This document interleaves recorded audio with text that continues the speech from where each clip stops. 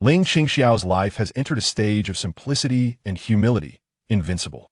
Thus, he arrived at Qingshi Town and opened a modest tavern, aptly named Wanyo. Flying swords? Such exaggeration is unnecessary.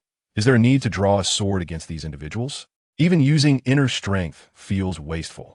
Only a handful of ancient masters standing atop the martial world, upon hearing of a young man running a tavern in Qingshi Town, would drop their teacups in fright, sternly commanding their disciples, avoid the direction of Qingshi Town, especially that Wanyo Tavern. Absolutely, absolutely, absolutely do not provoke that owner.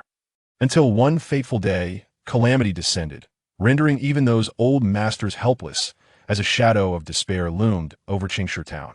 Ling Qingxiao sighed and set down the cup he had polished 800 times. I merely wished to run a quiet tavern. Why must it be so difficult? In the next moment, 12 beams of sword light surged skyward from the tavern's backyard, illuminating the 9 realms with their brilliance. Chapter 1. Wanyo. In the realm of martial artists, it is said that there are 13 realms of martial arts. The first realm is entry, and the 12th is the pinnacle. As for the ethereal 13th realm, for 1,000 years, it has merely been a few vague records in ancient texts, the musings of dreamers over tea and meals. Human strength has its limits.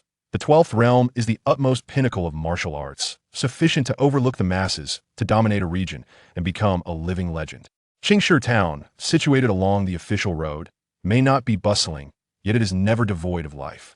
Merchants traveling from south to north pause here for rest, and friends from the martial world passing through often enjoy a bowl of wine, boasting of their hearsay adventures.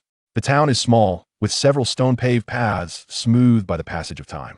The shop signs, though old, are clean, and the smoke from cooking rises gently, mingling with the scents of dust and horse manure, encapsulating the essence of human life. At the eastern end of the town, a new tavern is opened, also offering lodging. The facade is modest, with black tiles and white walls, seemingly recently restored.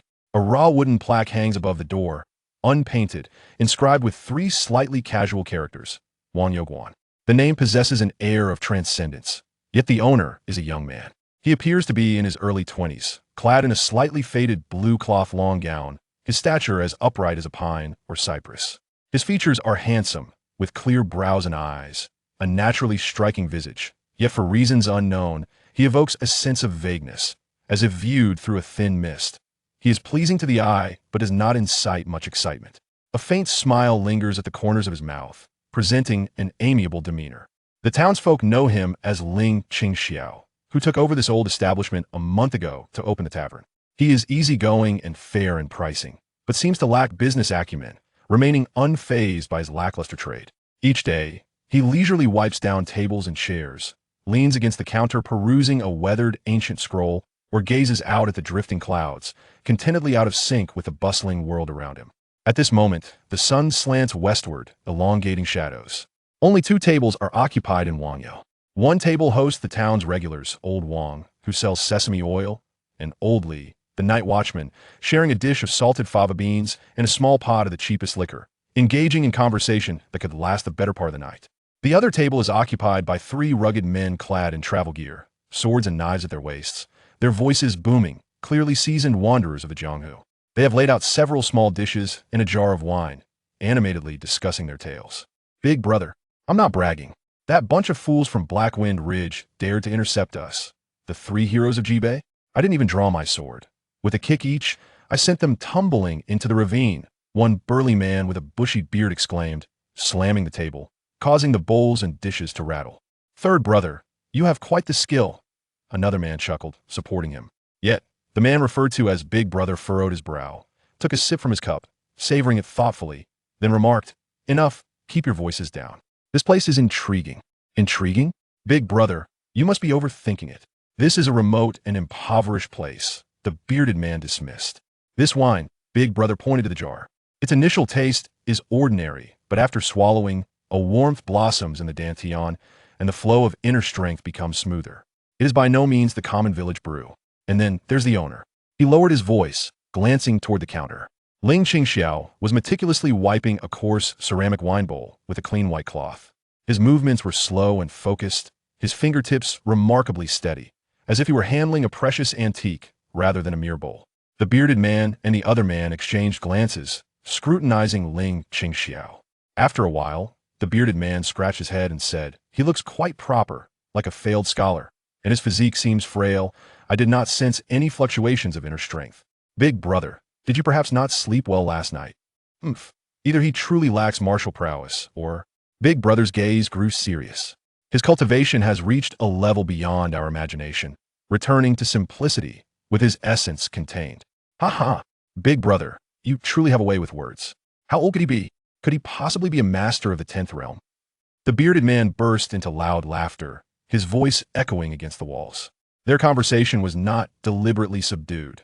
Ling Qingxiao, behind the counter, heard it all clearly, yet did not even lift his eyelids, continuing to polish his wine bowl as though it were far more intriguing than any martial realm.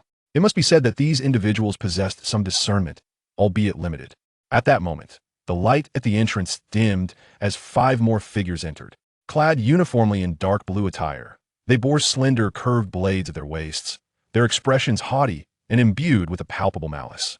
Leading them was a middle-aged man with a waxy complexion and hawk-like eyes that scanned the tavern, ultimately fixing upon the trio from Jibei. "TSK, I wondered who was making such a racket. Turns out it's just the bumpkins from Jibei," scoffed the yellow-faced middle-aged man with a tone of derision. "Scum from the Xianxia sect." The faces of the 3 from Jibei changed dramatically, and they sprang to their feet, hands instinctively reaching for their weapons. Clearly, there was deep-seated animosity between the 2 parties. The atmosphere in the tavern grew tense, and Old Wang and Old Li instinctively shrank back, the effects of alcohol evaporating, not daring to breathe. Chui Mian, the yellow-faced man, glanced over Ling Qingxiao behind the counter and, seeing his indifferent demeanor, felt even more disdainful. He coldly remarked, "It truly is a stroke of luck to find you here after letting you slip outside. Hand over your belongings, and I may spare your lives." The mustachioed man roared, "Chui Mian, you're talking nonsense."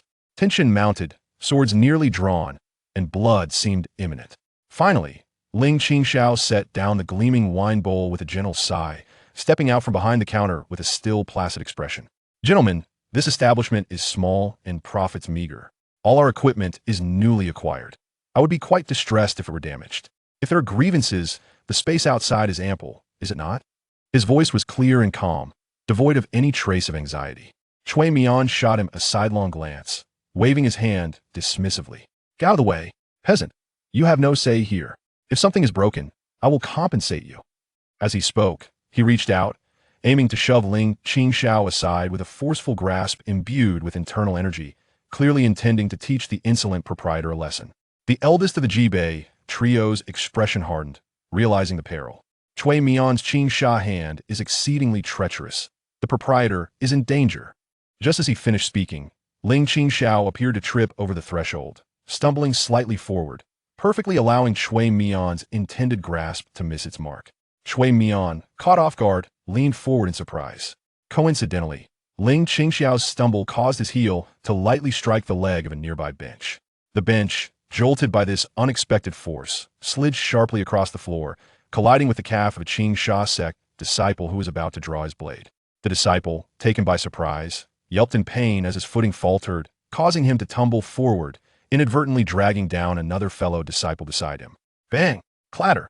In the blink of an eye, 2 Qingxia sect disciples found themselves in a chaotic heap, weapons slipping from their grasp, utterly disheveled.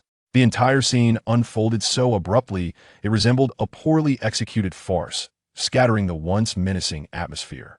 The trio from Jibei stood agape, bewildered. Chui Mian, witnessing his subordinates in disarray, was both astonished and enraged, spinning around to glare at Ling Qingxiao. "What the hell are you doing?" Ling Qingxiao, now steady on his feet, bore a perfectly measured expression of apology, his tone calm. "My apologies, I was careless and knocked over the bench. No one was harmed, I hope." His gaze swept over the 2 on the ground, his inquiry casual, revealing no hint of fear. Chui Mian scrutinized Ling Qingxiao with suspicion, noting the absence of any internal energy fluctuations and perceiving the previous incident as a mere accident. He suppressed his rage, shooting a venomous glare. "Watch your legs." He then berated his subordinates. "You 2 useless fools. Get up." This interruption diffused the tension, and the eldest of the Jibei trio regarded Ling Qingxiao with a thoughtful glance, clasping his hands in a gesture of respect. "My apologies, proprietor. We shall take our leave." His earlier doubts now intensified. With that, without waiting for Chui Mian's reaction, He swiftly settled the bill and departed with his brothers. Cui Mian snorted coldly, but did not impede their exit. His primary target had left, and he was disinclined to stir trouble in such a humble establishment. He cast a disdainful glance at Ling Qingxiao, tossing down a small piece of silver. "Is that enough to cover your broken bench? Prepare us 2 rooms."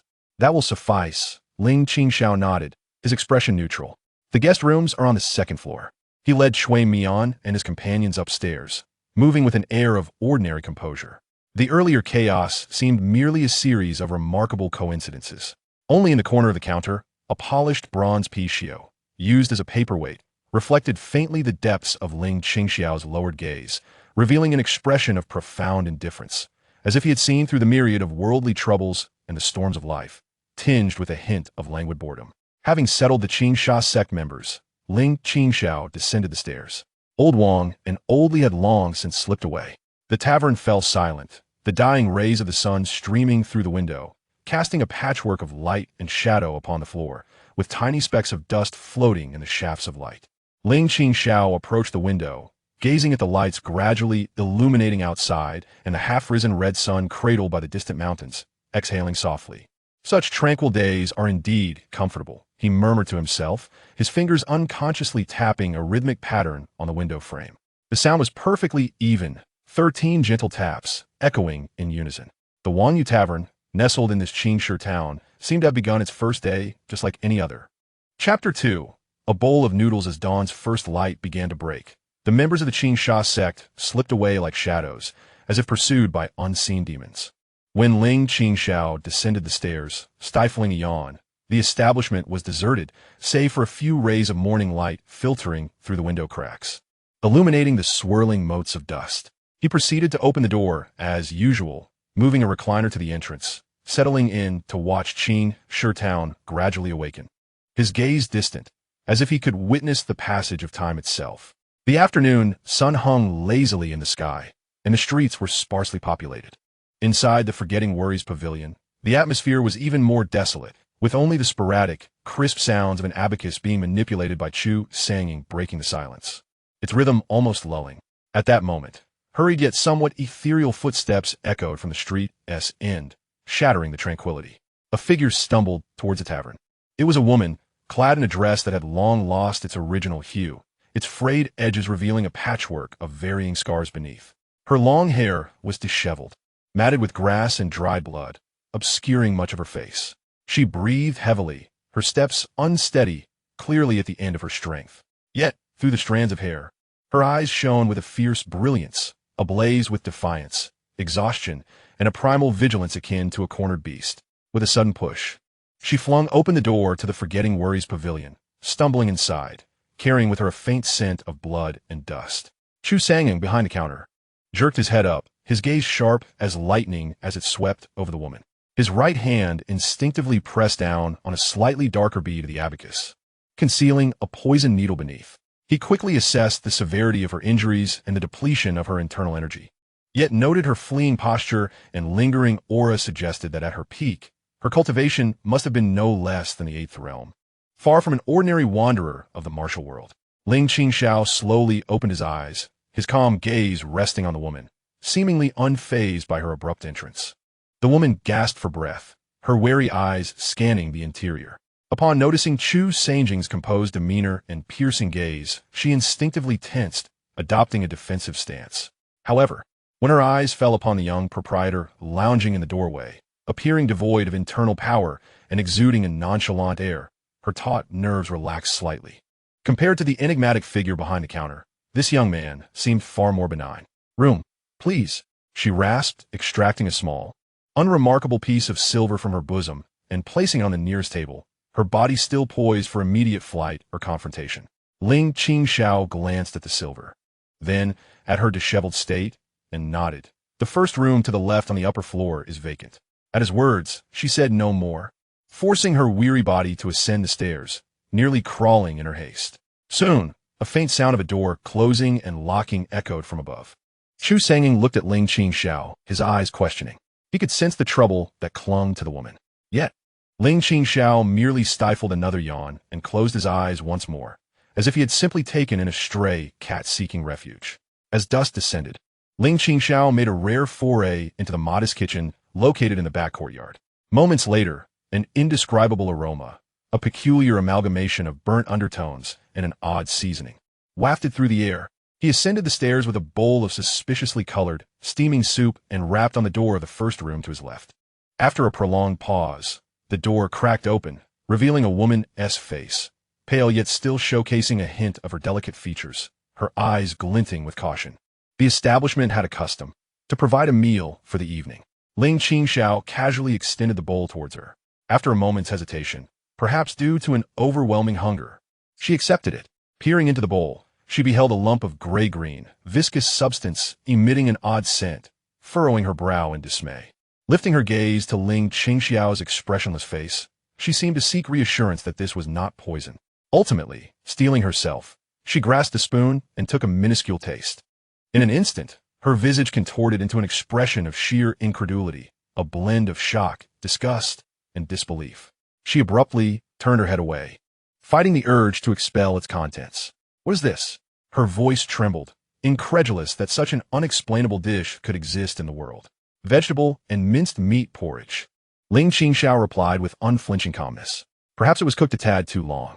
The woman regarded the bowl's dubious offering and then cast a glance at the proprietor, who appeared utterly unfazed by the situation, generating a sense of absurdity within her. After being pursued for 3 days and nights, battered and freezing, she had finally found refuge, only to nearly be undone by a bowl of porridge.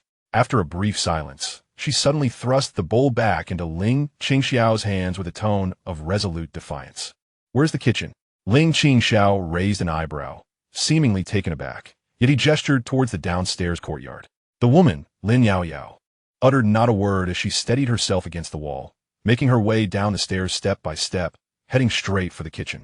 Chu Sange's gaze followed her, scrutinizing her movements. Soon, sound of activity emerged from the kitchen, water splashing and vegetables being chopped. Although her movements were somewhat hindered by her injuries, the precision of her knife skills was distinctly remarkable, far beyond that of an ordinary cook. In a mere quarter of an hour, a rich, appetizing aroma began to waft from the kitchen, swiftly dispelling the previous horrid scent. It was the genuine fragrance of food at its finest, intermingled with just the right amount of smoky warmth, making one's mouth water with anticipation. After a while, Lin Yaoyao emerged holding a tray. Upon it rested a steaming bowl of clear vegetable noodles, adorned with vibrant green vegetables and a perfectly fried egg. Accompanying it was a small dish of pickles. She placed the tray on a small table beside Ling Qingxiao and, cradling a small bowl of noodles, quietly settled on the threshold, eating with rapid yet unrefined grace. Clearly famished, Ling Qingxiao glanced at the exquisitely presented bowl of noodles and picked up the chopsticks to take a bite. The noodles were firm, the broth deliciously rich, appearing simple yet imbued with meticulous craftsmanship. He sampled the pickled vegetables next. Their sweet and sour flavor was incredibly appetizing. He remained silent, quietly savoring the meal, though his pace was unhurried. At some point, Chu Sange also set aside his abacus, his nostrils flaring slightly as he gazed at the bowl of noodles with a complex expression. The taste evoked distant memories of ancient records concerning a certain demonic sect in Jiangnan, renowned for its exquisite cuisine. Lin Yaoyao soon finished her bowl, a hint of color returning to her pale face. After a moment's hesitation, she looked at Ling Qingxiao, seemingly wanting to hear his thoughts, or perhaps bracing herself for another round of dismissal. Ling Qingxiao took a final sip of the broth, set down the bowl, and sighed contentedly. He raised his gaze to Lin Yaoyao, his eyes lingering for a moment on her still disheveled yet undeniably lovely face, and spoke in an even tone. "Your skills are commendable." Lin Yaoyao was momentarily taken aback. "You can stay until you recover," Ling Qingxiao continued, as if discussing a trivial matter. "The kitchen is under your purview. It covers your accommodation." Lin Yaoyao was utterly stunned. She had envisioned various scenarios: interrogation, expulsion, even physical confrontation, but never this outcome. She studied the inscrutable young proprietor before her, then cast a glance at the dangerously imposing accountant, finally letting her gaze settle on the empty bowl she had just finished. The panic of her escape, the sting of betrayal, and the despair of near death seemed to be momentarily quelled by this simple yet comforting bowl of noodles. After a prolonged silence, she finally uttered 2 words softly. "You know, I'm being hunted." "It is of no consequence," came Ling Qingxiao's response, imbued with an undeniable weight. "Thank you," she said, her voice barely above a whisper, tinged with a barely perceptible quiver. Ling Qingxiao, as if he had not heard, had already reclined back into the chair, closing his eyes. The fading rays of the setting sun stretched the silhouette of the woman on the threshold, who hugged her knees, gazing at the gradually descending sun. Her expression, still complex, bore less of the void and more of a glimmer of hope. Xianxia withdrew his gaze and resumed manipulating the abacus, the crisp sounds echoing in the tranquil tavern, as if all was as it should be. Yet, from that moment on, the Forgetting Worries Tavern welcomed a new chef, whose exceptional skills and enigmatic origins were shrouded in mystery. Chapter 3. The old case Ling Qingxiao settled into the Forgetting Worries Tavern. Under her careful nurturing and the contrast provided by Ling Qingxiao's bowl of vegetable and minced meat porridge, her wounds healed rapidly. Within just a few days, the pallor of her cheeks had returned, and her movements regained the lightness typical of a martial arts master, despite her internal energy not being fully restored. She seemed to have resigned herself to the role of chef, preferring it over the terrifying prospect of succumbing to that dreadful porridge. The small sanctuary in the backyard became her domain, where pots, pans, and condiments were organized with meticulous care. The dishes she prepared, though predominantly homely in flavor, possessed an ineffable delicacy and exquisite taste. Even the simplest stir-fried vegetables exuded a unique savor, earning the unreserved praise of Old Wang and Old Li, who occasionally indulged their palates, exclaiming that Boss Ling had struck an extraordinary fortune. Ling Qingxiao, reveling in his leisure, relinquished all authority in the kitchen, spending his days either lounging at the entrance or engrossed in a seemingly endless, yellowed ancient tome. He held no curiosity about the new, enigmatic chef who exhibited exceptional culinary skills. Ling Qingxiao remained silent, often retreating to the kitchen or her modest chamber. Occasionally, she would sit on the threshold of the backyard, lost in thought, gazing at the distant mountains with a gaze that was complex and inscrutable. She maintained a delicate, unperturbed equilibrium with Ling Qingxiao and Xianxia. Xianxia continued to arrive punctually each day, seated behind the counter, deftly manipulating his abacus and verifying his accounts, as if the presence of an additional person in the establishment bore no significance to him. Yet, the frequency with which he glanced towards the kitchen seemed to have increased slightly, his keen gaze imbued with a more pronounced scrutiny. His nostrils would occasionally flare, as if he could discern some exceedingly subtle flavors, not typically found among ordinary seasonings, wafting from the kitchen. On this sultry afternoon, the streets were nearly deserted. Even the cicadas chirped weakly. Ling Qingxiao had prepared a pot of mung bean soup, chilling it in the well. She placed a bowl beside Ling Qingxiao on a small table, hesitated for a moment, then filled another bowl and gently set it before Xianxia at the counter. The heat of the day called for a refreshing respite. Her voice retained a hint of aloofness, but it softened considerably since her arrival. Xianxia halted his calculations, lifting his gaze to meet Ling Qingxiao's, his piercing eyes fixed upon her, not on the bowl of soup, but on the slight flicker in her expression. The air hung momentarily still. Suddenly, Xianxia spoke, his tone deep and steady, yet it rippled through the silence like a stone cast into a tranquil lake. 3 years prior, in Jiangnan, the Su family, renowned for their benevolence and skill, perished tragically overnight, 17 lives extinguished.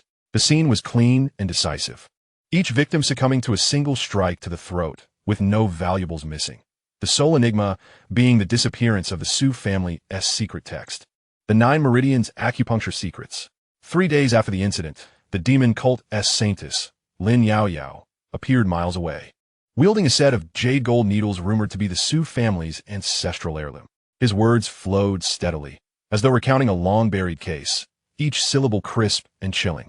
Ling Qingxiao's body tensed abruptly, her complexion drained of color, her fingers instinctively curling, the tips shimmering with an ominous glint. She fixed her gaze on Xianxia, her eyes brimming with shock, fear, and a ferocity akin to a wounded beast. "Who on earth are you?" Her voice was low, laced with an almost imperceptible tremor.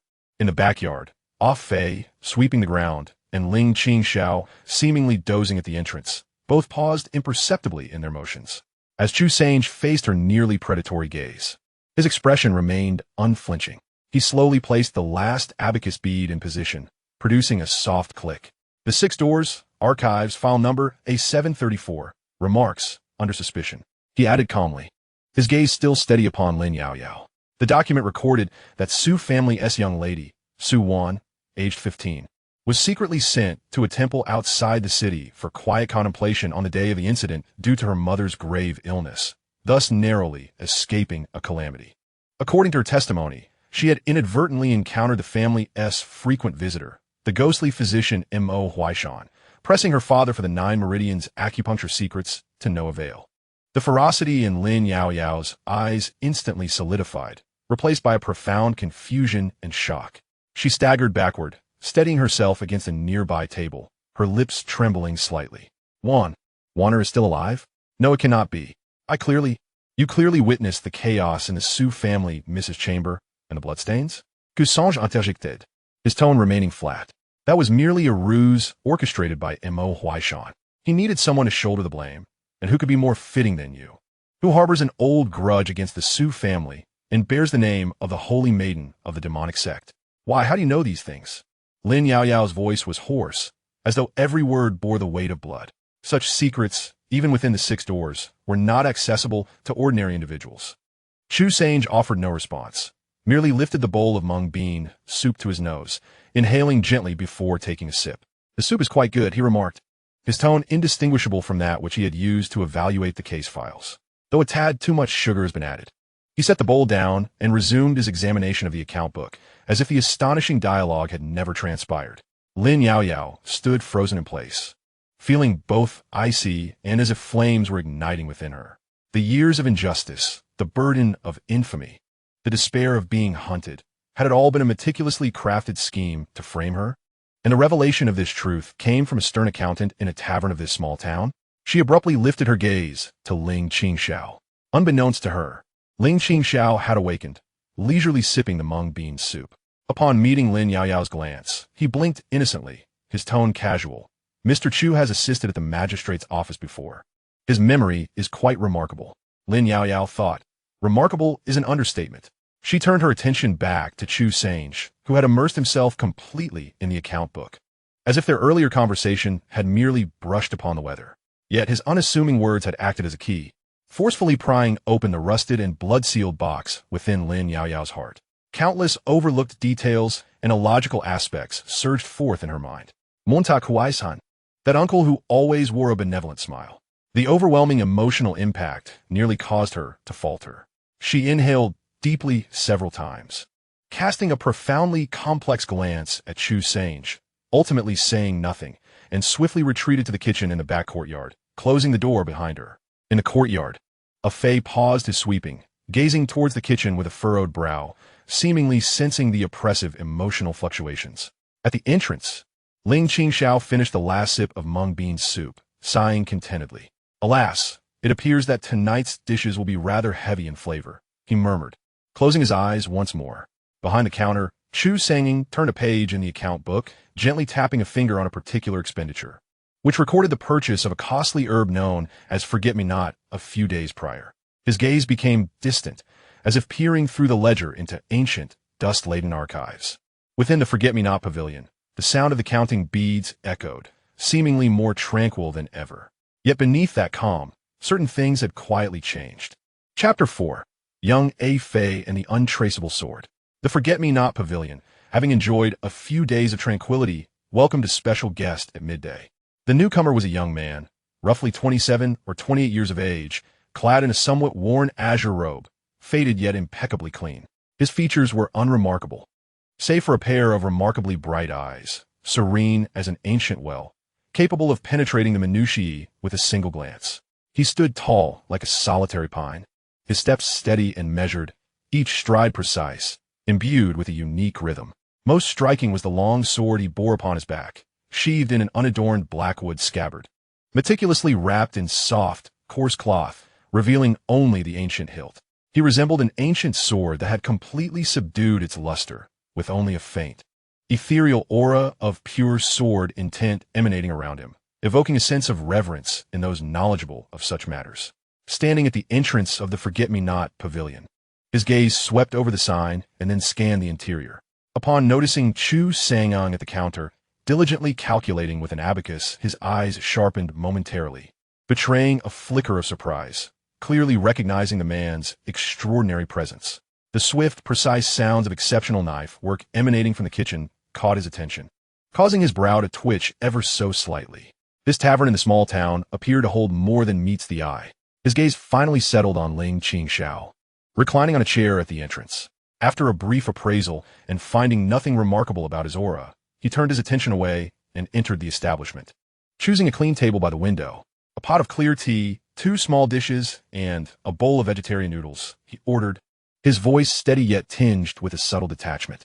Lin Yaoyao peeked from the kitchen, acknowledging with a brief, just a moment.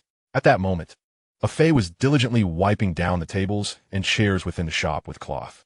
His efforts were meticulous, revealing every wood grain as if this task were not the labor of a mere servant, but a critical form of cultivation.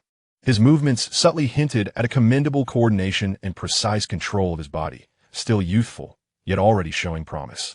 Lu Tingfeng's gaze, initially fixed outside the window, inadvertently drifted to a Fei as he polished the table. Just a glance was enough to captivate his attention. In his tranquil eyes, akin to a still well, an astonishing brilliance suddenly erupted, as if he had discovered a rare treasure.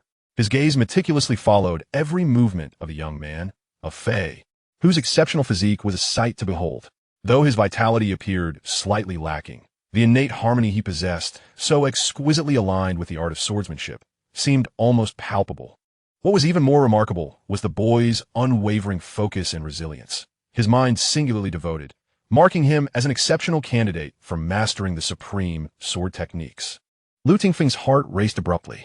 Having traveled the world, his journey was not solely to refine his swordsmanship, but also to seek a worthy successor to fulfill an ancient promise, a duel with the foremost swordsman, Situ Ran. A decade hence, while Situ Ran had already taken on disciples, Lu had yet to discover a worthy gem. To his astonishment, he found such a raw talent in this remote tavern. As food was served, Lu Tingfeng found little enjoyment in his meal. His entire attention was fixated upon the silent boy wiping the table. After finishing, he did not depart immediately. Instead, he rose to settle the bill, his gaze still lingering on a Fei in the distance. After paying, he took a deep breath and walked directly to a Fei. A Fei paused, gazing curiously at this extraordinary young man in a blue robe. "What is your name?" Lu Tingfeng inquired, his tone considerably softened. "A Fei," the boy replied candidly, his eyes betraying a hint of wariness. "Do you wish to learn the sword?" Lu Tingfeng asked, his gaze intense. "I am Lu Tingfeng. If you choose to accompany me, I shall impart to you the unparalleled swordsmanship, and one day, your name shall echo throughout the martial world, bringing glory to your lineage." If he were an ordinary youth, hearing the name of the renowned Wuhin sword Lu Tingfeng and receiving such a personal invitation would likely have sent him into a frenzy of joy, bowing in reverence. However, upon hearing Lu's words, a Fei abruptly stepped back, shaking his head vehemently, his resolve unyielding. "No, I will not leave. I wish to stay here." Lu Tingfeng was taken aback, utterly astonished by the outright rejection. "What? Do you not know who I am? Do you not realize the opportunity you are turning down? One that countless swordsmen yearn for? I am aware of your prowess, senior," a Fei acknowledged, glancing at the sword upon Lu's back, his eyes filled with envy yet resolute. "But I cannot leave. The owner has taken me in, and I have unfinished business."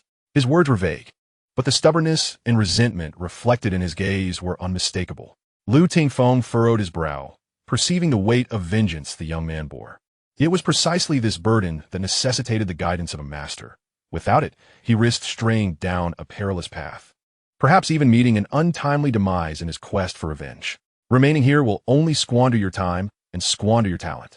Lu Tingfeng's tone grew more emphatic. "Vengeance can wait, but missing the prime years for building your foundation would be a lifelong regret. I will not leave."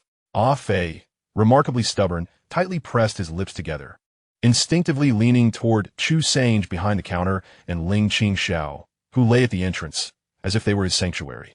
Lu Tingfeng wished to persuade him further, his gaze sweeping over the composed Chu Sange, who continued to tally accounts, and the seemingly slumbering Ling Qingxiao. An unexpected thought struck him. This young man would rather remain in this peculiar tavern as a mere errand boy than leave with him. What enchantment did the tavern's proprietor and accountant wield? Or perhaps they were not of the mundane world, but he had simply misjudged them? He once again keenly sensed Ling Qingxiao's aura, which remained void of any substance. Yet, to command such a discreet accountant and a chef with extraordinary knife skills. The proprietor could not be ordinary. A thought flashed through Lu Tingfeng's mind. Could it be that this youth stayed here under the guidance of some hidden master? Or did this tavern itself conceal a secret? Observing Ah Fei's stubborn and vigilant eyes, he understood that coercion would be futile. After a moment of silence, Lu Tingfeng suddenly turned and approached Ling Qingxiao. "Proprietor," he said, cupping his hands in a gesture of respect, his tone considerably more solemn. "I am Lu Tingfeng, seeking to secure a position here. I require no remuneration, only food and lodging, and I wish to teach this young man the fundamentals of swordsmanship, without any compulsion for him to leave. Might this be permissible?" Upon his words, Chu Sange behind the counter halted his calculations. The sounds of cutting from the kitchen momentarily ceased, and even Ling Qingxiao slowly opened his eyes, regarding Lu Tingfeng with a hint of surprise.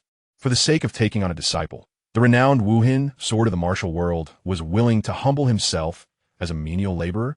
Ling Qingxiao's gaze flitted between Lu Tingfeng and Ah Fei, then fell upon the meticulously wrapped longsword on Lu Tingfeng's back, a slight smirk gracing his lips. "The backyard is indeed in need of cleaning," Ling Qingxiao lazily reiterated his earlier words. "As for teaching swordsmanship, that is your affair. So long as he is willing to learn, I shall not hinder him." Lu Tingfeng's eyes sparkled with joy at these words, and he bowed once more. "Thank you, proprietor." He refrained from saying more, unfastening the sword he treated as his lifeblood from his back, carefully leaning it against the wall. Then he picked up a broom from the corner and proceeded to the backyard to begin sweeping. His sweeping actions immediately captivated Ah Fei's attention. It was no longer mere menial labor, but rather a demonstration akin to the way, steady, precise, and efficient, embodying an ineffable rhythm of sword principles. Ah Fei watched in astonishment, instinctively attempting to mimic him. Seeing this, Lu Tingfeng refrained from giving direct guidance, occasionally making subtle adjustments to Ah Fei's movements when passing through the area he was responsible for, his wrist lowering, allowing intention to guide the broom, rather than relying on brute force. A simple, understated suggestion illuminated Ah Fei's understanding like a revelation. Chu Sange observed the strange scene in the backyard, shaking his head and murmuring to himself, "Wu Hin, sword Lu Tingfeng, willing to be a mere sweeper for the sake of taking a disciple. This martial world is becoming increasingly incomprehensible."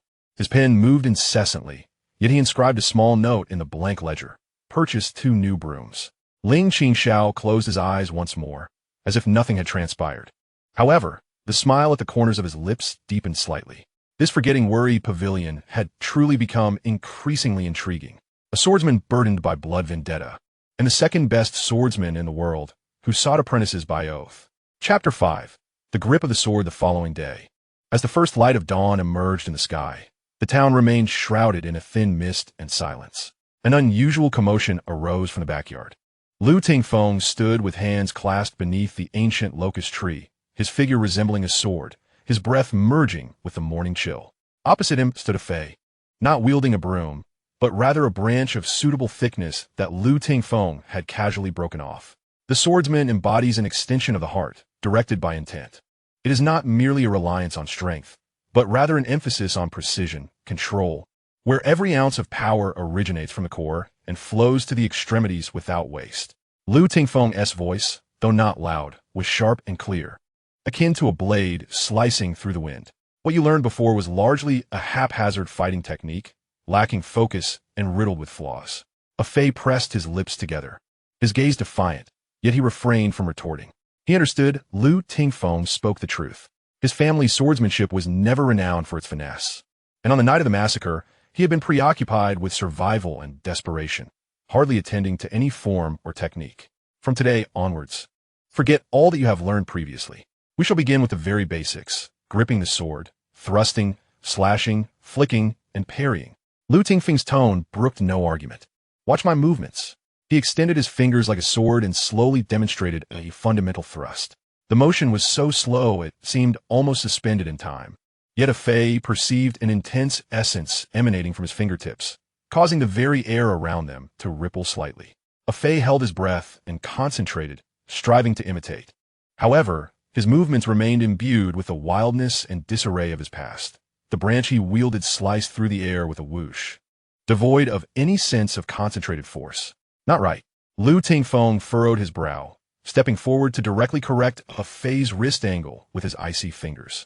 Shoulders down, elbows relaxed. The power originates from the ground, travels through the waist, emanates from the arm, and converges at the tip. It is not merely a brute push with your arms. His instruction was exceedingly strict, bordering on harsh, with every minute misstep failing to escape his keen observation. A Fei practiced repeatedly, soon drenched in sweat, his coarse, short garments clinging to him, his arms aching to the point of near immobility. Yet he gritted his teeth in silence, persistently repeating the monotonous, foundational movements. In the kitchen, Lin Yaoyao was preparing breakfast, her gaze drifting through the window towards the scene in the courtyard, her expression complex. She could discern Lu Tingfeng's genuine dedication to imparting knowledge. Behind his strictness lay a deep appreciation for potential talent. This reminded her of the rigorous training she had endured in her youth at the academy. A bittersweet smile creeping onto her lips. Behind the counter, Chu Songguang had also arrived.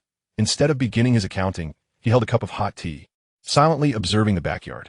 His gaze lingered more on Lu Tingfeng's sword stance and movements, his fingers unconsciously tapping lightly against the cup's rim, as if recording and analyzing something. As the former chief of the Six Gates, he possessed an intimate knowledge of the martial arts from various sects across the realm. Naturally, he recognized Lu Tingfeng's seamless sword intent, yet witnessing the foundational training methods firsthand still elicited a subtle nod of approval from him. Ling Qingxiao was the last to arrive, yawning as he cradled a bowl of freshly prepared millet porridge by Lin Yaoyao, meandering leisurely to the entrance. Leaning against the doorframe while observing the morning exercises in the courtyard, watching a Fei fail time and again only to rise again, he slurped his porridge and mumbled indistinctly. His talent is commendable, but he appears rather frail. He needs more nourishment. Upon hearing his assessment, Lu Tingfeng's movement momentarily faltered. The proprietor's seemingly casual remark astutely pinpointed a Fei's most pressing issue. Having recently recovered from severe injuries, coupled with a tumultuous state of mind, he indeed lacked vitality. Lu Tingfeng had previously focused solely on the fundamentals of swordplay, neglecting this crucial aspect. Today ends here, Lu Tingfeng declared coldly. Go eat. Starting tomorrow, in addition to basic practice, we will incorporate an extra hour of standing meditation to fortify your foundation and replenish your essence. A Fei felt as though he had been granted a reprieve, nearly collapsing to the ground, using a branch for support as he gasped for breath. Yet his eyes sparkled with excitement. He could sense that even this most rudimentary practice had bestowed upon him a newfound understanding of his physical control. At the breakfast table, the atmosphere was palpable with nuance. Lin Yaoyao had intentionally served a Fei a generous bowl of meat porridge, accompanied by 2 poached eggs. Starved, a Fei devoured his meal with fervor. Lu Tingfeng maintained an upright posture while eating, though his gaze occasionally drifted toward Ling Qingxiao, filled with curiosity. This proprietor increasingly perplexed him. Ling Qingxiao, seemingly oblivious, leisurely sipped his porridge and suddenly addressed Lin Yaoyao. Miss Lin, in future procurements, please increase the budget to provide nourishment for a Fei and Mr. Lu. He added, well, it could be considered part of their wages. Lin Yaoyao paused momentarily, then nodded. Understood, boss. Stealing a discreet glance at Lu Tingfeng, she found him unresponsive, which eased her trepidation slightly. Chu Sanggung set down his chopsticks and casually remarked, yesterday, several vendors arrived in town, their accents suggesting they hail from the northern region of Hafen County. Things have been quite unsettled there lately, with the influence of Ghost Hand Mo Huaishan expanding rapidly, swallowing numerous smaller sections. Lin Yaoyao's hand, holding the spoon, trembled violently, the spoon clattering against the bowl's edge with a sharp sound. Her complexion instantly paled, and a fleeting glimmer of cold, murderous intent and fear flickered in her eyes. Monta Kuaisan. The mere mention of this name sent shivers down her spine, like a haunting nightmare resurfacing. Lu Tingfeng lifted his head, casting a glance at Chu Sanggung before observing Lin Yaoyao's reaction with a furrowed brow. Although he was engrossed in the sword, he was not entirely oblivious to worldly affairs. He had heard of the notorious Ghost Hand Mo Huaishan, a figure who had emerged in recent years, straddling the line between righteousness and wickedness, known for his ruthless tactics and reputedly exceptional skills in both medicine and poison. The cook appears to harbor a lingering grudge against this individual. Ling Qingxiao, seemingly oblivious, picked up a pair of chopsticks and noisily munched on pickled vegetables. After Chu Sanging finished speaking, he refrained from further comment, returning to the counter to commence his daily accounting, as if the previous exchange had merely been inconsequential banter. Yet, those words fell like a stone cast into a deep pool, sending ripples across the hearts of those present. A Fei, only partially grasping the atmosphere, sensed an abrupt heaviness, causing his pace of eating to slow. Lu Tingfeng appeared contemplative, while Lin Yaoyao, her appetite diminished, hastily finished her meal and retreated to the kitchen, not to emerge for a considerable time.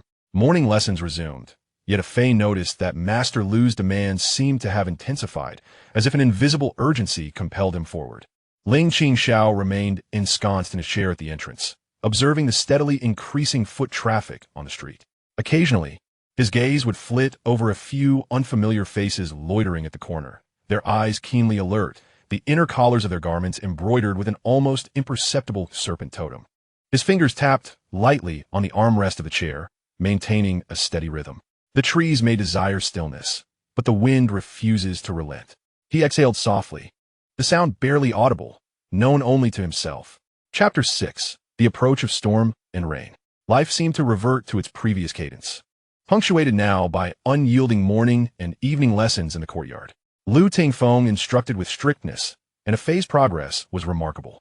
The branch in his hand gradually became obedient, the sound of slicing air turning sharper and more refined, his steps growing steadier.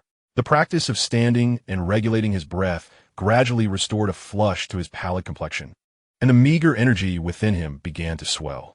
Lin Yaoyao continued to silently oversee the kitchen, though at times she would gaze absent-mindedly at a certain spot, her fingertips unconsciously tracing patterns on her apron, as if rehearsing some form of restrained capture technique. The information divulged by Chu Sangeng pricked her heart like a thorn, bringing both the hope that Su Wan might still be alive and a deeper anxiety and vigilance, for Mo Huaishan's influence was encroaching. Chu Sangeng remained the meticulous accountant, the sound of the abacus ringing out punctually each day. However, his excursions to procure ink and writing materials appear to have increased slightly, and upon his return, his expression bore a weightier gravity.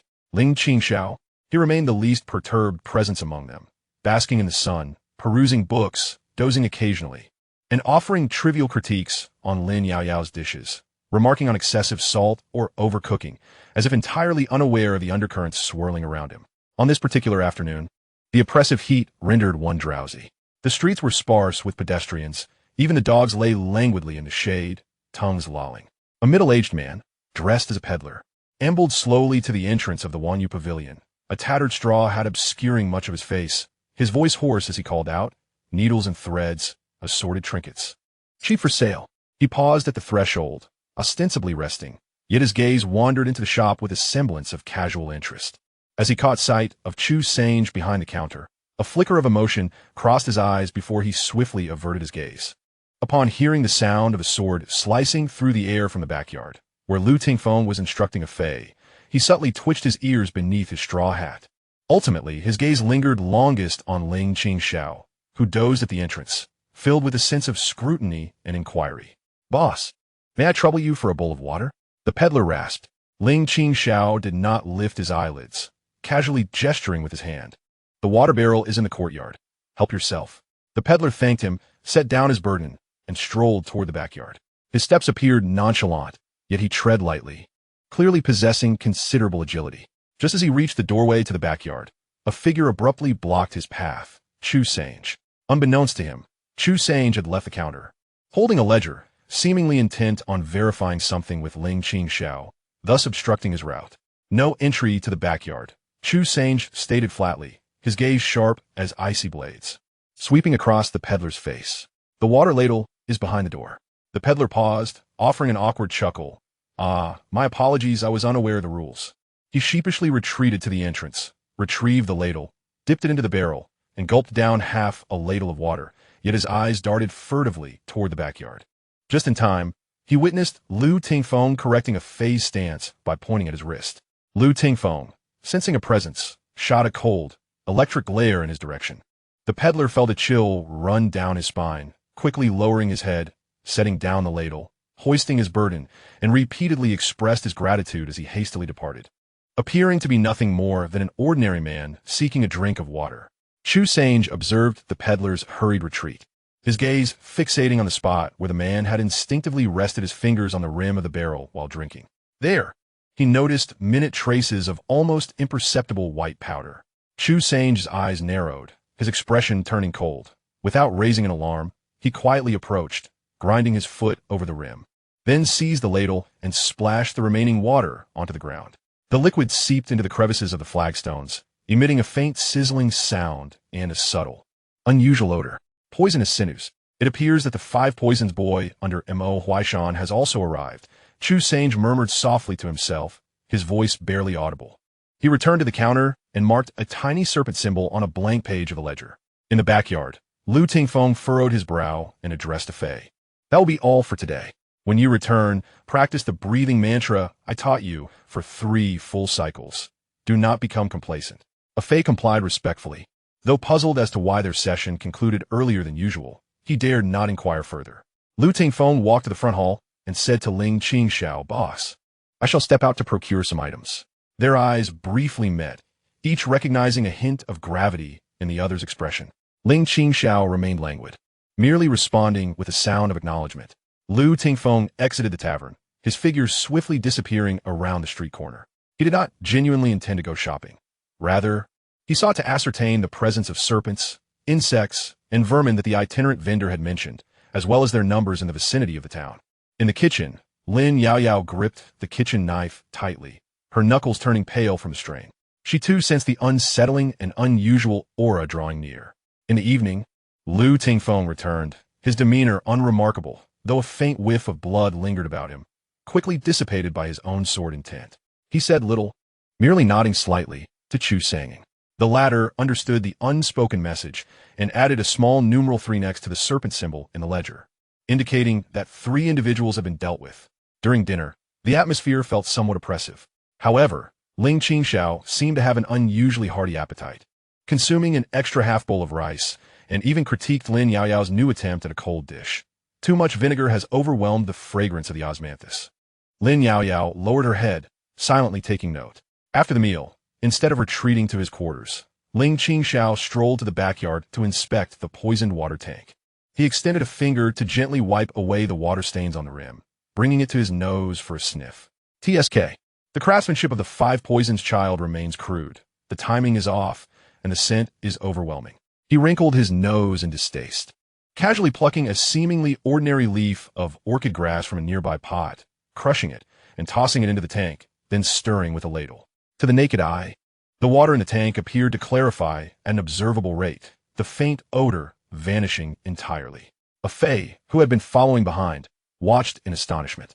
Chu Sangying and Lu Tingfeng stood at the doorway, their expressions shifting as they observed Ling Qingxiao's casual actions, their gazes sharpening. That orchid grass seemed to be an exceedingly rare antidote, and it was so nonchalantly planted in a flower pot.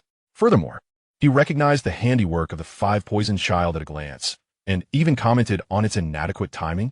Who exactly is this proprietor?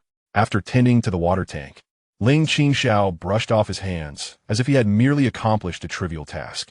He turned to see the varied expressions of the individuals at the door and smiled. Why are you all standing there? If there's nothing to do, you might as well rest early. Tomorrow, perhaps business will pick up. His tone remained light, as if the lurking venomous snake were nothing more than a trivial annoyance. Yet, everyone was acutely aware that trouble had already arrived. The tendrils of Mo Huaishan had infiltrated this small town, reaching towards the seemingly ordinary Wanyu Pavilion. The night breeze swept through, carrying with it a hint of the impending storm. Chapter 7. Testing the Waters. The following day, the sky was overcast, the clouds hanging low, suffocatingly oppressive. Shortly after the Wanyu Pavilion opened its doors, a group emerged from the street corner, making their way directly to the tavern. Leading them was a tall, slender, middle-aged man, clad in a brocade robe, his complexion a sickly pallor, with elongated fingers and meticulously trimmed nails. A faint semblance of a gentle smile lingered at the corners of his mouth, yet his gaze was as piercing as a needle, sweeping the surroundings with a predatory blend of greed and caution. Trailing behind him were 4 attendants, each with prominent temples and keen eyes, their strides steady and breath synchronized. Clearly adept in the art of coordinated attacks, with their cultivation levels hovering between the 6th and 7th realms. This group exuded an imposing aura, starkly contrasting with the quaintness of the town, causing the sparse pedestrians to hastily sidestep. Upon reaching the entrance of the Forgetting Worries pavilion, the tall, slender man halted, tilting his head to inspect the signboard. The smile on his lips deepened, inexplicably tinged with a hint of coldness. "Is this the place?" he inquired softly, his voice thin and sharp. One of his attendants respectfully responded, "Reporting to you, Mr. Mo. Our scouts have relayed that the trader's last known whereabouts were right here in Qingshi Town. This tavern is newly opened and appears rather suspicious." The man referred to as Mr. Mo was none other than one of the most capable subordinates under the command of the infamous Gui Shou Mo Huaishan, known as the Poison Scholar Jiaoren. Not only had he reached the pinnacle of the 8th realm in martial prowess, but he was also renowned for his meticulous mind and cunningly ruthless methods of poison, earning him Mo Huaishan's utmost trust. Jiaoren nodded and stepped into the tavern. Inside, Chu Sangung continued to manipulate his abacus behind the counter, albeit at a slightly slower pace than usual. Lu Tingfeng sat at a table in the corner, methodically polishing a branch that served as a substitute for his longsword, his gaze cast downward. A Fei was busy wiping the counter, his movements appearing somewhat tense.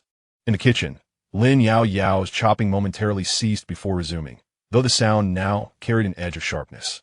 Ling Qingxiao remained, as ever, lounging in a chair by the entrance, seemingly oblivious to the imposing guest that had just entered. Jiaoren's eyes scanned the establishment, first landing on Chu Sangung, a flicker of surprise and wariness flashing in his gaze. The accountant's aura was dense, indicating he was no ordinary person. Next, he noticed Lu Tingfeng in the corner, polishing his branch, although he couldn't sense any significant internal power emanating from him. The concentration and subtle sword intent exuding from him made Jiaoren's heart skip a beat. Finally, his gaze settled on Ling Qingxiao behind the counter, lingering for a moment before his brow furrowed slightly. This man was exceedingly ordinary, to the point of being rather peculiar. "Esteemed guests, will you be lodging or merely passing through?" Chu Sangung raised his head, his tone calm and unperturbed, as if addressing merely a commonplace customer. Jiaoren suppressed his inner doubts, donning a facade of contrived joviality as he approached the counter. "I have heard that your establishment serves delightful beverages. I have come to sample them. Additionally, I seek some information," he stated, while seemingly casually tapping his fingers on the counter. A minuscule amount of nearly imperceptible dust dislodged from beneath his fingernails, silently mingling with the air. "Our establishment only serves drinks, not information," Chu Sangung replied, his expression unwavering, as if he had not noticed Jiaoren's subtle maneuver. However, his fingers on the abacus imperceptibly quickened, a wave of intangible energy subtly dispersing, causing the dust to slightly deviate from its intended path, most of it landing outside the counter. Jiaoren's eyes narrowed, solidifying his conviction that this accountant was indeed extraordinary. He chuckled heartily and, lost in his own thoughts, made his way to an empty table, declaring, "Bring forth the finest wine." A servant promptly stepped forward, slamming a sizable ingot of silver onto the table, producing a dull thud that resonated with a hint of intimidation.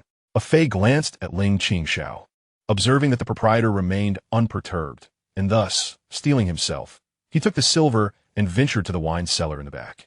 Before long, the wine was served, Wang Yozue, brewed by Lin Yao using the recipe provided by Ling Qingxiao, exuded a rich and robust aroma.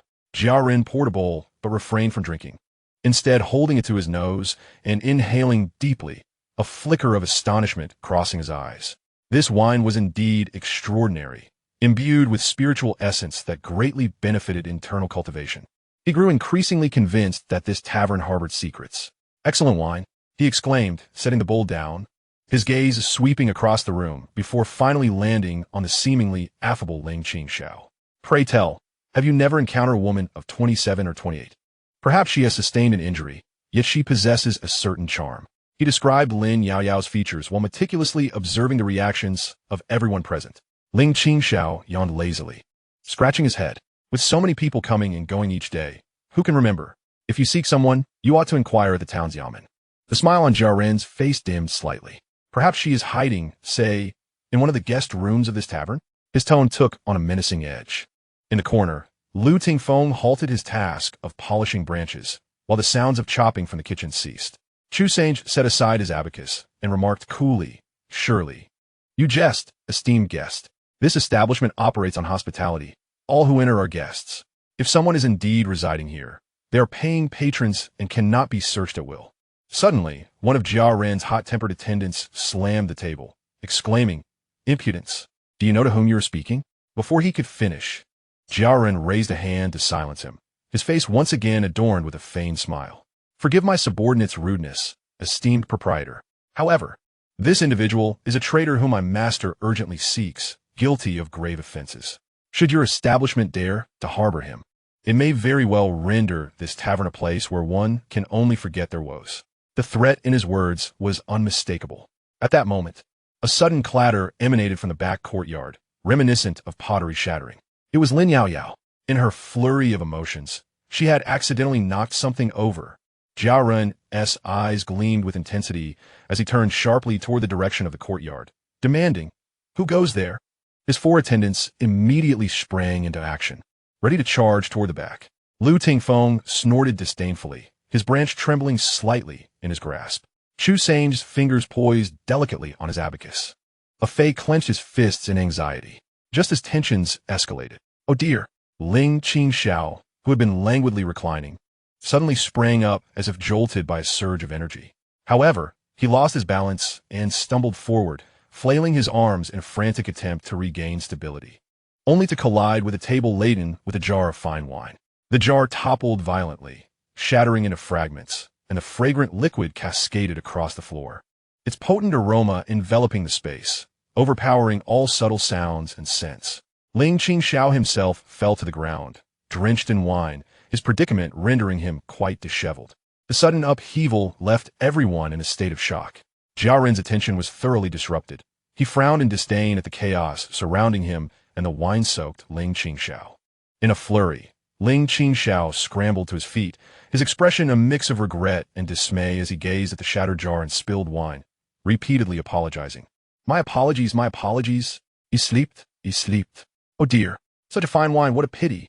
As he spoke, he inadvertently stepped onto the spilled liquid, his foot sliding precariously, nearly causing him to fall once more. In his clumsiness, he knocked over a nearby chair, creating an even greater ruckus. Jia Ren observed Ling Qingxiao's awkwardness, his initial skepticism gradually giving way to disdain and contempt.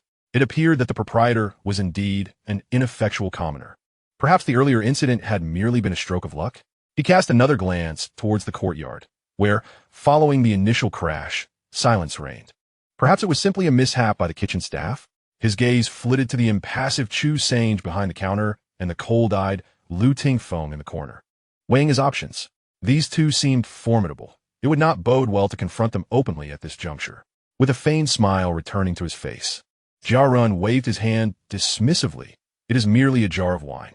It seems the proprietor is indisposed today. We shall return another day." He cast a meaningful glance in the direction of the courtyard before turning to leave with his entourage. Only after they vanished around the corner did the tense atmosphere within the establishment begin to ease. Fei exhaled a sigh of relief, noticing his palms were slick with sweat. Lu Tingfeng gradually released his grip on the branch he had been clutching. Chu Sange silently took a cloth and began to wipe down the counter, which had been splattered with wine. Ling Qingxiao, gazing at the remnants of the shattered jar, clicked his tongue in lament. "What a shame for my fine wine."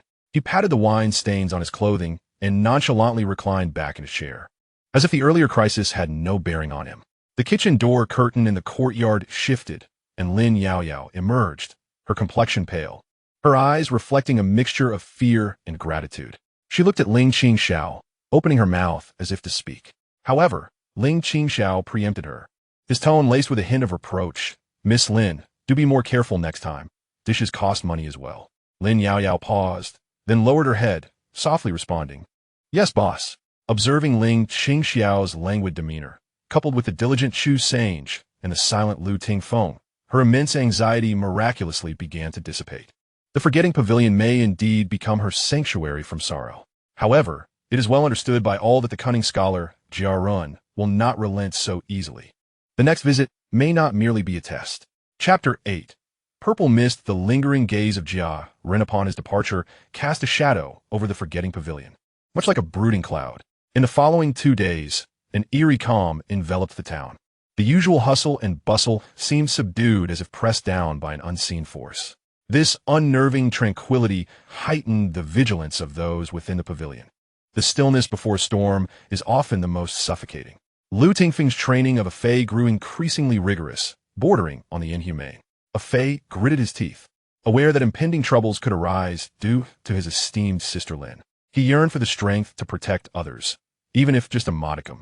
Lin Xiaoyao became unusually silent, secluding herself in the kitchen or her room for most of the time. When she did emerge, her eyes bore a chilling resolve, as if she were preparing for something momentous.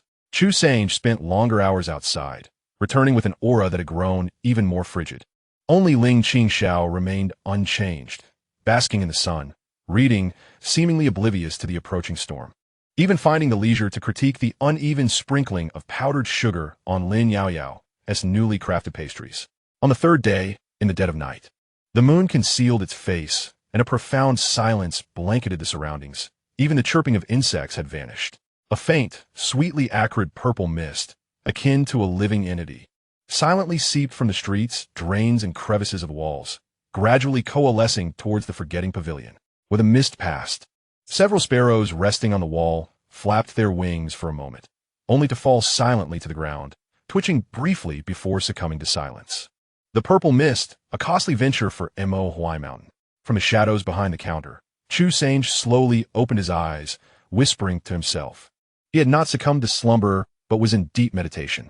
Holding his breath, he let his internal energy circulate slowly, resisting the insidious poison of the mist. In the backyard, Lu Tingfeng sat cross-legged within his room, his sword resting across his knees. A nearly imperceptible aura of sword energy enveloped him, quietly shredding the toxic mist attempting to infiltrate the room. His brow furrowed in concern. The mist's reach was extensive, its intentions malevolent, aiming to incapacitate or poison all within the pavilion. A Fey, the weakest among them, had already inhaled some of the mist, feeling dizzy and weak. He struggled to apply the rudimentary breathing techniques taught by Lu Tingfeng, but to little avail as he teetered on the brink of unconsciousness. At that moment, Lin Xiaoyao entered the adjacent room. A damp cloth covered her face, and she held a small porcelain vial, pouring out a pill that exuded a refreshing aura and placing it in a Fey's mouth. "Swallow it. Channel your energy to dispel the effects," she urged. As the pill settled in his stomach, a wave of coolness surged forth, dispelling the fog that clouded his mind. A Fey cast a grateful glance at Lin Xiaoyao and promptly began to channel his energy as instructed. Lin Xiaoyao, with an icy gaze fixed upon the swirling purple mist outside the window, gritted her teeth and murmured, "It is indeed a refined version of Mo Huaishan's midnight soul-disrupting incense. He has truly come in person." Just as the poisonous mist thickened, threatening to envelop the Wanyu pavilion entirely, even Chu Sange and Lu Tingfeng felt an overwhelming pressure. Suddenly, a faint sound, akin to a whispering breeze slipping through the window's crevice, resonated from an unknown source. This sound was so subtle that it almost seemed like a figment of one's imagination.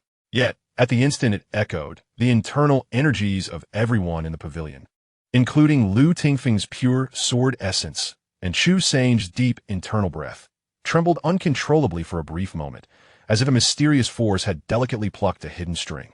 Then, an extraordinary phenomenon unfolded.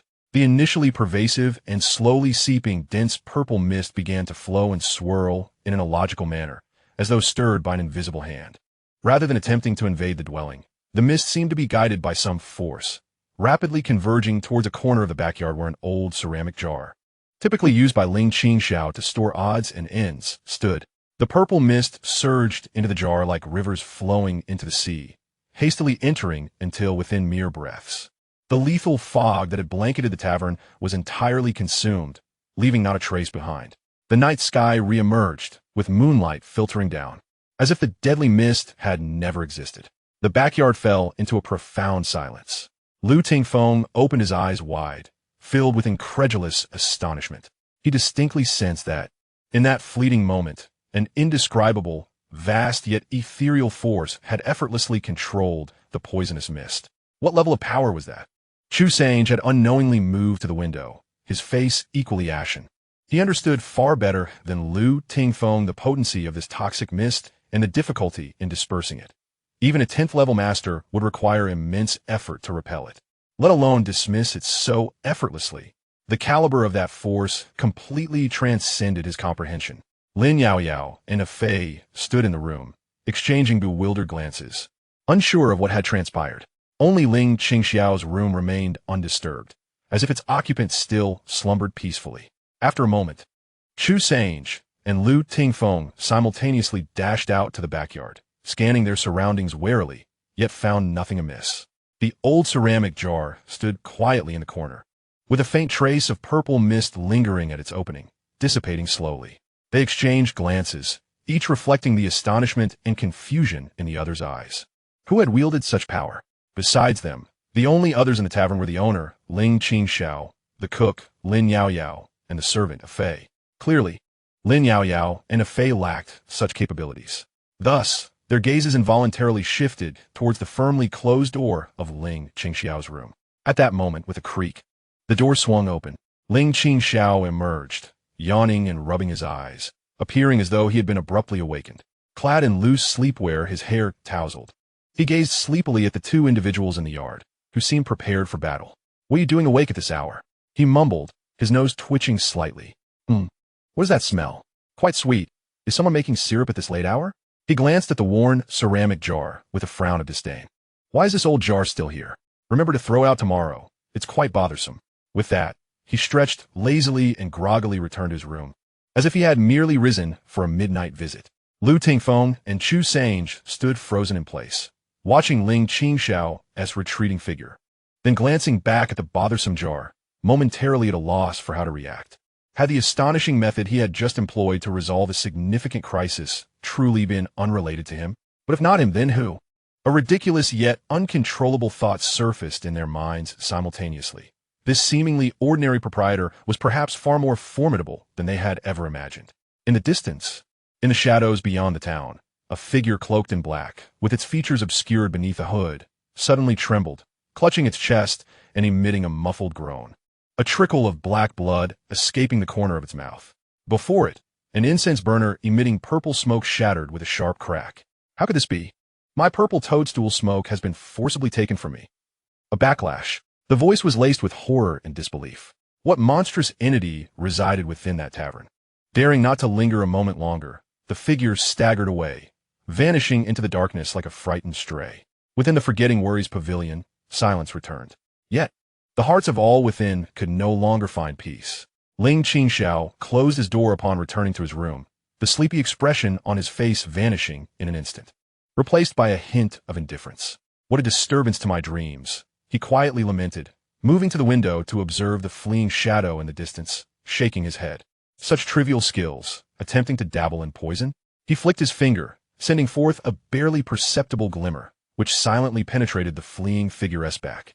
The shadow halted abruptly, then collapsed softly to the ground, lifeless. Ling Qingxiao clapped his hands and returned to bed, muttering, "Now it's quiet." Chapter 9. Valley of the Medicine King. The demise of the poisoned scholar Jiao Run and his subordinates, along with the mysterious vanishing of the purple toadstool smoke that night, stirred ripples in the depths like a stone cast into a tranquil pond, creating tremors that were unimaginable in their implications. Days passed, and Qingshi Town maintained its outward tranquility, yet the inhabitants of the Forgetting Worries pavilion could keenly sense a deeper, more oppressive malice encroaching, emanating from a vast and powerful force. The very air in the town seemed to stagnate. Even the most oblivious townsfolk felt an unusual tension, hastening to close their doors and shutter their windows. Que Sange's expression grew increasingly grave. Through the remnants of his channels, he learned that a formidable force associated with the medical field had not retreated in the wake of Jiao Ren's failure. Instead, it had descended into an eerie silence, a harbinger of ill tidings. Lu Tingfeng's brows knitted ever tighter as he sensed a non-human, frigid, and absolute intent to kill gathering in the distance. The aura was terrifyingly pure, sending a chill even through one as enlightened as he. Lin Yaoyao, more restless than anyone, understood all too well the original terror of Mo Huaishan and the vastness of the looming threat. Only Ling Qingxiao remained unchanged, though occasionally he would gaze out at the distant mountains, his eyes briefly reflecting an imperceptible understanding and indifference, as if he had already grasped the entirety of the situation. On this particular night, the darkness was as thick as ink, devoid of stars and moonlight. An unsettling aura, mingling with an unusual medicinal scent and an icy stillness, quietly spread with the night wind, enveloping the entire Qingshi Town. Unlike the previous toxic mists, this presence was more restrained and profoundly unsettling. Inside the Wanyu Pavilion, the glow of the oil lamps seemed to dim. "They're here." Chu Sanging suddenly lifted his head, an unprecedented gravity flashing in his eyes. "Be careful. Something is amiss." Lu Tingfeng abruptly stood, peering into the distance. He felt it, the approaching entity, its energy fluctuations stabilizing at the pinnacle of the ninth realm, cold and devoid of life. Lin Yaoyao's face turned ashen as she dashed out from the kitchen, clutching twin blades tightly. Ah Fei too sensed the suffocating chill of murderous intent. "Steady." Emotionless footsteps echoed from the far end of the street. Each step fell with eerie precision, the distance and weight perfectly synchronized, sending shivers down one's spine. A figure gradually emerged from the shadows into the dim light. Mo Huaishan. On the surface, he appeared just like any ordinary person, clad in a moon-white robe. His countenance still strikingly handsome. However, a closer inspection revealed the abnormality. His gaze was hollow, lacking focus, with only a flicker of deep crimson light mechanically pulsing from within. His expression was rigid, the corners of his mouth curving into an unnaturally standard smile. He emanated a potent medicinal scent, overshadowed by an even more chilling, inhuman aura of murderous command. The energy fluctuations of the ninth realm within him operated smoothly, without any sign of dissipation. In his hand, he grasped a uniquely shaped short blade, its surface shimmering with an intertwining hue of deep blue and sickly green. Eliminate the former holy maiden of the demon cult. Lin Yaoyao. A dry, unvarying voice escaped Mo Huaishan's throat, resembling not a human voice but the sound of gears grinding. Before the words faded, he moved. His figure flickered like a wraith, speed surpassing imagination, as his poison blade traced a cold arc aimed directly at Lin Yaoyao.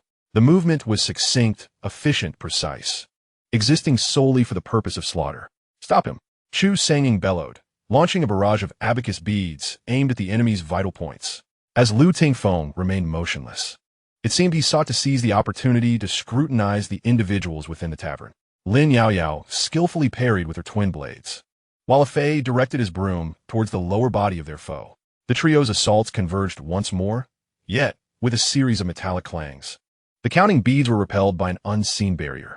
Lu Tingfeng's branch disintegrated into powder as a figure was sent hurtling backward, bloodied.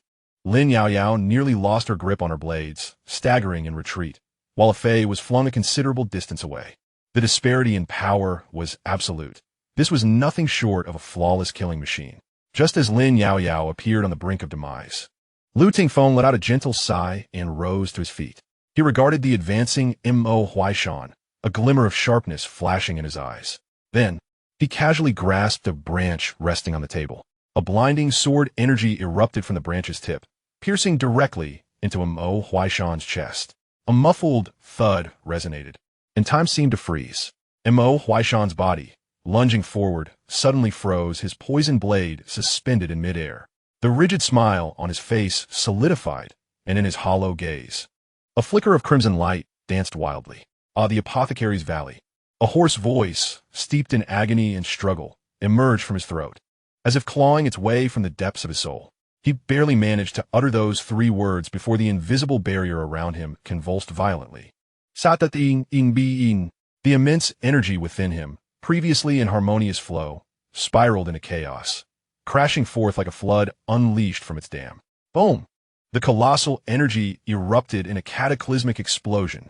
Mo Huaishan's form disintegrated, transforming into a swirling tempest of chaotic medicinal energy that scattered in all directions. In the aftermath, only a small cloud of grayish-white powder remained, alongside the fallen poison blade. Silence reclaimed the scene. All present stood in stunned disbelief, gazing at the powder. Then at Lu Tingfeng, who stood there, having relinquished the branch. Just one strike. Ling Qingxiao did not cast his gaze upon Lu Tingfeng. Instead, he focused on the powder and the poison blade on the ground, his brow furrowing slightly as he murmured to himself, the apothecary's valley, dabbling in mind control. He appeared to casually lift his hand to adjust a stray lock of hair from his forehead. At that very moment, from the shadows atop the Forgetting Worry Pavilion. A figure, nearly melding with the night, stirred slightly, vanishing like wisps of smoke without alerting anyone in the courtyard. This figure departed from Qingshi Town at an incredible speed, only halting within a dense forest 100 miles away. Kneeling upon one knee, he retrieved a talisman, delicate as a cicada's wing, inscribed with small cloud patterns, and with a finger as a stylus, infused it with a stream of pure information. Abnormal occurrences in Qingshi Town. Suspected involvement of the first-rate power, the Apothecary's Valley, employing forbidden techniques to manipulate the peak combatant Immortal, whose strength has now diminished to the pinnacle of the ninth realm. The means employed are enigmatic, neither poison nor sorcery, seemingly entwined with the restrictions of the soul. Before its dissolution, Immortal managed to laboriously utter the words Yao Wang Valley. There are suspicions that Yao Wang Valley harbors duplicity, covertly engaging in actions that defy the path of humanity. I earnestly beseech the island master to remain vigilant and investigate whether other superlative forces exhibit similar anomalies. Upon the completion of the message, the jade talisman emitted a barely perceptible warmth, which swiftly transformed into a streak of flowing light, vanishing into the horizon, heading towards the elusive Sword Island. After executing this task, the shadow melded once more into the darkness, as though it had never existed. Within the Forgetting Worries Pavilion, Ling Qingxiao seemed to sense something. Lifting his gaze to the night sky, his expression profound. The 4 great hidden sects and the 12 superlative forces, beneath this seemingly tranquil surface of the martial world. Have the undercurrents surged to such a degree? Even the Yao Wang Valley, renowned for its benevolent healers, conceals such darkness. He shook his head, choosing not to dwell on it further. These troubles shall be managed by those destined to grapple with them. He turned towards his recliner, mumbling softly, shattering the silence that enveloped the space, leaving behind the 4 individuals who exchanged glances. Chapter 10. The 12 Realms. As the dust settled, an uncanny scent lingered in the air, a remnant of the dissipating medicinal energy accompanied by an unsettling silence. Chu Sange was the first to break the stillness, casting a complex gaze upon Lu Tingfeng, who had regained his composure. The Wuhan sword truly lives up to its reputation. That last strike of yours possessed a sword energy, so refined it felt tangible, piercing through illusions to reveal the truth, aimed directly at the core. You are indeed at the pinnacle of the 11th realm, and your sword intent is pure, not inferior to the renowned first sword, Situ Ran. It seems the disparity lies merely in the realm itself. His tone bore a hint of awe, mixed with a touch of inquiry. Lu Tingfeng, upon hearing this, did not exhibit pride. Instead, a bittersweet smile crossed his lips as he shook his head, neither affirming nor denying his realm. What does it matter being at the pinnacle of the 11th realm? In the face of the true 12th realm, one remains as defenseless as an ant. The gap between realms is akin to that between clouds and mud, one that cannot be bridged merely by pure sword intent. His words resonated with a profound sense of helplessness born from personal experience. Que songe est gaz fliquer de momentarité? Refraining from probing further into Lu Tingfeng's encounter with the 12th realm, and instead turned to Lin Yaoyao, whose complexion still appeared somewhat pale. Although the group had long harbored suspicions regarding her identity as the former holy maiden of the demon sect, they had tacitly avoided addressing it. However, given the current developments, certain truths could no longer remain unspoken. As for you, Lin Yaoyao, the former holy maiden of the demon sect, Chu Sange's voice was steady, yet imbued with an invisible pressure. The troubles we now face largely stem from your past identity. What are your intentions? Lin Yaoyao took a deep breath, straightening her back. Despite the turmoil within her, her tone was resolutely firm. There is no longer any holy maiden Lin Yaoyao here. The demon sect brings me only enmity. Now, I am merely a humble cook at the Forgetting Worries Tavern. Her gaze swept over the vacant recliner often occupied by Ling Qingxiao, then to the familiar stove in the backyard. Here, more than anywhere else, felt like home.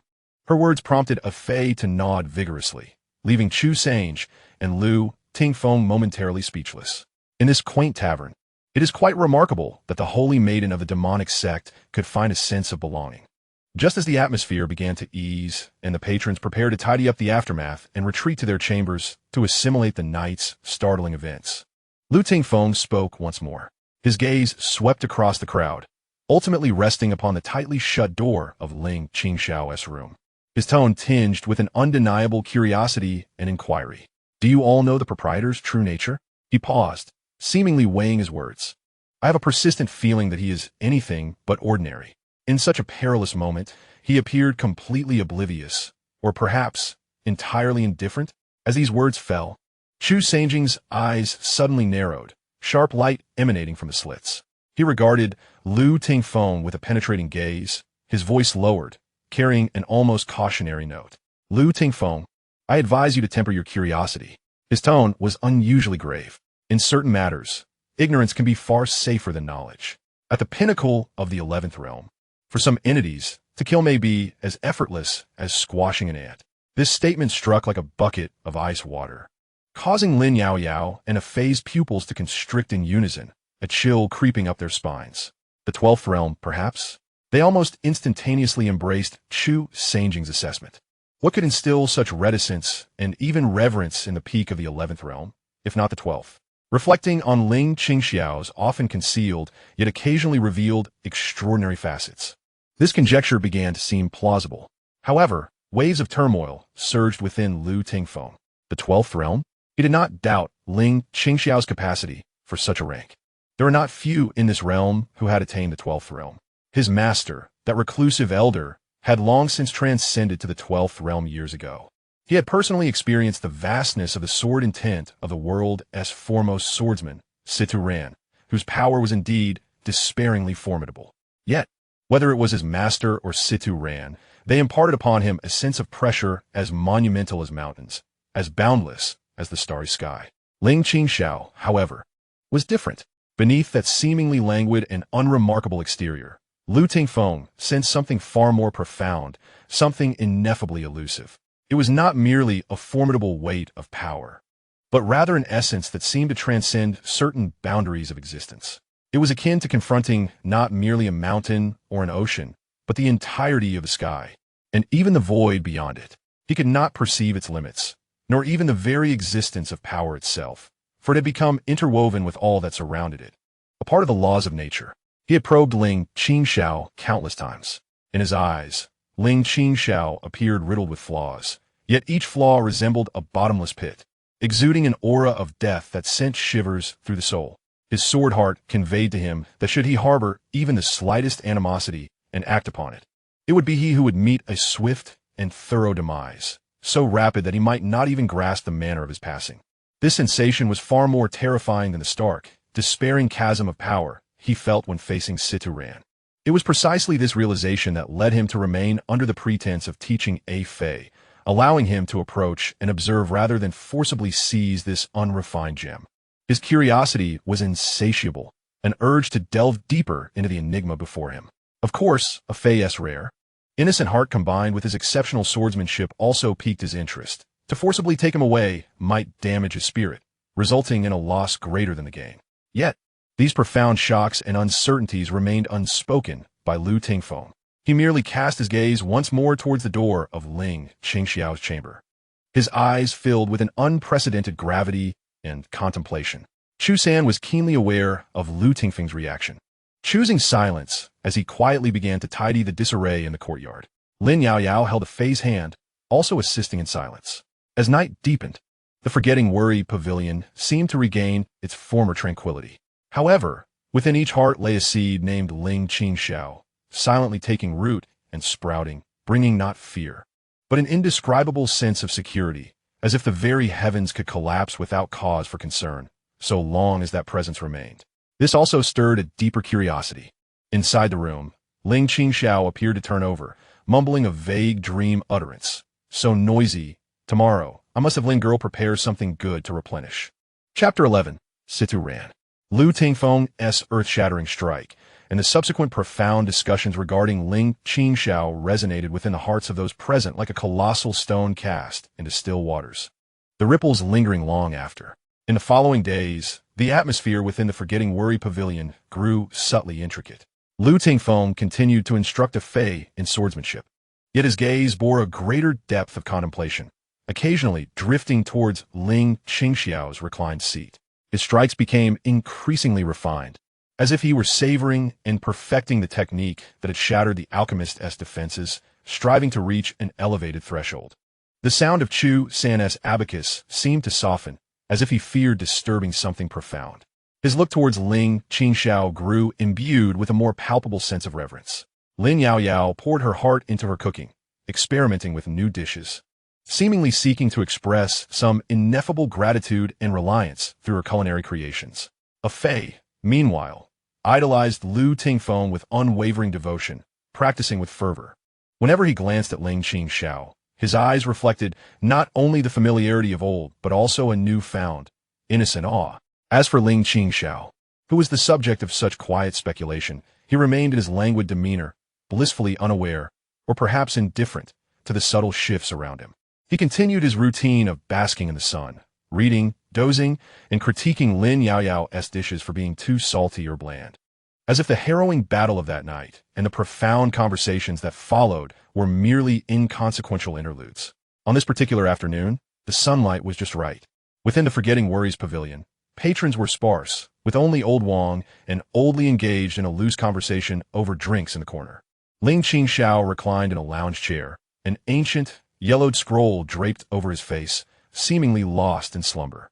Lu Tingfeng was in the courtyard, instructing a Fei in a new set of footwork. His figure danced gracefully, and the shadows of his sword flickered. Chu Sange was behind the counter, meticulously checking the accounts, the sound of the counting beads ringing lightly. Lin Yaoyao was in the kitchen, preparing ingredients for the evening meal, her knife skills as sharp as ever. Everything exuded an air of tranquility and routine. However, at that moment, an indescribable essence of sword intent enveloped the entire Qingshi Town, akin to the warm sun of early spring melting away the remnants of snow, or the vast flow of the Milky Way. This sword intent was neither aggressive nor overpowering. Rather, it possessed a gentle, inclusive quality, profound and unfathomable. The townsfolk remained oblivious, yet the few masters within the Forgetting Worries pavilion were instantly struck rigid. Lu Tingfeng halted his movements abruptly, lifting his gaze towards the town's entrance, his eyes igniting with an unprecedented brilliance, mingled with a trace of unmasked astonishment and battle intent. Chu Sange's fingers froze mid-air above the abacus, his countenance shifting slightly as he murmured, "One expansive sword intent, as deep as an abyss and vast as the sea. Which Grand Master of the Sword has graced us with their presence?" Lin Yaoyao also peered from the kitchen, her expression a mixture of surprise and uncertainty, sensing the terrifying nature of this sword intent, far surpassing that of the previous alchemist. A Fei felt a profound tremor resonate from his very soul, as if he had encountered a suppression of a life-altering caliber, making it difficult to breathe. Only Ling Qingxiao, reclining in his chair, seemed to notice merely that the sunlight had been momentarily obscured, adjusting the position of the scroll on his face with slight discomfort before returning to his slumber. Footsteps approached, light and steady, as if in harmony with the rhythm of the universe. A figure emerged at the end of the street, walking with measured grace. It was an elderly man, his hair and beard white as snow, his complexion rosy, clad in a faded blue Taoist robe. His frame was slender yet upright, akin to a resilient pine. He bore no sword, yet his very presence resembled that of an ancient blade, sheathed of all its luster, warm and restrained, yet impossible to overlook. His gaze was gentle and wise, as if he could see through the essence of all things. A faint smile adorned his face, enveloping those around him in a refreshing breeze of spring. As he approached, his eyes swept over the quaint town, ultimately resting upon the plaque of the Forgetting Worries pavilion, where a fleeting glimmer of surprise and amusement flickered in his eyes. He strode directly to the entrance of the pavilion, his gaze first brushing over the drowsy Ling Qingxiao, pausing for a fleeting moment. In that instant, a profound astonishment and understanding passed through his depths, soon transforming into a nearly mischievous smile. Yet, he quickly shifted his attention to Lu Tingfeng, who stood on guard. "Young Lu, how have you fared?" The elder inquired, his voice warm and rich, infused with a reassuring strength. "The decade-long promise approaches, and this old man, wandering through, sensed that your sword intent seems to have advanced once more. I came here to witness it." Lu Tingfeng took a deep breath, suppressing the tumult within his heart. He stepped forward and respectfully performed a gesture of deference, saying, "I am Lu Tingfeng, a junior, and I pay my respects to Senior Situ. The elder's mastery over the sword transcends the heavens and the earth, and I admire you greatly." The visitor was none other than the preeminent swordsman of the present age, the unrivaled Situ Ran. Qingshi, standing behind the counter, gasped in astonishment at the presence of such a legendary figure. He hurriedly rose, standing with his hands at his sides to show his respect. Ling Qingxiao held her breath, while Fei trembled with excitement, overwhelmed by the sight of the world's foremost sword. Situ Ran chuckled softly, waving his hand dismissively. It is merely a name, not worth mentioning. However, young friend, it seems you are indeed on the cusp of a breakthrough. That formidable sword intent, which shattered the sinister barrier earlier, did it originate from your hand? His gaze casually swept across a certain spot on the courtyard floor, where remnants of a faint, extraordinary energy lingered, despite the area having been cleaned. Lu Tingfeng felt a chill run through him, acknowledging the keen perception of Situ Ran. He replied earnestly, Senior, you see clearly. A few days ago, I did indeed vanquish a puppet controlled by strange means right here. Oh, Situ Ran's eyes sparkled with intrigue. To have compelled you to unleash your full strength, that puppet must possess remarkable capabilities. It appears this humble tavern is far from ordinary.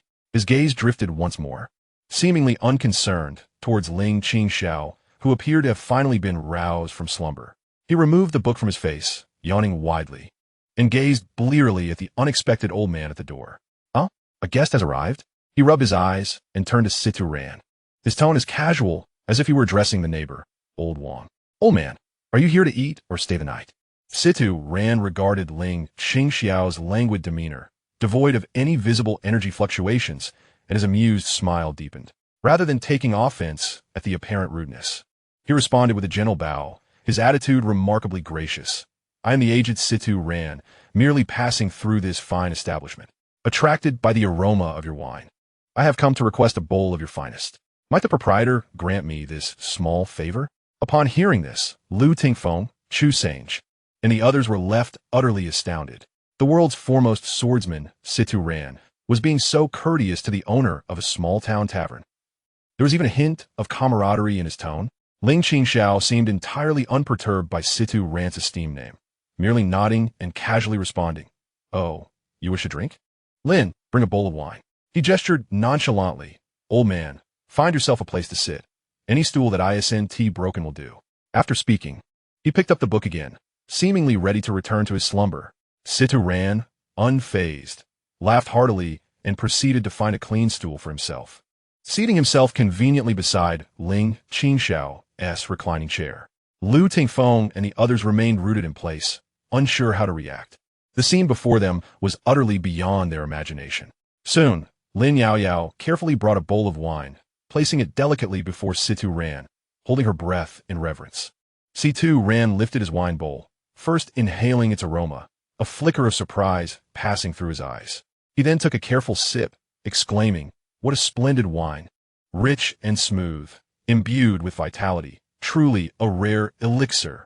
This brew of yours, dear proprietor, rivals the finest collections of the most esteemed sections. Ling Qingxiao did not raise his eyelids, muttering vaguely, It's homemade, of little value.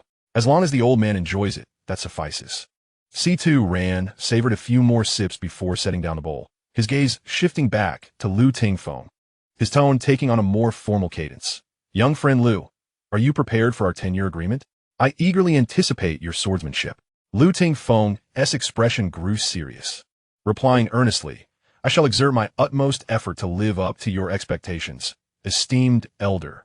Excellent, excellent. Situ Ran nodded in satisfaction, casually inquiring, I observe that you seem to have lingered here for quite some time. Have you gleaned anything of worth? Lu Tingfeng glanced at the seemingly slumbering Ling Qingxiao, pondering for a moment before responding, This place is quite agreeable. It is tranquil, suitable for sword practice and contemplation. Upon hearing this, Situ Ran smiled knowingly and refrained from further inquiries. After sitting for a while longer, he drained his cup and placed a lustrous jade pendant as payment, rising to declare, having finished my drink, it is time for me to continue my journey. Young friend Lu, I look forward to our duel atop Tianshan in 10 years. He then inclined his hands in a respectful gesture towards the reclining Ling Qingxiao. Proprietor, the wine is delightful. Thank you for your hospitality. Should fate allow, I shall return to trouble you again. Ling Qingxiao waved his hand dismissively as a farewell. Situ Ran offered a faint smile, turning to depart with grace. His sudden arrival, as striking as his elegant exit, The vast sword intent that had enveloped the space receded like the tide, as if it had never been. Only when his figure had entirely vanished did the patrons of the Wanyu Pavilion collectively exhale, feeling as though a tremendous burden had been lifted. Lu Tingfeng gazed in the direction where C2 Ran had disappeared, then looked at Ling Qingxiao, his heart stirred by tumultuous waves. The elder's demeanor towards the proprietor was remarkably unusual. He was nearly certain that C2 Ran had discerned something profound. Chu Sangung and Lin Yao exchanged glances, their awe for Ling Qingxiao reaching its zenith. Ah Fei excitedly dashed to Lu Tingfeng's side, exclaiming, "Master Lu, is that truly the world's foremost swordsman? He is incredible. It seems he is quite familiar with the proprietor." Lu Tingfeng ruffled his hair, his expression complex, choosing not to respond. Meanwhile, Ling Qingxiao, reclining in his chair, set aside his book and gazed at the direction C2 Ran had taken, a faint, inscrutable smile gracing his lips as he muttered to himself, "Old trickster, he departs swiftly." Chapter 12. The World's Rankings of Heroes. Days passed, and Qingshi Town appeared to have returned to its former tranquility. One afternoon, Chu Sangung returned from an errand, carrying not only the usual supplies, but also a hefty scroll printed on fine rice paper, its edges adorned with gilded patterns. Mr. Chu, what is this?" Ah Fei inquired curiously, leaning in. Lu Tingfeng and Lin Yao also cast their gazes toward him. Chu Sangung placed the scroll on the table, his expression marked by a rare gravity.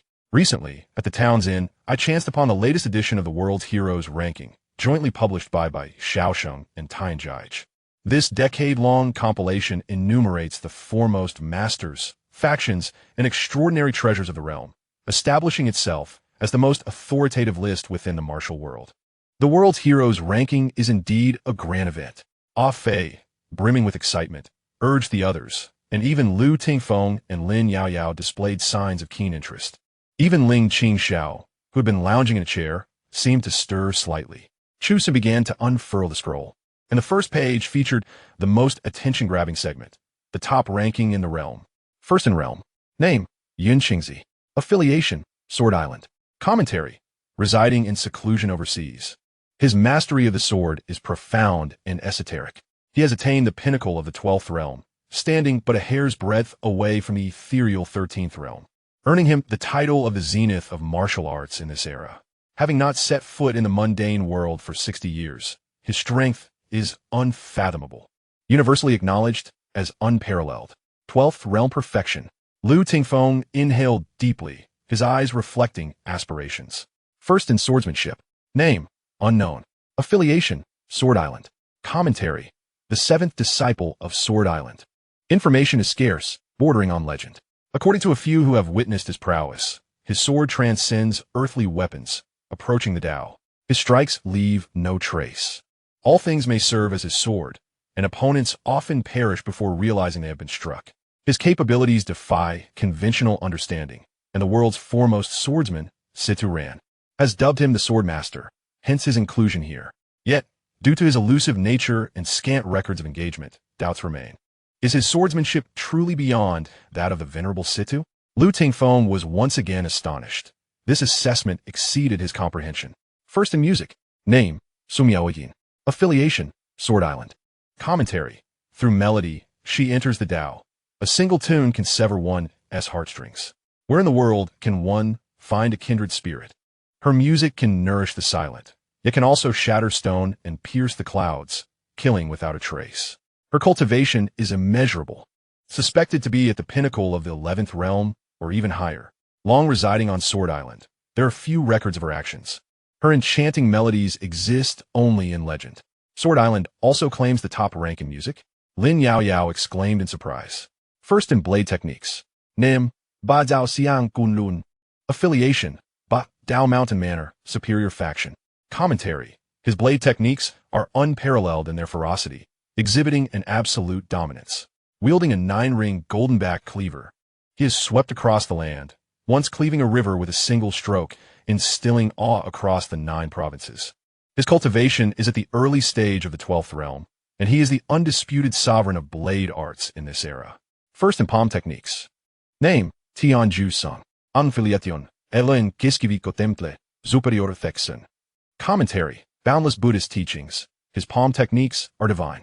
The great Prajna palm has been perfected to an extraordinary state, unleashing power akin to the collapse of Mount Sumeru, yet infused with endless compassion. His cultivation stands at the mid-stage of the 12th realm, often in seclusion, serving as a stabilizing force for the Buddhist order. First in hidden weapons. Name: Qinsho Guanyin Tang Lianhua. Affiliation: Tang clan of Shu, superior faction. Commentary: her mastery of hidden weapons is extraordinarily refined, having reached a state where heart and technique are one.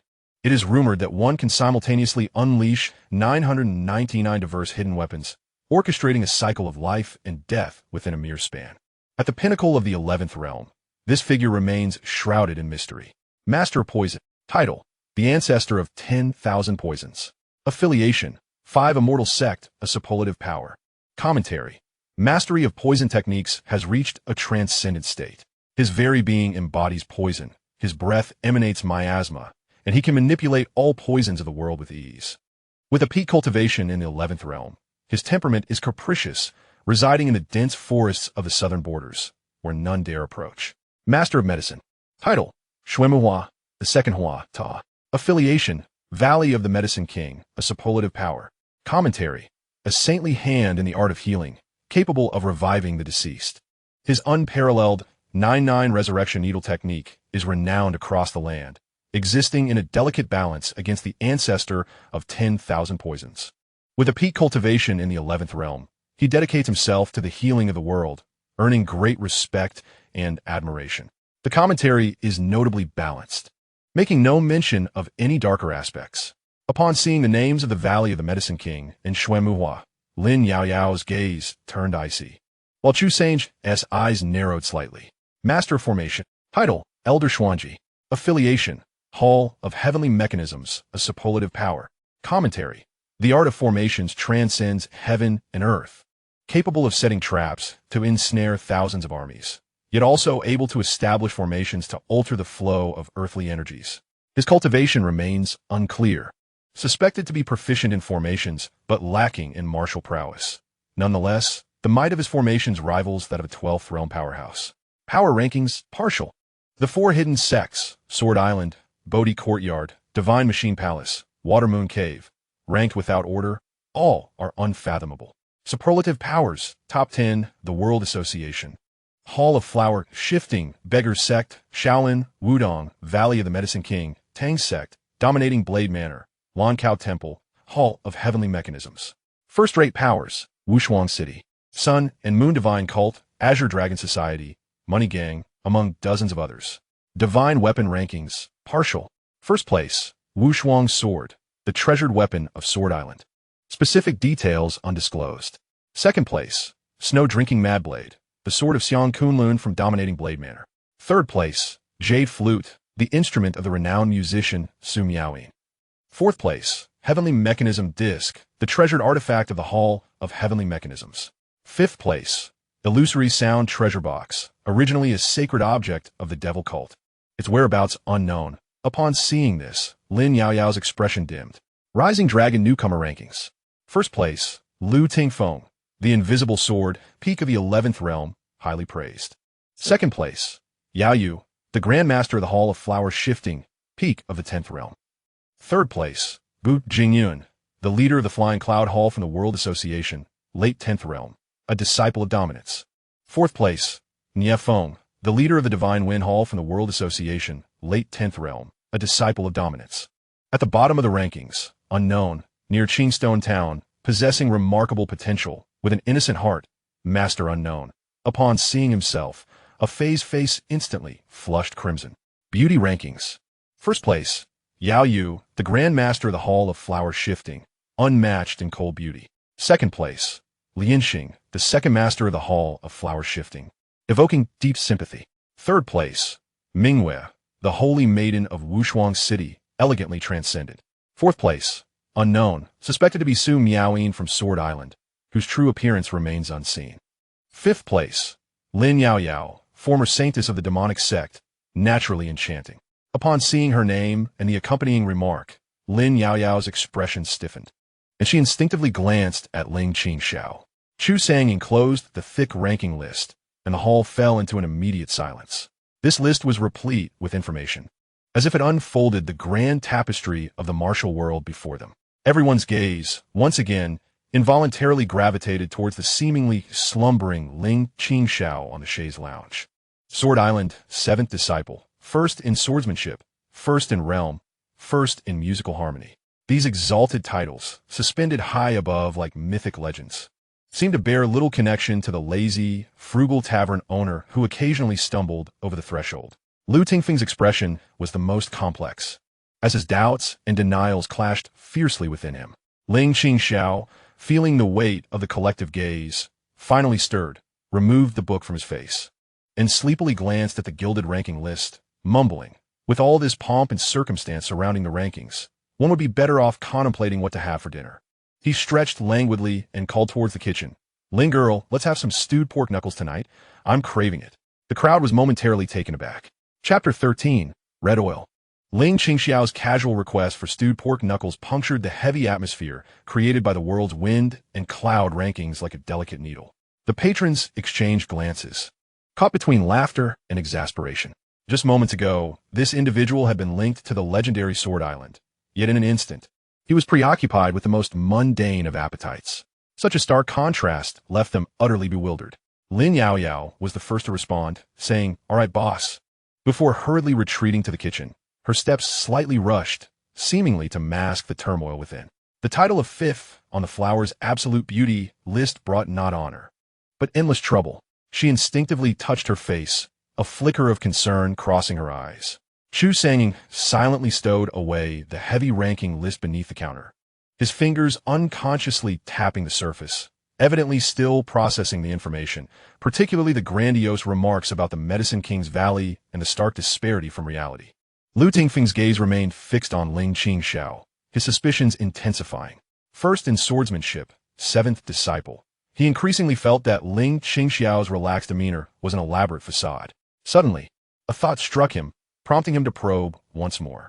Ah Fei leaned towards Lu Tingfeng, whispering excitedly, "Master Lu, is Sword Island truly that formidable? Is that 7th Disciple stronger than Senior Situ?" Lu Tingfeng took a deep breath, suppressing the tumult within, and replied gravely, "What the list states may not be entirely accurate. However, the repute of Sword Island is indeed not unfounded. As for that 7th Disciple," he paused, his gaze sweeping over Ling Qingxiao. "Perhaps only those who have truly witnessed the prowess of a master can discern its depth."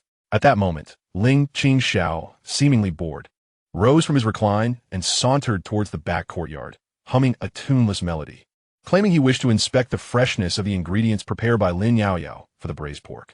Lu Tingfeng's gaze sharpened. An opportunity, as Ling Qingxiao passed by him. His back turned, and completely unguarded, he approached the threshold leading to the back courtyard. Lu Tingfeng seized the moment. He did not employ any internal force, nor exude an ounce of murderous intent. He merely extended his fingers, resembling a sword, condensing his profound understanding of swordsmanship into the tips of his fingers. With a speed so swift it nearly transcended the limits of human perception, he silently aimed at an inconsequential acupoint on Ling Qingxiao's lower back. This seemingly ordinary gesture concealed the essence of his imperceptible sword intent, with speed, angle, and force all reaching an exquisite pinnacle, imbued with a probing quality. Even a typical master of the 10th realm would struggle to detect it, let alone evade. He merely wished to observe how Ling Qingxiao would react. Would he reveal his martial prowess to evade? Or, however, in the next instant, Lu Tingfeng's pupils constricted sharply. His finger, poised to make contact with Ling Qingxiao's robe, seemed to touch upon an expanse of nothingness. No, it was not nothingness. It was as if, at the very moment his fingertip approached, Ling Qingxiao's body shifted imperceptibly in a manner that defied all logic, rendering it utterly incomprehensible. This slight movement appeared negligible, seemingly merely a stumble caused by the cursed threshold beneath his feet. Yet, this seemingly trivial and perfectly timed stumble allowed his fingertip to graze past Ling Qingxiao's robe by a hair's breadth, not even brushing the edge. Simultaneously, Ling Qingxiao exclaimed in surprise, losing his balance and flailing his arms in a frantic attempt to grasp something nearby, fortuitously landing upon a bowl of spicy oil that Lin Yaoyao had just prepared for the evening's cold dishes. With a crash, the bowl of crimson, glistening oil toppled over, spilling forth, most of it splattering in Lu Tingfeng's direction. Lu Tingfeng's heart raced. He had not anticipated such an outcome. That seemingly coincidental evasion felt far more enigmatic than facing any exquisite martial technique. Instinctively, he circulated his internal energy, retreating rapidly, his sleeves fluttering as he attempted to disperse the oncoming spicy oil. With his cultivation, he could have easily avoided any splatter. Yet once again something bizarre occurred. The oil, suspended in midair, seemed to be drawn by an invisible force, its trajectory becoming exceedingly erratic and cunning, even circumventing his defensive maneuver. A few droplets managed to penetrate the gaps in his defense, striking precisely upon the pristine azure of his robe, leaving conspicuous red stains. Meanwhile, Ling Qingxiao, in his fluster, had also managed to splatter quite a bit of spicy oil onto his own hands and sleeves, rendering him rather disheveled. "Ouch, it's so spicy," Ling Qingxiao exclaimed, shaking his hands as he gazed at the red-stained cuffs and the marks upon Lu Tingfeng's robe, his expression filled with regret. "I am truly sorry.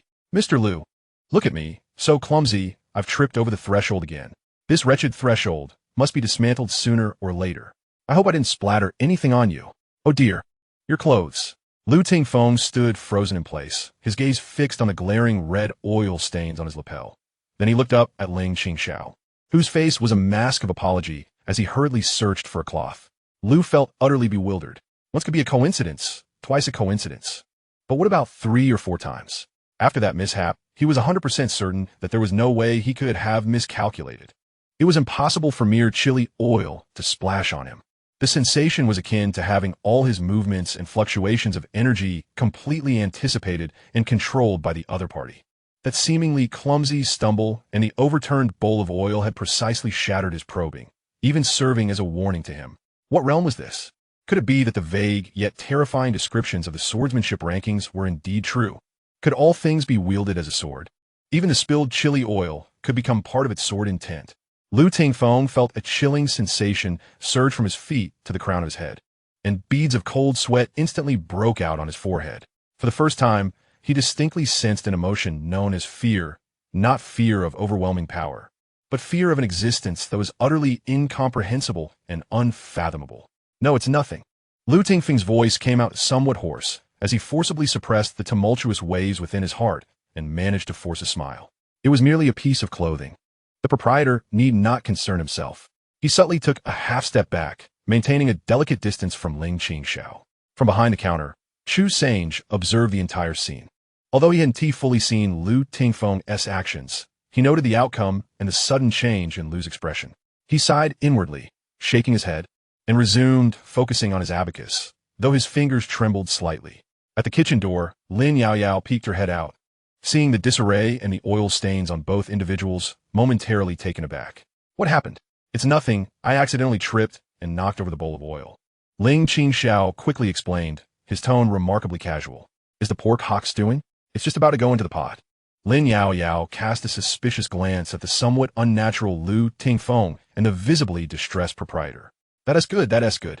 Ling Qingxiao seemed to breathe a sigh of relief, his attention immediately drawn to the pork hock, appearing to have completely brushed off the earlier incident as he busied himself washing the oil off his hands.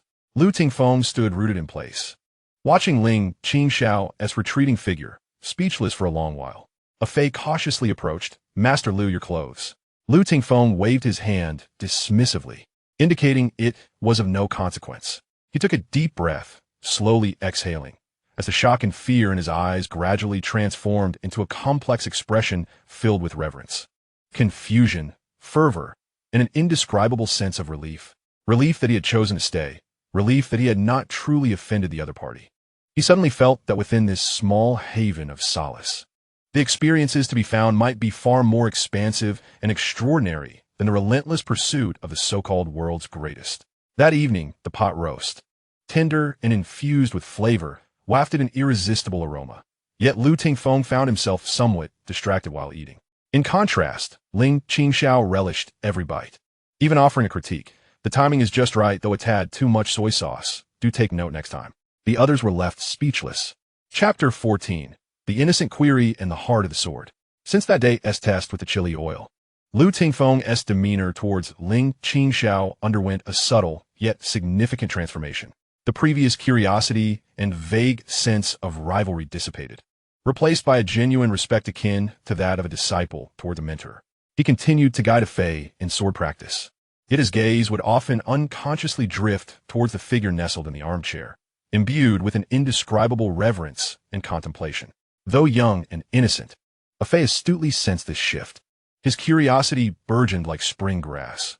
What extraordinary allure did this seemingly ordinary proprietor possess that could evoke such regard from a master swordsman like Lu?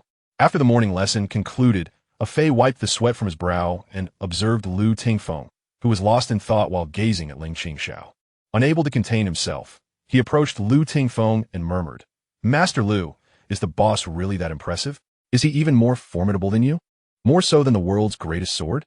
His inquiries were straightforward and sincere, infused with the unabashed curiosity characteristic of youth. Upon hearing this, Lu Tingfeng's body quivered slightly.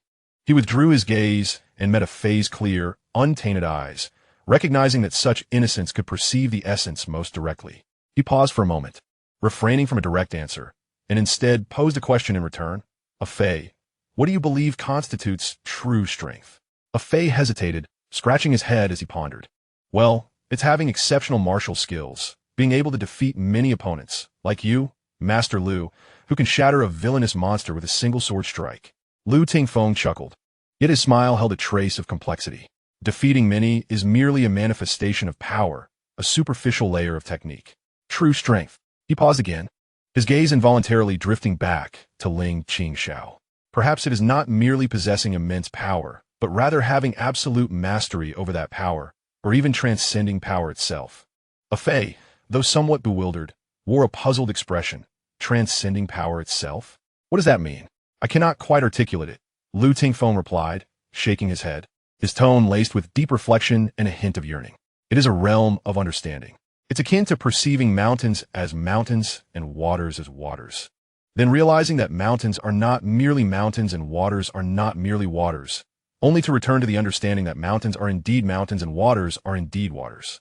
The boss may have reached that final stage, returning to simplicity, merging with all things, which is why he appears so ordinary." He gestured towards Ling Qingxiao. "Look at the boss. He stumbles while walking, spills water while holding a bowl, and might even struggle against the local ruffians. But is it truly a result of his weakness?" Lu Tingfeng's voice lowered, imbued with a sense of mystery. "Have you ever considered that perhaps those repeated coincidences of stumbling and knocking things over are, in fact, manifestations of his extraordinary prowess? So remarkable that the display of strength itself is unnecessary, effortlessly causing all troubles to dissipate into nothingness?" A Fei's mouth gaped in astonishment, his eyes wide as he struggled to process the words that transcended his understanding. The boss's clumsiness, could it actually be a testament to his remarkable capabilities? This notion was exceedingly difficult to comprehend. So, does that mean the boss surpasses Senior Situ in skill? A Fei persistently pursued his initial inquiry. This time, Lu Tingfeng did not evade the question. After a prolonged pause, he spoke slowly.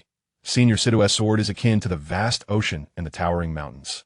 One can feel its boundless expanse and weight. Whereas the boss," he hesitated, seemingly searching for the appropriate words, "he resembles the sky above." He gestured to the expanse above. "You can see it, you can feel it. It appears to do nothing, yet encompasses everything and is omnipresent. You cannot measure the prowess of the sky, for it is existence itself. If we were to compare, perhaps Senior Situ embodies the pinnacle of martial arts, while the boss is nearly aligned with the Tao." The Tao? A Fei was even more perplexed.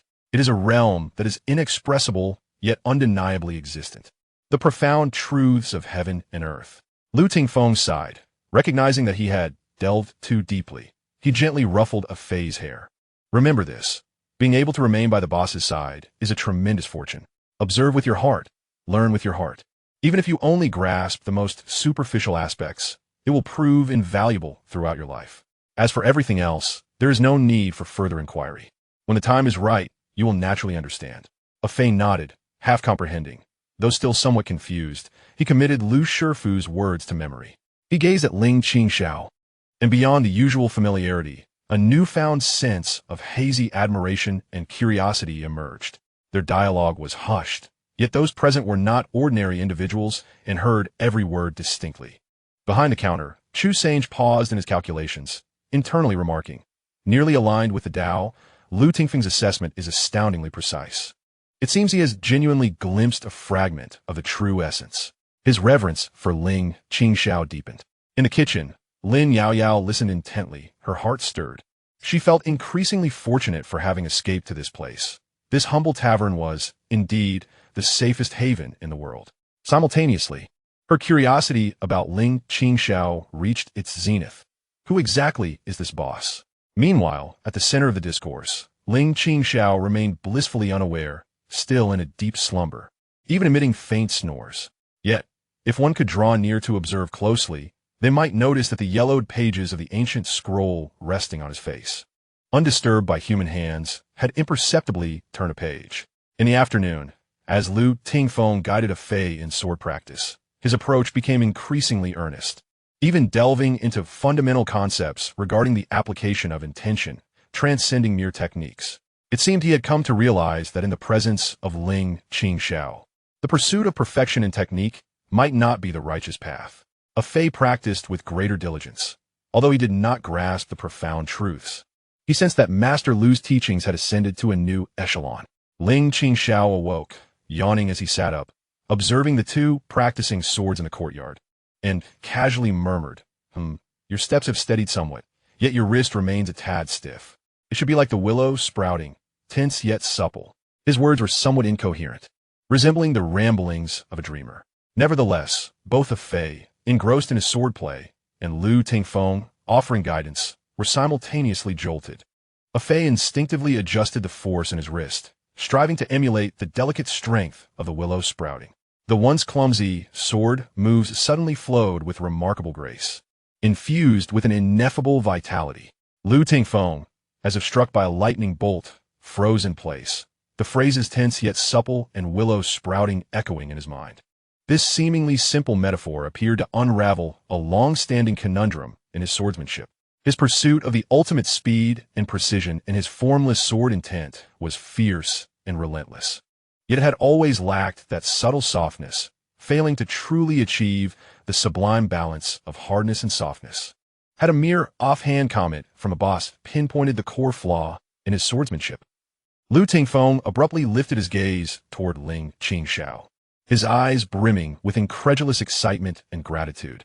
Yet, Ling Qingxiao seemed entirely unaware of the significance of his words, scratching his head as he stood and ambled toward the kitchen, saying, "I'm hungry. Let us see what is for dinner." Lu Tingfeng, bowing solemnly and deeply in the direction of Ling Qingxiao's retreating figure, was followed by a Fei, who, though puzzled, mimicked the gesture. Chu Sange observed this exchange with a shake of his head, a faint smile creeping onto his lips as he murmured to himself, "This forgetting worries pavilion grows ever more intriguing. Perhaps this lad, a Fei, truly can carve out an unprecedented path in swordsmanship here." The fading rays of the setting sun bathed the small courtyard, elongating the shadows of the individuals, weaving them into a tapestry imbued with infinite potential. Chapter 15. The sword rings in its sheath. Lu Tingfeng's profound bow rippled through the hearts of those present like a stone cast into a serene lake, creating waves that were swiftly smoothed by an invisible tranquility. Life at the Forgetting Worries Pavilion seemed to revert to a rhythm of busy ordinariness. Yet the undercurrents grew ever more profound. A Fei's dedication to sword practice intensified, and Lu Tingfeng's guidance shifted to emphasize intention over form. He no longer insisted that a Fei replicate his formless sword intent. Instead, he began to lead him to sense the wind, to feel the water, to attune to the vital rhythms of the ancient locust tree in the courtyard, and even to observe the inexplicable natural coordination in Ling Qingxiao's occasionally clumsy movements. Chu Sangung continued to play his abacus, though his excursions for supplies had become increasingly infrequent, spending most of his time within the confines of the establishment, as if it were the safest harbor amidst the tempest. Occasionally, he would exchange a tacit glance with Lu Tingfeng, conveying an unspoken understanding. Lin Yaoyao meticulously tended to the kitchen, her dishes becoming ever more exquisite and delectable, seemingly pouring all her gratitude and solace into the daily meals. Yet on occasion, her gaze toward Ling Qingxiao held a subtle hint of curiosity and reverence. As for Ling Qingxiao, he remained unchanged, basking in the sun, engrossed in books, dozing off. In critiquing the meals, seemingly indifferent to the awe of Lu Tingfeng, the admiration of a fei, and the caution of Chu Sangong. He resembled a vast water tank, fortified yet effortlessly purified, unfathomable and unperturbed by the tumult that surrounded him. As the day waned, the sky transformed into a vibrant crimson, painted by the setting sun. From the official road outside the town, a melodious sound of camel bells drew nearer.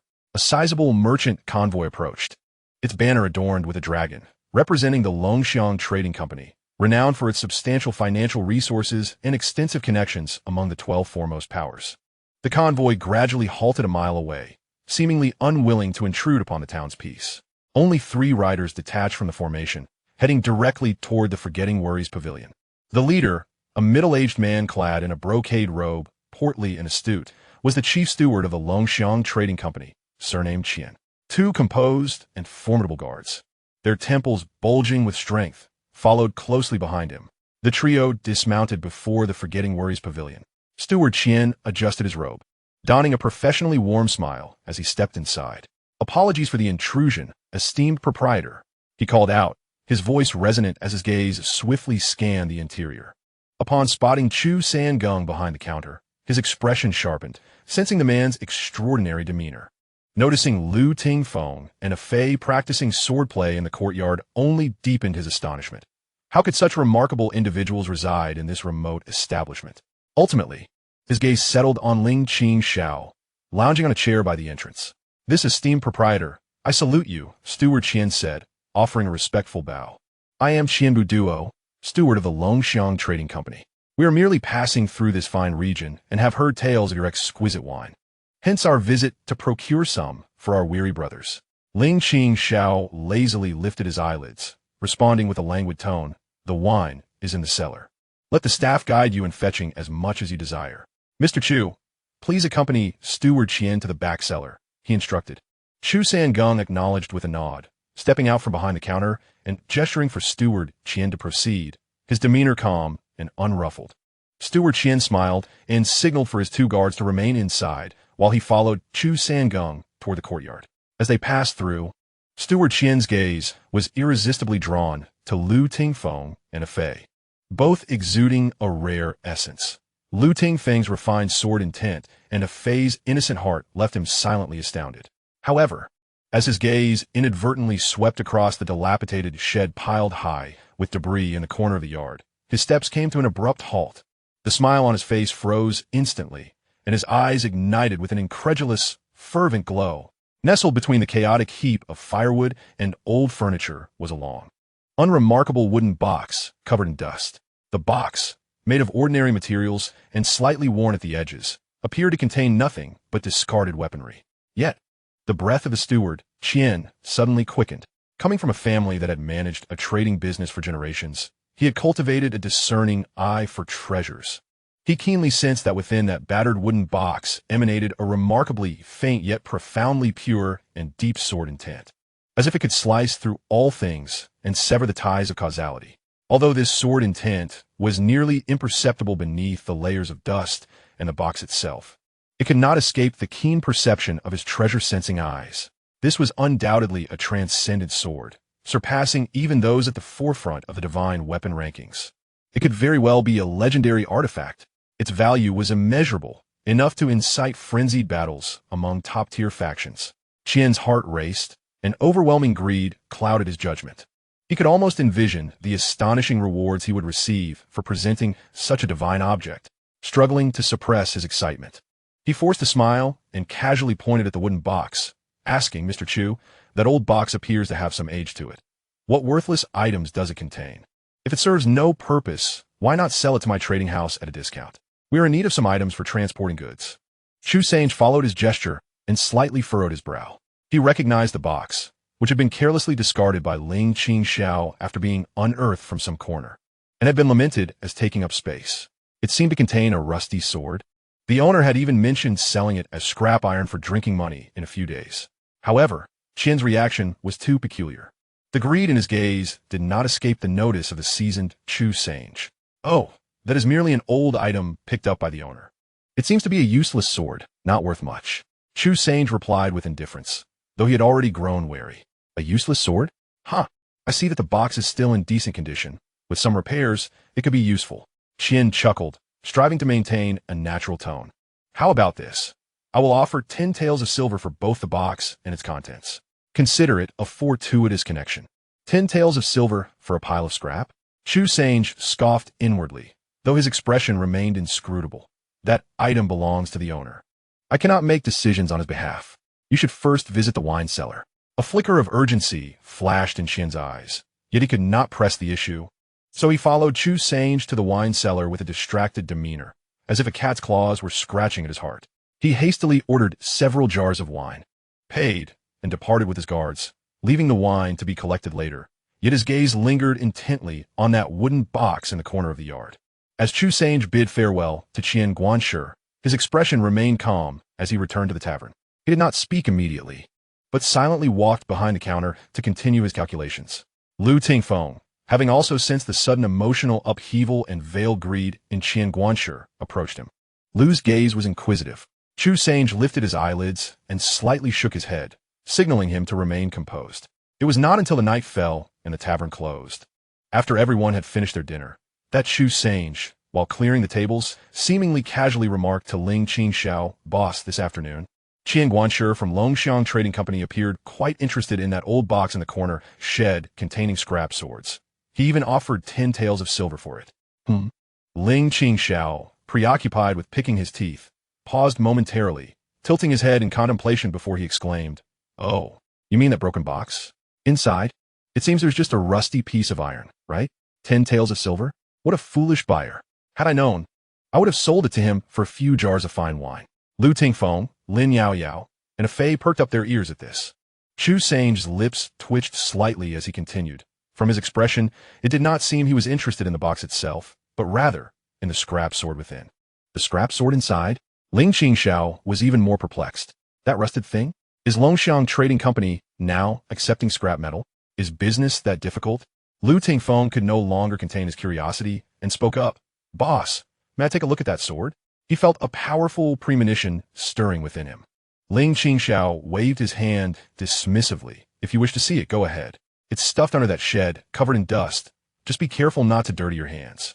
Taking a deep breath, Lu Tingfeng approached the corner shed, carefully clearing away debris to retrieve the long, dust-laden wooden box. The box felt heavy and cold to the touch. Gently blowing off the dust, he lifted the lid. Instantly, a long sword revealed itself before his eyes. Its scabbard was antiquated and dull, with visible rust in places, appearing rather unremarkable and even somewhat worn. However, the moment Lu Tingfeng's hand grasped the hilt, a resonant and melodious sound akin to a dragon's roar erupted from the scabbard. The sound was not loud, yet it possessed a penetrating quality that seemed to resonate within the depths of every soul present. Simultaneously, Lu Tingfeng felt an overwhelming surge of sword intent, vast as the sea of stars, pure as fresh snow, and fierce as the Tao of heaven, pouring into his arm. This sword intent was so formidable, so noble, so unmatched, as if it were the supreme entity in all creation. The formless sword intent within him trembled before this overwhelming force, akin to a brook meeting the vast ocean, devoid of any thought of resistance. Lu Tingfeng let out a muffled groan, his face paling instantly as if struck by an invisible hammer, staggering back 3 steps. His grip on the hilt slackened as if electrified, his eyes filled with unparalleled shock and astonishment. The sound of the sword reverberated for but a fleeting moment before abruptly ceasing, the terrifying sword intent dissipating into nothingness. The longsword once again assumed its worn and dull appearance, lying quietly within its box.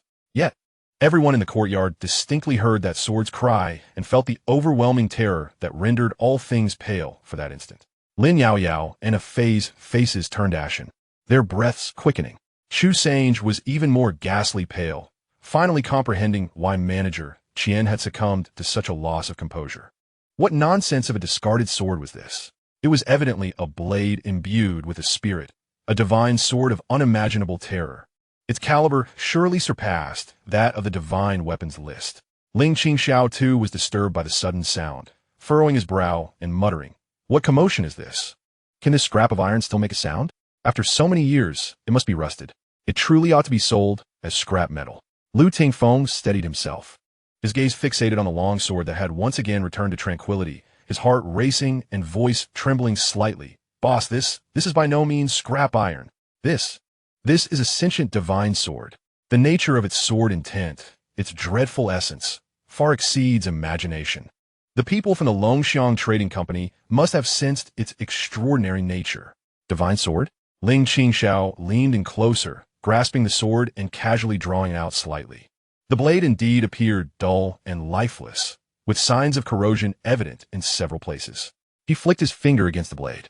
Clang. A muffled sound, tinged with rust, lacking the clarity it had previously possessed. Is this it? Ling Qingxiao scoffed, disdain evident on his face. It's not even as bright as a kitchen knife. Perhaps a rat scuttled by and touched it. Enough of this fuss. It's just a broken sword. Remember to sell it to that gullible manager, Qian, another day. He carelessly tossed the sword back into the box, as if discarding a piece of scrap metal, then yawned and returned to his room to sleep, leaving the three in the courtyard gazing at the wooden box as if it were a slumbering behemoth, lost for words. Lu Tingfeng finally understood why Ling Qingxiao had no need for a sword. To possess such a terrifying divine sword, yet treat it as refuse, carelessly leaving it to gather dust among the clutter. This boss's realm had utterly transcended his comprehension, and trouble, it seemed, had quietly descended with manager Qian's greedy glance. The Longxiang Trading Company would not let this matter rest. Chapter 16. The Peril of Greed. Manager Qian of the Longxiang Trading Company spent a sleepless night. Upon returning to the trading camp outside the town, his mind was consumed by thoughts of that dilapidated wooden box and the terrifying sword intent that had momentarily flashed before him, now indelibly imprinted within the depths of his soul. 12 taels of silver? He wished he could slap himself twice. Such a divine object could not be measured by mere gold or silver.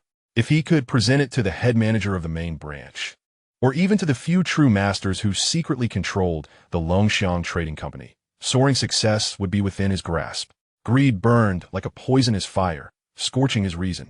He completely overlooked the unusual accountant and swordsman within that humble tavern, casting aside Ling Qingxiao's seemingly ordinary demeanor from his mind. In his view, the tavern owner must have stumbled upon a stroke of luck, unwittingly discovering this treasure from some ancient tomb or desolate grave, yet failing to recognize its worth, thereby allowing him to seize it at a bargain.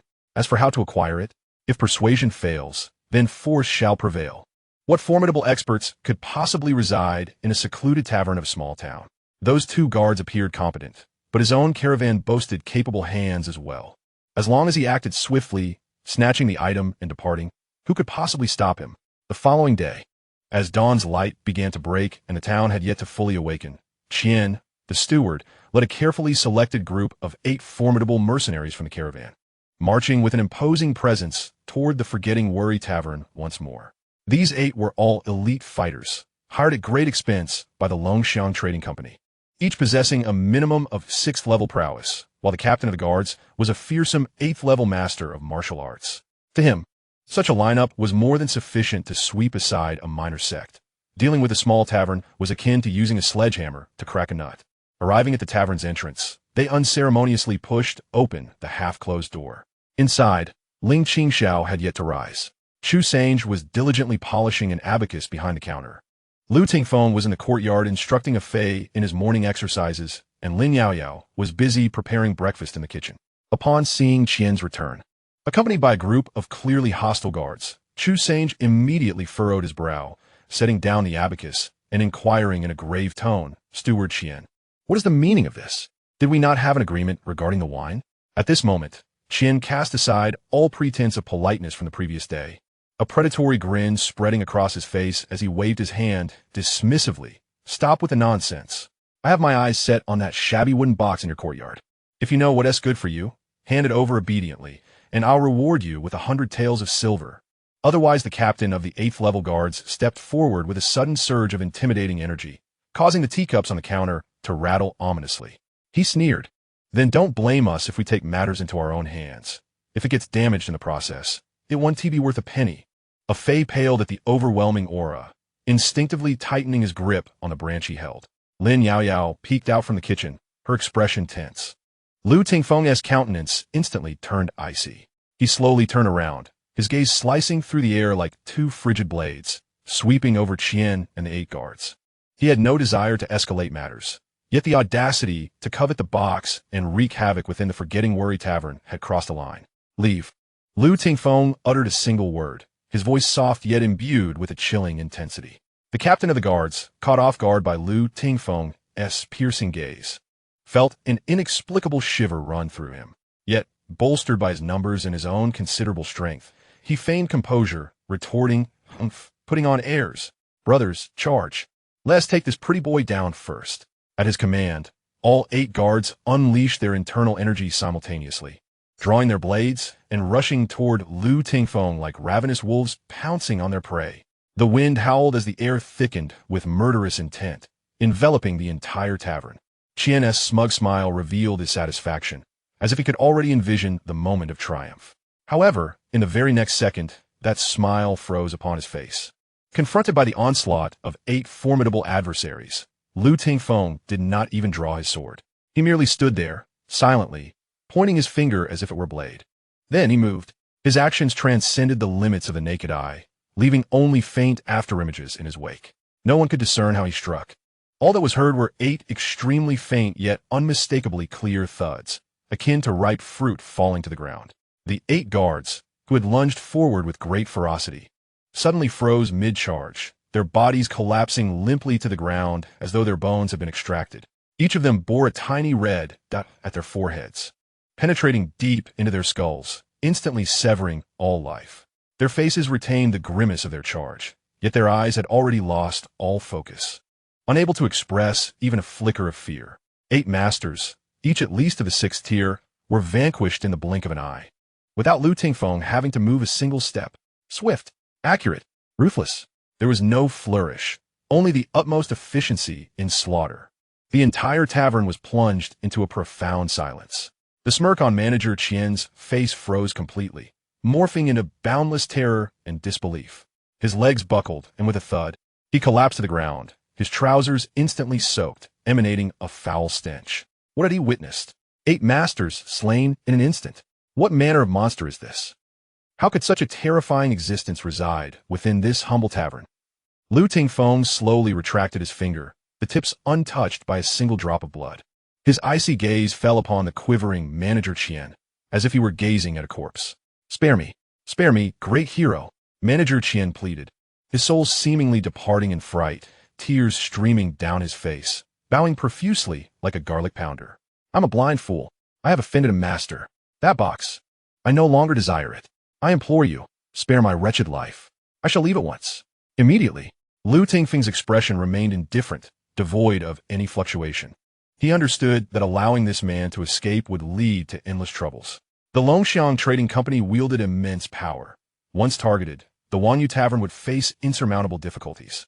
Moreover, this man had already witnessed his methods, so he could not be spared. Just as Lu Tingfeng's finger twitched slightly, preparing to conclude this matter, a voice interrupted.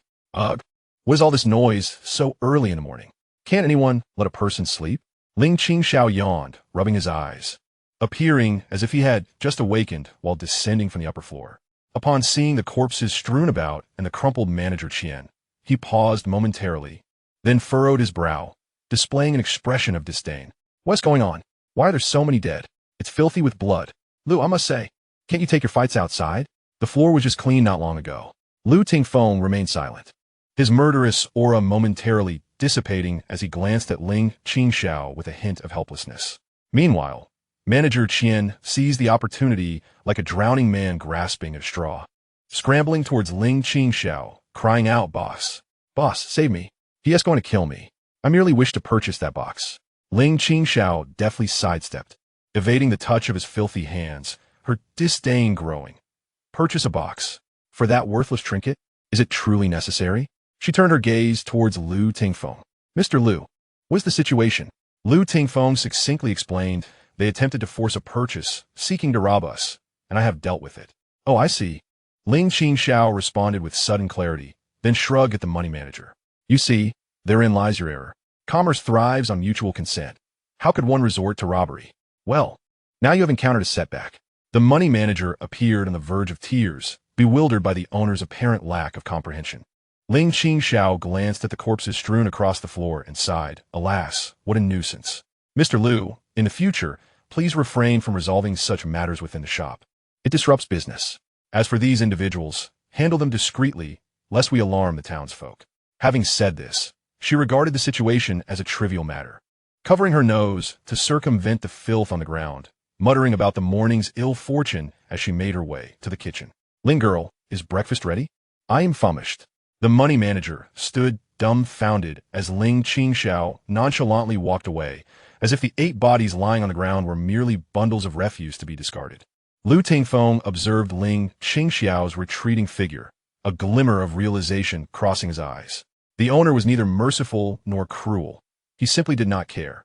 Or rather, in his eyes, the money manager and the corpses were no different from ants, unworthy of his concern. How to deal with them was solely at his discretion. He cast a cold glance at the despairing money manager. No, please, no. The money manager recoiled in terror. Lu Tingfeng hesitated no longer, pointing his finger like a sword, delivering a gentle thrust. An invisible sword aura instantly penetrated the money manager's brow. His pleas for mercy ceased abruptly, his eyes dimmed, and he collapsed lifelessly to the floor. Lu Tingfeng surveyed the room, filled with bodies, furrowing his brow slightly. He proceeded to the backyard, retrieving the wooden box that had incited the turmoil, returning to the shop to place it solemnly upon the counter. Mr. Chu, this item should be entrusted to your care. Placing it in plain sight may deter covetous eyes, Lu Tingfeng stated gravely. Having learned the lesson of bearing the burden of precious possessions, he understood that hiding it among clutter would only arouse suspicion. Better to display it openly, under the vigilant watch of himself and Chu-san. Que sont nos dead gravity. Carefully securing the wooden box. Subsequently, Lu Tingfeng waved his sleeve, and a gentle gust of wind lifted the 9 corpses from the ground with ease, as if they were mere bundles of straw. In a flash, he vanished from the shop, evidently to attend to these troublesome matters. A Fei watched the direction Lu Tingfeng had departed, then glanced down at the wooden box beneath the counter, her small face a canvas of shock and trepidation. Lin Yaoyao emerged, carrying a bowl of clear porridge, gazing at the empty yet blood-stained hall with a soft sigh. Only from the kitchen did the impatient voice of Ling Qingxiao call out, "Where's the porridge? Hurry, lest it cool and lose its delightful flavor." It seems that the brief bout of violence we just witnessed was but a trivial morning commotion. Chapter 17. Fishing. When Lu Tingfeng returned after disposing of the bodies, he bore a faint scent of earth and a subtle hint of blood, swiftly dissipated by the sharpness of his own sword intent. His expression remained calm, as if he had merely gone to the backyard to bury a few jars of wine. The tavern had been tidied up by Chu, Sang, and a Fei, the floor gleaming as if the morning's fleeting violence had never transpired. Yet, a barely perceptible aura of tension lingered in the air. Ling Qingxiao sat at the table, leisurely savoring the congee prepared by Lin Yaoyao, accompanied by a small dish of pickles, relishing each bite. Upon noticing Lu Tingfeng's entrance, he lifted his gaze slightly and mumbled, "All taken care of?" Lu Tingfeng nodded slightly. Yes, at the mass grave outside the town, no one noticed. "That's good," Ling Qingxiao replied, continuing to slurp his congee, as if merely confirming an inconsequential detail.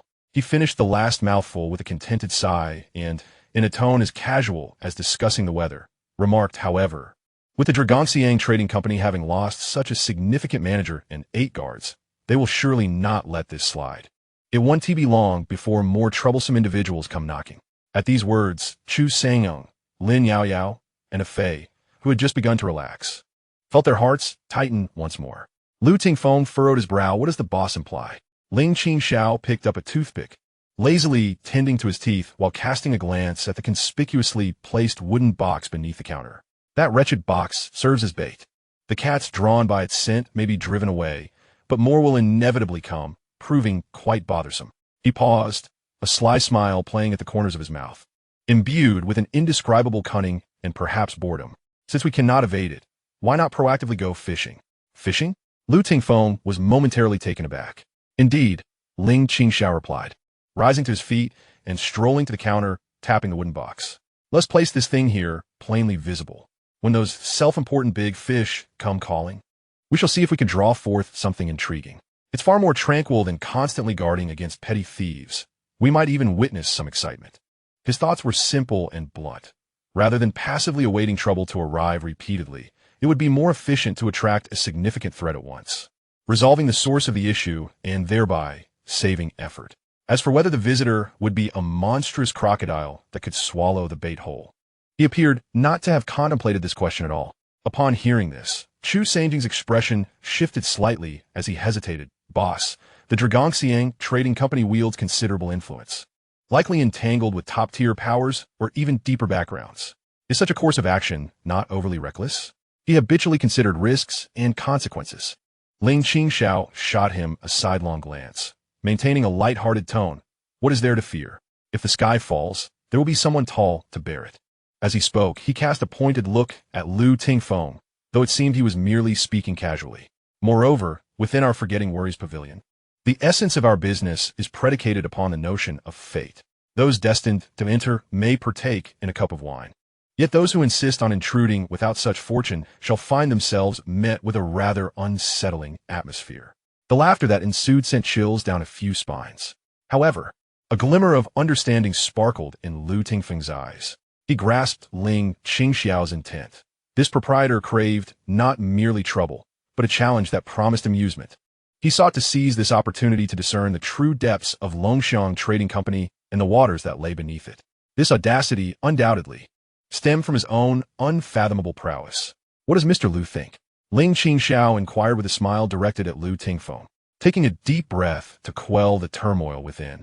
Lu Tingfeng responded gravely, I shall heed the proprietor's command. He was eager to observe how Ling Qingxiao intended to ensnare his fish. For him, this was indeed a form of refinement and enlightenment. Mr. Chu, Ling Qingxiao turned his gaze towards Chu Songwang. Having previously worked within the government, you possess numerous connections and are well informed. In the coming days, keep a vigilant eye on any whispers that may arise, particularly concerning Longxiang Trading Company and, notably, Yaowang Valley. His seemingly casual mention of Yaowang Valley was anything but frivolous. Chu Songwang felt a jolt of realization. The proprietor aimed to stir the waters and draw forth any lurking troubles. With a serious demeanor, he nodded, I understand. I will utilize all available channels to maintain close surveillance. Very well, Ling Qingxiao acknowledged with satisfaction, stifling yawn. Now, if there are no further matters, let us each attend to our own affairs.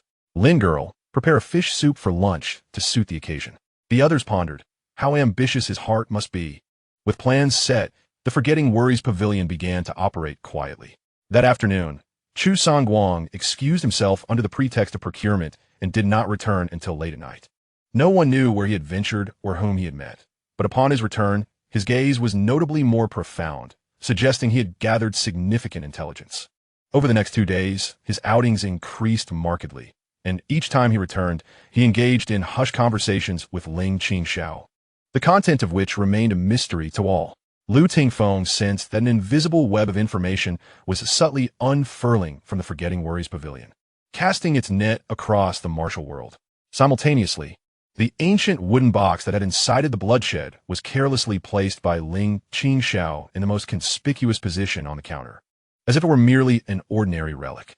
Occasionally, familiar patrons inquired out of curiosity, to which Ling Qingxiao would casually dismiss it as a piece of ancestral junk, awaiting sale as scrap metal. This overt attempt at obfuscation only fueled further speculation. On the evening of the third day, Chu Songwang returned with crucial news. He invited Ling Qingxiao and Lu Tingfeng to the backyard, where he erected a soundproof barrier before speaking gravely. The headquarters of Longxiang Trading Company has been informed of the annihilation of Qin Bumo and his escort team, and they are exceedingly furious. However, they have yet to ascertain the precise reasons, only knowing that the last known location was near Qingshi Town. They have dispatched a deputy manager named Sun, accompanied by 2 elite Longxiang guards, to investigate, expected to arrive in 3 days. The 2 dragon guards, it is said, are outlaws recruited by the Merchant Guild, likely possessing martial prowess that rivals my own. He paused and added, at least at the pinnacle of the 8th realm, perhaps even at the 9th. Lu Tingfeng's gaze sharpened. He had heard of the dragon guards, the core armed force of the Longxiang Merchant Guild, tasked with managing unsavory troubles, each one ruthless and formidable. Ling Qingxiao merely raised an eyebrow, remarking, only 2? That seems rather scant, hardly enough to fill a gap. Chu Sanjing's lips twitched slightly as he continued, moreover, there are indeed peculiarities concerning the Medicine King Valley. I have discovered that in recent years, several promising young physicians or moderately renowned pharmacists have inexplicably vanished, their fates unknown. The tales circulating in the martial world vary widely, yet ultimately, none have reached a conclusion. Furthermore, the special elixirs provided by the Medicine King Valley in recent years appear to possess an unusually potent effect, starkly contrasting with their previously mild and restorative style. Yet their reputation has overshadowed any inquiries. Ling Qingxiao stroked his chin, contemplatively stating, "It seems that beneath the benevolence of these healers lies a considerable amount of filth." Continue the investigation, particularly focusing on the details surrounding Mo Huaishan's disappearance and the recent movements of the higher-ups in the Medicine King Valley. Understood, que Saint-Jean replied. Hesitating before asking, "Boss," regarding the Longxiang Merchant Guild. "Let them come." Ling Qingxiao waved his hand dismissively. "It will be interesting to see if they have any connections with the Medicine King Valley. If we can stir the pot, it will simplify matters considerably."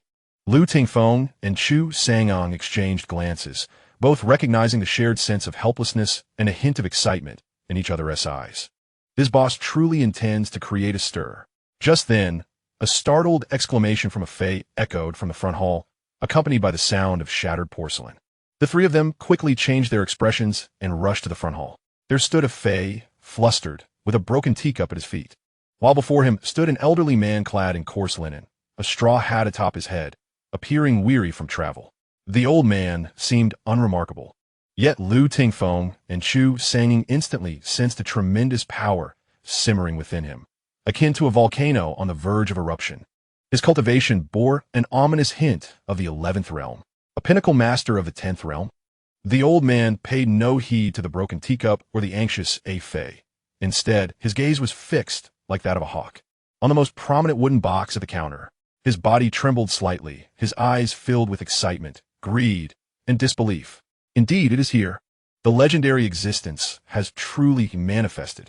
The old man's voice was hoarse and fervent, tinged with a near-manic enthusiasm.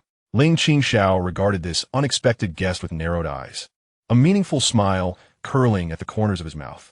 "Oh, another who recognizes value? It seems this bait is proving to be more effective than anticipated. The fish appears to have bitten sooner than expected, and it is an unexpectedly large catch." Chapter 18, The Uninvited Guest. The sudden appearance of the old man in a tattered robe was akin to a lurking beast, instantly shattering the delicate equilibrium within the establishment. His gaze was fixated upon the wooden box on the counter, trembling with excitement, oblivious to the presence of Lu Tingfeng, Chu Sange, and others, as if the box were the singular focus of his existence. Indeed, the ancient sword, resonating with a sound that echoed through the heavens, lay concealed within the box, proving the legends to be true. The old man's voice, hoarse and filled with a fervent zeal akin to that of a pilgrim, compelled him to instinctively step forward, his gnarled hand reaching out towards the box.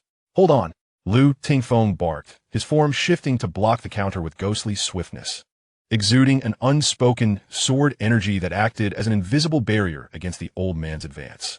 Despite his astonishment at the old man's formidable aura, nearly at the 11th realm, Lu stood resolutely in his path.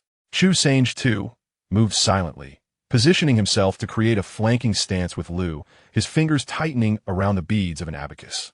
A Fei held his breath in apprehension, while Lin Yaoyao peeked from the kitchen, quietly grasping something in her hand.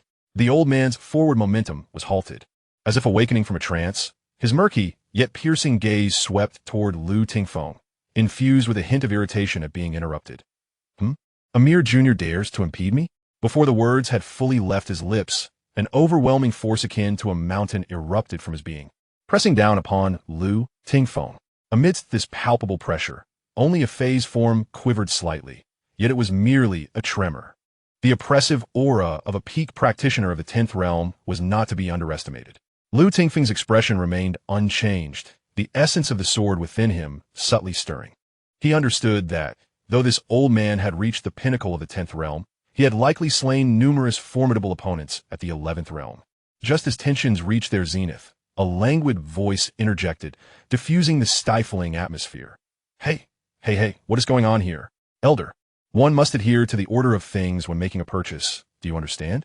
That shabby box was first noticed by Mr. Lu here. Surely there must be a sense of precedence. It was then that Ling Qingxiao, seemingly reappearing in his reclined chair, was casually munching on freshly roasted pumpkin seeds, observing the spectacle as if entirely unfazed by the terrifying pressure of the master. The old man was taken aback, evidently unprepared for such colloquial banter directed at him, treating him as a mere customer attempting to snatch an item.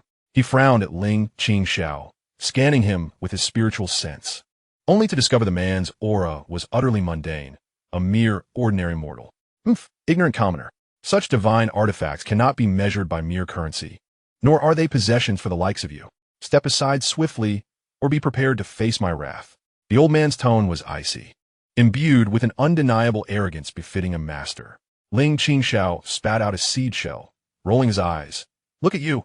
Why must you be so unreasonable? Is this not the essence of coercion? Besides, how can you be so certain that this object is indeed a divine artifact? What if it turns out to be nothing more than a rusty firewood stick? Audacity! The old man, incensed, could only laugh bitterly. You, a mere child, what do you comprehend? Though this sword sheath appears antiquated, even showing slight rust, it is merely the concealment of a divine artifact. Within it lies the essence of sword intent, forged from the purest and most formidable metal of the heavens. Only those with destiny, virtue, and capability may claim it. How dare you presume to comment on it? The sword sheath? Lu Tingfeng and Chu Sange were momentarily taken aback, casting another glance at the wooden box. It became evident that the chilling and terrifying sword intent did not emanate from the sword itself, but rather from this seemingly unremarkable sheath. How could a mere sheath possess such formidable power? What then could the sword within resemble? Ling Qingxiao, however, appeared to find amusement in the situation, scoffing with a derisive laugh. Humph, as if that's true. What are the metal of the heavens? It's merely a shell for the sword, is it not? No matter how splendid the shell, if the sword within is lacking, it is all for naught. It is akin to you, possessing brute strength. Yet if your mind is dull, you remain a mere brute. You, the elderly man in the patched robe, was incensed, his hair standing on end. As a master of the 10th realm, when had he ever endured such humiliation? Yet, constrained by his status and the divine artifact before him, he refrained from confronting a mere mortal, suppressing his fury and coldly retorting, sharp-tongued, I shall not indulge you in a battle of wits. This sword sheath is mine to claim. His gaze shifted back to Lu Tingfeng, laden with menace. Young one, I see your sword intent is refined, your cultivation arduous. Step aside quickly, lest you bring disaster upon yourself and squander your life. Lu Tingfeng's eyes narrowed, standing his ground unwaveringly. This is the possession of the Wanyu Pavilion. Should you seek to take it by force, you must first contend with the sword in my hand. Although he bore no sword, the sword intent soared towards the heavens, unyielding even under the elder's oppressive aura. Stubborn. The elder's eyes flashed with murderous intent, clearly having lost his patience, his fingers curling slightly, ready to strike. Wait! Ling Qingxiao suddenly interjected. He brushed the remnants of melon seeds from his hands, rose, and ambled over to the counter, casually lifting the wooden box that had incited the contention, weighing it in his hands. His action sent a wave of anxiety through everyone present. The elder's pupils constricted in alarm, fearing that he might inadvertently damage the divine artifact. Alas, I say to you all, fixating solely on this glimmering shell. Ling Qingxiao shook his head, adopting an expression of disappointment in the youth's lack of understanding. Have you never pondered why such a fine shell would encase a rusted sword? He abruptly drew forth the dull, even rusted long sword from the box, spinning it clumsily in a flourish, resembling a child wielding a stick, utterly devoid of grace. Look, just this piece of scrap metal. Ling Qingxiao held the rusted sword before his eyes, grimacing in disdain. I tell you, it is mere scrap iron. Yet you refuse to believe me. I say, the craftsman must have some issues. What use is a decorative shell? The key lies in the sharpness of the sword within. Otherwise, when the enemy approaches, do you expect to daze them with the sheath? His convoluted reasoning left the elder momentarily speechless, unable to formulate a retort. Lu Tingfeng and Chu Sange exchanged glances, sensing that their employer's words bore an air of incongruity, albeit tinged with a semblance of flawed logic. Ling Qingxiao, however, grew increasingly animated, brandishing the rusted sword as he proclaimed, In my view, a true sword must embody the essence of the wielder, much like Mr. Lu. The person and the sword are one. What need is there for ostentatious embellishments? They are nothing but encumbrances. Or consider Mr. Chu's abacus beads, which may appear unremarkable, yet could deliver a painful strike. That is true practicality. As he spoke, he carelessly tossed the rusted sword back into its wooden box with a clatter, subsequently wielding the ancient, imposing sword sheath as if it were merely a firewood stick, tapping it against the corner of the counter. Behold, this shell, aside from its hardness, serves little purpose. It would be cumbersome even as a rolling pin. His reckless disregard left everyone astonished, while the elderly man in tattered robes winced in distress at the sight. Yet, at that moment, as Ling Qingxiao waved the sheath about, seemingly unintentionally directing its opening towards the elderly man, a resonant hum emerged. The previously dormant, terrifying sword intent within the sheath was suddenly stirred, albeit slightly.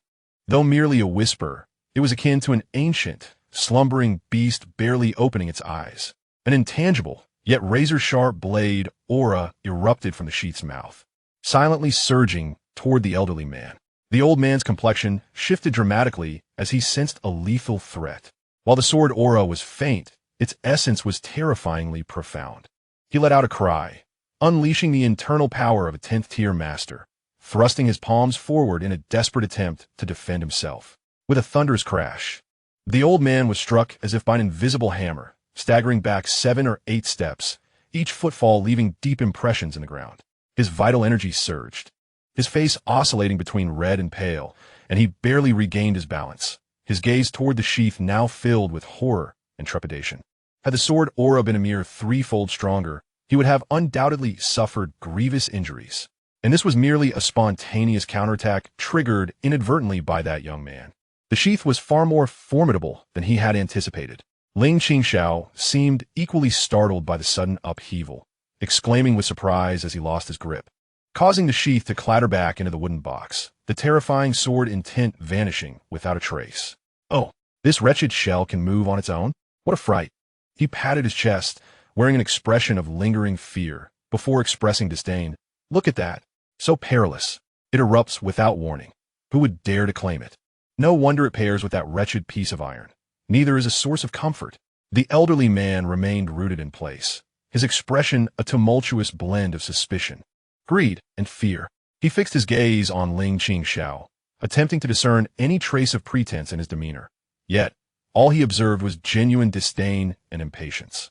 Could it be that this individual was merely an unrefined commoner, fortunate enough to stumble upon a divine artifact? Was everything that had transpired merely a coincidence? Yet, precisely aligned with its sheath, the technique that invoked the essence of the sword left the elderly man in a state of bewilderment, causing him to hesitate before taking action. The tavern exuded an aura of strangeness, and the young man before him was utterly inscrutable.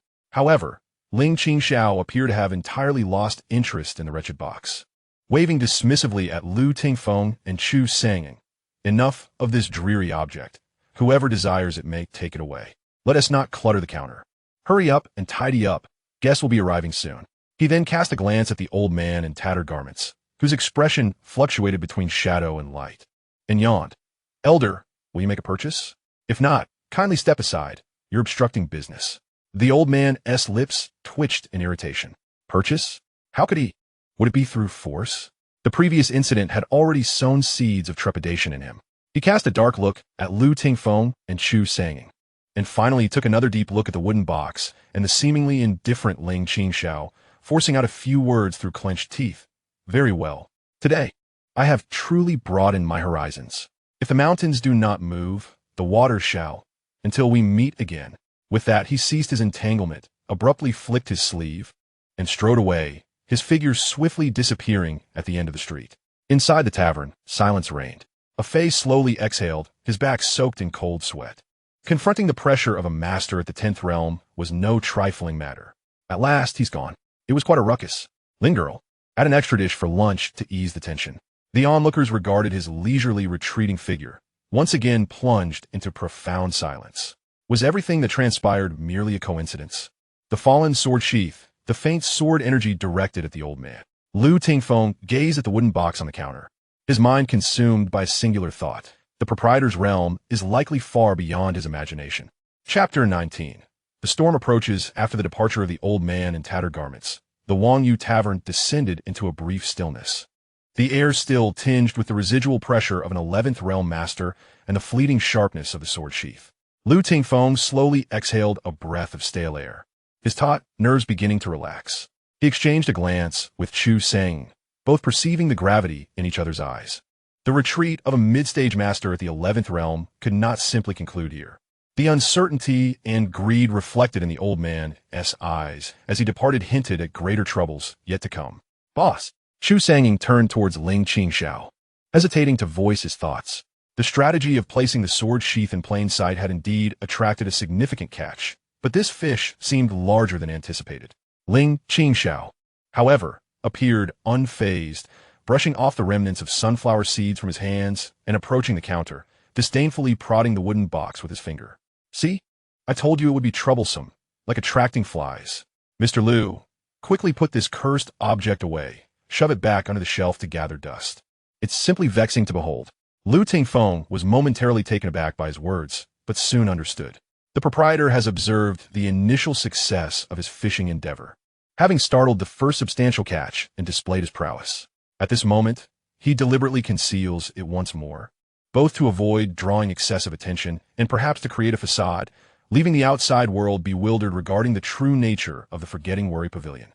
He lifts the wooden box and places it back in the corner of the storage shed in the backyard, covering it with some tattered cloth and an old mat for further concealment. Ling Qingxiao yawns and grumbles about encountering a series of inexplicable individuals early in the morning before retreating back into his lounge chair, lifting a seemingly interminable ancient scroll over his face. Before long, the sound of his even breathing fills the air. This nonchalance toward the master of the 11th realm, the ability to fall asleep at will, once again leaves Lu Tingfeng and Chu Sanging silently astonished. In the following 2 days, the Forgetting Worry Pavilion appeared to regain its usual tranquility. However, beneath the surface, Chu Sangjing's frequency of outings to gather intelligence increased. Lu Tingfeng, on the other hand, became increasingly focused on instructing a Fei, seemingly intent on enhancing both his and his disciples' strength as much as possible in this calm before the storm. Having witnessed that harrowing scene, a Fei practiced his swordsmanship with greater diligence, his gaze now brimming with newfound determination and composure. Although he did not fully comprehend what had transpired, he understood that formidable enemies might be approaching, and he must grow stronger to avoid holding everyone back. Lin Yaoyao transformed her worries into motivation, creatively preparing delicious meals, thus elevating the culinary standards within the pavilion to unprecedented heights. On the afternoon of the 3rd day, Chu Sanging hurriedly returned, his expression more somber than usual. He walked directly to Ling Qingxiao's lounge chair and spoke in a low voice. Boss, I have gathered the information. Ling Qingxiao set aside the scroll on his face, revealing his eyes. Oh? Pray tell.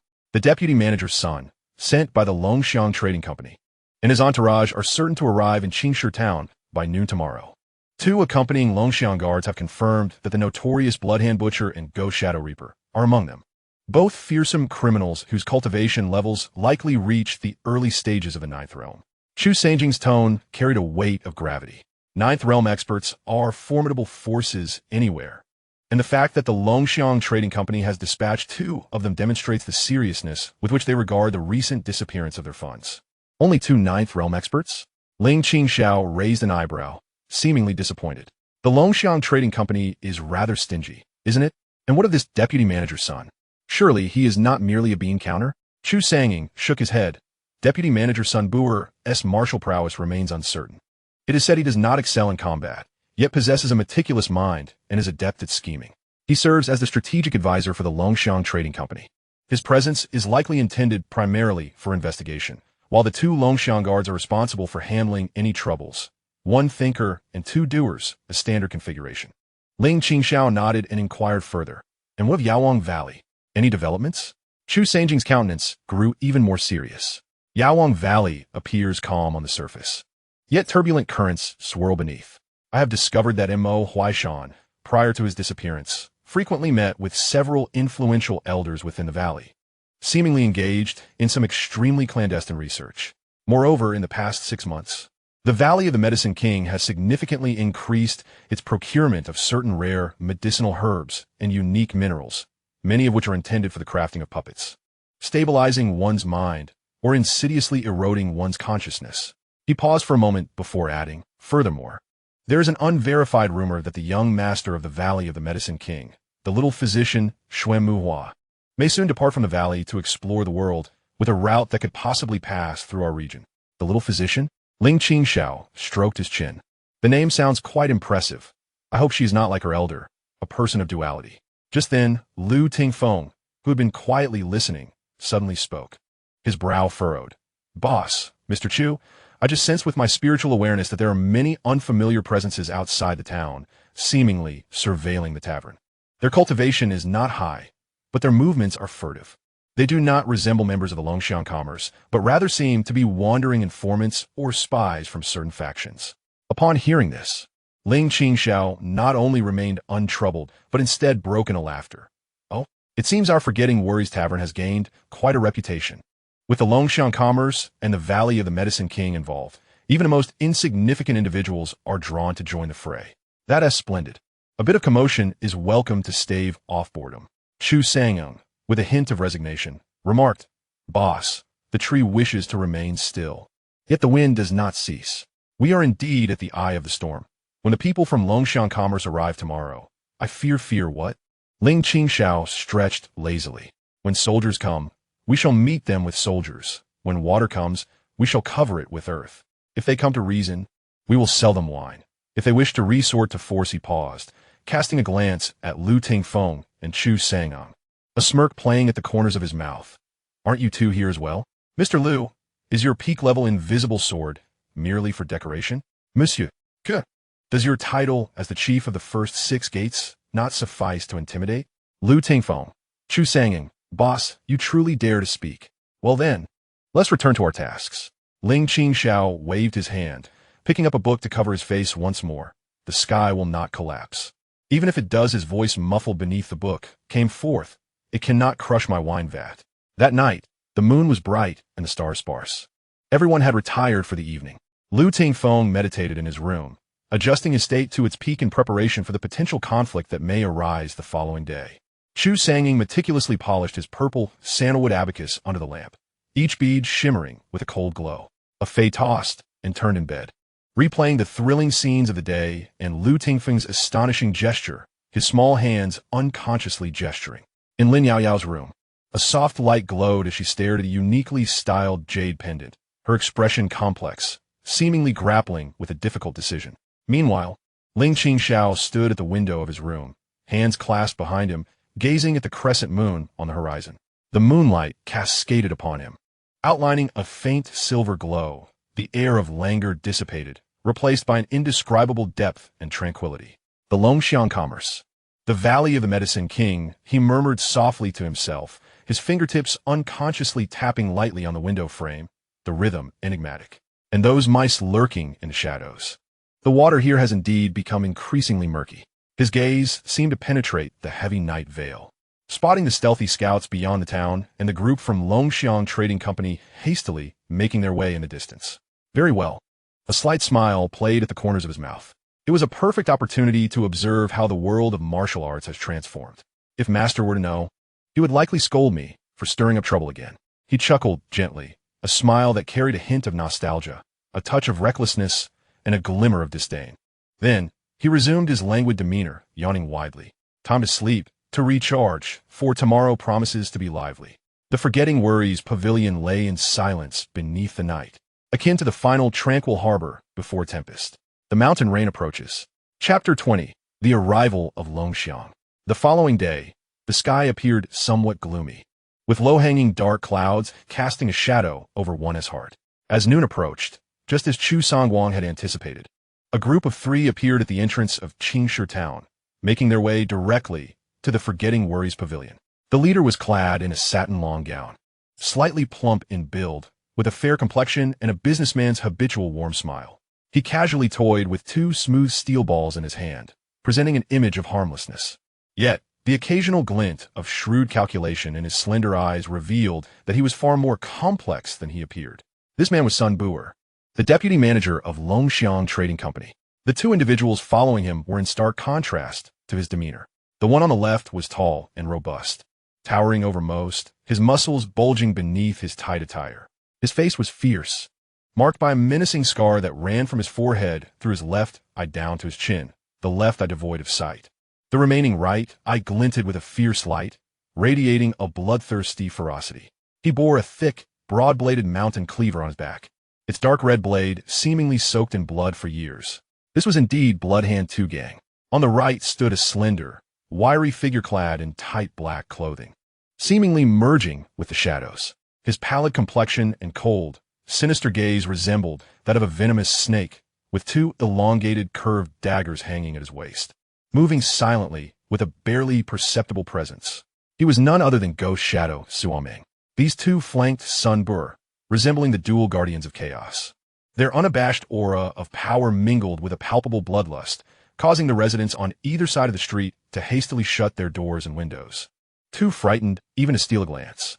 The trio arrived at the entrance of the Forgetting Worries Pavilion. Inside, Ling Qingxiao still lounged on a reclining chair, feigning sleep. Chu Songwang was at the counter, calculating with an abacus. Lu Tingfeng was in the courtyard instructing a fei in sword practice. And Lin Yaoyao was busily engaged in the kitchen. Everything appeared as it usually did, yet there lingered an unusual tranquility in the air. The smile on Sun Bur's face remained unchanged, yet his gaze resembled the most sophisticated instrument, swiftly scanning every individual and corner within the establishment. Upon catching sight of Chu Sanjian behind the counter, his eyes momentarily paused, sensing a demeanor that was composed and distinguished, unlike that of an ordinary accountant. When he observed the sword-practicing Lu Tingfeng and a fei in the courtyard, he was further taken aback. The young swordsman exuded a depth of presence akin to the vast ocean, rendering him inscrutable. As for the youth, his innate talent was indeed exceptional. Finally, his gaze fell upon Ling Qingxiao, who lay languidly on a recliner. After scrutinizing him for a moment, he discerned nothing amiss, as if he were merely an ordinary, indolent proprietor. Thoughts raced through Sun Bur's mind, yet his smile grew increasingly genial as he stepped into the hall and clasped his hands in greeting. Esteemed managers and staff, I am Sun Bur of the Longxiang Trading Company. I happen to pass through your esteemed establishment and have heard of your exquisite beverages. I come to inquire about certain matters. His voice was gentle and courteous, leaving no room for criticism. Chu Sanjian looked up, his expression unruffled. Please take a seat. Manager Sunday, what would you like to inquire about? Sun Bur sat at a nearby table, with Tu Gang and Su Al Ming standing like two sentinel statues, one on either side, their icy gazes sweeping over the patrons with an air of scrutiny and intimidation. Oh, it is nothing of great consequence, Sun Bur replied with a cheerful demeanor, as if engaging in casual conversation. A few days ago, one of our financial managers, accompanied by 8 guards, came to your town for business and subsequently lost contact. I wonder if any of you have seen them? His seemingly casual gaze was in fact as sharp as a blade, intently observing Chu Sanjian and Lu Tingfeng's reactions. Chu Sanjian's expression remained unchanged as he shook his head. The financial manager did visit a few days ago to purchase wine, and then he departed. We have not seen him since. Oh, just purchased wine? Sun Bur's smile waned slightly. But I have heard that the financial manager seemed particularly interested in an old item from your establishment and even made an offer to buy it? That is indeed the case. Chu Sanjian nodded. The old wooden box, a family heirloom, caught the financial manager's eye, but the owner did not agree to sell. I see. Sun Bur nodded thoughtfully, his fingers lightly tapping the table. So, after that, the financial manager and his companions left? Did anyone see which direction they took? Or perhaps encounter any suspicious individuals in their company?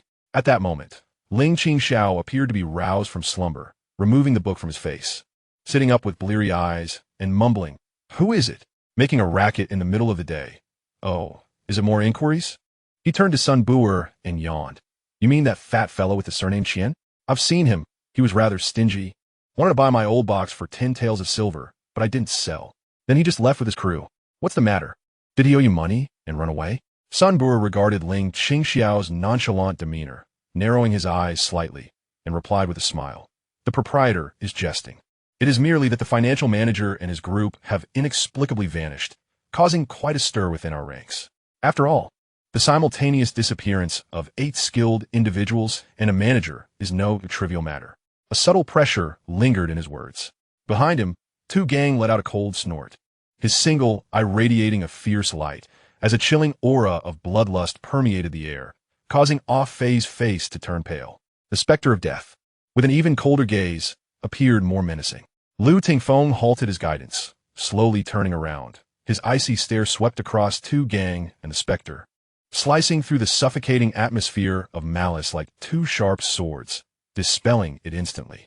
Tu Gang and the specter's expressions shifted slightly, their bodies tensing as they regarded Lu Tingfeng with the gravity of facing a formidable opponent. A true master reveals their prowess with a single move. The seemingly youthful swordsman before them possessed an undeniable strength that far exceeded their expectations. Sun Bu'er also felt a jolt of realization. Swiftly raising his hand to halt the two behind him, maintaining a steady smile. "My subordinates can be rather uncouth. I hope you won't take offense, esteemed boss. It's merely my duty to inquire further. I must confirm, did the money manager leave the town?" Ling Qingxiao, scratching his ear with an air of impatience, replied. "How should I remember clearly? There are countless passers-by each day. They might have left, or perhaps they sought information at another establishment. Who knows? It's possible they deemed this desolate place lacking in profit and fled."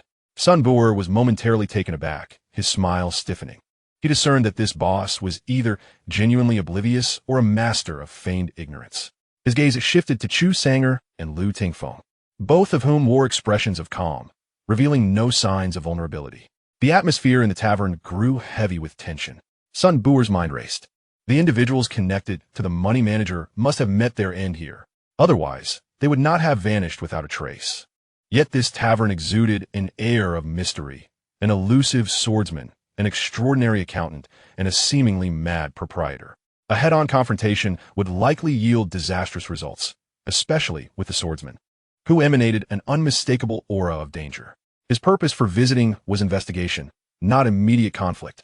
Since he could not extract any information, it would be wise to Sun Bu'er broke the silence with a hearty laugh. "Since it seems none of you are aware, they must have departed on their own accord. Perhaps due to some pressing matter. I apologize for the intrusion." Rising from his seat, he clasped his hands in a gesture of respect towards Ling Qingxiao. "Boss, since we are here, we cannot leave empty-handed. I have heard commendable things about your wine. Bring us 3 bowls to taste, and pack 10 jars for us to take along." He planned to purchase some wine while continuing to observe, leaving a pathway for amicability. Upon hearing of the business opportunity, Ling Qingxiao's eyes brightened, his languid demeanor vanishing as he responded enthusiastically. "Absolutely. Manager Sun is truly a straightforward person.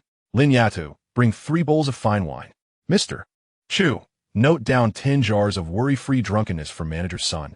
The atmosphere seemed to lighten considerably. Soon, Lin Yaoyao emerged with 3 bowls of wine, placing them in front of Sun Bu'er, Tu Gang, and the specter in turn. She displayed a gentle demeanor, moving gracefully. However, when she set the bowl before the specter, his frigid gaze lingered on her face for a fleeting moment, his nostrils slightly flaring. Lin Yaoyao's body stiffened imperceptibly before she quickly regained her composure and turned, hastening back to the kitchen.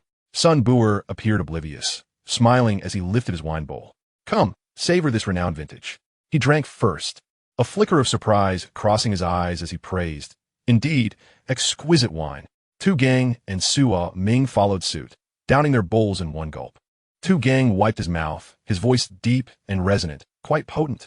Suo Ming remained silent, his cold eyes seemingly casting a casual glance towards the kitchen. Once the wine was consumed, death settled. Sun Bu'er instructed his subordinates to carry the wine jars and, with a smile, bid farewell. "The wine is splendid. Thank you for your hospitality. Should the opportunity arise, I shall trouble you again." He then turned, leading Tu Gang and Suo Ming away from the Wanyu Pavilion. As they walked some distance from the town, the smile on Sun Bu'er's face vanished, replaced by a stern expression. "Did you discern something?" he asked coldly. Tu Gang responded, "That swordsman is quite dangerous. If it comes to blows, the outcome is unpredictable, even with Suo Ming and I together." Suo Ming, in his chilling tone, added, "The cook carries a faint scent of the illusion butterfly's enchantment powder, a substance reserved for core members of the demonic sect." Sun Bu'er's eyes gleamed with insight. A demoness from the sect?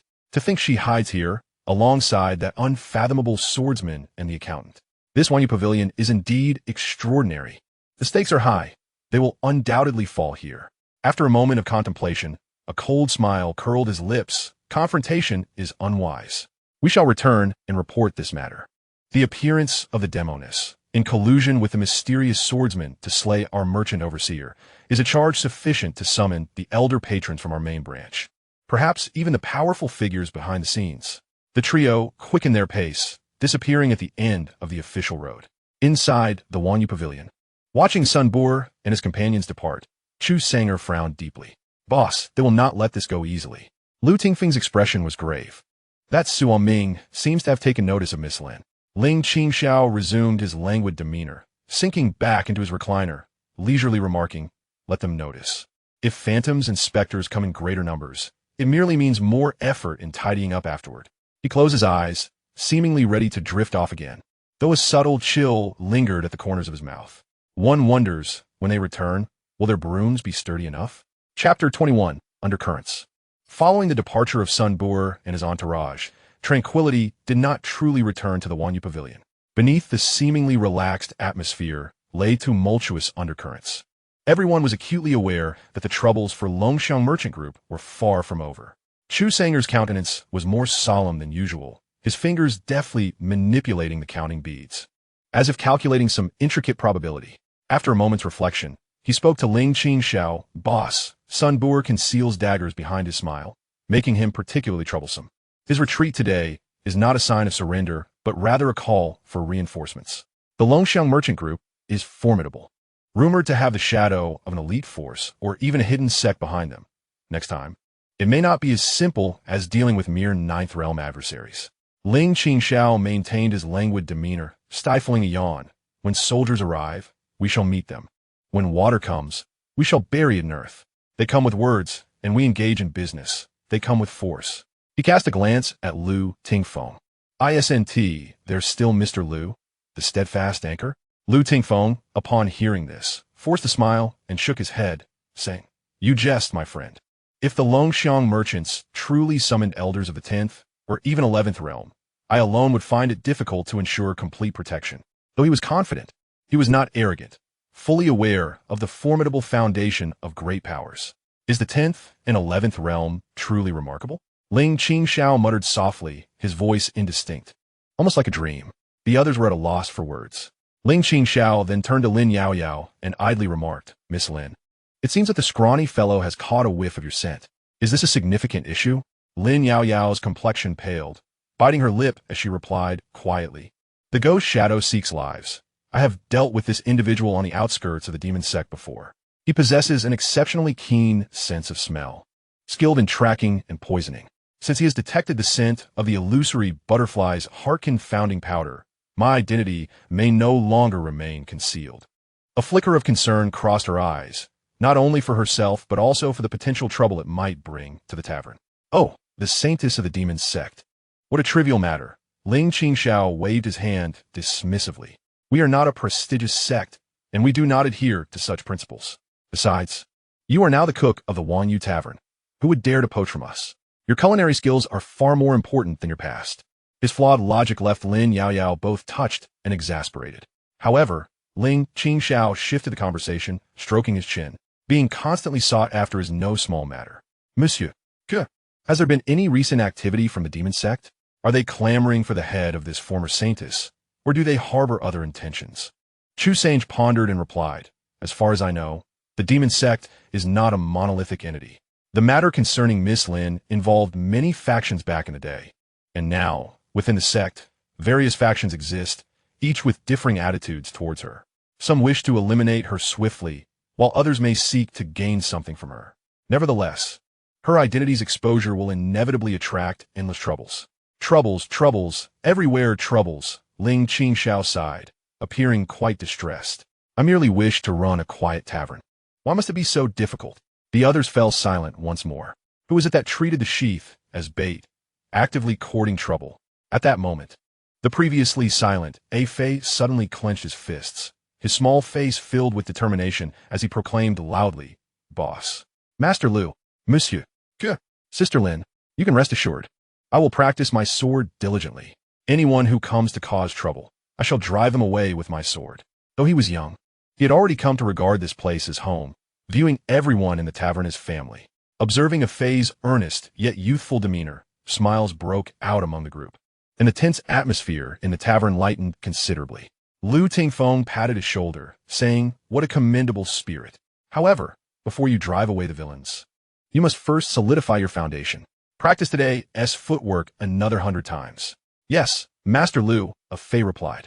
In the ensuing 2 days, as anticipated by Chu Sange, the watchful eyes surrounding Qingshi Town not only remained but multiplied. Variously attired spies and wanderers of the martial world lurked about the town, their gazes often drifting, whether intentionally or not, toward the direction of the Wanyu Pavilion. Evidently, news of the Dragongxiang Trading Company and the appearance of the Holy Maiden of the demonic sect had begun circulating within certain circles. The Wanyu Pavilion appeared to be at the eye of the storm, outwardly serene, yet concealing turbulent undercurrents. Lu Tingfeng heightened the defenses, an ethereal, sword energy enveloping the tavern. Chu Sange, on the other hand, seldom ventured outside, manning the counter and remaining vigilant for external information. Ling Qingxiao endeavored to minimize her appearances, while a Fei practiced his swordsmanship with renewed diligence. As for Ling Qingxiao, he continued his leisurely routine, occasionally lamenting that Lin Yaoyao's preoccupied mind had caused her to oversalt the dishes. On the afternoon of the 3rd day, the sky remained overcast. A melodious sound of Qin bells resonated from outside the town, distinct from the clanging of merchant caravan bells. This tone was more ethereal and pleasing. A beautifully adorned carriage, drawn by 2 magnificent white horses under the guidance of an elderly servant clad in azure, glided into Qingshi Town, coming to a halt at the entrance of the Wanyu Pavilion. The carriage curtain was lifted, revealing a young gentleman dressed in a moon-white long robe, secure at the waist with a jade belt, and holding a folding fan. He appeared to be in his early 20s, with striking features, gentle brows, and a smile that evoked the warmth of spring. His aura was pure and natural, imbued with a faint, refreshing fragrance of medicinal herbs. Although his cultivation was modest, around the 7th realm, his foundation was solid, and his essence unmistakably indicated he was a disciple nurtured by a prestigious sect. He glanced at the sign of the Wanyu Pavilion, inhaling the subtle aromas of wine and cuisine wafting through the air, and a flicker of curiosity and appreciation crossed his eyes.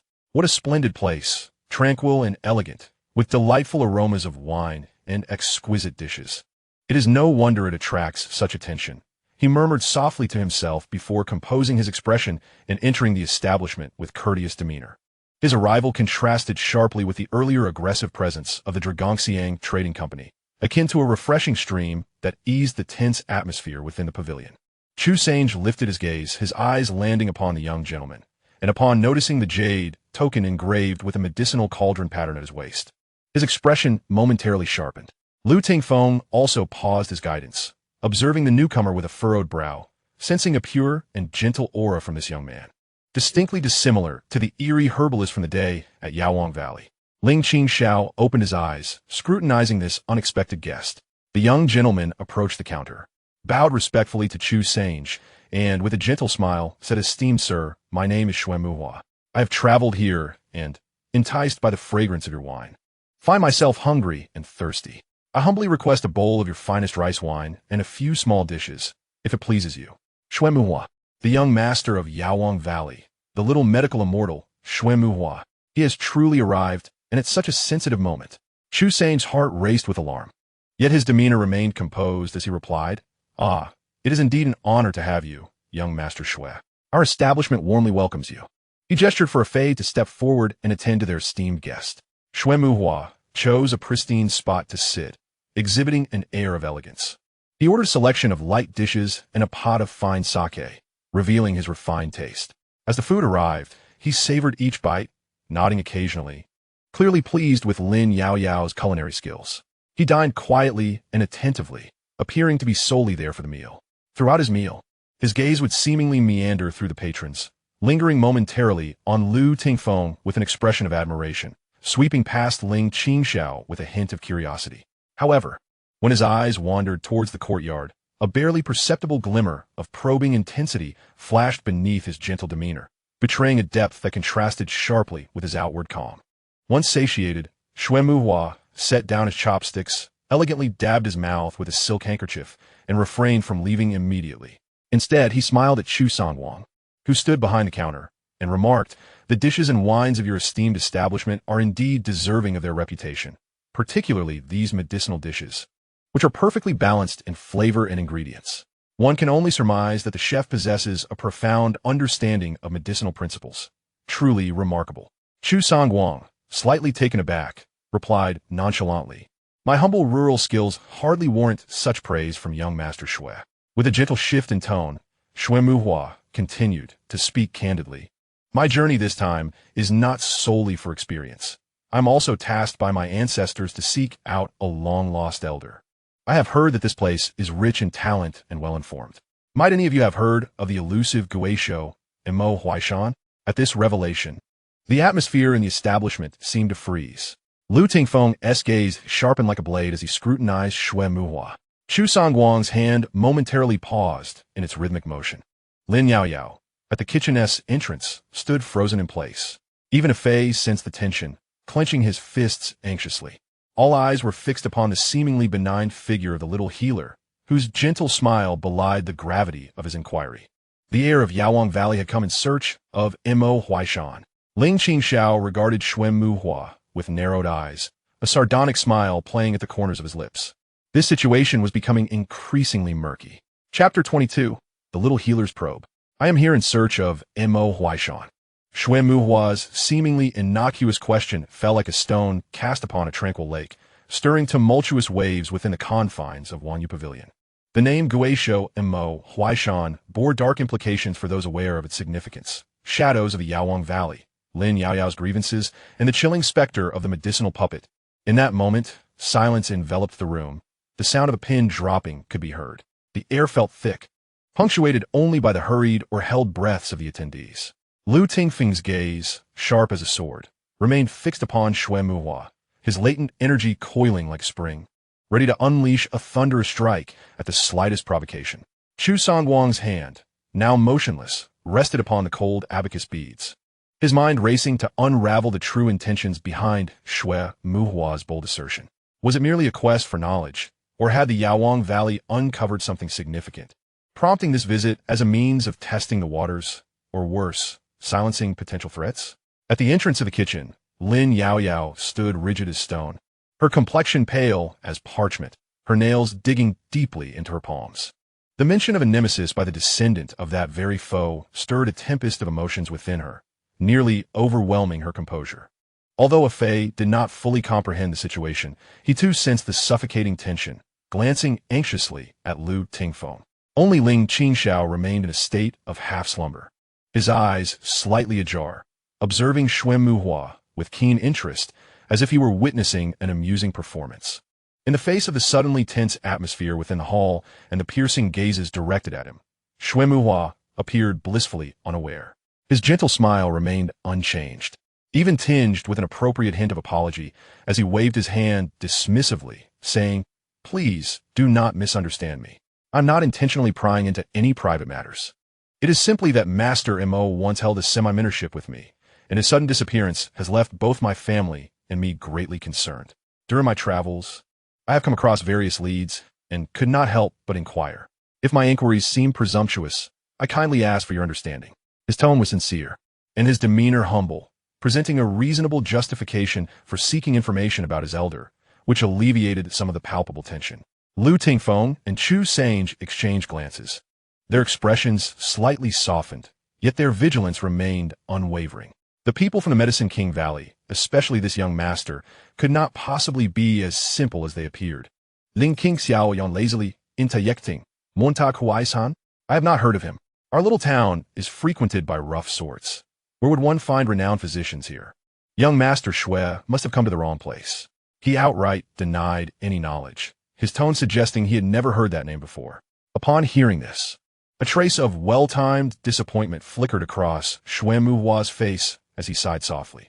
"Is that so? How unfortunate. Perhaps I have been misinformed." He had not pressed further, instead smiling. "However, to indulge in such exquisite medicinal cuisine has made this journey worthwhile. The chef of your esteemed establishment is indeed a remarkable person." His gaze, seemingly casual, drifted once more toward the kitchen, where the faint, enchanting aroma of the illusion butterfly's heart-seducing powder lingered, a scent he had discerned upon entering the establishment. The former saintess of the demonic sect concealed here? This forgetting worry pavilion is becoming increasingly intriguing. An unrefined country girl, doing things haphazardly, hardly qualifies as remarkable.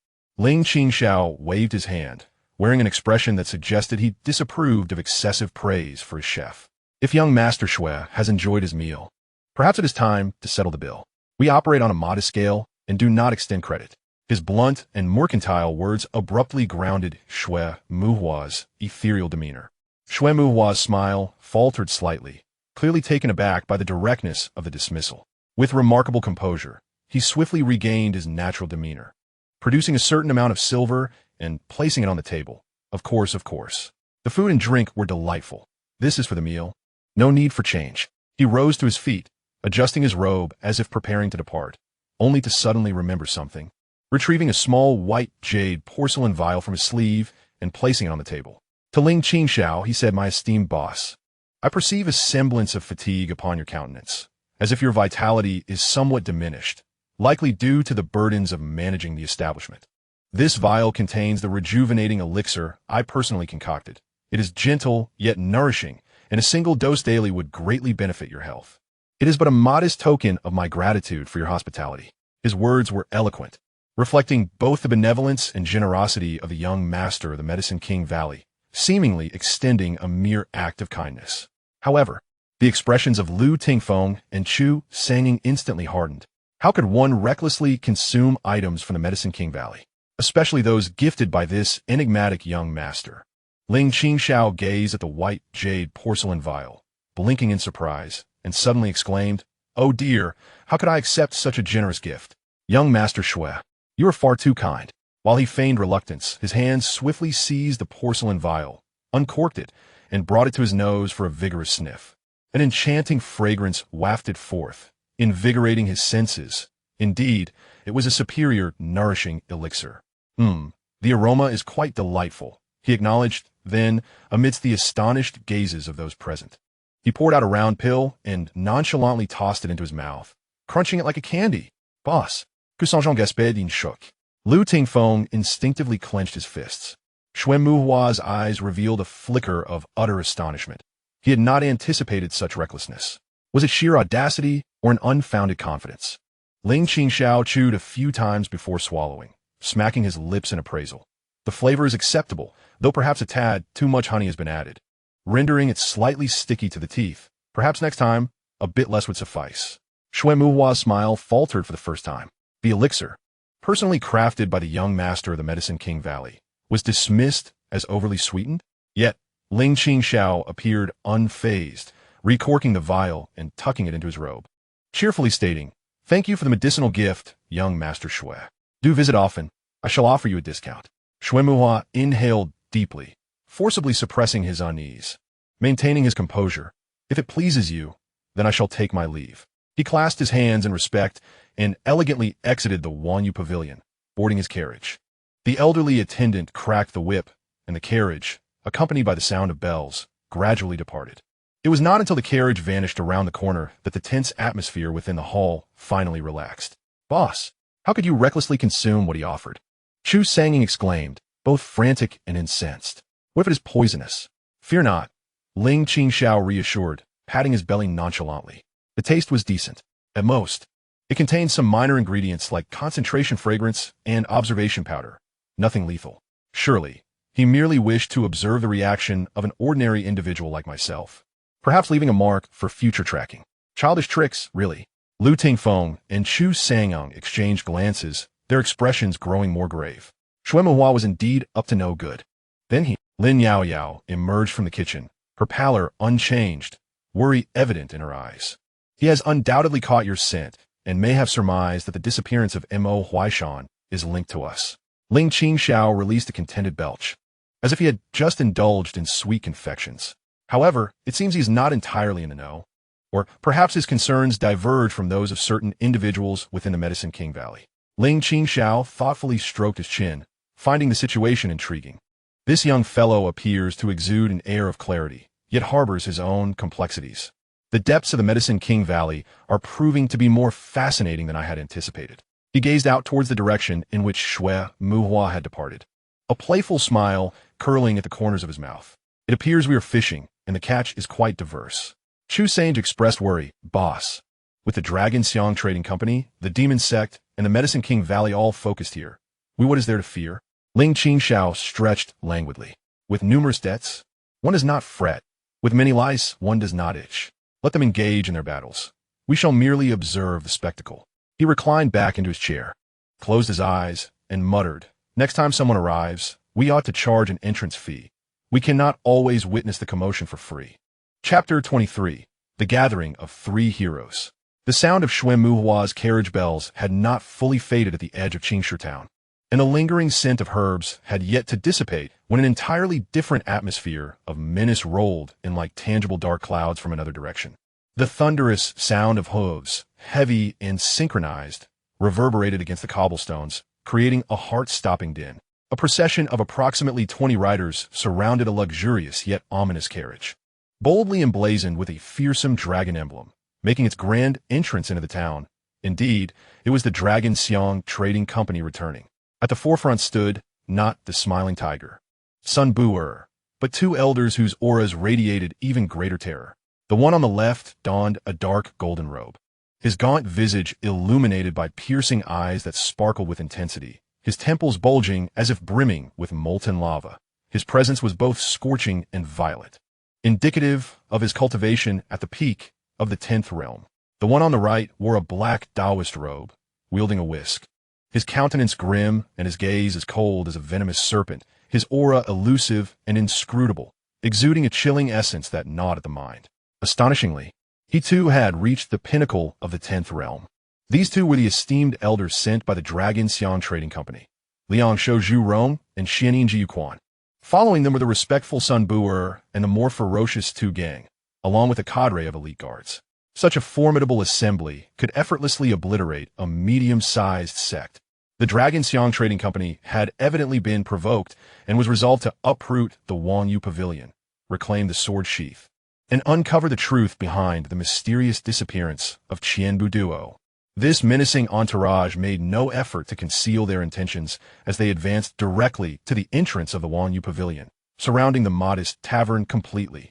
The overwhelming presence, mingled with a bloody aura of murder, instantaneously enveloped the entire block, sending the townsfolk into a state of sheer terror, with doors and windows tightly shut, scarcely daring to breathe. Within the establishment, Lu Tingfeng's countenance bore an unprecedented gravity as he slowly rose from his seat and approached the entrance. The sword intent of the pinnacle of the 11th realm was unleashed without reservation, akin to a peerless sword drawn from its sheath, sharp and unparalleled, forcefully resisting the overwhelming aura from outside, thereby safeguarding the individuals within the establishment. However, facing two peak experts of the 10th realm along with numerous skilled practitioners, the pressure was palpable. Chu Sange had also stepped to Lu Tingfeng's side, tightly gripping his abacus, his gaze frigid. Lin Yaoyao and a Fei stood behind them, their faces pale, yet resolute, clenching their teeth without retreat. Meanwhile, Ling Qingxiao remained reclined in his chair, merely adjusting his posture for greater comfort, mumbling to himself, "Goodness, what a grand spectacle! How many of my patrons will flee in fright? What a considerable loss this is." Outside, the voice of the blazing sun, Zhu Rong, resounded like a thunderous bell, imbued with an undeniable authority as he coldly commanded, "Those within the establishment, heed my words. Surrender immediately the culprits who murdered the steward of my Longshan Trading Company, along with that wooden box. Otherwise, today I shall raze this small tavern to the ground, leaving not a single creature unscathed." The terrifying resonance caused the windows and doors of the tavern to vibrate ominously, just as Lu Tingfeng was about to respond. A clear and melodious laugh, imbued with a hint of sinister charm, echoed from another direction. "Oh, what great authority you wield! Is the Longshan Trading Company resorting to bullying the weak and abusing its power?" From the other end of the street, a dozen figures, adorned in vibrant and flamboyant attire, both male and female, had appeared unbeknownst to anyone. At the forefront stood a woman draped in a deep purple gauze dress, her figure graceful and her visage exceedingly enchanting, her captivating gaze capable of ensnaring souls. She gently waved a fan, her smile charming, and those who followed her exuded an eerie aura, clearly not of benevolent intent. They were none other than individuals from the demon sect, having come upon learning of Lin Yaoyao's situation. The leading woman, the alluring Su Meyer, was one of the 4 law kings of the demon sect, her prowess rivaling that of the pinnacle of the 10th realm. Her gaze flitted about, first taking a keen interest in the display of the Longxiang Trading Company, then penetrating through the doors and windows to land upon Lin Yaoyao within. As she giggled, "Yaoyao, sister, it has been quite some time. Why do you hide in this remote place without even greeting your sisters from the sect? Have you suffered some grievance? Tell your sister, and I shall advocate for you." Though her words appeared to be filled with concern, they effectively redirected everyone's attention back to Lin Yaoyao and the Wanyu Tavern. The countenance of those from the Longxiang Trading Company shifted. They had not anticipated the arrival of the demon sect's enchanting figures. Furthermore, it seemed there was a connection to those within the tavern. Zhu Rong snorted disdainfully. "Demon sect fiends, do you dare to meddle in this affair? Today is the perfect opportunity to capture you all." Su Meyer covered her mouth with a soft laugh. "Oh dear, how frightening. Your reach is rather extensive, isn't it? Is this Qingshi Town owned by your family?" Three factions now stood at a peculiar impasse. One sought vengeance and treasure, another sought a person, and the last appeared to create chaos with unclear intentions. All converging upon the small Wanyu Tavern, forming a tense and precarious triad of confrontation, as taut as a bowstring ready to snap at any moment. All eyes, whether overt or covert, converged upon the seemingly precarious tavern and the ordinary attendants and proprietor within. Lu Tingfeng felt an overwhelming pressure. Confronted by a peak-level adversary of the 11th realm, while simultaneously facing two peak-level opponents of the 10th realm and a 10th realm sorcerer. Chu Sange's palms were slick with cold sweat as his mind raced through various possibilities and escape routes, only to realize he was ensnared in a deadlock. Yet, in this dire moment, an untimely yawn, tinged with evident drowsiness, lazily emanated from within the tavern. Ling Qingxiao finally rose from his reclining chair, stretching languidly as if awakening from a deep slumber. He rubbed his eyes and sauntered to the entrance, pushing past Lu Tingfeng and Chu Sange. Peering out at the throng of dark-clad figures outside, his countenance devoid of fear and instead revealing a hint of impatience. "What is all this commotion about? If you're going to fight, why not do it outside the town? Blocking my doorstep like this, how am I to conduct my business? You're delaying my sales. Can you compensate for that?" The onlookers, including the Longxiang Trading Company, the sorcerers, and even Lu Tingfeng, were left dumbfounded, gazing at Ling Qingxiao as if he were mad. Had he lost his wits? Did he not comprehend the gravity of the situation before him? Zhu Rong, enraged, laughed derisively. "Ignorant fool, even in the face of death. You dare to spout such bravado. Clearly, you require a harsh lesson to grasp the reality of your predicament." Beside him, Xianxia pointed to Yuquan, his eyes narrowing with intent, and without warning, he flicked a finger. A chilling, silent gust of energy, akin to a viper striking from its lair, surged through the air, aimed directly at Ling Qingxiao's knee. This strike was merciless, intended to cripple Ling Qingxiao, forcing him to kneel and plead for mercy as a form of punishment. "Boss, watch out!" Lu Tingfeng exclaimed, his sword energy erupting in an attempt to intervene, but he was a moment too late. Chu Sange and Lin Yaoyao's expressions shifted dramatically. However, facing this lethal and penetrating attack, Ling Qingxiao seemed utterly oblivious, still occupied with rubbing his eyes. In the very instant the attack was about to strike home, he happened to stumble over a small stone on the ground, causing him to awkwardly leap forward for a brief moment. This seemingly fortuitous misstep allowed the deadly energy to narrowly graze the hem of his trousers, striking the stone threshold behind him with a resounding thud, leaving an unfathomable hole in its wake, frost forming instantly around its edges. Ling Qingxiao gasped, glancing down at his trousers and then at the small hole in the threshold, his fury igniting. He pointed an accusatory finger at Yuquan, exclaiming, "You old scoundrel! Unsporting behavior! How dare you launch a sneak attack and damage my threshold? You must compensate for this." Yochuan's pupils constricted, his expression revealing a rare uncertainty. Was that previous incident merely a coincidence? Zhu Rong furrowed his brow, sensing an oddity in the air. The demon lord Su Meyer's eyes sparkled with intrigue as she observed Ling Qingxiao, finding this seemingly ordinary proprietor exceedingly fascinating. However, Ling Qingxiao remained undeterred, hands on his hips, and bellowed towards the three factions outside. "I care not whether you are from the Longxiang Merchant Guild, the Demon Cult, or any other disorderly group. If you wish to fight, take it outside the town. If you wish to negotiate, send someone capable to discuss it. If you continue to block my entrance and intimidate, do not blame me for being impolite." His words were imbued with an air of authority, as if he were the one in control of the situation. Elder Zhu Rong, filled with rage, exclaimed, "Arrogant! I shall see how you intend to be impolite." Flames of true energy surged around him, ready to strike. Hold on. At that moment, a clear and gentle voice resonated from the street corner. It was Xue Muhua, who had seemingly departed but had returned, standing not far away with a smile that felt like a gentle spring breeze. His carriage stood silently beside him. Elder Surong, Elder Joquan, Lady Sumeyer. Please calm your anger, Xue Muhua said, bowing gracefully. Such a commotion is unbecoming of our status. Moreover, this matter seems to involve a missing elder from my Yaowang Valley. It would be prudent for us to cease hostilities and discuss this calmly. Perhaps there is a misunderstanding? The young master of Yaowang Valley had reappeared at this critical moment. The standoff between the three factions instantly transformed into a gathering of four. The modest Wangyu Tavern seemed to have become the eye of a storm, drawing the attention of all forces. Ling Qingxiao watched Xue Muhua return, his eyes narrowing and a deeper, playful smile curling at his lips. Oh, another who wishes to converse? He clapped his hands, finding the situation increasingly amusing. All right, then everyone is welcome to come in. However, let it be known that the space is limited, and all refreshments are self-paid, no credit. He genuinely turned around and sauntered back into the tavern, as if the formidable assembly outside, capable of shaking the very foundations of the martial world, were merely neighbors paying a visit. Left outside, the masters exchanged glances, momentarily at a loss. Was the proprietor of this Wangyu Tavern truly foolish, or was he unfathomably profound? Chapter 24. A Gathering of Four for Tea.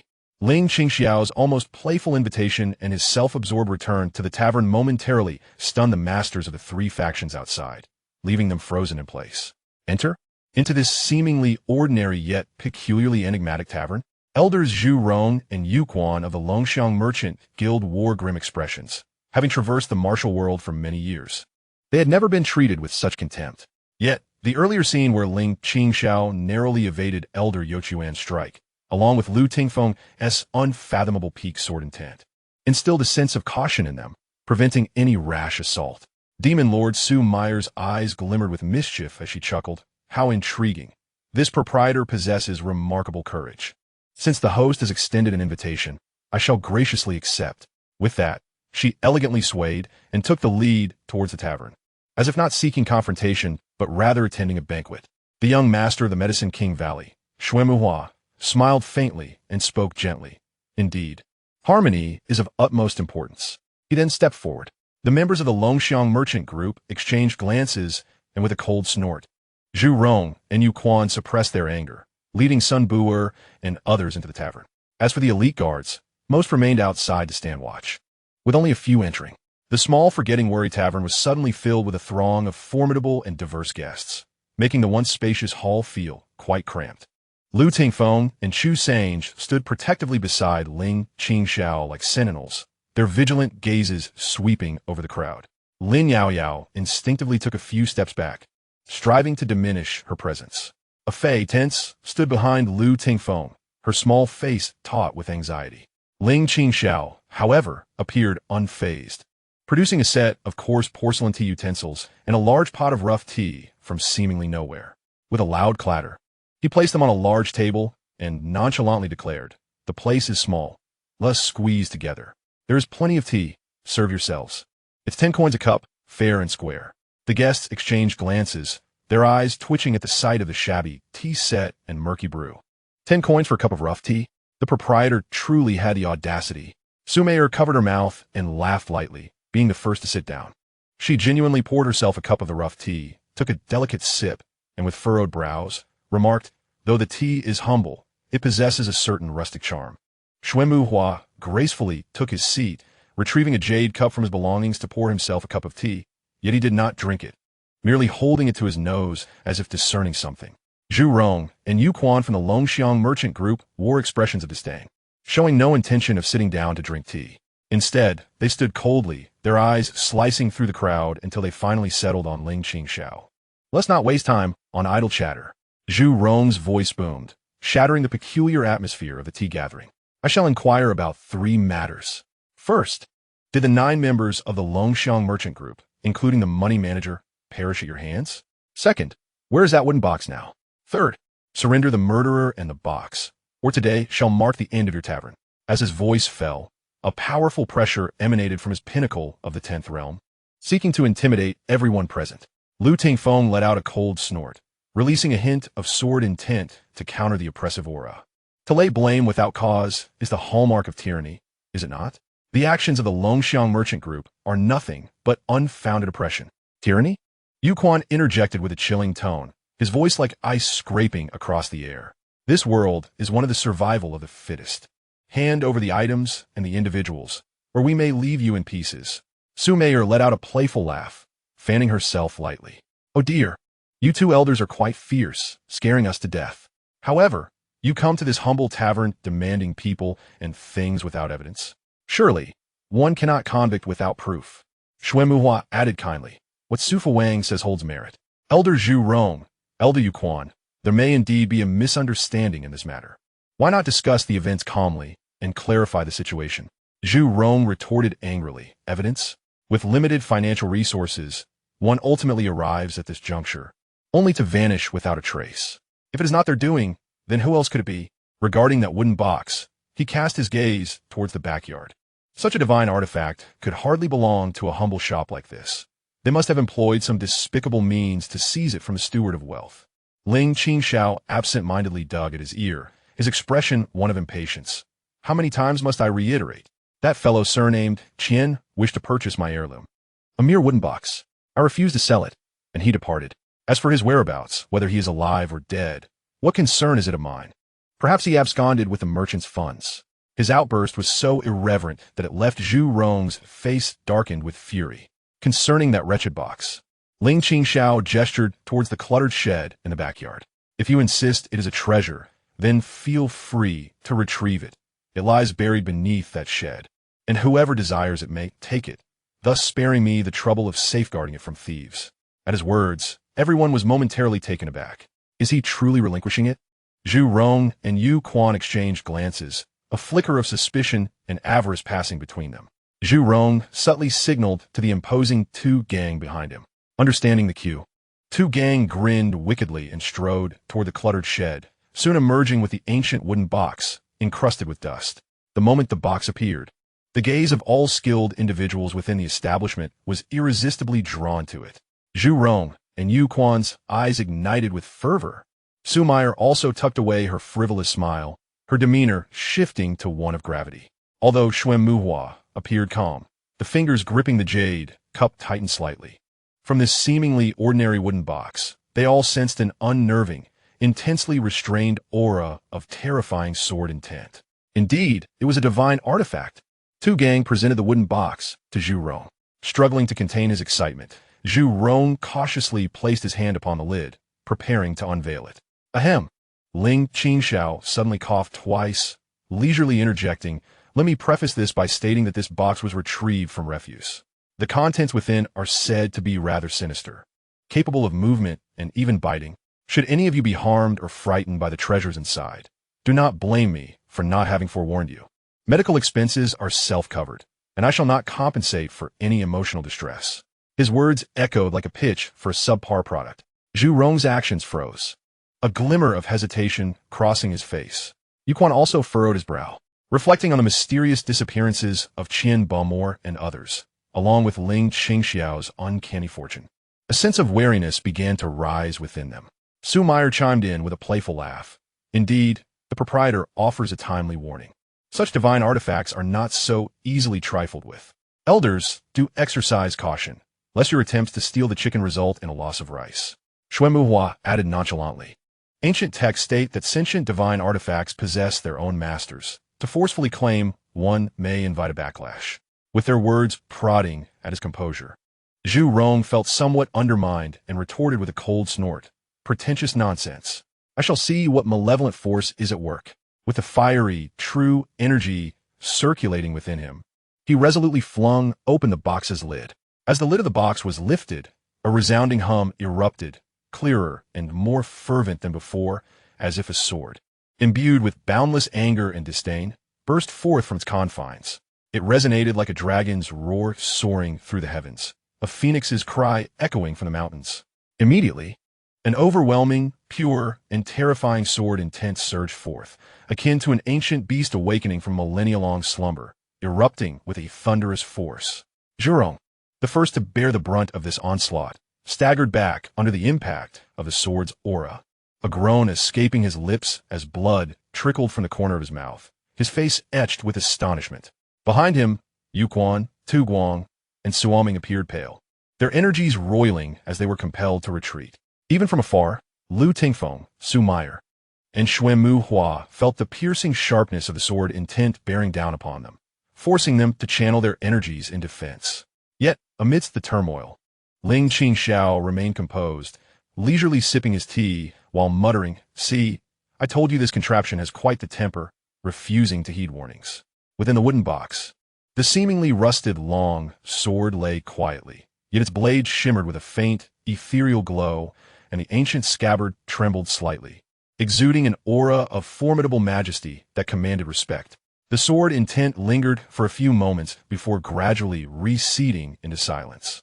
A profound stillness enveloped the room, as all present were deeply awestruck by the power of this divine artifact. Zhurong and Yochuan's eyes glimmered with greed, yet were equally filled with trepidation. The might of this scabbard surpassed their wildest imaginations. Su Meyer's beautiful eyes sparkled with intrigue as she pondered her thoughts, while Xuanmu Hua appeared contemplative, carefully attuning himself to the lingering essence of the sword intent. Ling Qingxiao set down his teacup and yawned. "Well, you've seen it, you've touched it. Did it frighten you? If not, then hurry and take your leave. Do not impede my business." Zhurong's expression shifted erratically as he fixated on the wooden box. Could he dare to claim it? He hesitated. The backlash from earlier had already left him slightly injured. Forcing the item into his possession might provoke unknown consequences. Yet, to leave empty-handed was utterly unsatisfactory. Yuquan suddenly interjected with a chilling tone. Such a divine artifact is beyond the grasp of mere mortals.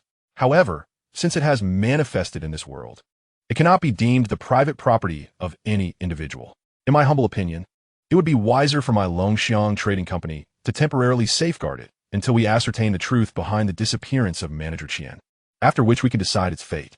His words, though cloaked in noble pretense, betrayed his desire to seize the treasure for himself. Ah, what a clever scheme. Lu Tingfeng scoffed derisively. Longxiang Trading Company certainly had its ambitions. Su Meyer chimed in with a playful laugh. "Oh dear, your words are quite tempting. Who would want to safeguard such a treasure?" As the various factions stood at an impasse, poised to clash once more over the scabbard, Xuanmu Hua, who had remained silent and observant, suddenly diverted his gaze from the scabbard towards the kitchen, his tone gentle yet imbued with an undeniable firmness. "Let us set aside the matter of the wooden box for now. I humbly dare to request an audience with the young lady within. The enchanting poison of the illusion butterfly seems to be intricately linked to my missing master, Imo Huaishan, from the Medicine King Valley. This matter concerns the integrity of our elders and the reputation of our sect. I earnestly hope the young lady can reveal the truth." His gaze pierced through the crowd, landing squarely on the pale-faced Lin Yaoyao. All eyes instantaneously refocused. The young master of the Medicine King Valley had unequivocally directed his accusations towards the cook of the Wanyu Pavilion. The eye of the storm appeared to shift once more. Ling Qingxiao touched his nose and sighed. "Alas, I knew this meal would be so delightful. A mere box and a foolish girl. What a troublesome affair." Chapter 25. A gentle breeze sweeps the hill. Xuanmu Hua's gentle yet resolute words struck like precise arrows, instantly diverting the attention of all from the heart-stirring wooden box to the pale Lin Yaoyao at the kitchen entrance.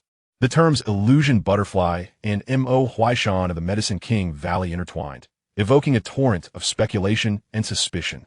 Zhurong of the Longxiang Merchant Group and Yochuan's gaze sharpened, momentarily suppressing their greed for the sword sheath, coldly scrutinizing Lin Yaoyao and the members of Wanyu Pavilion. If this matter indeed entangled the internal disputes of the Medicine King Valley and the demonic sex enchantress, then the depths of the Wanyu Pavilion would be even more profound. The Phantom King, Su Meyer, exhibited a flicker of amusement in her eyes as she waved her fan, appearing to relish the unfolding drama. Lu Tingfeng and Chu Sange instinctively positioned themselves protectively in front of Lin Yaoyao. Lu Tingfeng exhaled a hint of sword energy and coldly inquired, "What do you mean, young Master Xue?" "Miss Lin is the cook of our pavilion. How could she be connected to the Medicine King Valley?" Xuanmu Hua maintained a smile. yet his tone brooked no dissent. There is no need for you to be anxious, my friend. I do not seek to accuse, but to uncover the truth. The illusion butterfly poison is a secret concoction of the demonic sect, one that cannot be possessed by those outside its core. One of the last outsiders to interact with Master Imo Huaishan before his disappearance was none other than your Miss Lin. Now that she is afflicted by this poison and is hiding here, should she not provide an explanation to the Medicine King Valley and to the world? Perhaps Master Mo's disappearance, along with subsequent events, is indeed related to this matter. His words were gentle, yet laced with piercing intent, thrusting Ling Qingxiao into the eye of the storm, subtly linking her to the misdeeds of Imo Huaishan and his subsequent disappearance. Ling Qingxiao trembled with rage, her complexion shifting from pale to crimson, her beautiful eyes brimming with indignation and grievance. She abruptly raised her head and exclaimed vehemently, "You speak nonsense. That vile traitor, Montak Huaisan, he is the one who brought ruin to my Su family. He stole my golden needles and forced me into a corner. His own wickedness has brought upon him divine retribution. What does this have to do with me?" Her emotions surged, her voice choked, and the weight of years of injustice and hatred threatened to burst forth at that moment. Xuemuhua, upon hearing her words, furrowed his brow slightly, a flicker of barely perceptible surprise and confusion passing through his eyes. He appeared somewhat taken aback by Ling Qingxiao's outburst, but quickly regained his composure, coolly responding, "Miss Lin, without proof, how can one accept your unsubstantiated claims?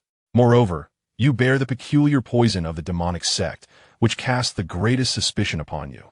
Should this not be clarified, I fear." His words trailed off, yet the threat was unmistakable. The individuals from the Longxiang Trading Company were already restless, seemingly eager to seize Ling Qingxiao as a means of leverage. The atmosphere within the hall grew increasingly tense, taut with anticipation, as if a battle could erupt at any moment. Lu Tingfeng gripped the essence of an invisible sword intent, while Chu Sangyang clutched his abacus tightly, preparing for a desperate struggle. However, just at this critical juncture, alas, a sigh of resignation emanated from the side. It appeared that Ling Qingxiao had risen, holding the large teapot filled with coarse tea. He scratched his head in dismay, surveying the chaotic scene before him, muttering, "It's so noisy, so noisy. Each of you either seeks to fight or to kill, or dredges up old grievances.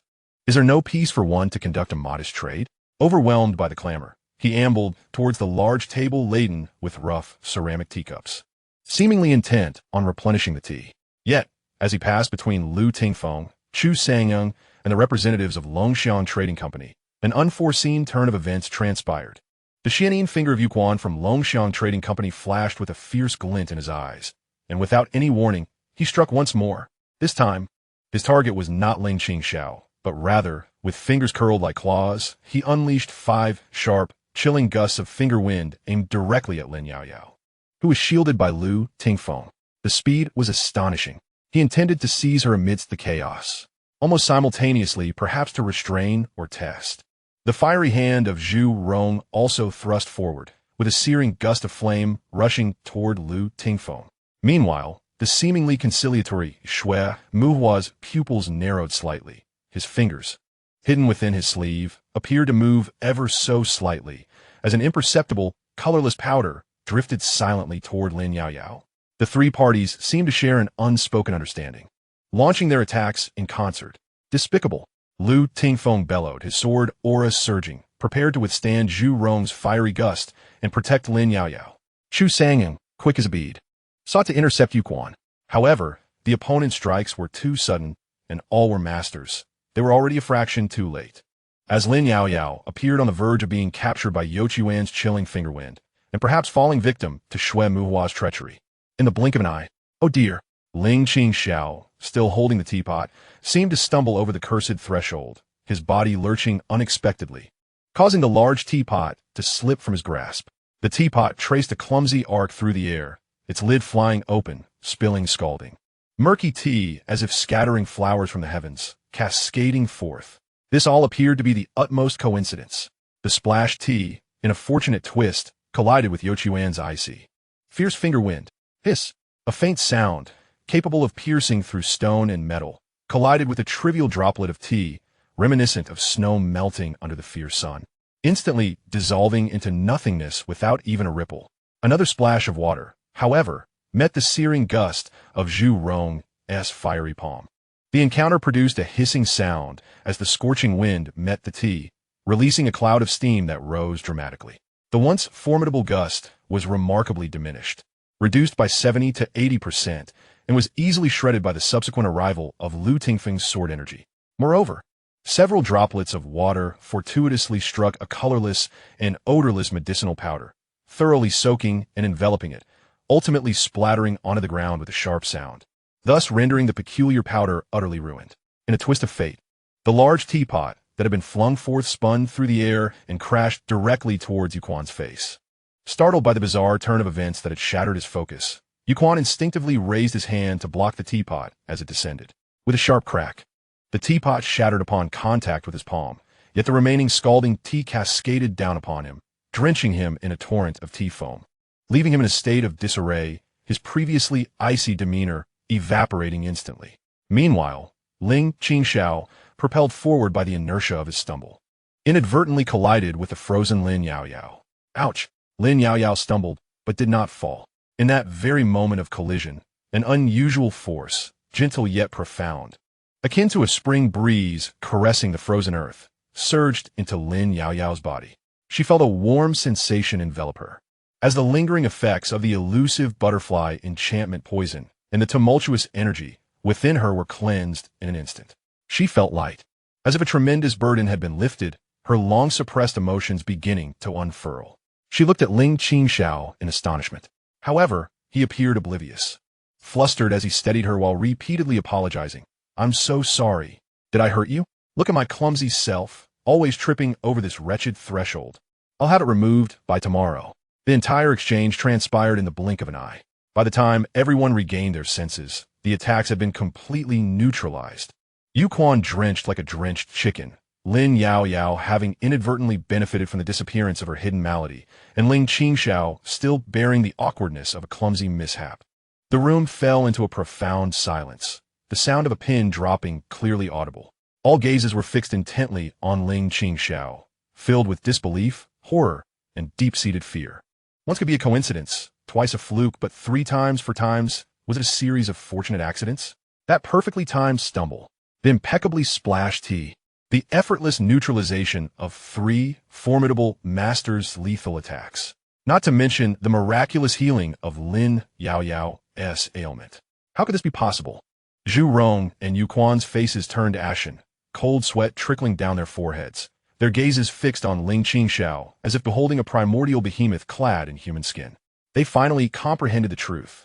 The notion that they could outmaneuver this individual was utterly misguided.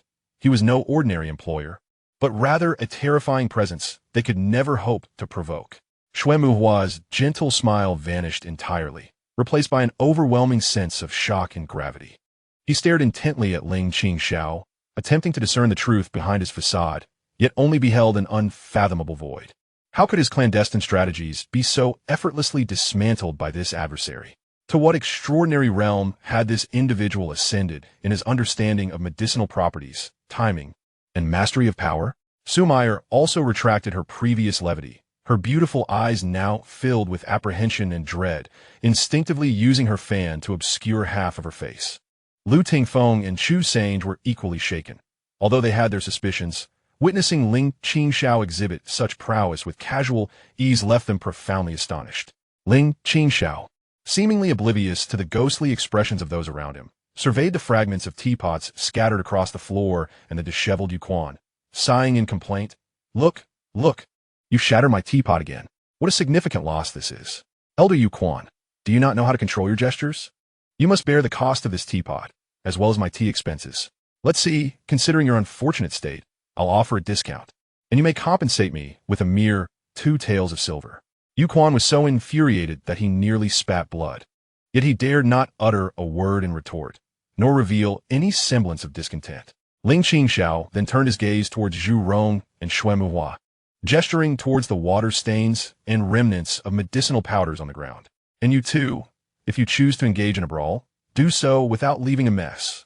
Look at the state of my floor. This will require additional cleaning fees. 500 won each. Is that too much to ask? Zhu Rong and Xuemuhua's faces turned a deep shade of iron, yet they too remained silent. Ling Qingxiao finally scanned the room, yawning. Why are you all standing around in a daze? If there's nothing more, hurry back to your respective homes. Lingering here severely disrupts the aesthetics of the marketplace. His gaze was calm and indifferent, yet it exuded an unmatched authority. Zhu Rong and Yu Quan felt as if they had been granted a reprieve.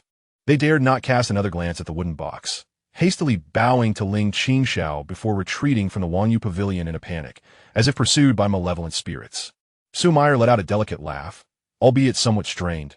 My dear boss, you truly are a hidden gem. Today, I have witnessed something remarkable. Farewell. She swiftly departed with her followers from the demonic sect. Xuan Muhua cast a deep, complex gaze at Ling Qingxiao, filled with awe, confusion, and indescribable curiosity. He said nothing, merely offering a solemn bow before turning to leave. In the blink of an eye, the three factions had vacated the premises completely. Within the pavilion, only the members of Wanyu Pavilion remained. Ling Qingxiao regarded the empty entrance and sighed. At last, peace has returned. Though I have incurred a loss with the teapot and must clean up myself. He bent down to collect the shards scattered across the floor. Lu Tingfeng and Chu Sangwa exchanged a glance, stepping forward in unison to respectfully obstruct him. Boss, we are here. Chapter 26. Aftermath and Enlightenment. The three factions retreated in a chaotic rush, leaving behind a scene of devastation and an eerie silence in the Forgetting Worries pavilion. Shattered porcelain, remnants of tea leaves, water stains, and faint traces of medicinal powder, tainted by tea, silently narrated the extraordinary yet bizarre confrontation that had just transpired. Lu Tingfeng and Chu Sangwa dutifully prevented Ling Qingxiao from attempting to clean up himself, and without uttering a word, they swiftly and meticulously began to tidy up. Their movements were gentle, as if fearing to disturb something, and their exchanged glances were filled with an indescribable sense of awe and shock. A face stood there, mouth agape, staring blankly at Ling Qingxiao, his mind nearly halted in disbelief. Everything that had just occurred completely shattered his understanding. The usually lazy, frugal boss, who could trip over a threshold, possessed such astonishing abilities. Was that truly martial prowess, or perhaps celestial arts? Lin Yaoyao remained rooted to the spot, feeling an unprecedented lightness and clarity within her. The lingering poison of the illusory butterfly's heart, which had plagued her for years like a malignant growth, had indeed vanished without a trace. She gazed at Ling Qingxiao's familiar expression of lament over the broken teapot, mourning the loss of silver, and her eyes involuntarily reddened. She opened her mouth, intending to say something, but found herself choked with emotion, unable to utter a single word. Ultimately, she simply bowed deeply to Ling Qingxiao's back, conveying everything without words. Ling Qingxiao seemed utterly oblivious to everything behind him. He scratched his head, looking at the floor polished to a sheen, and sighed. What a pity for my fine teapot, made in Jingdezhen, nonetheless. He muttered to himself as he walked back to his recliner, reclining heavily and covering his face with a weathered ancient scroll, mumbling incoherently, what a loss, what a loss.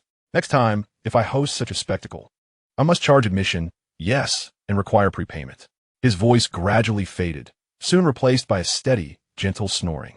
It was as if the earth-shattering display that had so effortlessly repelled the three powerful factions had never been his doing. The pavilion returned to tranquility, but it was a stillness markedly different from before. After finishing their task, Lu Tingfeng and Chu Sangwa stood within the pavilion, exchanging silent glances. They could both see the turbulent waves of emotion still surging in each other's eyes. Lu, sir, Chu Sangwa whispered, his voice barely above a breath. What realm did the boss just embody? He prided himself on his vast knowledge, yet he could not fathom Ling Qingxiao's methods. This was beyond the realm of martial arts. It resembled a manifestation of will, where intention birthed reality. Lu Tingfeng slowly shook his head, his eyes filled with confusion, shock, and a hint of fervor. I do not know, I cannot comprehend, but I am certain that Senior Situ Rant's sword represents the pinnacle of mortal swordsmanship. Yet the boss, he did not even wield a sword. What he employed was principle. Principle? Que sont-vous curieux, perplexed? The principles governing the movement of all things in the universe resonate deeply. The sound of Lu Tingfeng's voice trembled slightly. The seemingly coincidental actions of stumbling, spilling water, and colliding with others all align perfectly with a certain profound principle, enabling the exertion of minimal effort to achieve maximal results, thereby diffusing all aggression. This is far more terrifying and remarkable than mere brute force. He closed his eyes, replaying in his mind every minute gesture of Ling Qingxiao, from the seemingly awkward stagger to the angle at which the teapot slipped from his grasp, to the trajectory of the spilled tea. Every detail appeared to encapsulate the supreme essence of swordsmanship. I understand, Lu Tingfeng suddenly murmured, his eyes igniting with brilliant clarity. The concept of no trace transcends mere invisibility in striking. It is about harmonizing with the universe, encompassing all and existing everywhere. Everything can become a sword because everything possesses its own principle. The master, he has long reached this stage. He abruptly opened his eyes, and his entire demeanor seemed to undergo a subtle transformation, becoming more reserved and profound. Through Ling Qingxiao's casual actions, he had glimpsed a further direction in his own swordsmanship. Chu Sange observed Lu Tingfeng's enlightened expression, his heart filled with astonishment. To guide a peak swordsman of the 11th realm toward enlightenment? What a master! Their gazes turned once more to the seemingly slumbering Ling Qingxiao, a profound sense of reverence embedding itself in their very bones. A Fei cautiously sidled up to Lu Tingfeng and whispered, Master Lu, what exactly is our boss? Lu Tingfeng ruffled his hair, his expression complex, and softly replied to Fei, remember, the boss is the boss. You only need to know that being able to follow him is a monumental fortune. Observe with intention, learn with dedication. Even if you grasp but a fraction, it will be of immeasurable benefit to you. A Fei nodded vigorously, though he understood only in part. In the kitchen, Lin Yaoyao wiped away her tears, taking a deep breath, her gaze becoming resolutely steadfast. She began to prepare dinner in silence, her movements more deliberate, as if infusing all her gratitude into the meal. That evening, the dining table at Wangyu Pavilion was particularly quiet. Each person ate distractedly, lost in thought. After dinner, Lu Tingfeng did not immediately instruct a Fei in sword practice, but instead stood alone in the courtyard, gazing at the sparse stars in the night sky. Motionless for a long while, as if he had merged into a unique rhythm. He was digesting, contemplating the insights gained that day. Chu Sange, behind the counter, repeatedly polished the now gleaming abacus, his eyes glinting as he evidently reassessed everything, pondering the potential storms ahead. Ling Qingxiao, having finished his meal, strolled back to his quarters, as though everything that had transpired during the day was but a trivial interlude. Yet, the martial world was on the verge of erupting into monumental upheaval due to today's events. The Dragon Xiang Trading Company fled back to their stronghold, a pitiful sight after covering dozens of miles. Zhu Rong and Yu Quan appeared pallid, their hearts still trembling with residual fear. They dispatched the highest-level messages that very night, detailing their observations of the day to the headquarters, their words imbued with trepidation. They candidly expressed that the proprietor of the Forgetting Worries Pavilion was a terrifyingly inscrutable existence, advising the headquarters to refrain from provoking him lightly. Though the sword sheath was exquisite, it seemed perilous to wield without the assurance of survival. The demon cult's law king, Su Meier, returned to her lodgings, dismissing those around her. Her enchanting visage was stripped of all allure, replaced instead with profound caution and contemplation. She too relayed the intelligence back to the cult, meticulously detailing Ling Qingxiao's uncanny abilities, recommending a reassessment of Lin Yaoyao's significance and the relationship with the Forgetting Worries Pavilion, and suggesting a halt on any actions for the time being. Meanwhile, Xuanmu Hua sat alone beneath the lamp, a cup of untouched, now tepid tea before him. His handsome face bore the weight of seriousness and confusion. To align with the profound truths of heaven and earth, to effortlessly dissolve the three master-level techniques with mere gestures, and to instantaneously neutralize the poison of the illusory butterfly-s enchantment, he murmured to himself. Who on earth is this person? A descendant of the Sword Island? Or perhaps a wanderer from another hidden sect? What is his motive in defending Lin Yaoyao? He recalled Lin Yaoyao's impassioned words, Imo Huaishan has harmed my entire Su family. This statement resonated with certain information he possessed, yet starkly contradicted the assertions of the higher echelons within the valley. It appeared that not all matters within the valley were as they seemed. A glint of sharp insight flickered in Xuanmu Hua's eyes. Perhaps this journey into the world would unveil some distinct truths. He resolved to remain still for the moment, observing quietly, and communicated the day's events in a missive to an elder he held in absolute trust. The Forgetting Worries Pavilion continued to rest peacefully in a corner of Qingshi Town. Yet, The name of its proprietor began to circulate in the upper echelons of elite forces like an undercurrent, igniting various speculations and astonishment. Inside the pavilion, Ling Qingxiao turned over in his sleep, mumbling in a dream, "Pork knuckle, red braised, is the best." Chapter 27. A Child's View of the Sword. The night passed in silence, yet it felt as though the tumultuous waves had subsided into a profound stillness. The following day dawned clear, sunlight streaming through the window, casting a warm glow upon the polished floor. The aroma of breakfast lingered in the air, and the Forgetting Worries pavilion seemed to return to its languid, tranquil rhythm of yesteryear. However, the inner sentiments of those within had irrevocably changed. Lu Tingfeng rose early, standing in the courtyard. He did not immediately commence instructing a fey. Instead, closing his eyes in meditation, his aura harmoniously circulating, imbued with a greater sense of ineffable tranquility and naturalness than the previous day. He was still digesting the insights gleaned from the door of understanding that Ling Qingxiao had inadvertently opened, revealing an unprecedented expanse of possibilities. Chu Songguang remained seated behind the counter, yet the sound of the abacus was lighter and more melodious than ever, as if each bead's collision was calculating some celestial truth. Occasionally, he cast a glance toward Ling Qingxiao, who was nestled in a reclining chair, his previous awe now deepened into profound contemplation. Lin Yaoyao served an exceptionally lavish breakfast, her silence contrasted by her bright and resolute gaze, as if she had shed a burdensome weight and emerged anew. A fey glanced at this and that. Though he did not fully comprehend the situation unfolding around him, he could sense that everyone seemed to have changed. He scratched his head and practiced diligently the foundational footwork that Lu Tingfeng had taught him the day before, striving for each step to be as steady as a rock and in accordance with the principles. Meanwhile, in the eye of the storm, Ling Qingxiao remained the last to rise. Yawning and rubbing his eyes, he sat down at the table and observed the bountiful spread before him, his eyes sparkling with curiosity. What occasion is it today? Such a feast. Lin girl, have you won a lottery? Lin Yaoyao smiled softly and replied, "The boss was startled yesterday and wanted to treat you." Startled? It's them who should be startled, Ling Qingxiao mumbled as he popped a crystal bun into his mouth. "I was just lamenting the loss of my teapot." What a great loss. At his words, everyone chuckled, and the atmosphere in the establishment lightened considerably. However, the ripples from a martial world would not be quelled by the tranquility within the inn. Around midday, a rugged man clad in travel-worn attire rode swiftly to the town's entrance. He did not enter the town, but instead handed a sealed letter to the tea stall owner at the entrance, whispering a few words before galloping away.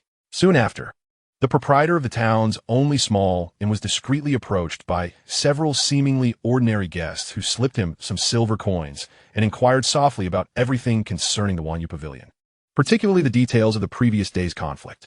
In the afternoon, a peddler, burdened with wares, made several trips back and forth in front of the Wanyu Pavilion, his gaze seemingly casual, yet frequently darting towards the interior. Upon catching sight of the composed Chu Sanging behind the counter and the deeply contemplative Lu Tingfeng in the courtyard, he quickly lowered his head and hurriedly departed. These furtive glances were keenly perceived by both Chu Sanging and Lu Tingfeng, yet they chose to take no action, merely observing with a detached interest. As long as the intruders did not overstep their bounds, these minor nuisances were not worth their effort. They understood that following the events of the previous day, the true heavyweights would likely refrain from showing themselves anytime soon.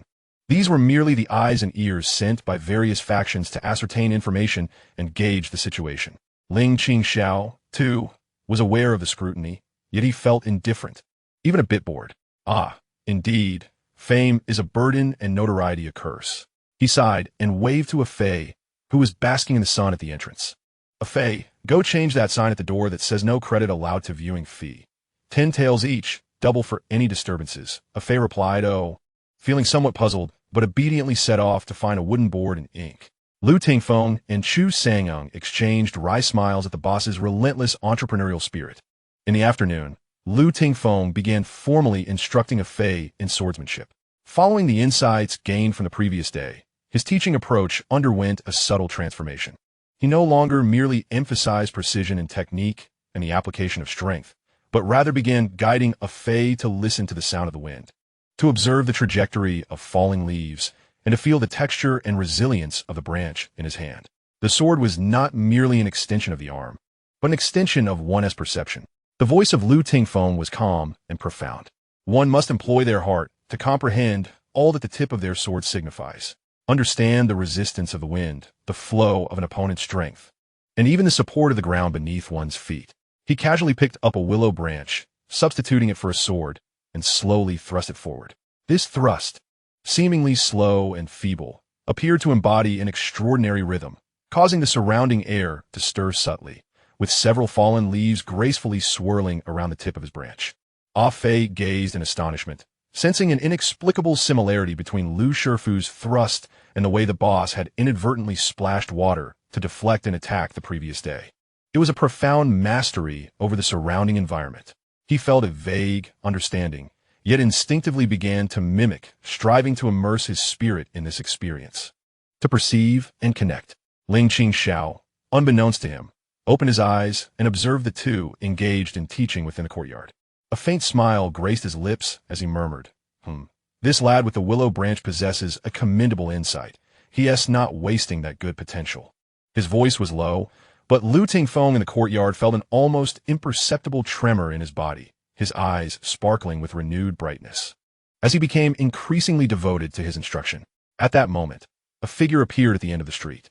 It was a young novice monk, clad in a faded robe with delicate features, around 13 or 14 years of age, carrying a worn bamboo basket that seemed larger than himself, filled with what appeared to be herbal remedies. He walked with a light step, his gaze clear and imbued with an innocent curiosity about the world, glancing around with wide eyes. Upon seeing the sign of the Wanyu Pavilion, his eyes brightened, and he hastened toward it, seemingly oblivious to any unusual aura emanating from within. He was drawn solely by the enticing aroma of wine and the faint scent of cooking. The young monk stood at the entrance, curiously peering inside, captivated by the extraordinary scene of Lu Tingfeng wielding a branch in place of a sword, guiding the fallen leaves.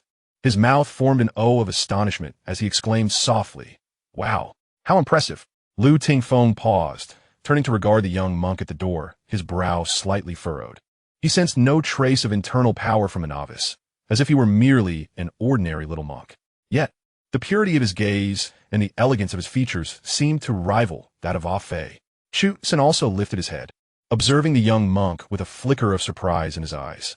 Ling Qingxiao squinted at the scene and suddenly chuckled. "Little monk, what are you looking at? Do you wish to learn?" Startled, the young monk jumped as if caught in wrongdoing. His face flushed as he pressed his palms together in an awkward salute, saying, Ba, little monk Hui Ming, merely passing by, and I saw this benefactor dance beautifully, resembling a bodhisattva in the temple, plucking flowers." His limited vocabulary rendered his description somewhat clumsy, yet it precisely captured the nascent essence of nature within Lu Tingfeng's sword intent. Lu Tingfeng felt a stir within his heart. Ling Qingxiao chuckled. "Bodhisattva, plucking flowers? How intriguing. Little monk, come in and have a drink of water." The young monk Hui Ming hesitated for a moment, gently patting his growling stomach. Casting a glance at Ling Qingxiao's seemingly benevolent smile, he timidly stepped across the threshold and murmured, "Thank you, benefactor." At the instant Hui Ming entered the Forgetting Worries pavilion. No one noticed the ancient wooden box concealed beneath tattered cloth in the corner of the cluttered shed in the backyard, trembling ever so slightly, as if stirred by an unseen force. Within the box, a rusted sword bore a minuscule, once obscured mark that flickered with a barely perceptible, warm radiance, resembling the delicate bud of an adumbra flower. Ling Qingxiao's gaze casually flicked toward the backyard, and the playful smile at the corner of his lips deepened. "What an intriguing day this is," he mused. "The guests are quite interesting." Chapter 28. The Connection of Buddhism and Swords. The timid young monk Hui Ming stepped into the Forgetting Worries pavilion, his innocent, clear eyes curiously surveying the surroundings. Upon noticing the calm demeanor of Chu Sanjian behind the counter and Lu Tingfeng standing in the courtyard with a sword, he quickly clasped his hands in prayer and awkwardly bowed, Ba, greetings to all benefactors. His gaze eventually landed on Ling Qingxiao, who appeared the most affable among them, as he softly expressed, "Thank you for the offering of water, benefactor." Ling Qingxiao smiled warmly and called out to Lin Yaoyao, "Lin, dear, please pour this little master a bowl of water and bring 2 plain buns." "Certainly," Lin Yaoyao replied, swiftly returning with a bowl of clear water and 2 plum buns. Upon seeing the buns, Hui Ming's eyes lit up, and he swallowed hard. Yet he first respectfully accepted the bowl of water and took a careful sip before picking up a bun, nibbling thoughtfully as if savoring the most exquisite delicacy. Where does this little master hail from? What brings you to this quaint town alone? Ling Qingxiao inquired casually. Although his gaze subtly inspected an inconspicuous embroidered emblem of mountains and ancient trees on the monk's robe, Ming diligently swallowed his mouthful of bun and obediently replied, I come from Lanqiao Mountain. My master sent me down to gather medicinal herbs and, by the way, to experience the mortal world. A hint of embarrassment tinged his cheeks as he mentioned his journey into the mundane. Lanqiao Mountain. Both Lu Tingfeng and Chu Sanjin were stirred by this revelation. Renowned as one of the 4 great hidden sects, Lanqiao Temple was as famous as Sword Island. This young monk was indeed a disciple of Lanqiao Temple. Though he appeared youthful and his cultivation seemed modest, his status was significant. However, Ling Qingxiao feigned ignorance of Lanqiao Temple, merely nodding in acknowledgement. A Lanqiao Mountain. A splendid place. I've heard the stone chess pieces upon the mountain are quite grand. Your master must possess a great deal of trust to allow such a young child to roam freely, unafraid of being led astray. Ming quickly waved his hands in protest. No, my master says that everything is governed by fate and that I should simply follow the course of nature. As he spoke, his gaze inadvertently drifted towards the courtyard, seemingly unable to shake off the enchanting scene of Lu Tingfeng dancing with his sword, causing the leaves to fall. Ling Qingxiao noticed this and chuckled. What's this? Are you truly yearning to learn that flower-picking technique? Ming's little face flushed even deeper as he lowered his head and softly replied, Little monk, I find it beautiful, akin to the essence of Buddhism. Upon hearing this, Lu Tingfeng's eyes flickered with surprise once more. This young monk's keen insight and intuition were indeed rare. He could perceive the subtle rhythm of the sword intent, which had just grazed the realm of Tao. Ling Qingxiao laughed heartily, exclaiming, You have an eye for talent. Lu, why not teach this little monk a move or two? Let's create a good connection. Lu Tingfeng was momentarily taken aback by Ling Qingxiao's meaningful gaze but eventually nodded. He stepped in front of Ming, gently stating, If you're interested, young master, I shall demonstrate the most fundamental thrust of the sword. Observe closely. He picked up the willow branch once more, this time moving even more slowly and deliberately. This time, he did not stir the falling leaves. He merely executed a simple, exceedingly slow thrust. This thrust bore no hint of flamboyance, nor did it generate even a whisper of wind. Yet, under Lu Tingfeng's intense focus, the thrust seemed to embody boundless transformations and profound truths, its trajectory flawless, power coiled yet unspent, as if the intent of the willow branch melded seamlessly with the surrounding environment. Ming, the little monk, was enraptured, his eyes wide and unblinking, his small mouth slightly agape, as if witnessing something extraordinarily captivating. Instinctively, he extended his tiny finger, clumsily mimicking Lu Tingfeng's gesture, thrusting forward. At the very instant his finger lunged, the ancient wooden box in the storeroom of the backyard trembled slightly once more. This time, the vibration was more pronounced than before. The Adumbra flower mark on the rusty sword's guard within the box flickered with a gentle radiance, albeit faint, yet persisted for several moments. Simultaneously, a whisper of an exceedingly subtle, yet profoundly pure and serene aura began to emanate from the wooden box, resonating faintly with the untainted essence of the little monk Ming. The occupants within the hall simultaneously sensed this peculiarity. Lu Tingfeng and Chu San's expressions changed abruptly as they turned towards the backyard with alarm. Once again, it was that sword sheath. It had responded to this little monk. Lin Yaoyao and Fei also felt the peaceful aura, their minds becoming tranquil. Ming seemed to sense something as well. He halted his mimicry, blinking in confusion, his little nose twitching as he gazed curiously towards the backyard, murmuring, It seems there's the scent of a bodhisattva. A knowing smile flickered in Ling Qingxiao's eyes as he clapped his hands, breaking the eerie silence. All right, you've watched and learned, little master. You've had your buns and your water. It is time to set forth, is it not? If we tarry any longer, night shall fall, and the flower pickers will surely emerge. The young monk Ming regained his senses.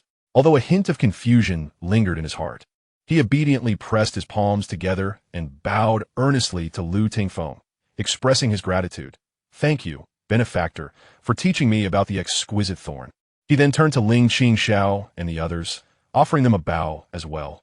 Thank you, benefactors, for your generosity. I must take my leave. With the large bamboo basket slung over his shoulder, he walked away from the Forgetting Worries pavilion. glancing back 3 times as a small figure gradually faded at the end of the street, seemingly still savoring the enchanting thorn and the faint aroma of the bodhisattva. The pavilion returned to its tranquil state.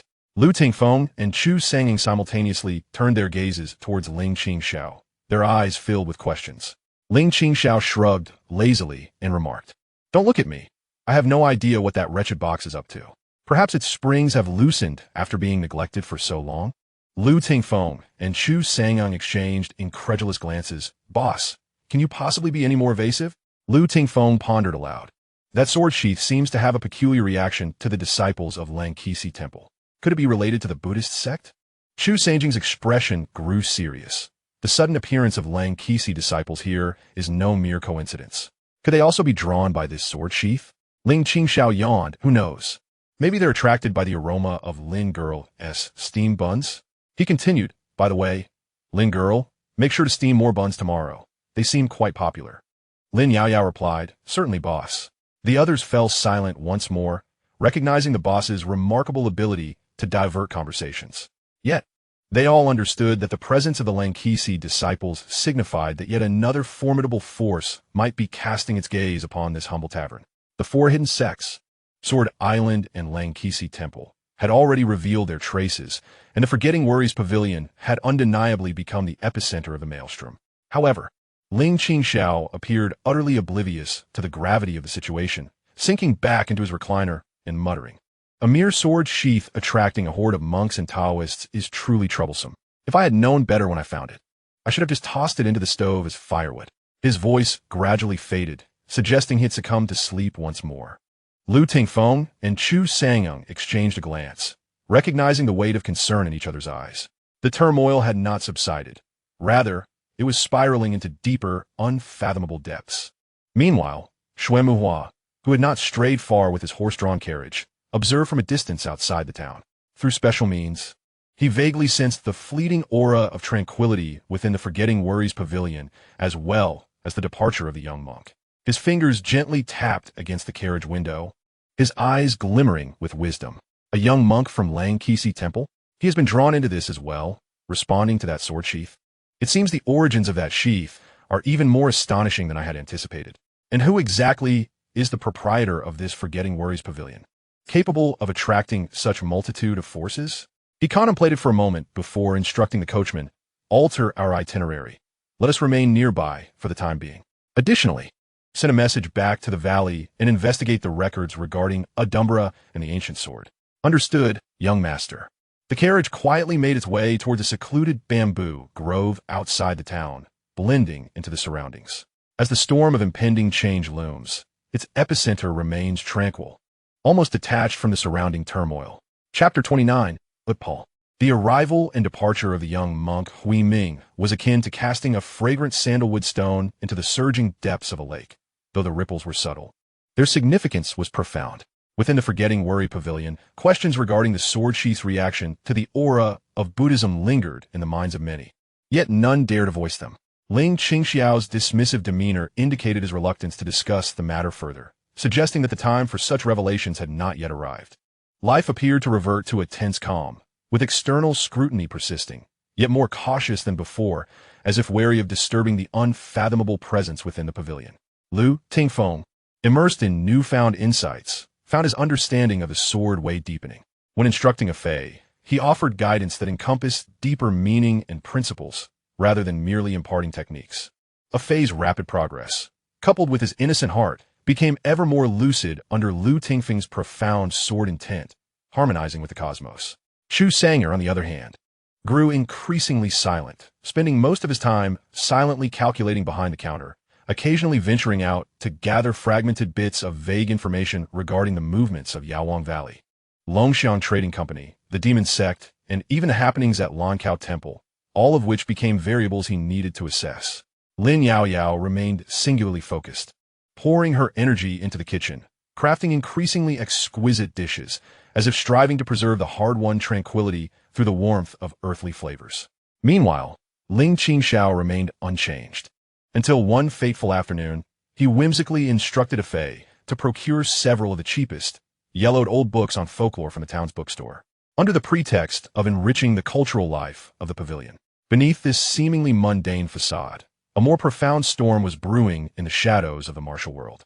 Deep within the Yaowang Valley, in a chamber suffused with potent medicinal aromas, Xuan Muhua stood respectfully before an elderly man clad in hemp garments, his gaunt features betraying wisdom and age. This elder was the esteemed Elder Qianyun of Yaowang Valley, who seldom concerned himself with worldly affairs, and was also Xuan Muhua's most trusted granduncle. Elder Qianyun gently tapped an ancient, yellow jade slip, his brow furrowed in thought. According to the remnants of the valley's most ancient text, the record of rare herbs, this was a sacred flower of Buddhism, appearing once every 3,000 years. In the fleeting moment of its bloom, those who behold it attain enlightenment.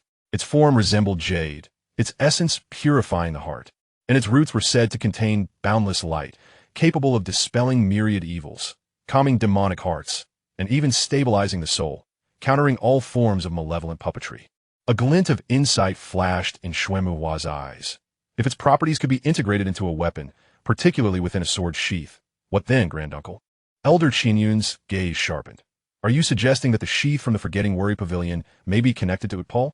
After a moment's contemplation, he replied slowly, "It is not beyond the realm of possibility.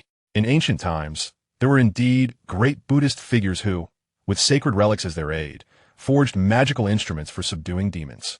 If the sword sheath were indeed crafted with the essence of a Yudambara, or its accompanying sacred tree, its ability to counteract malevolent forces, stabilize the mind, and even produce a strong backlash against those who practice dark arts would become comprehensible. Furthermore, it would not be unreasonable for it to resonate with those of pure heart and Buddhist affinity." He cast a sharp gaze at Xuan Muhua and urged Muhua, "Elucidate the characteristics of that sword sheath and provide details regarding the proprietor of the Forgetting Worries Pavilion." Xuan Muhua recounted her observations in meticulous detail, particularly the astonishingly bizarre methods employed by Ling Qingxiao. The expression of Elder Qianyun grew increasingly grave with each revelation, until he finally sighed. To align with the principles of heaven and earth, and to dispel calamities with mere gestures, this transcends ordinary martial arts. Such techniques seem to touch upon the embryonic form of domains, perhaps even something loftier. Muhua, this individual must not be antagonized. Their origins likely surpass our imagination. He paused, his tone somber as he added, "As for Mo Huaishan, if that sword sheath is indeed related to Yudambara, his intentions, if he were to engage, would surely invite backlash. His disappearance is likely a consequence of his own actions. You need not delve further into the recent clandestine research within the valley. Distance yourself from the maelstrom and prioritize your safety." Xuan Muhua felt a surge of shock and bowed deeply, stating, "Muhua understands." Simultaneously, the Longxiang Trading Company headquarters received similar intelligence. A report imbued with the trepidation of Zhu Rong and Yu Quan was presented to a stern elder cloaked in shadow. The elder remained silent for a considerable time after perusing the report. Aligning with principles, dispelling attacks, seemingly touching upon the domain, he murmured softly, tapping his fingers gently on the agarwood table. "The Forgetting Worries Pavilion, Ling Qingxiao, no trace of their background? As if they emerged from thin air?" The black-clad individual kneeling below responded respectfully, "Indeed, I have exerted all efforts, yet no past traces of this person can be found. It appears they merely opened an inn in Qingshi Town." The inability to uncover any information posed the greatest concern. A flicker of deep apprehension crossed the elder's eyes. The courage to provoke two pinnacle elders of the 10th realm is not easily found. This individual's power must have reached a transformative state. Although the sword sheath holds promise, it is not worth the risk posed by such a person. Convey the order to withdraw the Longxiang Trading Company from a 100-mile radius of Qingshi Town. Do not provoke the Forgetting Worries Pavilion further. The matter of the sword sheath shall be discussed later. Yes, in the opulent palace of the demon cult's headquarters, the enchanting sorceress Wang Su Meyer reclined languidly on a soft couch, listening to her subordinate's report. "Oh, a little monk from Langkisi? The sword sheath reacts to the Buddha's light? Yudambara?" A glimmer of interest sparkled in her eyes. "No wonder that wretched sheath evokes discomfort. It is specifically designed to counter us, the wicked." She chuckled playfully, devoid of any significant fear. However, the more peculiar the object, the more entertaining it becomes. "Inform the subordinates to refrain from provoking that proprietor for the time being. We shall merely observe. As for that little traitor Lin Yaoyao, let her remain there for now." With that great deity protecting her, we cannot afford to provoke her. Yes, sorceress. At Ling Qingxiao Temple, within a modest meditation room on the rear mountain. The young monk Hui Ming animatedly recounted his experiences at the Forgetting Worries Pavilion to an elderly monk, whose visage was gaunt, yet whose eyes shone with the clarity of an infant. Master, that gentleman Lu danced with his sword, as beautiful as a bodhisattva plucking a flower, and within that establishment, there seemed to be the essence of a bodhisattva, warm and sweet. His limited vocabulary led him to express himself in a disjointed manner. The old monk listened quietly, a flicker of subtle light occasionally glimmering in his murky gaze. His bony fingers gently caressed a smooth string of prayer beads, murmuring softly. The sword intent harmonizing with the principles of nature, the scabbard imbued with the fragrance of the Uttala flower and that unfathomable boss Ling. He raised his eyes to gaze out at the sea of clouds, as if he could see the distant town of Qingshi, with the manifestation of the Uttala flower. The wise sword cuts through worldly ties. Could the ancient prophecy be fulfilled here? After a moment of silence, he spoke gently to Hui Ming. You are destined to be connected with this place. Should the opportunity arise, you may visit the Forgetting Worries Pavilion again. Listen, observe. But remember, do not force it. Do not act out of greed. Simply go with the flow. Yes, master. Hui Ming seemed to grasp only part of this wisdom. Yet the prospect of returning filled him with joy, and he clasped his hands together in delight. Various factions, intrigued by the speculation surrounding the Uttala flower and the enigmatic behavior of Ling Qingxiao, chose to momentarily retreat and observe from shadows. The Forgetting Worries Pavilion, at the eye of the storm, unexpectedly found a rare and genuine tranquility. That evening, after dinner, Ling Qingxiao suddenly posed a seemingly nonsensical question. Mr. Chu, do you think if the Uttala flower were to be used to brew wine, it would possess a unique flavor? Could it lead to enlightenment? Que Saint-Jean, in the midst of sipping tea, nearly sputtered it out, coughing uncontrollably. Boss, the Uttala flower is a sacred relic of Buddhism, manifesting once every 3,000 years. Surely, it cannot be used for brewing wine. He simply cannot comprehend his boss's whimsical line of thought.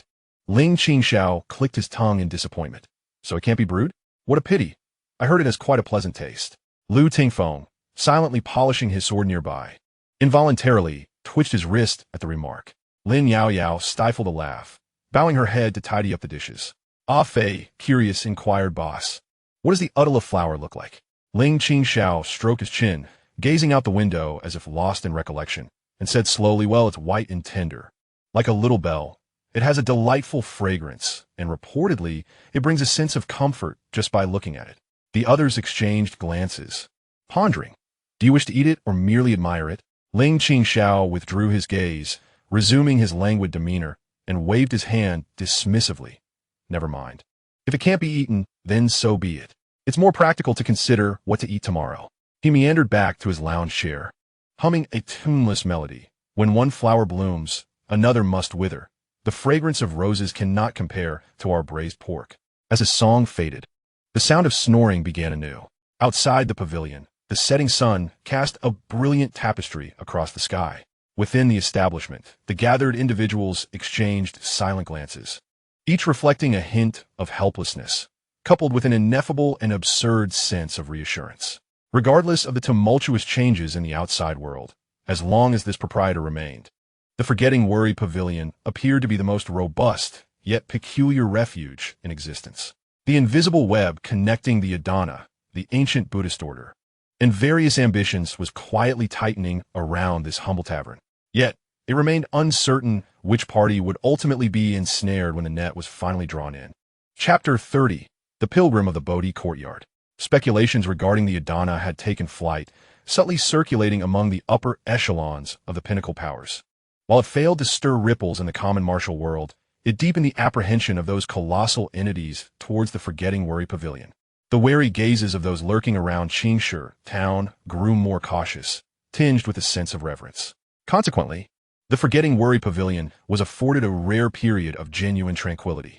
Lu Tingfeng immersed himself in swordplay. A Fei made swift progress. Chu Sange sifted through diverse information. And Ling Qingxiao remained engrossed in culinary arts, still pondering how to brew wine with Adana flowers.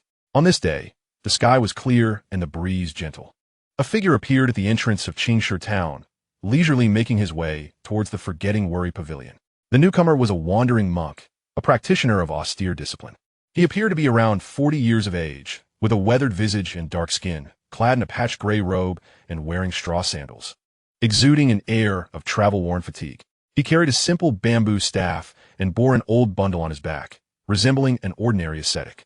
However, upon closer inspection, one could discern his uniqueness. His steps were remarkably steady, each footfall seeming to connect deeply with the earth, imbued with an unshakable gravitas. His gaze was clear and resolute, akin to a rock forged through countless trials, unwavering despite the tempests of life. His aura was entirely subdued, appearing commonplace, yet exuding an unfathomable depth. As he traversed the street, he paid no heed to the curious glances from either side, proceeding directly to the entrance of the Forgetting Worry Pavilion. He lifted his gaze to inspect the tavern sign and then surveyed the interior. When his eyes fell upon Lu Tingfeng and a Fei, who were practicing swordsmanship within, he paused momentarily, a flicker of surprise and admiration shimmering in his eyes. His gaze then brushed over Chu Sange behind the counter, causing an almost imperceptible furrow in his brow. Ultimately, his attention lingered longest on Ling Qingxiao, who was nestled in a reclining chair, a book shielding his face. The duration of his gaze upon Ling Qingxiao was the most prolonged, and within his clear eyes, a subtle ripple surfaced, reminiscent of stone cast upon a tranquil lake. However, he swiftly regained his composure, standing at the threshold with hands clasped together, and spoke aloud. Amit Ba. This humble monk, Huixin, hails from the Bodhi courtyard. While traversing this sacred land, I find myself parched. Might I beseech you for a bowl of fresh water to quench my thirst? His voice resonated with a tranquil richness, imbued with a soothing strength that also hinted at an undeniable resolve. The Bodhi Monastery, yet another hidden sect renowned alongside the Lanqiao Temple. It stands as one of the two sacred sites of Buddhism. A chill ran through the hearts of those gathered within. Lu Tingfeng halted his movements, cautiously regarding the monk at the entrance. From this self-identified practitioner of wisdom, he sensed an aura distinct from that of the young acolyte Hui Ming from Lanqiao Temple. While Hui Ming exuded purity and innocence, this individual was profound as the earth and resilient as diamond. His cultivation, perhaps, rivaled Lu's own. Chu Sange also set aside his abacus, his expression grave. A practitioner from the Bodhi Monastery? What could have drawn him here? Was it the rumors surrounding the Adumbra, or did he harbor ulterior motives? Ling Qingxiao removed the book from his face, sitting up with sleepy eyes to scrutinize the monk named Huixin at the door, yawning. Bodhi Monastery? I haven't heard of it. Seeking alms, are you? Very well, just a bowl of clear water, right? A Fei, go fetch this master a bowl of water. A Fei acknowledged and hurried to the backyard for water. Huixin joined his hands in a prayer gesture and slightly bowed. Thank you, benefactor. He stepped into the hall with firm strides, his gaze calmly sweeping the surroundings before briefly resting on a wooden box haphazardly placed in the corner, covered with tattered cloth, only to quickly shift away, as if it were merely an unintentional glance. Yet, the others in the hall keenly sensed that fleeting moment of his attention. Lu Tingfeng and Chu Sange's hearts raced. Indeed, was he here for the sword sheath? A Fei returned with a bowl of clear water and presented it to Huixin. The monk accepted the bowl, but did not drink immediately. Instead, he looked at Ling Qingxiao once more and spoke gently. Though this tavern resides in the mundane world, it possesses a hidden paradise, tranquil and free, evoking joy in one's heart, akin to a pure land on earth. Ling Qingxiao, scratching his ear, wore an expression that suggested he was unimpressed. Master, speak plainly. I am straightforward and do not grasp the subtleties of Zen. Are you here merely for water? To witness the commotion, or do you have an interest in that old box of mine? His inquiry was blunt, offering no respect to the enigmatic visitor. Lu Tingfeng and Chu Sange both felt a bead of sweat trickle down their brows, fearing this inscrutable practitioner might be provoked.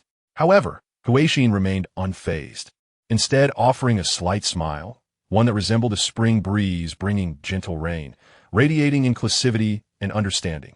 Benefactor, your directness is commendable. To be candid, I am indeed traveling in search of an item. This object is connected to the Buddhist teachings, capable of warding off evil and calming the spirit. Recently, I heard whispers of a treasure manifesting in this blessed land, exuding a serene aura. Hence, I have come to witness it. His words were sincere, not demanding directly, but articulating his purpose with humility. Ling Qingxiao raised an eyebrow. Oh, So you are here to find something. Are you referring to that? He gestured casually towards the wooden box in the corner of the counter. Just that old thing? Take a look, and if you're done, please take it away. It just takes up space here and attracts thieves. Upon hearing this, Huaxin again joined his hands in prayer and uttered a Buddhist chant. Thank you, benefactor. He approached the counter slowly, refraining from immediately touching the wooden box. Instead, he first bowed respectfully towards it, as if honoring a great sage of yore. Only then did he cautiously unveil the tattered cloth, revealing the ancient wooden box beneath. Unlike Zhu Rong, who had recklessly opened it, he extended his right hand palm down, hovering a foot above the box, slowly closing his eyes and murmuring an esoteric chant. As he recited, a pure, gentle, yet profoundly powerful Buddhist energy surged from his palm, enveloping the wooden box like a warm stream. A soft hum emanated from the box once more, but this time it resonated with a tranquil and distant tone, as if greeting an old friend. The mark of the Adumbra flower on the rusty sword's guard glowed with a warm radiance, even brighter and more enduring than before. A clearer and richer aura of peace spread through the air, calming the mind and dispelling distractions. His tightly shut eyes quivered slightly, revealing a flicker of excitement and reverence. He felt it, the impeccably pure breath of the Buddha, a formidable power capable of purifying all impurities. This was undoubtedly connected to the sacred Adumbra. He slowly withdrew his hand and opened his eyes, filled with awe and sincerity. Bowing deeply once again to the box, he murmured, "Indeed, it is a blessing from the holy monk, a fortune for all beings," his voice trembling with emotion.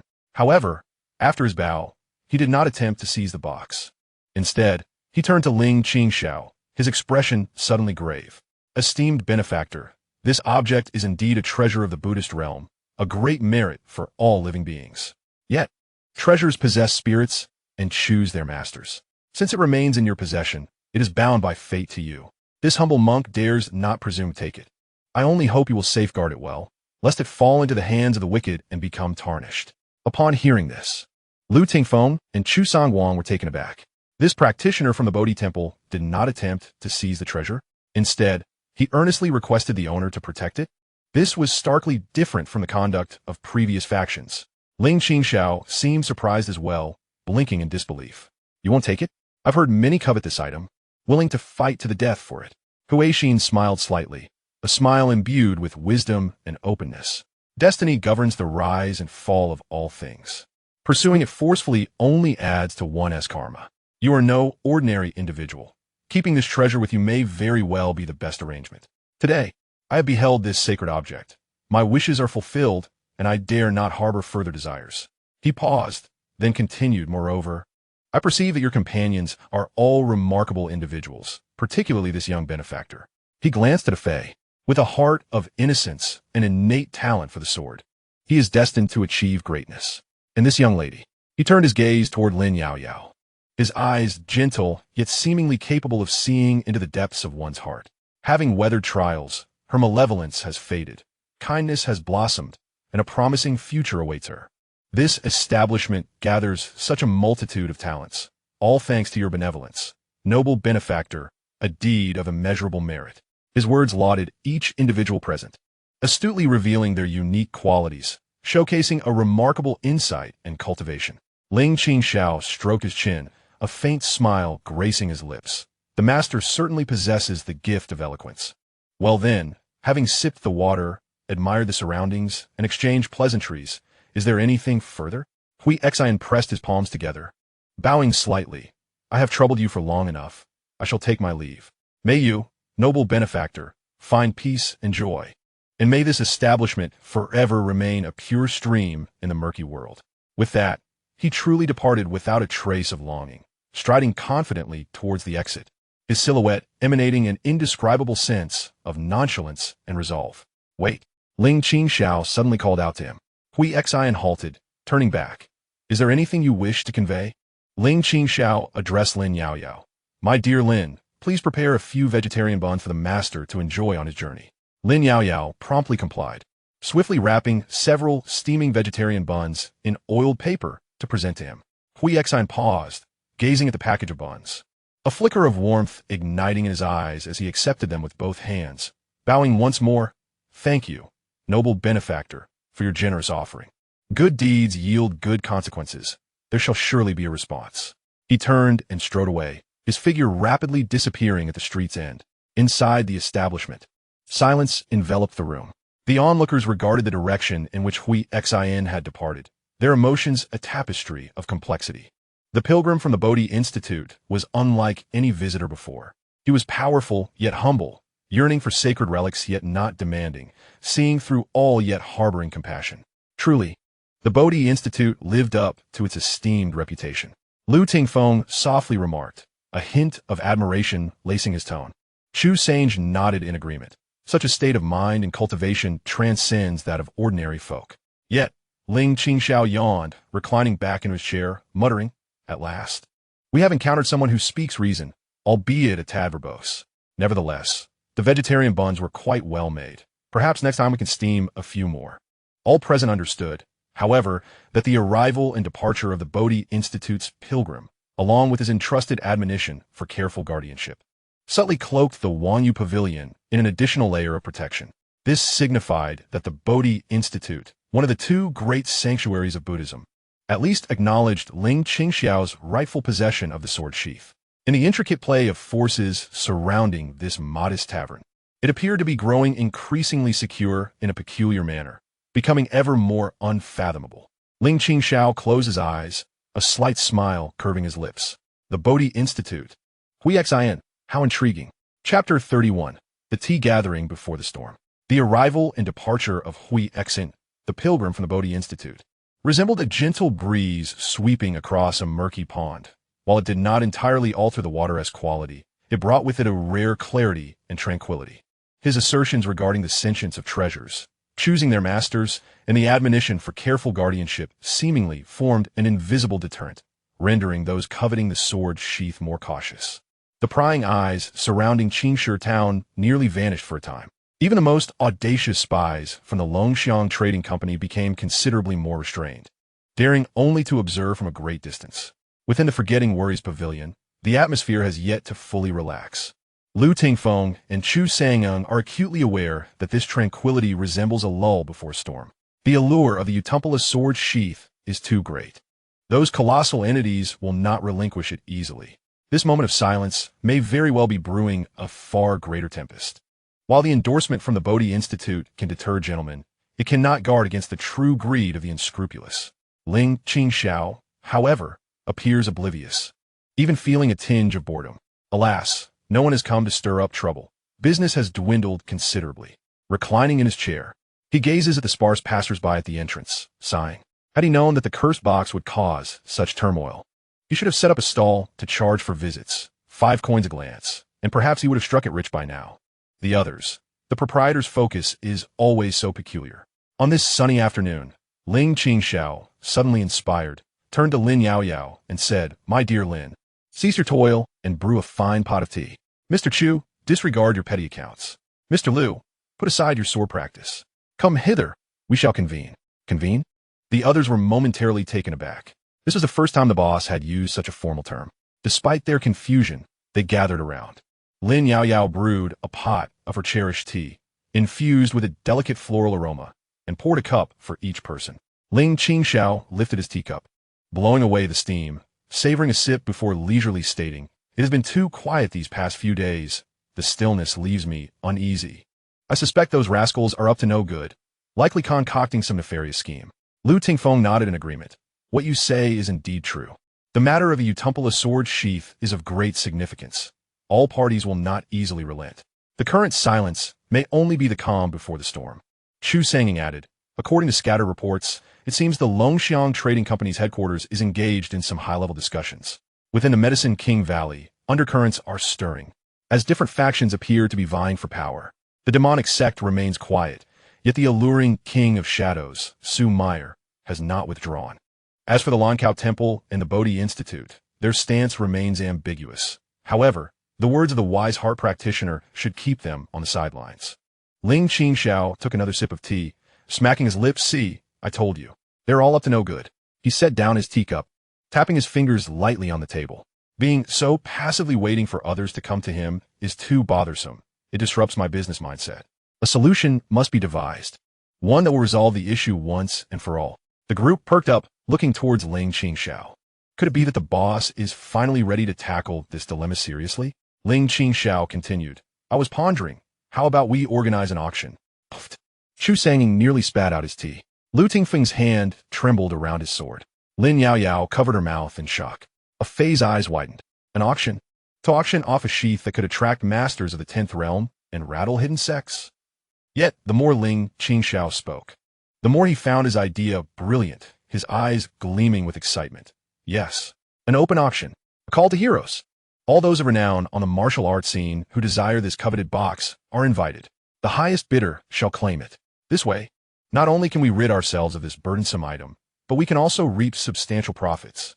We shall split the earnings 50-50, or rather, I shall take 70 while you take 30.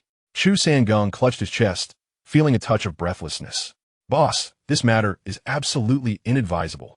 If we proceed this way, the Forgetting Worries Pavilion will undoubtedly become a convergence point for all manner of characters, leading to untold calamities. Furthermore, should that sword sheath fall into the hands of someone with nefarious intentions, the consequences would be dire.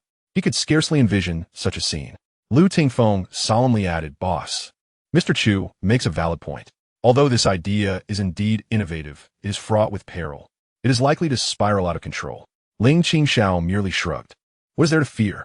We are engaged in legitimate business, competing fairly. Anyone who dares to disrupt our operations will face the consequences. A glint of coldness flickered in his eyes, almost imperceptible, yet chilling. Let it serve as a warning to others, ensuring that future patrons remain on their best behavior.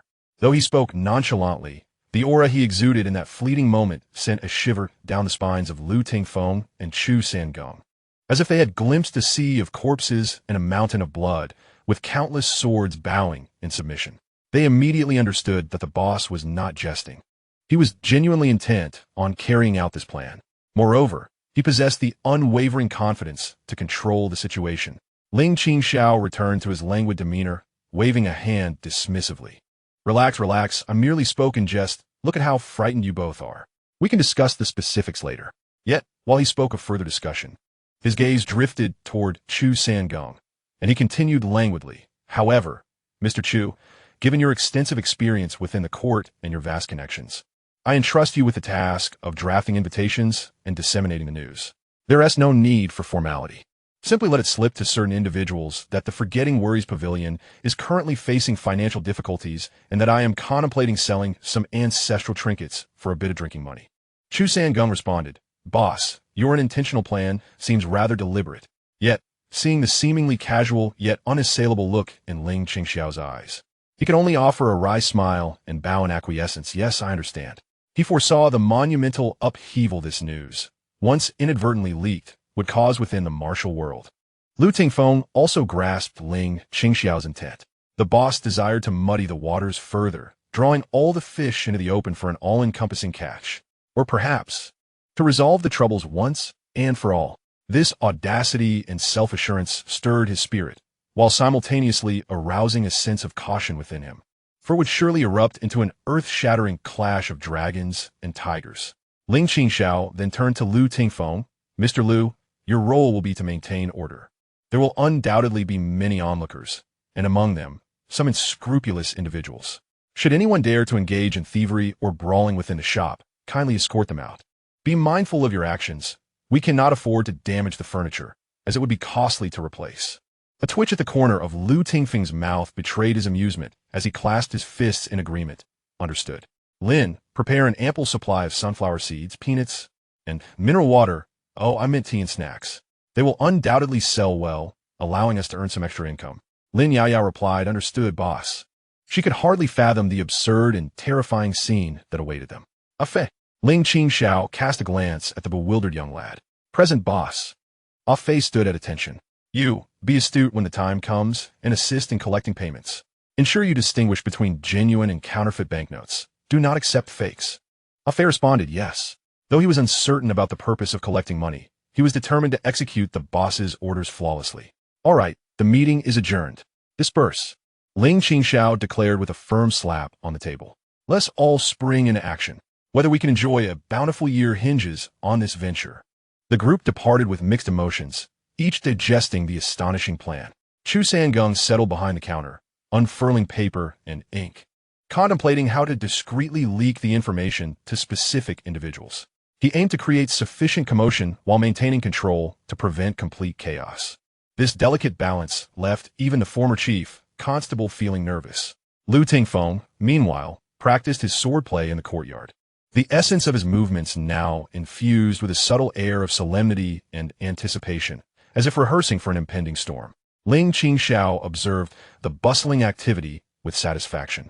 Nodding approvingly, he reclined back in his chair, picked up a book of strange tales, and murmured, "An auction sounds lively. I hope a few wealthy fools show up." He closed his eyes, seemingly already calculating the potential profits. A tempest, ignited by his own hand, was quietly unfolding within this seemingly playful auction plan, set to engulf the entire martial world. The winds of change were approaching, and this storm would be summoned by the Forgetting Worries Pavilion. Chapter 32, Sword Point. The information inadvertently leaked by Chu Sangung erupted within the specific circles like a drop of water hitting a boiling pot of oil. The owner of the Forgetting Worries Pavilion was in financial straits, seeking to sell ancestral relics for funds. The news, though subtle, struck those in the know like a thunderclap. The ancient sword sheath, rumored to contain the power of Utpal, was to be publicly auctioned. Suddenly, the atmosphere was charged with anticipation, and a storm brewed.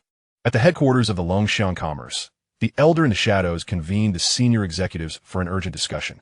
They ultimately resolved to send a more influential representative, skilled in negotiation rather than combat, armed with substantial funds, intent on securing the prize, but with strict orders to avoid any further conflict with the Forgetting Worries Pavilion. Within the Medicine King Valley, fierce debates erupted among various factions. Xue Muhua advocated caution, suggesting it was a mere test, and that the owner was inscrutable.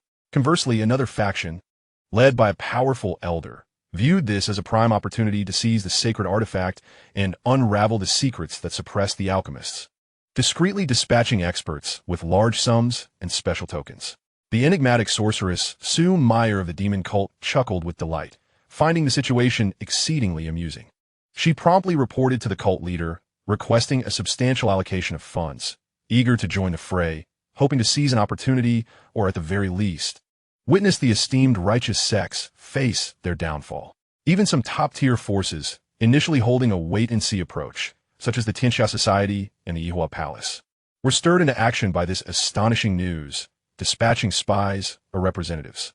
The Langqisi Temple and the Bodhi Institute remained silent, yet their clandestine interests soared to unprecedented heights. Days later, the border town of Qingstone welcomed an unprecedented wave of prosperity. The small and within the town was bursting at the seams. Prices soared dozens of times. Yet rooms remained elusive. The streets were teeming with unfamiliar faces, each cloaked in a profound air. Their attire varied, and their gazes sharp. They maintained a delicate and tense equilibrium, their eyes frequently darting toward the seemingly ordinary tavern at the eastern end of the town. Inside the Forgetting Worry Tavern, however, the atmosphere remained lethargic. The number of patrons had surprisingly dwindled, for who among the ordinary townsfolk dared to join the excitement at such a time? Ling Qingxiao continued to bask in the sun, dozing off occasionally, while casting glances at the increasing foot traffic, counting silently. 1, 2, potential customers. I must devise a way to entice them to spend. Lu Tingfeng stood in the courtyard, sword in hand, his presence growing increasingly formidable. Akin to a peerless sword concealed in its sheath, its sharpness subdued yet striking fear into the hearts of all who dared to pry from outside. Behind the counter, Chu Songguang continued to play the abacus, its clicks causing some outside to startle, as if each bead struck a chord with their very heartbeat. Lin Yaoyao and Fei made a concerted effort to remain in the taverness rear courtyard, minimizing their exposure. On this particular afternoon, an unexpected altercation shattered the fragile tranquility. The conflict arose when two spies from rival factions quarreled outside the tavern over a more advantageous observation point. The words quickly escalated, and the two, disregarding the setting, resorted to blows. Both were formidable fighters, each at around the seventh realm. As they clashed, the air crackled with energy, sending dust and debris flying, threatening to engulf the tavern's entrance. "Stop! How reckless!" A voice called out from among the onlookers, yet none stepped forward to intervene, seemingly eager to use this opportunity to test the limits and reactions of the Forgetting Worry Tavern. Lu Tingfeng's gaze sharpened as he prepared to take action. Inside, Ling Qingxiao, reclining in a chair, furrowed his brow in irritation and muttered, "What a racket! Will it never end?" Just then, an unforeseen development occurred. Perhaps it was the commotion of the fight or mere coincidence, but a cloaked figure from the Medicine King Valley, spying from a nearby eave, accidentally knocked a small jade vial from his waist. The vial shattered upon hitting the ground, releasing a waft of faint purple powder, imbued with a peculiar sweetness that instantaneously permeated the air. "Be cautious. It's bone-corroding fragrance," someone shouted in alarm. The pale purple powder, when stirred by a gust of wind, floated towards the open door of the Forgetting Worries pavilion, as if it possessed a life of its own. This bone-corroding fragrance was an exceedingly venomous powder from the Valley of the Medicine King, capable of eroding bones and dissolving inner strength. A truly sinister substance. As the toxic powder approached the interior of the pavilion, it threatened those behind the counter, Chu Sange, and the one outside, a Fei. A sense of urgency washed over Lu Tingfeng as his expression shifted dramatically. In an instant, his sword aura erupted forth, determined to block the advancing toxins. Those outside, from various factions, were also taken aback, retreating in alarm. They had not anticipated the audacity of the Valley of the Medicine King to employ such a nefarious tactic. However, despite Lu Tingfeng's swift response, the powder spread with an uncanny rapidity. At this critical juncture, a faint yet distinctly impatient clicking sound echoed from the direction of a reclined figure. Ling Qingxiao, who had appeared indifferent until now, finally stirred. He did not rise, nor did he alter his reclining position. Instead, he casually lifted his right hand towards the entrance, extending his finger like a sword and making a gentle, slicing motion forward. There was no cataclysmic force unleashed, no blinding radiance of sword light, nor a piercing sound of air being sliced. Instead, a subtle breeze, so faint it seemed almost illusory, emerged in the wake of his fingertips' movement. This delicate zephyr was so inconspicuous that most outside remained entirely unaware of its presence. Yet, as this tenuous breeze brushed past, the once rapidly spreading and malevolent bone-corroding powder encountered an invisible barrier, halting abruptly in mid-air.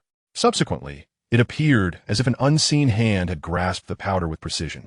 Kneading it, all the particles, in a manner defying logic, violently contracted inward, collapsing. In the blink of an eye, the entire mass of pale purple powder was forcibly compressed into a small sphere, no larger than a grain of rice, its color darkening to a near-black hue. This sphere hovered in the air, quivering slightly, its terrifying toxicity now intensely concentrated, emanating an unsettling aura of stillness. Yet this was not the end.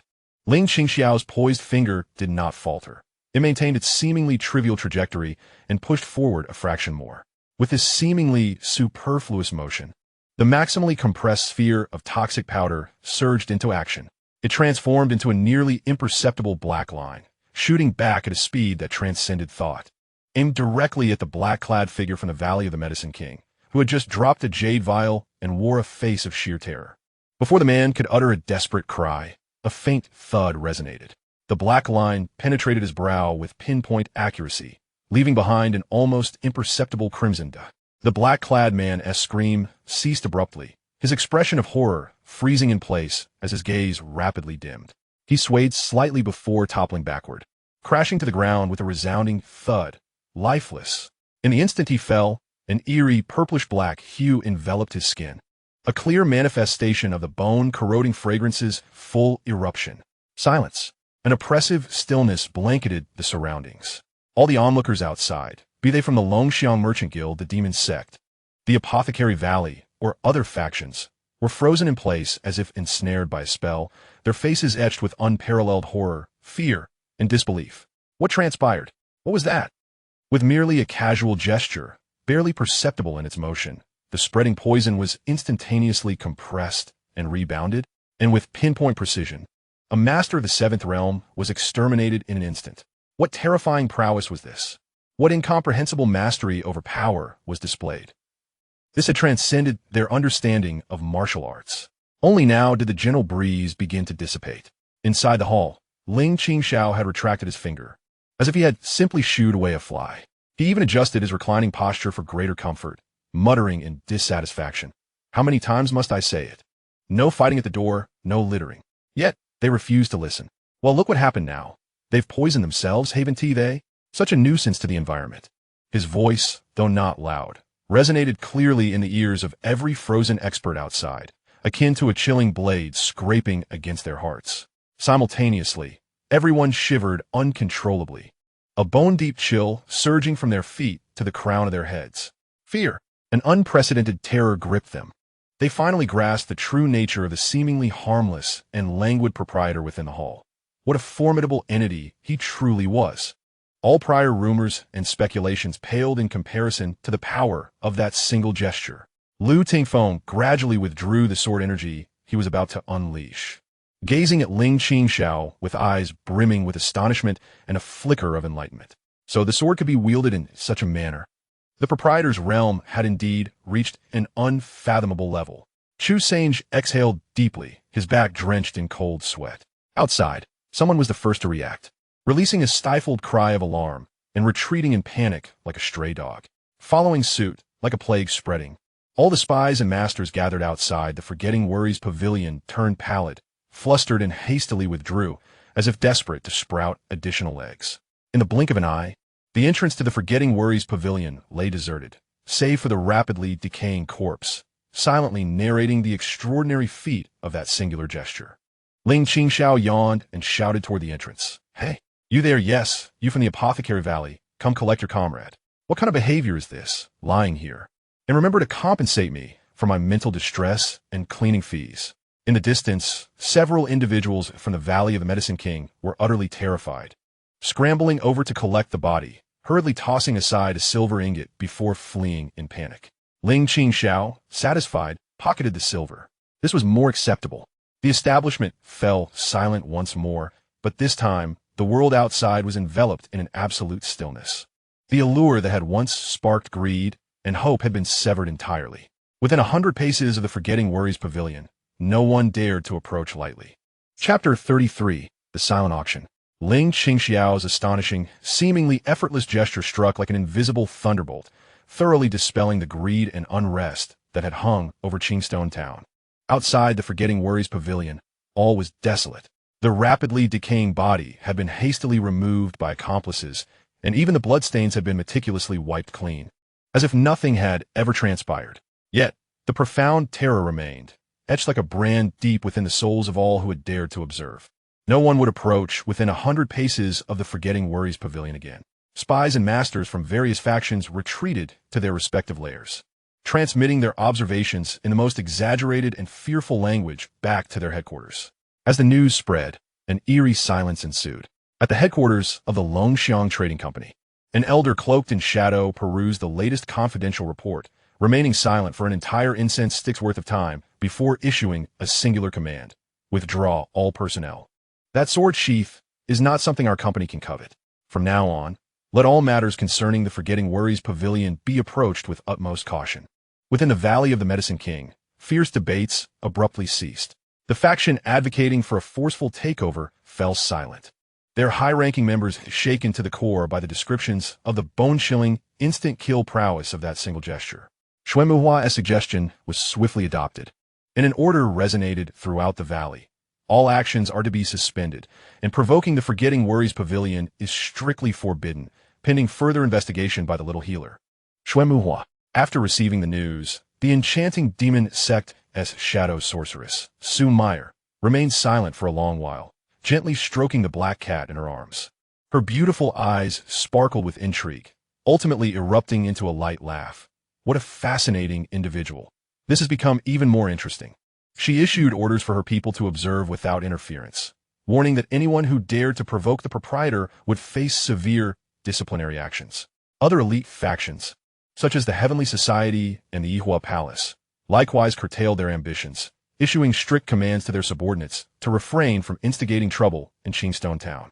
The Lancao Temple and the Bodhi Courtyard maintained their silence.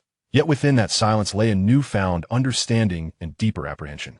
The so-called auction, orchestrated by Ling Qingxiao himself, had not even truly commenced before unexpectedly reaching its climax and swiftly descending into an abrupt conclusion, a bidding war in which no one dared to place a bid. In the days that followed, Qingshi Town fell into an uncanny tranquility. The unfamiliar faces had diminished by over half, and those that remained became exceedingly compliant. Walking around the Forgetting Worries pavilion, scarcely daring to glance its way. Though the townsfolk were oblivious to the reasons behind this shift, they sensed the sudden disappearance of the invisible weight pressing upon their hearts as the town returned to its former peace. Within the forgetting worries pavilion, tranquility reigned supreme. Ling Qingxiao appeared quite pleased with this newfound serenity. Ah, it is much quieter now.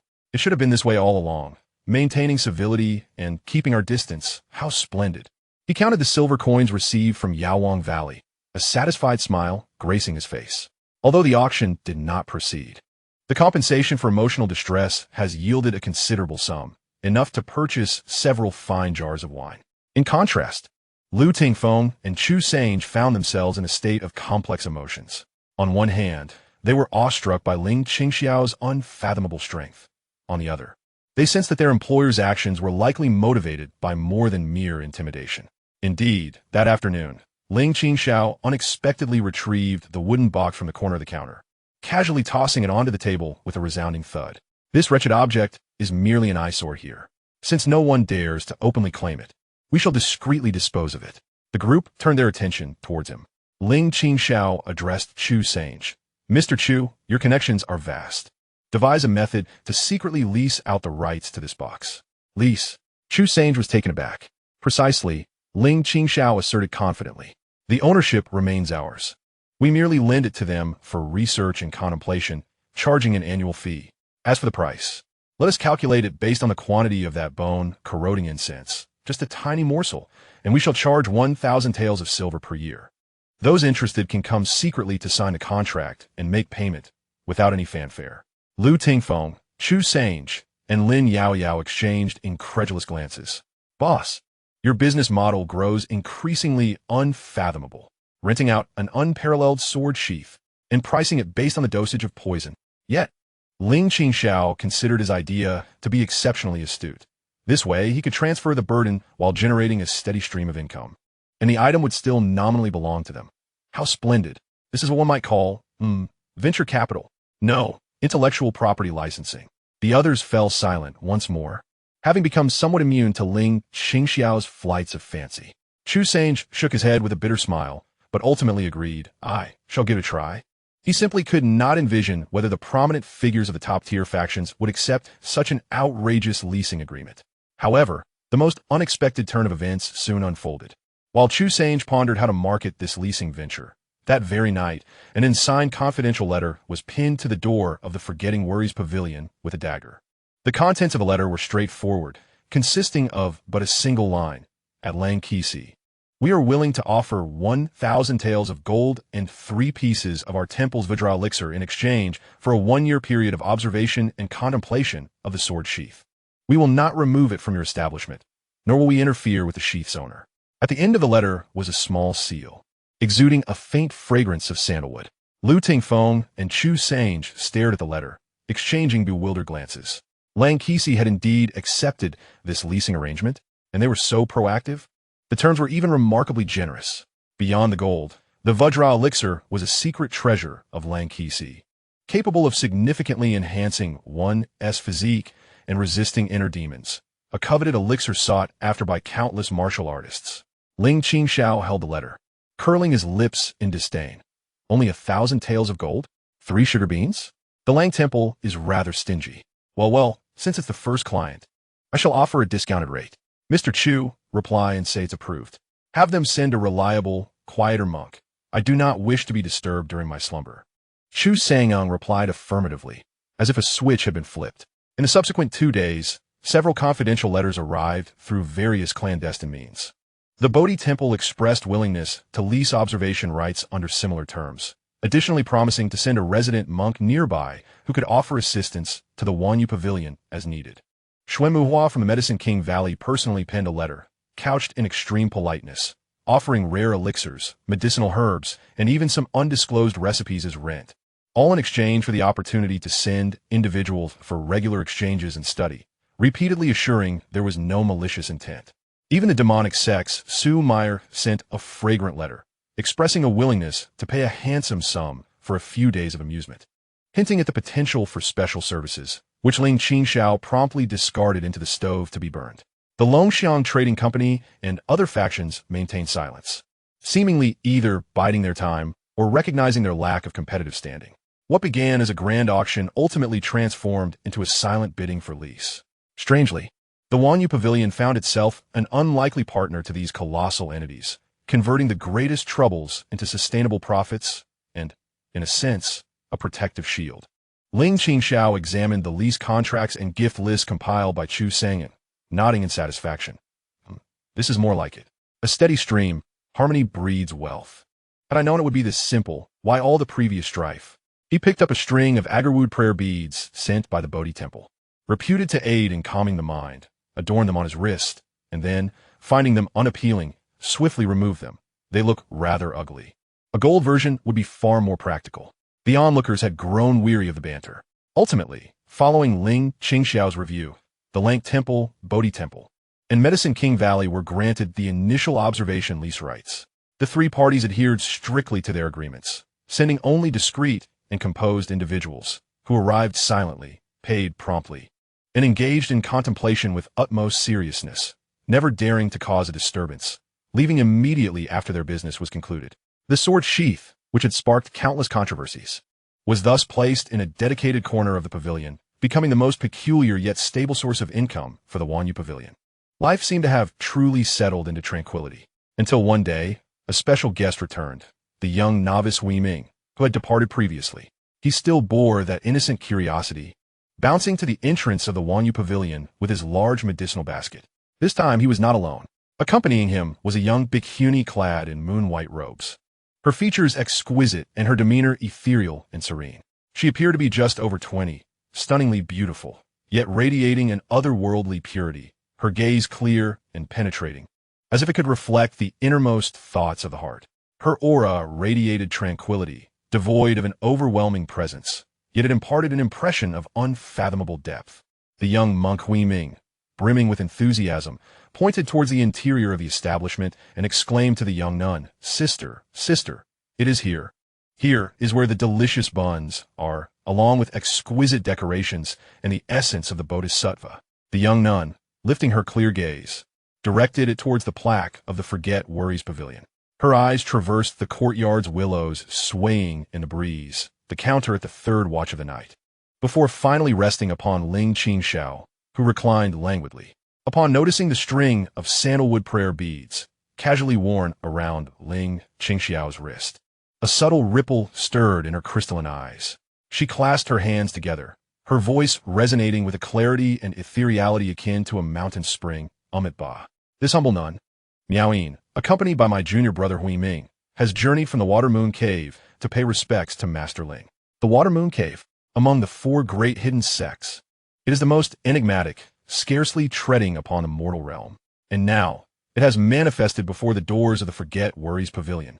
A profound shock reverberated through those within the pavilion. Ling Qingxiao set aside the book obscuring his face, casting a glance at the pure, lotus-like young nun at the entrance. His eyes narrowed slightly, and a faint smirk graced his lips. Watermoon Cave? Sounds like a rather impoverished place, likely devoid of any substantial offerings. He muttered under his breath, then languidly rose.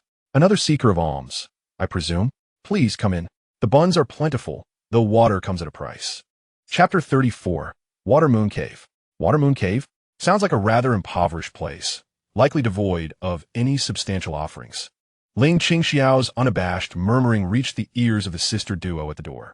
Hui Ming, with his innocent wide eyes, seemed perplexed by the term substantial offerings.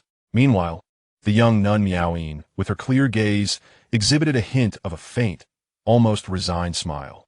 She did not express anger, maintaining a graceful and ethereal demeanor, as though Ling Qingxiao's remarks were directed not at her esteemed sect, but rather at a humble street vendor. Sister, this benefactor's buns are truly delightful. Hui Ming tugged at Miaoyin's sleeve, excitedly sharing his impression of Ling Qingxiao's generosity. Miaoyin nodded slightly, her voice melodious and gentle, neither servile nor haughty. Master Ling, you jest. The Watermoon Cave, a place of serene cultivation, cannot compare to the bustling allure of the mortal world. This humble nun and my junior brother have traversed here, not to seek alms, but drawn by the unique energies of this place, to forge a benevolent connection.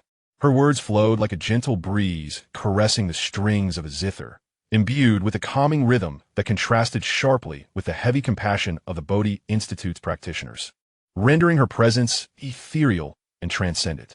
Ling Qingxiao, scratching his ear with an expression of skepticism, lazily waved his hand. All right, seeking benevolence, is it?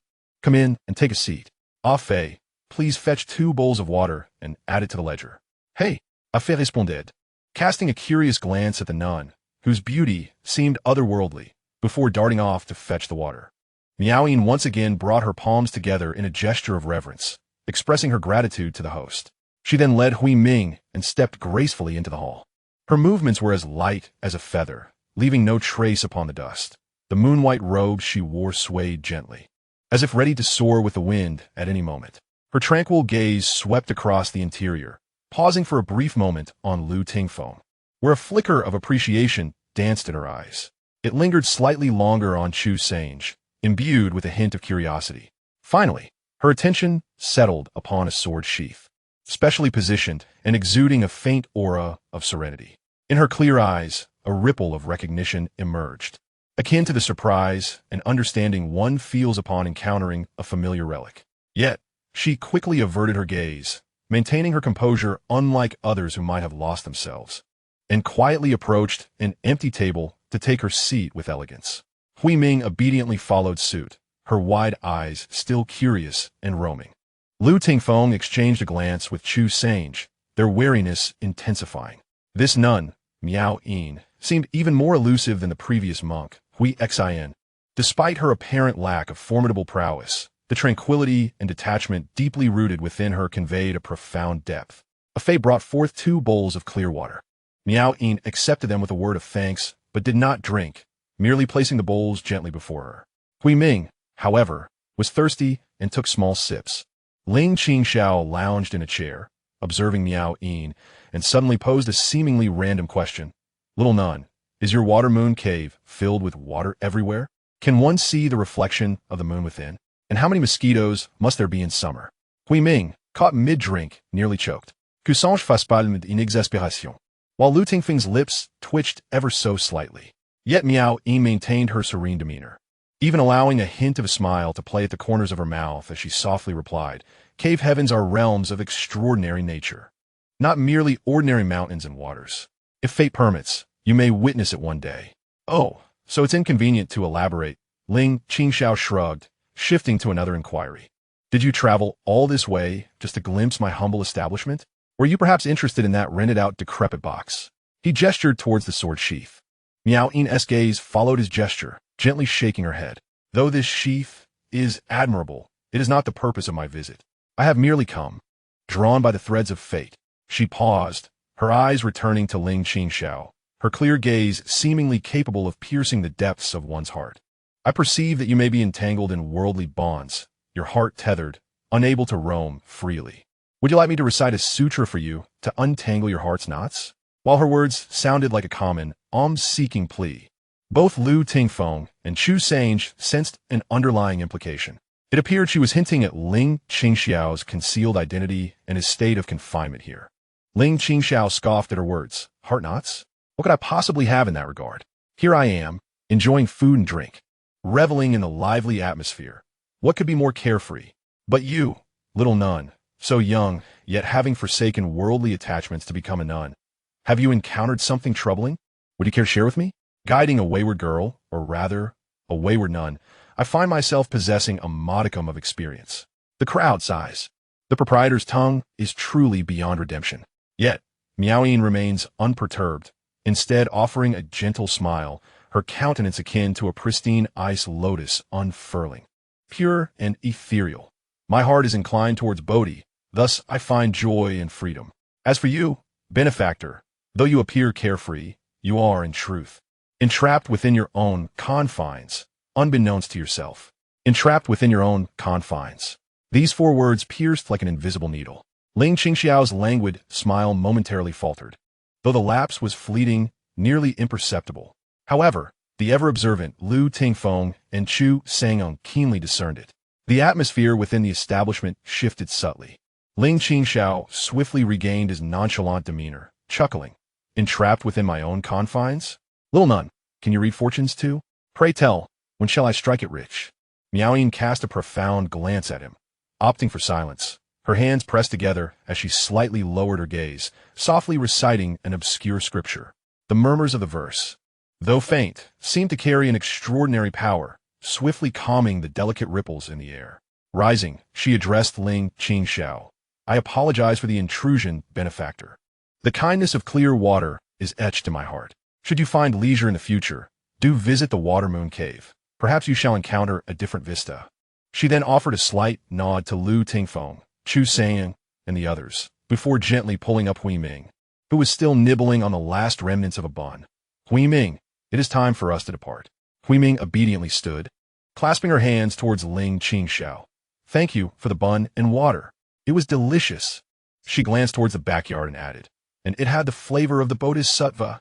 Miaoying, with Hui Ming in tow, departed as gracefully as she had arrived, her figure soon vanishing at the end of the street, as if she had never existed. The establishment fell silent once more. After a long pause, Ling Qingxiao scoffed. Such mystical prattle, speaking only halfway, I find such individuals most irksome. Entrapped within my own confines? With such a grand enterprise, do I truly need to be confined? Neither Lu Tingfeng nor Chu Sanging spoke, yet both understood that the Miaoying nun from the Water Moon Cave was no ordinary figure. She seemed to have perceived something, yet chose to refrain from elaboration. Ling Qingxiao appeared to find the conversation dull, reclining back into his chair. Lifting a book to shield his face, his muffled voice emanating from beneath its pages. Henceforth, when monks and nuns come to beg for alms, bun shall be provided, and water charges doubled, especially for those whose words I do not comprehend. The crowd sighs. Nevertheless, following this encounter, the four great hidden sects, Sword Island, suspected by Ling Qingxiao, Lancao Temple, Huiming, Bodhi Courtyard, Huixin, and Water Moon Cave, Miaoying, inexplicably left their marks upon this humble Forgetting Worry Pavilion. The status of the Forgetting Worry Pavilion became increasingly transcendent and enigmatic. The ensuing days seemed to settle into an odd equilibrium. The tenants from Lancao Temple, Bodhi Courtyard, and Yaowang Valley would regularly arrive, silently pay their fees for enlightenment, and then depart, adhering to an almost absurd level of decorum. The prying gazes from outside the town have nearly vanished, and Qingstone Town has regained its former tranquility, even more serene than before. Lu Tingfeng has been diligently instructing a Fei, whose foundation in swordsmanship is now exceptionally solid, advancing by leaps and bounds. Chu Sangyang can finally focus on his accounts without worry. When he occasionally ventures out, he senses a shift in the atmosphere around him. Where there was once vigilance and scrutiny, now lingers a subtle air of respect, even a hint of flattery. Lin Yaoyao has immersed herself in culinary studies, her skills becoming increasingly refined, even venturing into the realm of medicinal cuisine. As for Ling Qingxiao, he remains unchanged, though he seems to drift into contemplation more often, gazing into the distance with a complex emotion that no one can fathom, only to be quickly masked by his usual nonchalance.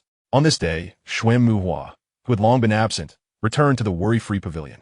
Unlike his previous visits, he came alone this time, devoid of any attendants, wearing a gentle yet slightly solemn smile.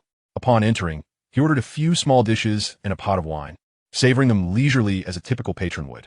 During his meal, he exchanged a few pleasantries with Chu Sangyang and discussed health preservation with Lu Tingfeng, appearing quite at ease. After satisfying his hunger and thirst, he approached Ling Qingxiao's recliner, clasped his hands, and said, "Boss Ling, I trust you have been well." Ling Qingxiao lifted his eyelids slightly and replied, "Ah, young Master Xue, back for another market survey? Have you brought enough funds this time? We now offer annual rentals." With no deception involved, Xue Muhua smiled, but did not respond to the jest. Instead, he retrieved a palm-sized box made of mahogany from his bosom and placed it gently on the small table beside him. His visit this time was not related to the sword sheath. He had stumbled upon a trinket in the valley the other day and felt it was destined for the boss. He came to present it as a token of gratitude for Ling Qingxiao's previous guidance and leniency. His words were veiled, clearly referring to the incident where Ling Qingxiao had effortlessly deterred the crowd. Ling Qingxiao cast a glance at the box and inquired, "What is this? Surely it is not another batch of spiced beans?" Xue Muhua replied earnestly, "Boss, you jest. This is a reflective jade disc, devoid of any special properties. However, it may reveal scenes of the holder's affections, past, present, or glimpses of the future. It is quite mysterious, yet cannot be relied upon, merely a novelty for one's amusement. Scenes of the heart's affections? Ling Qingxiao's previously languid gaze sharpened into something as keen as a blade, suddenly piercing through Xuan. The latter felt an indescribable, terrifying pressure descend upon him, as if the very heavens and earth were constricting around him, making it difficult to breathe, his face paling in an instant. He was alarmed, realizing he might have touched upon an absolute taboo. Yet, the pressure came swiftly and departed just as quickly. In a mere moment, Ling Qingxiao reverted to his languid demeanor, as if the preceding intensity had been but an illusion. He extended his hand, lifted the mahogany box, and casually opened it. Inside, lined with soft silk, rested a palm-sized, mirror-smooth, white jade disc, devoid of any reflection. Ling Qingxiao's fingers unconsciously grazed the smooth surface of the jade disc. The instant his fingertip made contact, an astonishing transformation occurred. Within the previously tranquil jade disc, a cataclysmic eruption of dazzling and fierce sword lights unfurled, as if capable of rending the heavens and piercing the depths of the abyss. 12 distinct sword shadows, each bearing unique attributes yet equally overwhelming in their power, surged forth from the jade disc, intertwining and roaring with fervor. The scene appeared as if it might shatter the jade disc itself. In that moment, the entire Forgetting Worry pavilion, and indeed the sky above the whole of Qingshi Town, dimmed momentarily. An indescribable, supreme pressure of swordsmanship arose, akin to a slumbering emperor suddenly awakening to reign over the world. Thud! Xuan, caught unawares, could not withstand this terrifying pressure. His legs buckled, and he fell to the ground, his face a mask of horror, his mind blank. Lu Tingfeng emitted a muffled grunt. His newly acquired ordinary steel sword let out a mournful cry, snapping into fragments. He was compelled to retreat several steps, fixated on the jade disc in Ling Qingxiao's grasp, his eyes brimming with shock and fervor. That was the ultimate swordsmanship he had longed for. Chu Sange's abacus clattered to the ground, beads scattering everywhere. His complexion turned pale. His breath came in gasps. Lin Yaoyao and Fei were rendered immobile by the invisible pressure. After unleashing the astonishing 12 sword lights, the jade disc seemed to exhaust its strength, cracking with a sharp sound, its brilliance swiftly dimming into an ordinary shard of jade. Ling Qingxiao gazed at the shattered jade disc in his hand, pausing in silence for a moment. He then let out a gentle sigh, tossing the fragment back to the astonished Xuan, his tone returning to its usual languidness, albeit with a barely perceptible hint of detachment. What a shoddy item. Its quality is truly poor, shattering upon the slightest touch. Young Master Shui, the craftsmanship of your Medicine King Valley leaves much to be desired. Xuan clumsily caught the shard, his heart racing, rendered speechless as he looked at Ling Qingxiao. Yet, Ling Qingxiao no longer regarded him, retreating to his lounge chair, picking up a book to cover his face, as if the breathtaking phenomenon had never transpired. However, the fingers gripping the tome tightened slightly. Inside the pavilion, an oppressive silence prevailed. Only the lingering, soul-shaking remnants of the swords might silently convey an undeniable truth. The proprietor of the Forgetting Worry pavilion harbored connections far from ordinary. The significance of those 12 fleeting sword lights was enough to incite the entire world into madness and tremors. Was it a cage drawn in the sand? Perhaps. But what manner of existence resided within such a confinement? Chapter 35, 12 Sword Shadows. The residual might of the shattered jade disc continued to ripple silently within the pavilion, the air thickening as if it were a tangible substance. Xuan sat slumped on the ground, cradling a heap of dull, fragmented jade in his hands. His complexion was as pale as parchment, and cold sweat drenched his inner garments. He opened his mouth, yet no sound emerged. As the haunting images of 12 devastating yet exquisitely radiant sword lights echoed relentlessly in his mind, accompanied by an oppressive force that made his very soul tremble. Such power was beyond the reach of mortal beings. Could it even be the might of celestial beings? What manner of individual was the owner of this Forgetting Worries pavilion? Lu Tingfeng fixated on the fractured shards of his azure steel sword at his feet, breathing heavily, his eyes ablaze with an almost frenzied thirst for knowledge and martial spirit. That was the pinnacle of swordsmanship. It was the elusive specter he had pursued throughout his life. And it was astonishingly present within this man who seemed to spend his days idly lounging and digging in his ears. Chu Sange struggled to bend down, painstakingly collecting the scattered counting beads, his fingers trembling slightly. All his previous conjectures, assessments, and calculations now seemed utterly absurd and insignificant. This was no longer a matter of rare commodities or speculative ventures. It was akin to an ancient dragon dozing in one's backyard. Lin Yaoyao leaned against the counter, her legs feeling weak. Ah Fei, with wide eyes, glanced from the shattered jade disc to the owner, who lay with a book covering his face, his small mind reeling from immense shock and confusion. After a prolonged silence, a muffled voice emerged from beneath the book, shattering the stillness. Why are you all in a daze? Is there no work to be done? Young Master Shui, is the ground comfortable? Shui Muhua jolted upright, scrambling to his feet, forcing a smile that was more grotesque than tears. I have lost my composure, Boss Ling. This jade disc, it's of inferior quality. Ling Qingxiao interrupted, still not lowering the book from his face. Your mental fortitude is lacking. To be so frightened by such a trivial scene, how will you inherit the vast legacy of Yaowang Valley in the future? Trivial scene? Shui Muhua's lips twitched. What could evoke a bloodbath in the entire realm of cultivation was deemed trivial in his words.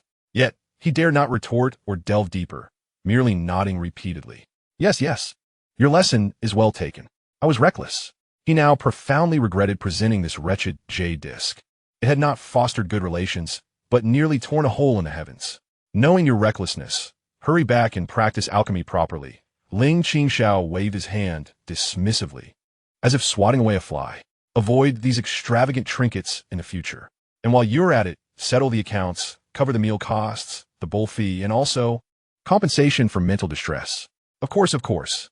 Shui Muhua felt as if a great weight had been lifted and hastily produced a stack of silver notes far exceeding the cost of the meal. Placing them on the table without daring to glance at the pile of shattered jade, he awkwardly gestured to the people in the pavilion and nearly fled the Forgetting Worries pavilion. It was only after Shui Muhua's figure vanished around the corner that the heavy atmosphere within the pavilion slightly eased. Yet the intangible shock lingered in the hearts of all present. Lu Tingfeng took a deep breath and approached Ling Qingxiao's reclining chair, his gaze intense. Boss, stop. Ling Qingxiao finally removed the book from his face, revealing a pair of eyes that, though still languid, seemed to possess a newfound depth. I understand the questions that linger in your mind. Yet, do not inquire. To ask is to reveal ignorance. To question is to perceive an optical illusion born from the poor quality of the mirror. Lu Tingfeng's words were caught in his throat. Yet the fervor in his gaze remained undiminished, transforming into a more profound determination. He ceased his inquiries, instead performing a solemn sword salute before silently stepping back to gather the broken sword strewn upon the ground. He recognized that certain realms were far beyond his current reach. Yet, at the very least, today he had glimpsed a sliver of celestial light. Chu Sange had also tidied his abacus, his expression regaining its composure. Though his gaze grew even more profound, he resumed his seat behind the counter, his fingers unconsciously tracing the edges of the abacus, evidently engaged in rapid calculations and reassessments. Lin Yaoyao patted her chest, exhaling a sigh of relief, and led the still-dazed A Fei to the backyard, intending to soothe their nerves with delectable treats. Ling Qingxiao reclined once more, his gaze fixed upon the wooden beams of the ceiling, his fingers rhythmically tapping against the armrest, drawing boundaries. The ties of dust and fate were not yet severed. 12 beams of sword light. The words of Miao Yin and the recent visions within the jade disc intertwined in his mind. He let out a derisive laugh, tinged with self-mockery and resignation. Troublesome, he murmured softly, turning away from the others as if seeking refuge in slumber. However, the trees may wish for stillness, but the winds do not relent. The scene of Shui Muhua's hasty departure from the Forget-Me-Not pavilion, along with the brief yet earth-shattering celestial phenomenon, had not entirely escaped the notice of the outside world. Although Ling Qingxiao had exerted himself to suppress and contain the impact of the anomaly within the pavilion at the moment of its eruption, the essence of those 12 sword intents was of such high caliber that a barely perceptible resonance still escaped, reaching those with particularly acute spiritual senses. Dozens of miles away, atop a mist-shrouded mountain peak, an elderly man in coarse robes, seated with closed eyes and harmoniously merged with the surrounding mountains and rivers, suddenly opened his eyes, which blazed with a terrifying brilliance as he gazed toward the direction of Qingshi Town, his expression rife with suspicion. What manner of sword intent is this? Is there a trace of primordial breath here, in this mundane borderland? Further afield, in the depths of a tumultuous river, within a shadowy water palace, a colossal shell adorned with ancient runes slowly parted, revealing an immense, murky pupil. Within the depths of that pupil, 12 fleeting sword shadows were reflected, and immediately, the riverbed surged with dark currents, accompanied by a low, resonant hum that seemed to echo from the depths of antiquity. Even in the ethereal halls of a celestial palace, suspended amidst the sea of clouds high above, a Taoist clad in feathered garments, engrossed in a game of chess, abruptly halted, his fingers poised over a white jade piece, which then clattered onto the board, disrupting the game. He looked up in astonishment, calculating with his fingers, his brow furrowing deeper with each moment. The secrets of heaven, chaos? It seems that an unparalleled malevolence, or perhaps a treasure, has revealed itself. The location, the southern realm? The elderly man across from him wore a solemn expression. Such brilliance, unheard of and unseen, was surely an ominous sign. Each of these entities stood as a paragon of strength or an ancient being at the pinnacle of existence. The faint remnants of sword intent, though feeble, possessed an extraordinary quality, akin to a stone cast into a tranquil lake, sending ripples that began to spread quietly. The source of all this, Ling Qingxiao, seemed to be either aware or utterly indifferent. He turned over in his recliner and mumbled, "Add a dish for dinner, something rich and oily. Damn it, I should have charged that surname Shui kid 10 times the compensation for mental anguish." The crowd was visibly taken aback. Clearly, for this proprietor, the impending storm appeared less significant than a sumptuous evening meal. Yet, everyone in the Wanyu Pavilion harbored a premonition. Shui Muhua's gift had likely pierced a crucial veil. The tranquility of Qingshi Town and the seemingly lazy routine of the Wanyu Pavilion might never return. Chapter 36. The Six Doors. Days passed, and the Wanyu Pavilion appeared to have resumed its usual languid calm. Ling Qingxiao remained sprawled in his chair, a book covering his face, as if the earth-shattering phenomenon from that day was merely a collective hallucination. However, the subtle changes in the atmosphere within the pavilion could not be concealed. Lu Tingfeng practiced his swordsmanship with increasing intensity, exhibiting an almost masochistic focus, his gaze often drifting unconsciously towards Ling Qingxiao, as if seeking the profound mysteries of swordplay hidden within that languid figure. Chu Sange's abacus clicked more frequently, the ledger filled with symbols and annotations incomprehensible to outsiders, seemingly calculating matters far more intricate than mere finances.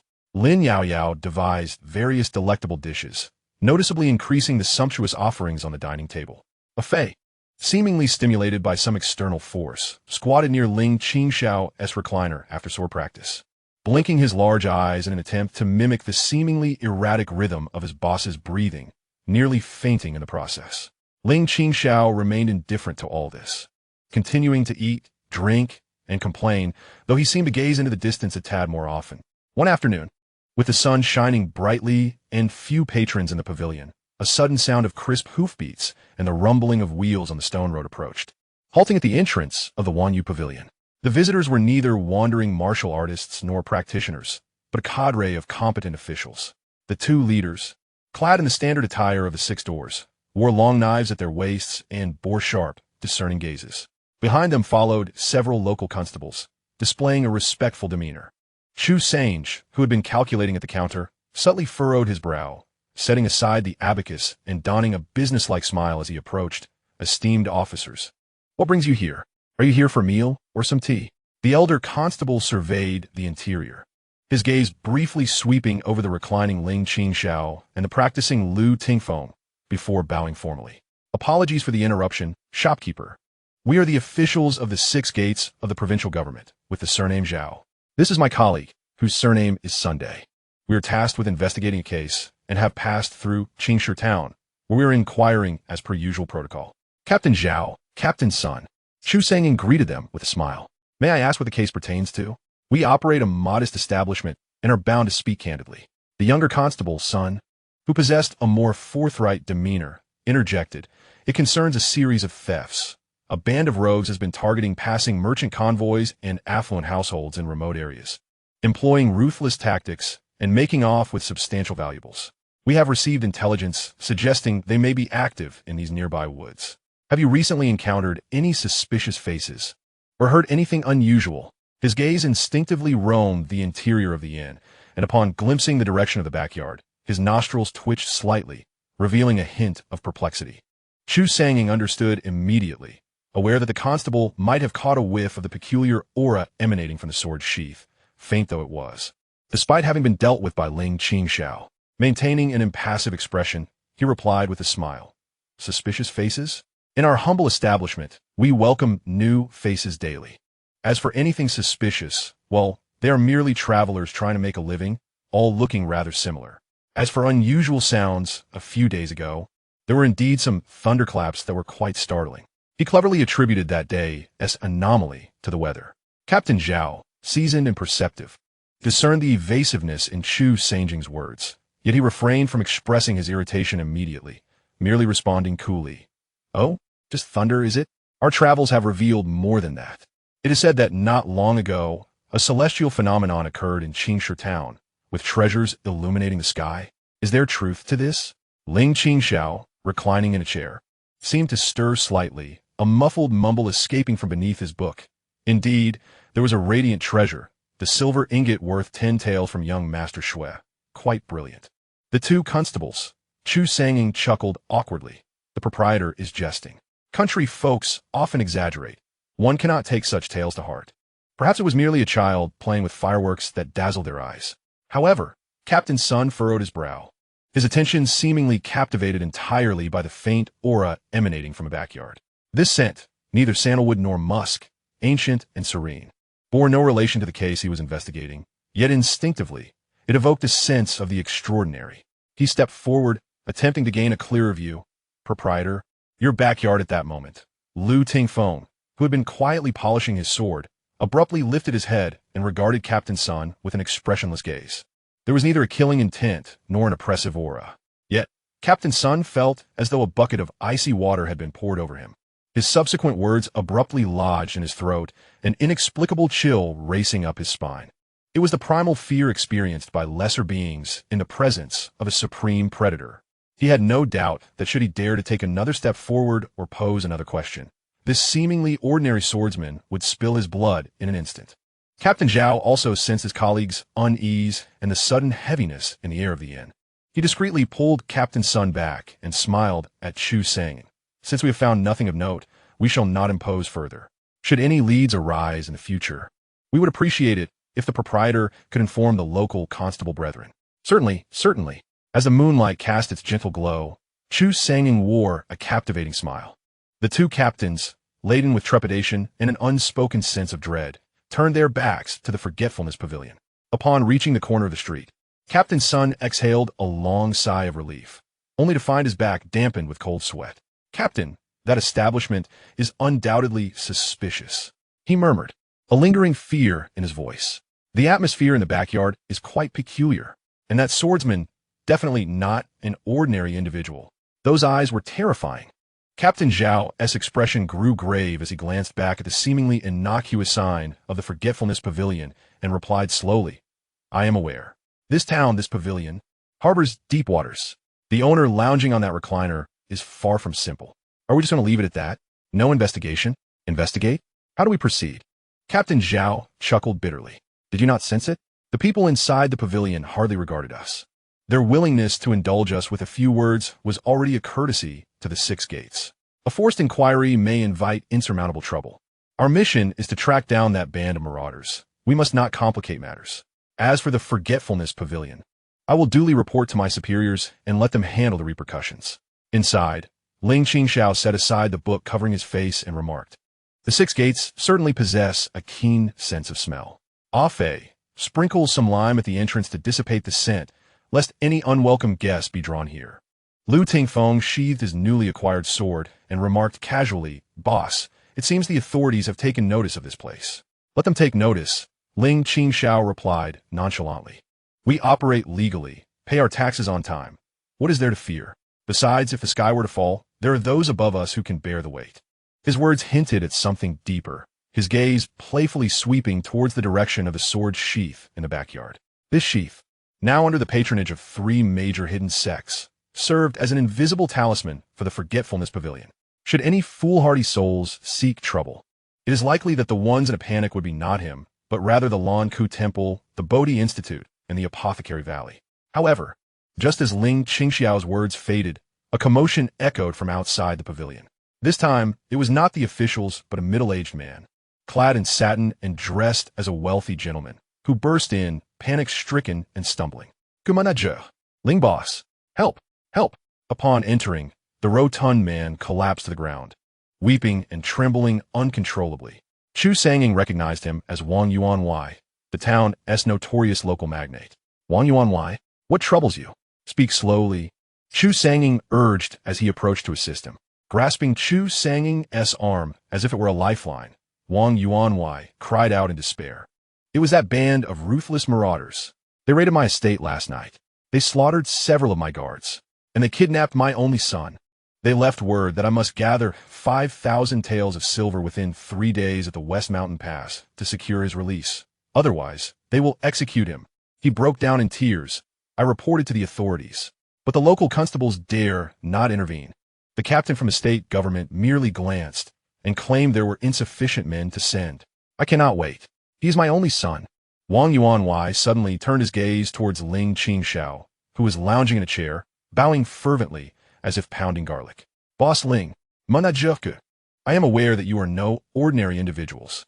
The strange occurrences in the town a few days ago, along with those peculiar experts flocking to you, have left me desperate. I implore you, save my son. I am willing to sacrifice my entire fortune in gratitude." An immediate silence enveloped the room, with all eyes fixated on Ling Qingxiao. Just after dismissing the officials, trouble had come knocking at their door. Ling Qingxiao scratched his ear, leisurely rising to sit up, and gazed at the weeping Wang Yuanwei, letting out a sigh. "Ah, this is precisely why I detest troublesome matters.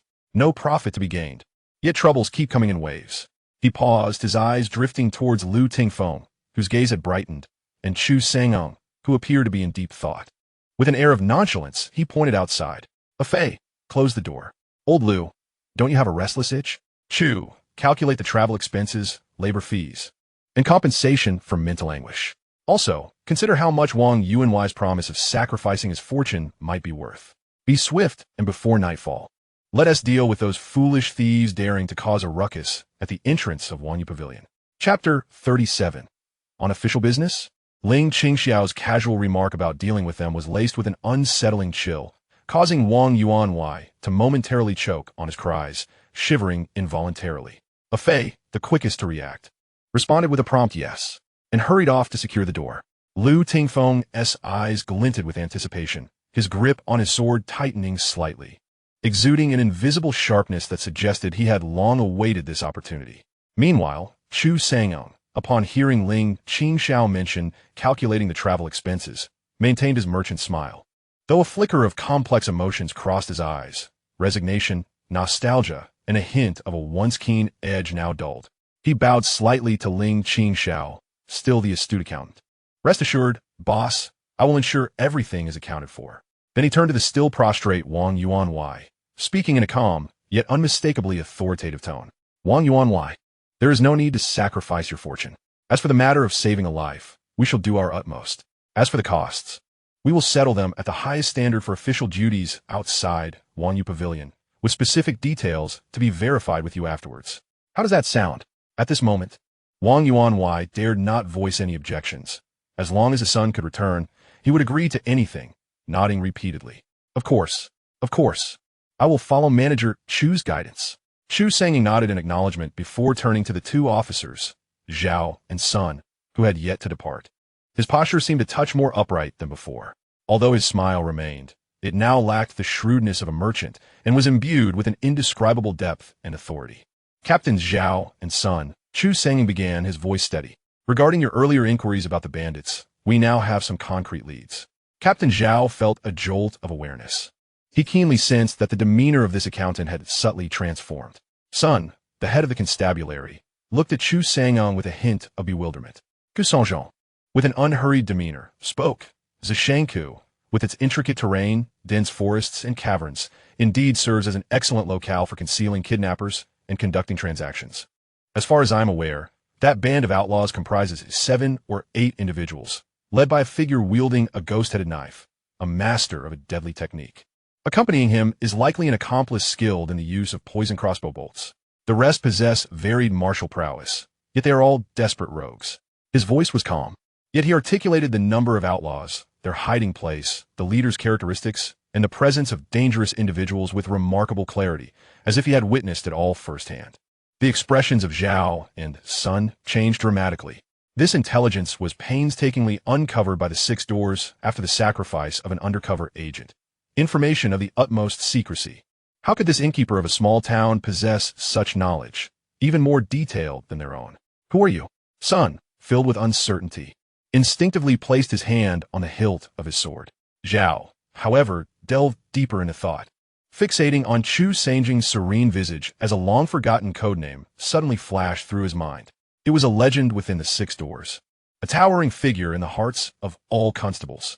During the tenure of that chief constable, formidable criminals were vanquished, nefarious characters vanished, and cases were clear-cut with law firmly upheld.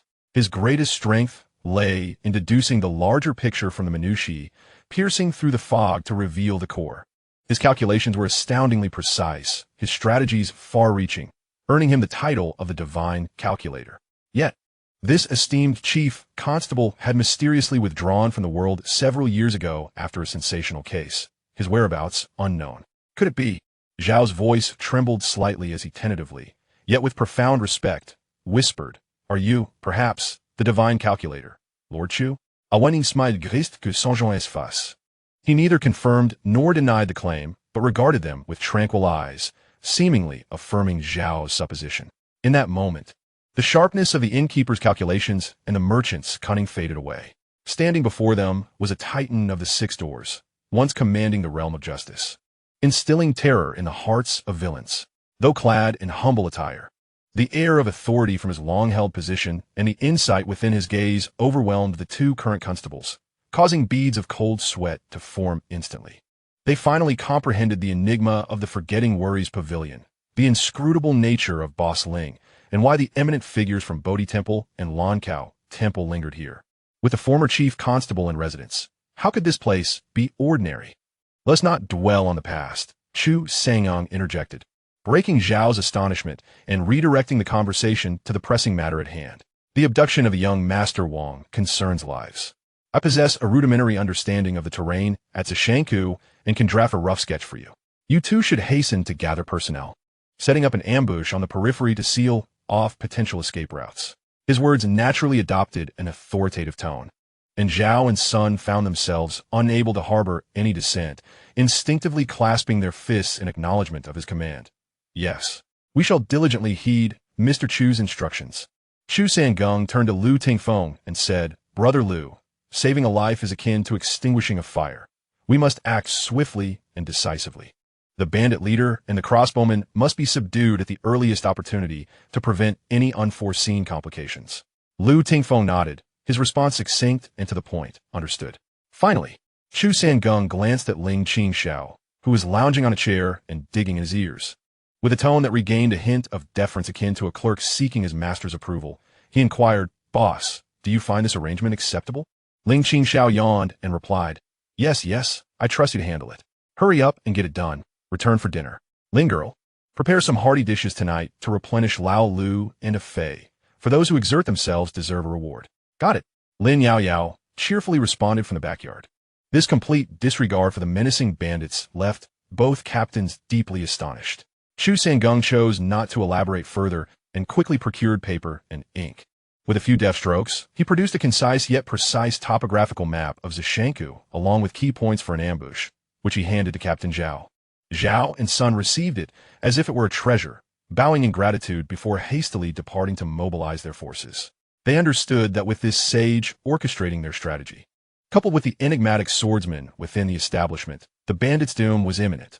Within the confines of the Wanyu Pavilion, Lu Tingfeng had already inspected his sword. A Fei, showing both excitement and trepidation, stood beside Lu Tingfeng. Although the boss had not explicitly summoned him, he was clearly eager to witness the unfolding events.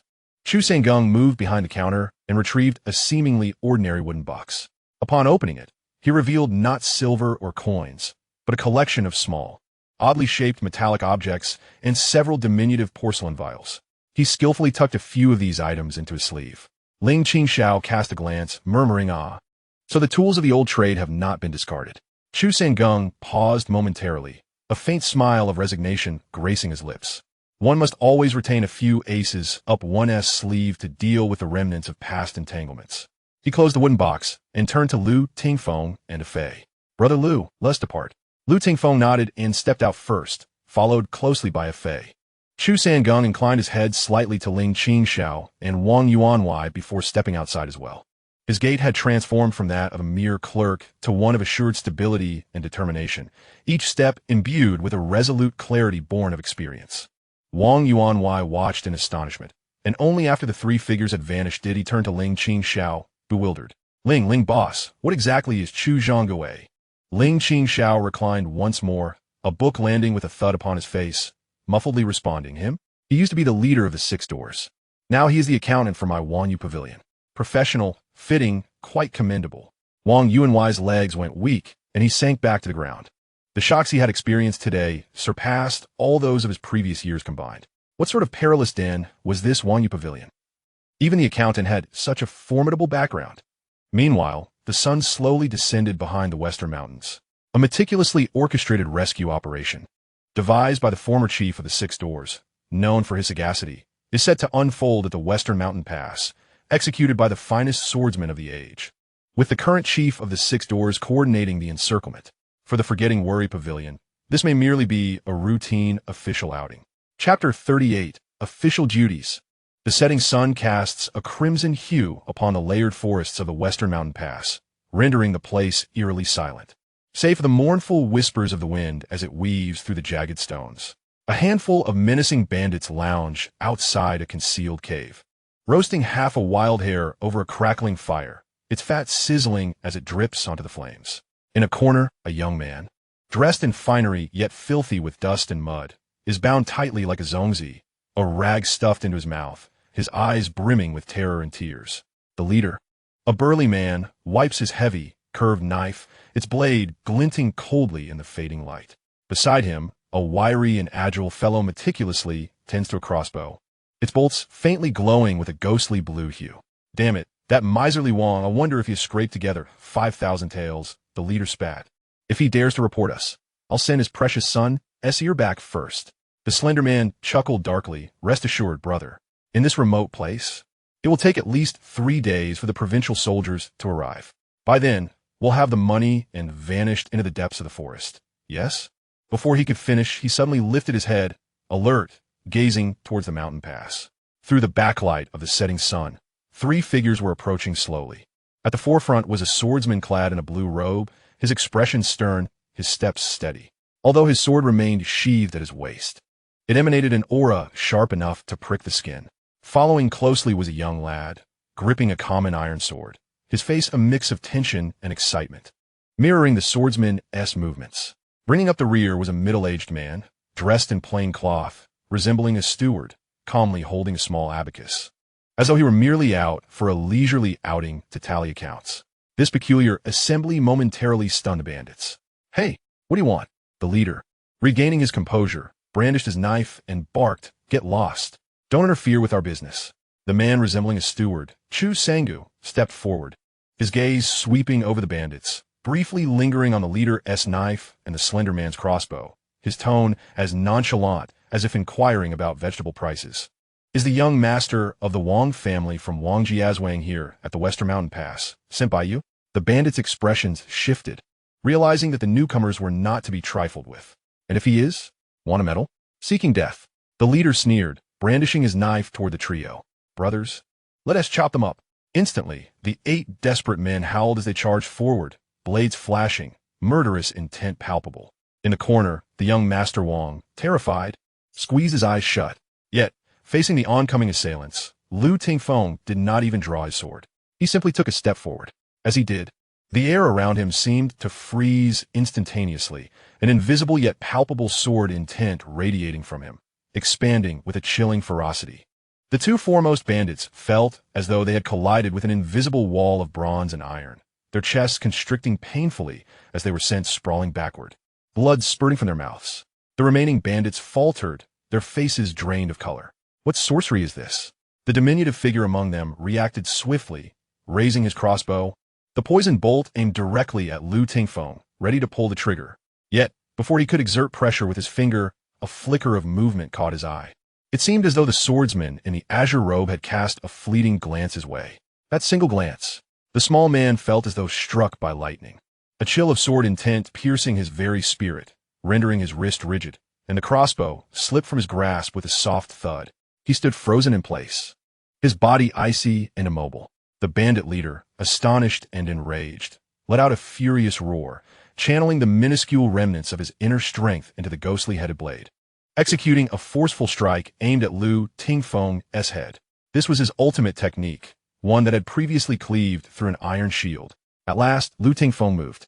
He simply extended 2 fingers, his motion so swift it was nearly imperceptible. With a delicate chime, the formidable, ghostly-headed blade, capable of splitting stone, was effortlessly pinched between his fingers, remaining utterly still. The leader's eyes bulged with disbelief and terror. He desperately urged his inner strength, attempting to withdraw or press down. But those 2 fingers felt like iron pincers, unmoving. Lu Tingfeng's fingers trembled slightly. A pure and potent sword energy transmitted through the blade. The leader screamed in agony as his grip shattered, blood flowing freely, the ghostly-headed blade flying from his hand and clattering to the ground. In the blink of an eye, all the bandits lay defeated or restrained. Fei had not even had the chance to draw his iron sword. His mouth agape in astonishment as he watched his master dispatch all foes with the ease of swatting flies, his eyes filled with adoration. Chu Sangung then leisurely approached, retrieving a small porcelain vial from his sleeve. He poured out a powder, carefully neutralizing the poisoned bolt on the ground to prevent accidental harm. Next, he produced a rope and began expertly binding the moaning bandits, his method so proficient that Fei could only stare in disbelief. Master Wang? Chu Sangung said as he reached the stunned youth, untying his bonds and producing a cloth to stifle his cries, his tone gentle. It's all right. Your father has entrusted us with bringing you home. The young man burst into tears, overwhelmed with emotion after his harrowing ordeal. At that moment, hurried footsteps echoed from the mountain pass, as Captain Zhao and son arrived with more than a dozen constables and hastily assembled local militia. They had laid an ambush according to Chu Sangung's rough sketch, only daring to enter once they heard the commotion inside cease. Upon entering the clearing before the cave, everyone gasped in shock. 7 or 8 notorious bandits lay sprawled, tightly bound. The leader and the crossbowman appeared ashen, as if they had received a tremendous shock. The swordsman in the azure robe stood with his hands clasped behind his back, his garments billowing, untouched by dust. The young lad was animatedly gesturing about something, while Mr. Chu was gently soothing young Master Wang.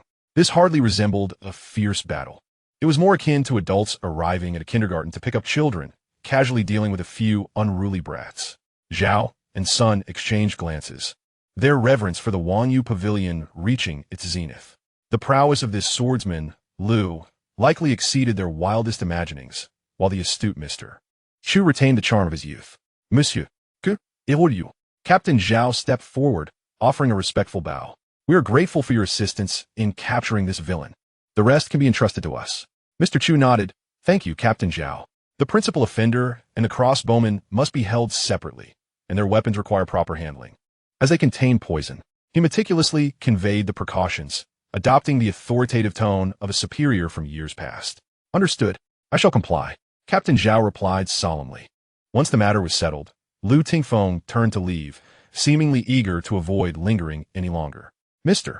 Chu offered a slight gesture to Captain Zhao and followed behind with Ah Fei.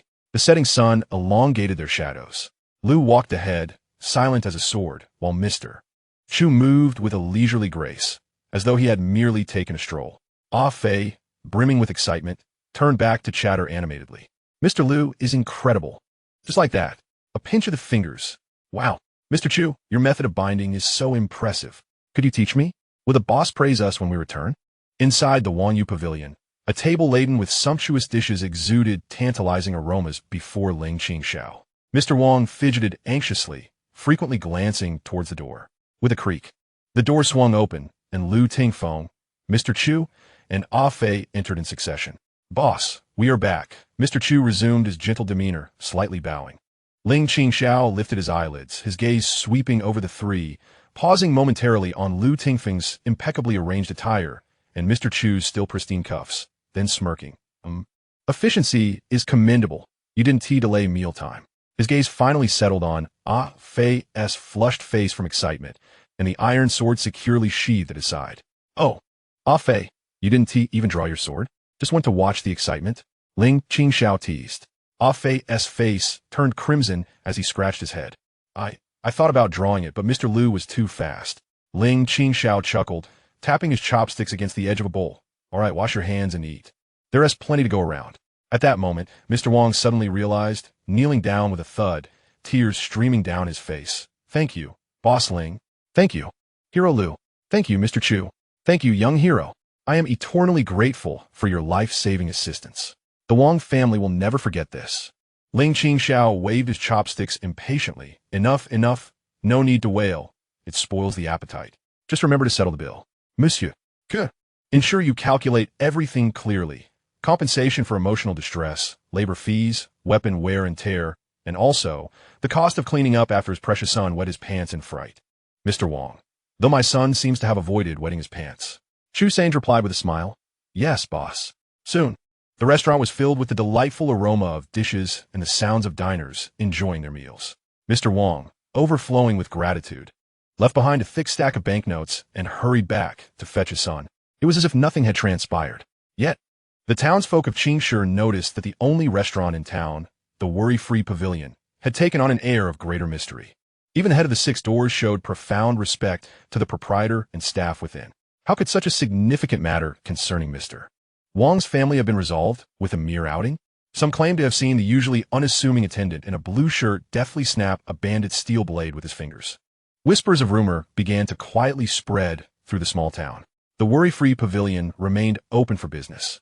Occasionally, curious children from the town would peek through the door, discovering the owner, who spent his days reclining, sometimes engrossed in a book whose cover appeared not to be a mere novel, but rather a peculiar tome adorned with strange runes or illustrations of human meridians.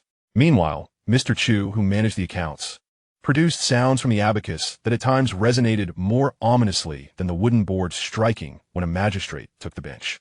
As night deepened, the patrons had all retired for the evening. Ling Qingxiao, however, remained awake, seated alone in the courtyard. Before him lay the scabbard of a sword that had attracted countless storms of fate. Moonlight danced upon its surface, casting a tranquil sheen. He gently brushed his fingers across the scabbard, his gaze profound, shedding the languor of day for an ancient melancholy and a barely perceptible weariness. Drawing a cage, he murmured to himself, the corners of his mouth curling into a complex arc. Beyond the confines, a tempest brewed. Within the cage, turbulent currents stirred. His gaze seemed to pierce through endless time and space, witnessing scenes unimaginable to ordinary souls. The night breeze swept through, carrying the essence of distant mountains and forests, along with a faint yet distinct scent that diverged from the usual tumult of the Jianghu. Ling Qingxiao tilted his head slightly, as if listening to something, ultimately transforming into a barely audible sigh. Troublesome. Chapter 39. The Artisan Workshop. Days appeared to slide back into a seemingly placid river. Mr. Wong's generous tokens of gratitude were sufficient to allow the Worry-Free Pavilion to remain closed for half a year without concern for sustenance. Ling Qingxiao, emboldened by this, reclined even more confidently, his complaints taking on an air of languor. On this day, nearing noon, the pavilion had yet to receive any guests, and sunlight streamed through the window panes, casting dappled shadows. A Fei in the courtyard was diligently practicing the most fundamental chopping movements, while Lu Tingfeng stood by, sword in hand, his sharp gaze missing no flaw. Chu Sange, behind the counter, busily tapped away at the abacus, meticulously calculating the ins and outs of Mr. Wong's business dealings, his expression focused as if deliberating a monumental case. Lin Yaoyao busied herself in the kitchen, the clattering of pots and pans creating a comforting symphony. Ling Qingxiao was typically sprawled on a recliner, yet instead of a storybook, a thin volume with a blurred cover and peculiar texture lay upon his face. The corners of this tome bore faint dark golden marks reminiscent of cloud patterns or lightning. Amidst this tranquil scene, an unusual sound of hooves and wheels echoed from the end of the street. It was neither the hurried approach of an official nor the ostentation of a wealthy merchant, nor the boldness of a wandering hero. The sound was steady and measured, imbued with the weariness of a long journey, yet it maintained an oddly rhythmic cadence. The distinct, rhythmic clatter of horseshoes striking the cobblestone was clear, and the beasts of burden appeared to be rigorously trained, their steps perfectly synchronized. Soon, a weathered but uniquely designed carriage halted before the Forget-Me-Not Pavilion.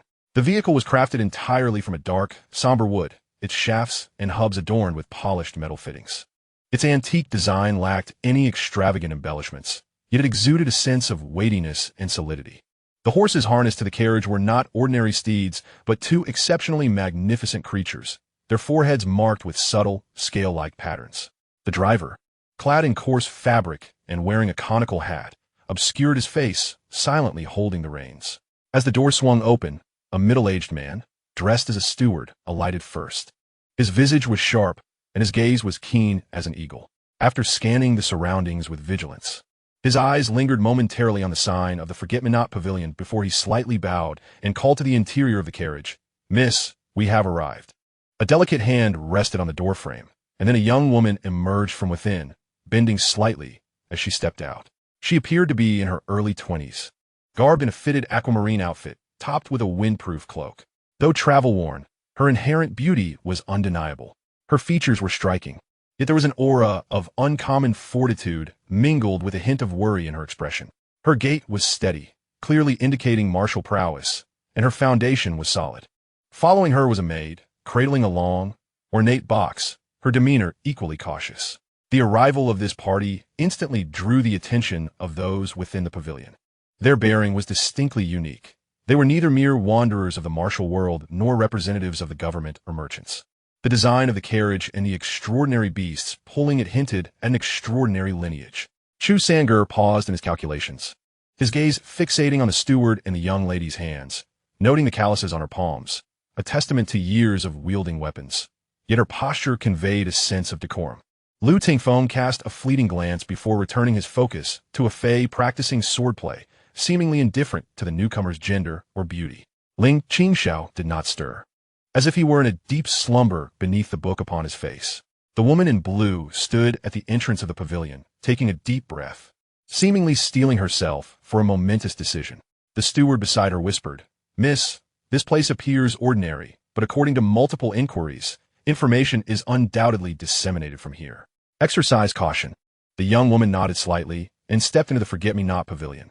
The interior of the establishment was dimmer than the outside, infused with the aromas of exquisite dishes, a subtle hint of wine, and an ineffable, tranquil ancient air. Her gaze swiftly traversed the room, first alighting upon the serene figure of Chu Sange behind the counter, lingering momentarily, before shifting towards the backyard where a fey practiced swordplay under the watchful eye of Lu Tingfeng. A flicker of astonishment crossed her eyes. The sword aura emanating from the man in the azure robe caused a slight tingling sensation upon her skin. Ultimately, her gaze settled on the man reclining in a chair by the window, his face obscured by an odd tome, presenting an unkempt appearance. The steward stepped forward, bowing slightly to Chu Sange, his tone courteous yet distant. "Esteemed shopkeeper, may I inquire if the master of this establishment is present?" Chu Sange set aside his abacus, donning a standard welcoming smile. "Our master is currently resting. Are you here for dining, lodging, or perhaps on some important matter?"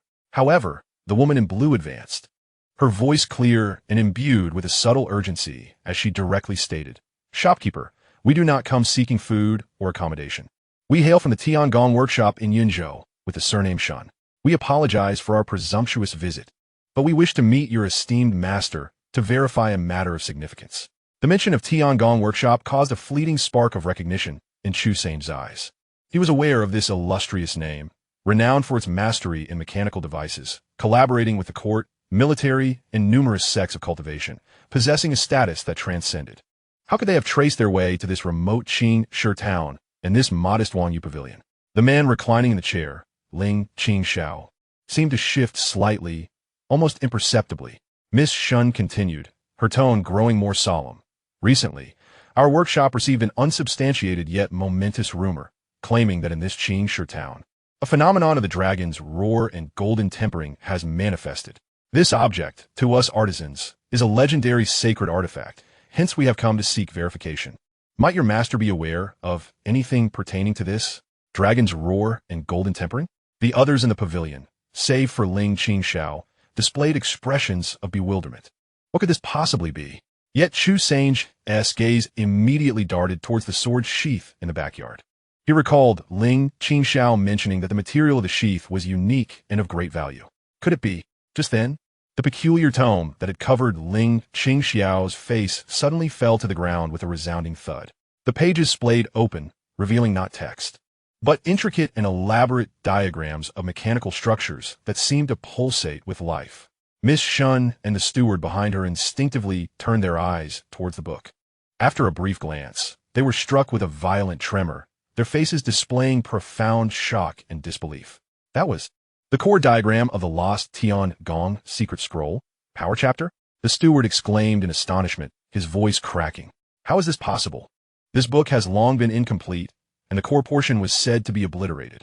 Miss Shun abruptly lifted her head, her gaze fixated on Ling Qingxiao, who was slowly sitting up in the chair, her beautiful eyes filled with shock, confusion, and a glimmer of frenzied hope.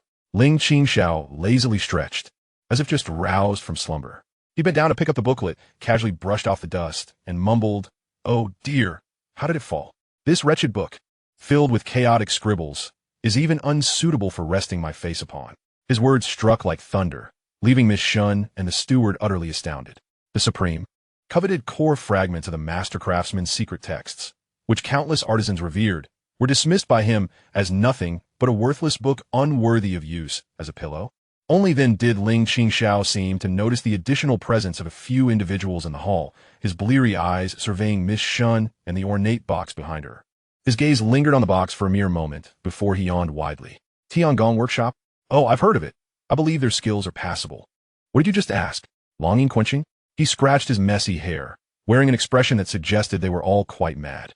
Isn't that just a gimmick? A loud noise made by sparks when forging? In this remote little inn of mine, where would I find anything resembling longing? At most, there's just the clattering of pots and pans. Miss Shun remained speechless, while the steward was equally taken aback. Chu Sangung quietly lowered his head, and there was a slight twitch at the corner of Lu Tingfeng's mouth. Miss Shun took a deep breath, suppressing the tumultuous waves of her heart. She was convinced that this seemingly careless and disheveled man was far from ordinary. That secret text and his utter disregard for Tiangong Workshop only reinforced her belief. She gestured to the maid behind her, who cautiously approached, placing the elongated brocade box on the table and gently opening it. Inside, lined with bright yellow satin, lay an object that was neither gold nor iron, nor jade nor stone. It was an irregularly shaped piece of wood, approximately 2 feet long, exuding a dark golden hue, and its surface was adorned with intricate, natural patterns. Strangely, this piece of wood seemed almost alive, vibrating slightly within the box, emitting an extremely faint resonance that penetrated the depths of the soul. Remarkably, this sound seemed to resonate oddly with the tranquil aura emanating from the sword sheath in the courtyard. The air within the hall thickened as this extraordinary wood made its appearance. "This is the dragon-seeking wood," Miss Shun spoke with reverence. "It is the treasured legacy of our Tiangong Workshop, possessing a natural affinity for longing quenching. We have pursued it tirelessly, and this wood has guided us here to Qingshi Town, to this worry-free inn." Her gaze was intense as she looked back at Ling Qingxiao, filled with final hope and earnestness. "Esteemed elder, this item is of utmost importance to our Tiangong Workshop, pivotal to the completion of a formidable weapon that will protect the realm of humanity. If you possess even the slightest clue, please do not hesitate to share it. The entire Tiangong Workshop will be eternally grateful." Ling Qingxiao scratched his ear, tilted his head to observe the buzzing wood, then turned to the earnest Miss Shun and suddenly broke into a grin. "This wood seems quite suitable for firewood. It would surely burn vigorously." Miss Shun's complexion paled at his words. However, Ling Qingxiao leisurely added, casting a fleeting glance towards the backyard. "Notably, I stumbled upon a piece of discarded iron sheet a few days ago, dark and unremarkable. Occasionally, when the wind blows, it emits a rather unpleasant sound.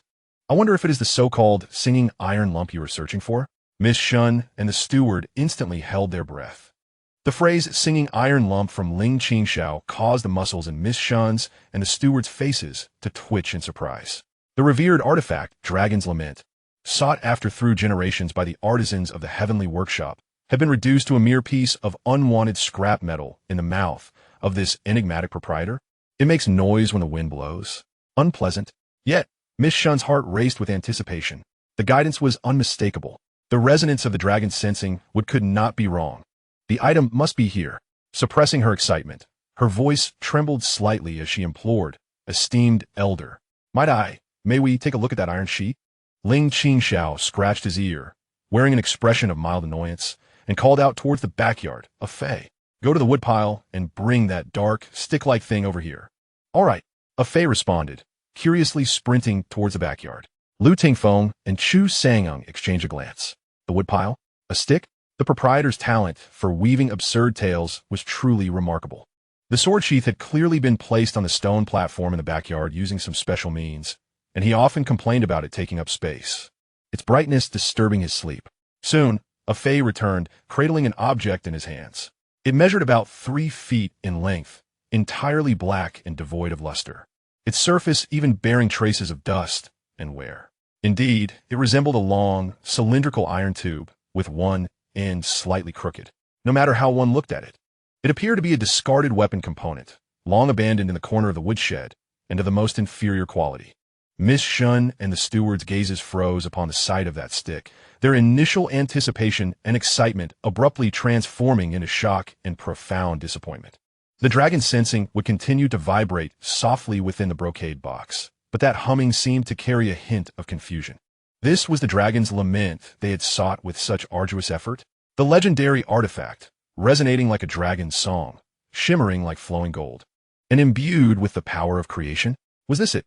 A flicker of anger crossed the steward's face, feeling as though he had been made a fool of. "Sir, we seek your assistance with sincerity. How could you?" Silence. Miss Shun abruptly raised her hand to halt the steward, her gaze fixated on the stick a Fei held. After the initial disappointment, a deeper sense of uncertainty and intrigue surged within her beautiful eyes.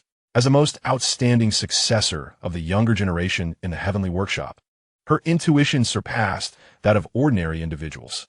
Though the stick appeared plain, even somewhat unsightly, her instincts whispered to her that something was amiss. A profound and reclusive aura, reminiscent of an ancient slumbering behemoth, was firmly encased within that unremarkable dark shell. This was no ordinary piece of iron. Even the many rare materials passed down through her family lineage appeared trivial and restless in comparison to this firewood stick. "Senior," Miss Shun's voice was dry. "May I have a closer look?" Ling Qingxiao nonchalantly waved his hand. "Go ahead, look as you wish. Once you're done, take it away quickly to avoid taking up space. Merely gazing at it brings misfortune." Ah Fei then handed over the firewood stick. Miss Shun inhaled deeply, her hands trembling slightly as she received it. The moment it touched her palms, she was struck by a shocking weight. It was heavy, unimaginably so, with her cultivation. Lifting 100 pounds was trivial, yet this 3-foot-long iron tube made her arms sag tremendously, nearly slipping from her grasp. Its density far exceeded her comprehension. Summoning all her strength, she barely managed to stabilize it. As her fingertips brushed against the dark surface, an ancient, desolate, and even sorrowful essence spread from the point of contact, leaving her spirit in turmoil. She meticulously caressed the dust and scratches on the surface, her astonishment growing. What she mistook for dust was, in fact, a naturally formed, extraordinary patina that severed all other auras. The scratches were even more enigmatic, faintly aligning with certain universal principles. Not signs of damage, but resembling Tao patterns. The steward also sensed Miss Shun's unusual reaction and the extraordinary weight of the object, his expression changing as he leaned in for a closer inspection. Miss Shun attempted to infuse a trace of the unique true energy from the heavenly craft workshop into it. Buzz! The firewood stick emitted a deep and resonant hum. No longer was it the crisp sound of dragonwood. It was as if a slumbering dragon had been awakened, releasing a sigh from the primordial ages. The air in the Wanyu pavilion trembled in response. In the back courtyard, the sword sheath seemed to resonate, its tranquil aura gently rippling. Crack! The blue bricks beneath Miss Shun's feet fractured with fine lines as she struggled to bear the sudden surge of weight and essence, causing her to release her grip and step back, her chest heaving violently, beads of sweat forming on her brow, her eyes filled with astonishment and euphoric disbelief. It was it. Truly it was. Dragon's roar tempered gold. Moreover, the finest Stygian black gold. Innate Tao patterns. Invulnerable to all laws. Her voice trembled, nearly incoherent. The steward stood aghast, gazing at the now silent and ordinary firewood stick on the ground, unable to utter even a word of doubt. Ling Qingxiao Yondo? It seems this piece of scrap iron has some significance. No wonder it was so heavy, I nearly threw my back out. Miss Shun abruptly raised her head. Her gaze towards Ling Qingxiao transformed entirely, filled with reverence and gratitude. Senior, thank you for your assistance. This item is truly invaluable to my heavenly craft workshop. Stop right there, Ling Qingxiao interrupted her. What assistance? It has been said that these are worthless scraps, and if you desire them, you may take them away, thus sparing me the trouble of disposal. Miss Shun was momentarily taken aback, but soon comprehended that this elder was a true recluse, entirely indifferent to such extraordinary materials, even finding them a nuisance. She quickly signaled to the steward. The steward, understanding her intent, promptly produced a well-prepared, bulging silk pouch, presenting it with both hands. Elder, this humble token of gratitude is but a trifling gift. I hope you will accept it. This pouch contained a specially crafted heavenly craft currency, which could be used at major banks across the realm, or to withdraw materials or commission instruments at any branch of our heavenly craft workshop. Ling Qingxiao did not even cast a sidelong glance at it. Chu Songwan, seizing the moment, stepped forward, took the pouch, and upon feeling its weight, realized that the so-called heavenly craft currency was not mere gold or silver, but a token of far greater value. A professional smile graced his face. Thank you, Miss Shun, for your generous gift. I am honored to receive it. Miss Shun hastily replied, It is nothing, truly. She then turned her gaze to the heavy iron rod. Her expression clouded with concern. However, this object was exceptionally weighty and possessed a certain sentience. Conventional storage methods would likely be inadequate, and we had not prepared a vessel capable of containing it. This was indeed a dilemma. Surely, one could not parade through the streets with such an unwieldy iron rod, as it would unmistakably invite theft. Ling Qingxiao shot her a glance, seemingly exasperated by their predicament, and impatiently pointed to the back of the counter. Lao Chu, isn't there a tattered sack in the corner that used to hold salted fish? Just use that to contain it. Gu Songgong, Miss Shun and the steward. A sack that held salted fish, to contain the ever-dark golden essence. Yet Chu Songwan complied, rummaging behind the counter until he unearthed an old, coarse sack that appeared to have been washed but still bore a faint odor. Ling Qingxiao addressed a Fei. Go, assist them in packing that whatever it is. A Fei, with an affirmative sound, stepped forward and effortlessly lifted the heavy iron rod that Miss Shun had struggled to hold, casually stuffing it into the salted fish sack and tying a knot. Miss Shun and the steward watched, astonished. Just how strong was that youth? Moreover, the sack remarkably suppressed most of the ever-dark golden essence's aura and weight fluctuations. Although a trace of peculiarity remained, it was no longer shocking. The Forgetting Worries Pavilion, from the owner to the staff, was indeed no ordinary establishment. Thank you, Elder, Miss Shun said, her emotions complex as she accepted the sack, which exuded a faint scent of salted fish, and bowed once more. A great favor is not to be expressed in mere words. The Heavenly Craft Workshop will remember this kindness. Should there be any future needs, with the Heavenly Craft currency in hand, we shall do our utmost. She did not linger, fearing this eccentric elder might reconsider. After expressing her gratitude once more, she and the steward hurried away with the invaluable sack. The sound of their carriage gradually faded. The pavilion returned to its tranquil state. Ling Qingxiao reclined back onto the lounge chair, muttering at last, peace and quiet, with a hint of rust. Chu sang and glanced at the pouch in his hand, managing a wry smile and a shake of his head. The value of this celestial crafting coin could likely purchase a substantial portion of Qingshi Town, yet the proprietor had dismissed it with a mere firewood stick. Suddenly, Lu Tingfeng spoke, directing his gaze at Ling Qingxiao. Is that sword sheath made of the same material? He recalled Ling Qingxiao mentioning that the sword sheath was a fine item. Ling Qingxiao lazily replied, just scrap material.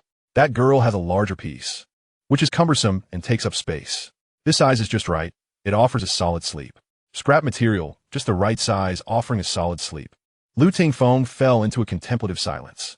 He was acutely aware that the proprietor's understanding of valuable items existed on an entirely different plane from his own. At that moment, a sudden exclamation from Lin Yaoyao in the backyard pierced the air. Ah, boss, come quick. That piece of black iron you tossed onto the firewood pile. It sprouted. What? For the first time, genuine astonishment flickered across Ling Qingxiao's face as he abruptly sat up from the lounge chair. Chu Sangying and Lu Tingfeng instantly turned their attention to the backyard. The piece that Ling Qingxiao referred to as scrap material was now radiating a serene aura. And the sword sheath, revered by the three major sects, had sprouted. The tranquility of the worry-free pavilion was once again shattered by this astonishing turn of events. Ling Qingxiao rubbed his forehead, a look of exasperation crossing his features. Damn it, I knew keeping that small piece would lead to trouble. Chapter 41. The Sword Sheath Planter. Ling Qingxiao's incredulous exclamation of what was like a boulder cast into a tranquil lake. Chu Sangying and Lu Tingfeng almost simultaneously sprang into action, their figures flashing toward the entrance to the backyard. Ah Fei, too, curiously craned his neck. There, on the stone platform that had been meticulously cleared in the backyard, the once quiet and gently emanating black sword sheath was undergoing an astonishing transformation. Near the top of the sheath, where the originally seamless, intricately patterned dark material had been, a barely perceptible crack had appeared. From this fissure, a tender green shoot, exuding an indescribable vitality, trembled as it peeked out, swaying gently in the air. Though small, this sprout seemed to embody the purest essence of life, its verdant hue making the surrounding light appear all the more radiant. This stood in stark yet harmonious contrast to the sheath's ancient, weighty, and somewhat melancholic aura. A lifeless metal giving birth to a living sprout? This completely defied all rational understanding. Lin Yao stood to the side, still holding a spatula, her face a canvas of astonishment and disbelief. I just came to grab some firewood, and then I saw it, and it just happened. Lu Tingfeng's pupils constricted. As a top-tier swordsman, his sensitivity to energy was extraordinarily acute. He could sense the pure and potent vitality emanating from the tender sprout, while the sword sheath itself exuded a serene yet restrained essence, seemingly merging with this life force, giving rise to an indescribable transformation. Chu Sange furrowed his brows, his vast knowledge racing through various ancient texts and records of the bizarre, yet he could not find any mention of metal sprouting. This phenomenon had transcended the conventional understanding of both the martial world and the realm of cultivation. Ling Qingxiao leisurely sauntered over, the initial shock on his face having dissipated, replaced by an expression of exasperation and annoyance. He approached the stone platform, bent down to scrutinize the sprout closely, even extending a finger to gently touch it. The tender shoot swayed slightly, seemingly responding to his contact. TSK. Ling Qingxiao clicked his tongue, his face etched with the look of impending trouble. I knew this thing would be a nuisance. It occupies space, and now it seems to have become a potted plant. A potted plant. The crowd fell silent. This sword sheath, which had attracted the attention of three major sects vying to lease it, had now undergone such a miraculous transformation to be deemed a mere potted plant. Boss, what on earth is happening? Chu Sange could not help but inquire. What exactly is this sword sheath? Why is it sprouting? Ling Qingxiao dug at his ear, casually replying, what else could it be? It's just that scrap of dragon's roar-tempered gold that the Shun girl was looking for. However, this specimen is somewhat unique. One could say it is a form of living gold. It remains incorruptible in the earth for millennia, and when it encounters an opportunity, it can rejuvenate. I had previously disregarded it, treating it as a stepping stone, but who knew that placing it here would lead those monks and Taoists to chant at it daily, causing it to sprout. Living gold? Rejuvenating upon encountering an opportunity? Sprouted due to chanting? This explanation still sounded like nonsense, yet when combined with the current spectacle, one could not help but believe it to some extent. Lu Tingfeng spoke in a deep voice. This sprout possesses formidable vitality, seemingly blending with the sword-s intent, suggesting it may not be an ordinary plant in the future. Ling Qingxiao rolled his eyes. Nonsense. What could sprout from a flower pot made of dragon's roar-tempered gold be? A mere weed? What a hassle. Truly a monumental hassle. He circled the stone platform twice, suddenly halting, stroking his chin, his gaze flickering. No. This thing is now even more conspicuous. Originally just an inanimate object, it has now become a living treasure. If the news spreads, it will attract more than just monks, nuns, and medicine peddlers. His gaze swept over the few people in the courtyard before finally resting on Chu Sange. Old Chu, from today onwards, this backyard is off limits. A Fei will practice his sword in the front courtyard. Ling girl, find another place to stack firewood. Except for the three families that will come to water it regularly. No one is allowed to approach, especially you. He pointed at Qingxiao. Do not let your calculative nature fall upon this tender sprout. Refrain from scheming against it. Qingxiao smiled wryly and nodded. Understood. He recognized that the boss had discerned his habitual tendency to assess the value of all things. But the worth and risk of this tender sprout were evidently incalculable. Ling Qingxiao cast another glance at Lu Tingfeng. Old Lu, keep a watchful eye. Do not let any unwitting insects or birds come to peck at the buds, and ensure they do not grow awry. Damn it. I never thought I would have to worry about farming. Lu Tingfeng nodded expressionlessly, yet deep within his gaze lay no aversion to safeguarding this peculiar sword sheath bonsai. Rather, he found the task rather intriguing. Having made the necessary arrangements, Ling Qingxiao disdainfully eyed the tender buds once more, mumbling about losses and the need to raise the rent, before meandering back to the lounge chair in the front hall. However, despite Ling Qingxiao's best efforts to suppress the phenomenon of the sword sheath sprouting within the courtyard, the sudden burst of pure vitality was akin to a beacon in the dark night. Though faint, it was sufficient to draw the attention of certain extraordinary entities. Outside Qingshi Town, deep within a shadowy and damp cavern, a distorted, writhing shadow illuminated two scarlet points of light, emanating a hoarse, guttural whisper. Such pure life essence, devour, evolve. Farther north, in a secret realm of a snow-clad divine mountain, an elderly man with a white beard, seemingly one with the ice and snow, slowly opened his eyes, a flicker of astonishment passing through them. How strange! What brings the aura of innate with spirits from the south, and in conjunction with the essence of gold and iron? Could it be the manifestation of some unknown earthly root? These sensations were exceedingly vague, mostly giving rise to mere curiosity without immediate action. However, it was evident that should any diligent observer investigate, the waters of Qingshi Town would grow murkier and more perilous due to this hint of tender green. In the following days, the rear courtyard of the Wanyu Pavilion transformed into a genuine forbidden ground. Lu Tingfeng, akin to the most devoted of gardeners, spent most of his time seated in the courtyard, both guarding and comprehending the unique Tao rhythm generated by the fusion of the tender buds and the sword sheath. He discovered that the sword intent he had long stagnated had begun to show signs of loosening. The tenants from Ling Qingxiao, Putian, and Yaowang Valley returned punctually. Upon witnessing the tender shoots upon the sword sheath, their reactions varied. The old monk from Ling Qingxiao stood agape, circling the stone platform thrice while continuously reciting Buddhist chants. Ultimately, he trembled with excitement, believing this to be a manifestation of Buddhist fortune and an auspicious omen, devoting himself to contemplation with even greater fervor, even attempting to communicate with the tender shoots. The practitioner from Putian, Huixin, wore a grave expression. He sensed the potential and uncertainty contained within that vitality, believing this object could incite greater karmic repercussions in the future. Amidst the serene recitation of scriptures, he adopted a more cautious observational stance. Xuemuhua from Yaowang Valley was the most exaggerated. He nearly lunged at the stone platform, his gaze fervent as if he wished to swallow the tender buds whole, incessantly muttering terms like living gold nurturing wood, yin and yang creation, and a marvel of the ages. Had it not been for Lu Tingfeng's cold scrutiny nearby, he might have been unable to resist the urge to examine it further. The rent he brought was evidently far more substantial than last time. Ling Qingxiao collected the plant maintenance fees with unwavering resolve, continuing his leisurely pursuits. Occasionally, he would saunter to the back courtyard to disdainfully observe the slowly growing buds, which, despite their sluggish pace, were indeed unfurling their leaves. He would sigh, lamenting how slow they grow. When will I be able to stir-fry a dish and savor it?